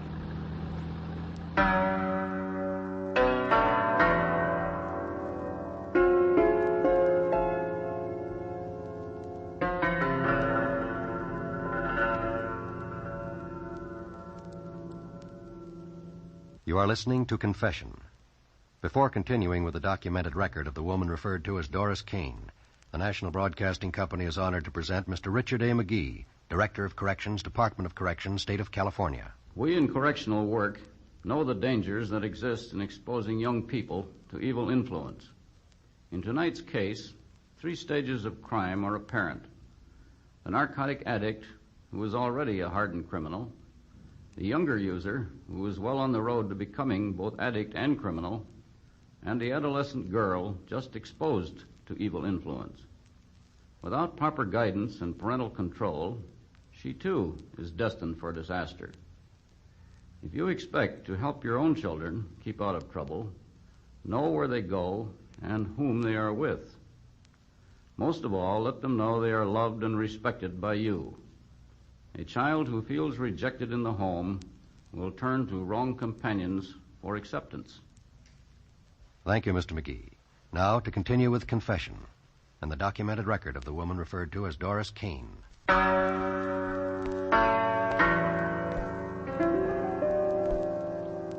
We kept driving west. We'd stop in different places on the way, sometimes a week, sometimes only a couple of days.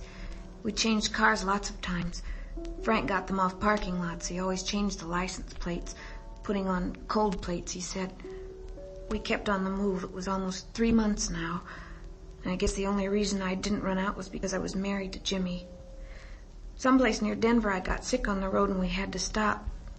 After I was all right, we went on again. I was afraid of Frank. He kept using more and more narcotics. Doris, Yeah? you okay now? I'm okay.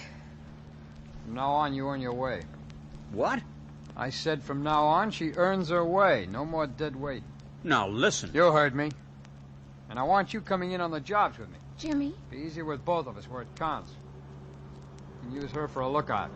Why does she have to get into this? Because she's here and we're feeding her, that's why. Listen. Now you listen, Buster. After we hit the big job in Frisco, you're on your own. I don't care what you do. You take your cut and scram, but until then, I'm the boy. I'm not gonna do it. It's just till we get to Frisco, honey. I'm not gonna do it. I'll be depending on you, honey. You don't want me killed, do you? Why can't you quit, Jimmy? What if they catch us? That'll be up to you. Right, Frank? That's right, Doris.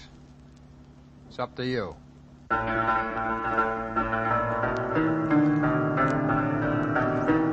After that, I was the lookout.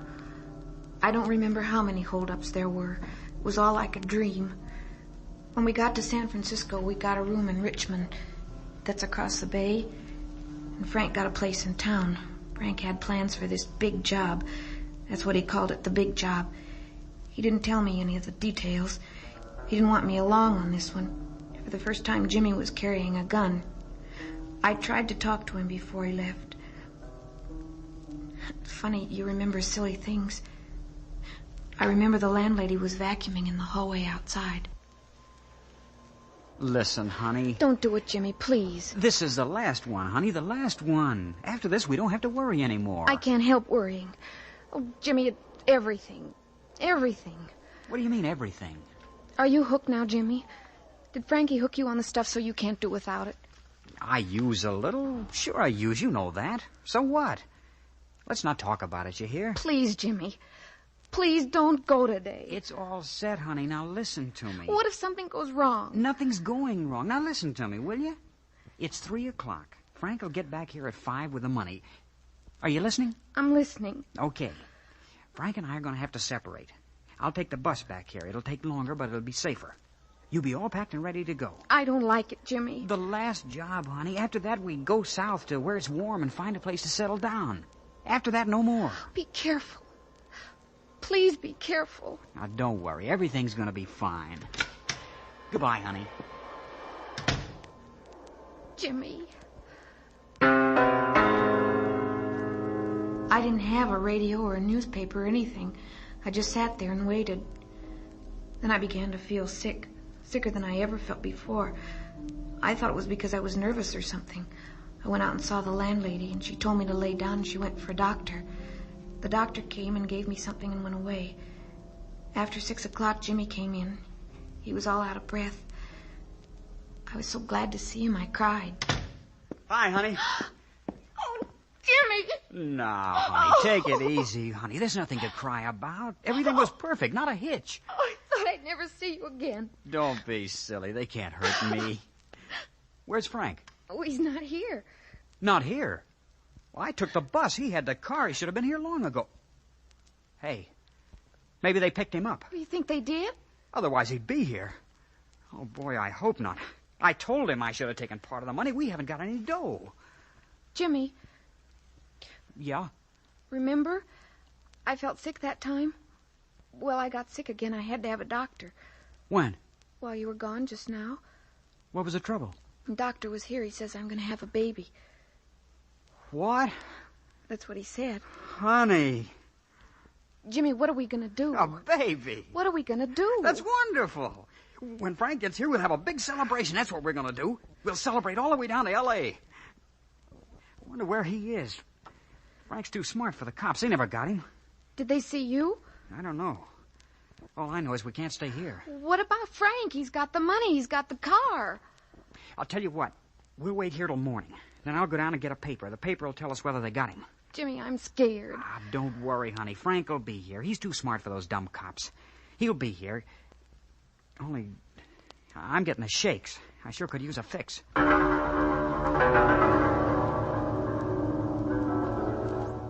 We didn't go to sleep.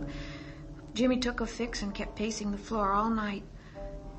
I knew now that Jimmy was an addict, too. I got sick again. Finally, when the morning papers came out, Jimmy went down and got one. When he came back, his face was white. How do you like that? How do you like that? What's the matter? Here it is, right here in the paper. But there's nothing about anybody getting caught. It says they got away. How do you like that? We've been left high and dry. He's got all the money? Every penny of it. He ditched us. He took the car and all the money, and he ditched us. Jimmy, we got to get out of here. Yeah, we got to. No car, no money. You gonna have a baby? We'll be all right, Jimmy. Sure, we'll be all right. We'll clean up, honey. You and me. Who needs Frank anyhow? Only, without him, where can I connect for some stuff? And, Dory, I gotta have it now. I gotta have it. I packed our bag and we left. We were pretty lucky. We hitched a ride out of town and then we got another ride. It was a small truck. The man was going all the way to Los Angeles. We rode a couple of hours and then I got to feeling sick again. What's the matter, honey? I don't feel well. What you need is some coffee. If I didn't have my 3 cups in the morning, I wouldn't be fit to go out the door. That's what it means to me. My wife Mister. says... Yeah? This is a gun in my pocket. What? Don't get excited. Just turn down that side road. Hey, what is this? Don't talk. Just do as I say. This might go off. Okay, take it easy. That's fine. Now stop. Hand your wallet over here. Oh, wait a minute. Now, I got all my identification in there. Take the money, but for Pete's sake... The wallet, I said. Now get out. This is plain stupid of you, buddy. Get out. And walk around in front of the truck. Where are you going, Jimmy? Wait here. And hold this. Okay, mister. Turn around. What are you going to do? Just this. Okay, honey. Jimmy! Jimmy, you killed him. He'll be okay. I just clunked him on the head. Gives us more time. You shouldn't have done that, Jimmy. Look in the wallet. How much is there in it? You shouldn't have done... Come on. How much is there? Let's see. $20. Just one $20 bill. $20? That's not bad. When we get to Merced, I'll make a connection and get a couple of caps.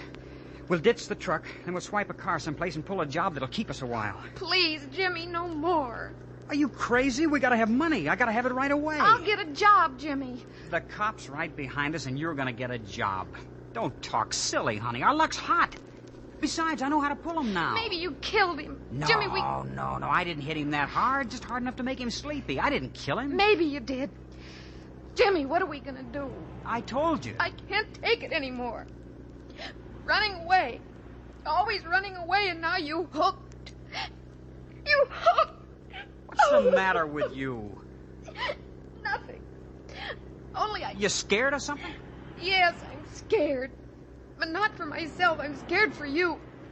If you don't like the setup, why don't you just pull out?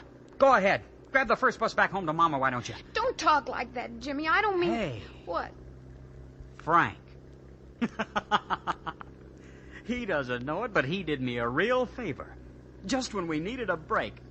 Good old Frank. What is it, Jimmy? I just happened to remember. A couple of weeks ago, Frank was telling me about a place. Drugstore in Fresno. That's real close to here. A pushover, he says. They'll probably have a big narco supply, too. We'll break it tonight, you and me. I can't, Jimmy. They'll get us. I just can't. Quit saying you can't. Now be quiet. I gotta think.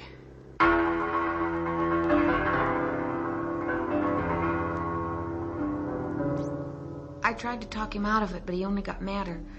We ditched the truck in Merced, then Jimmy used up his last cap. About 9 o'clock that night, we got a ride into Fresno. We got something to eat. Then we went into a parking lot, took a black sedan, and got out of there fast. Then we drove out to the place. It was closed. Jimmy was like a crazy man. He knew there was narcotics inside the store. I kept the motor running, and Jimmy went up to the front door. My heart was pounding harder than it ever did before. Jimmy kicked in the plate glass in the door and went inside, and a bell started clanging. It was a burglar alarm. Then I saw the patrol car swing into the alley alongside the store, and I started flashing the lights and honking the horn. I could see Jimmy through the window. He ducked behind a showcase. One of the police was running toward the back of the building. The other ran in the front door. I ran in after him. Remember, I was screaming, "Jimmy, Jimmy," trying to be heard over the burglar alarm. And then the shots. Jimmy! Jimmy! Come on with your hands up. Come and get me! Jimmy! Doris, get out of here. You want to get yourself killed? Jimmy! Up with your hands up. Look down, Doris. You're in my way. Doris, get out of here! Don't shoot, Jimmy! Get out of the way! How do you like that, copper? Jimmy! Oh, you dirty... Jimmy! Jimmy! Okay, Harry, I think we got him. Hey, lady, you hurt? Jimmy! Oh, Jimmy! Come on, get up. Get up now. You killed him. Almost got you, too.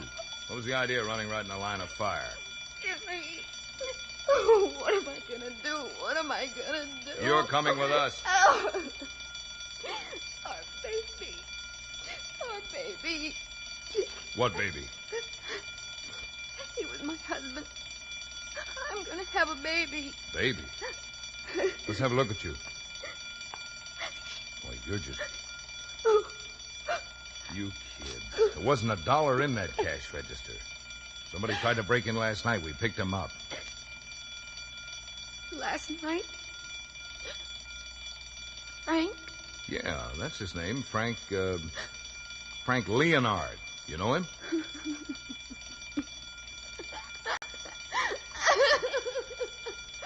Frank! Oh. Sure, I know him. Oh, he's the one you should have killed.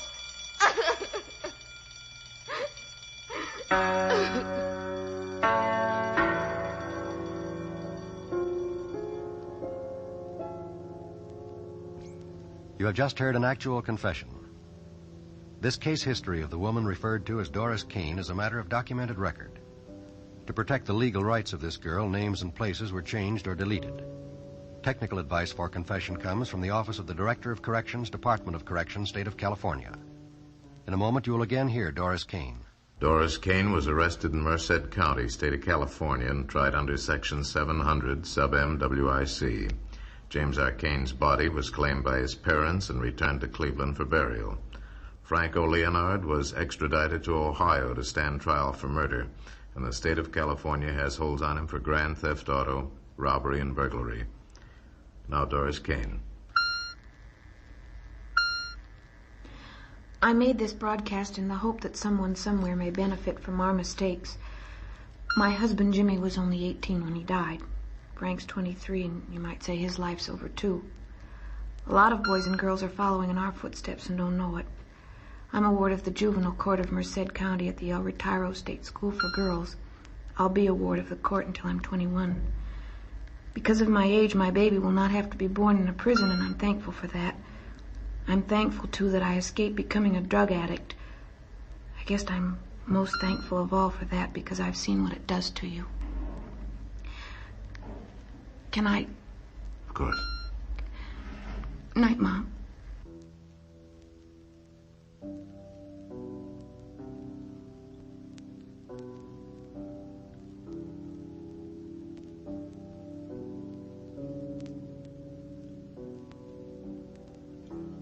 This has been Confession, transcribed statements of actual crimes. These true tragedies are brought to you each week as an NBC Radio Network production in an effort to stem the nation's forward march of crime.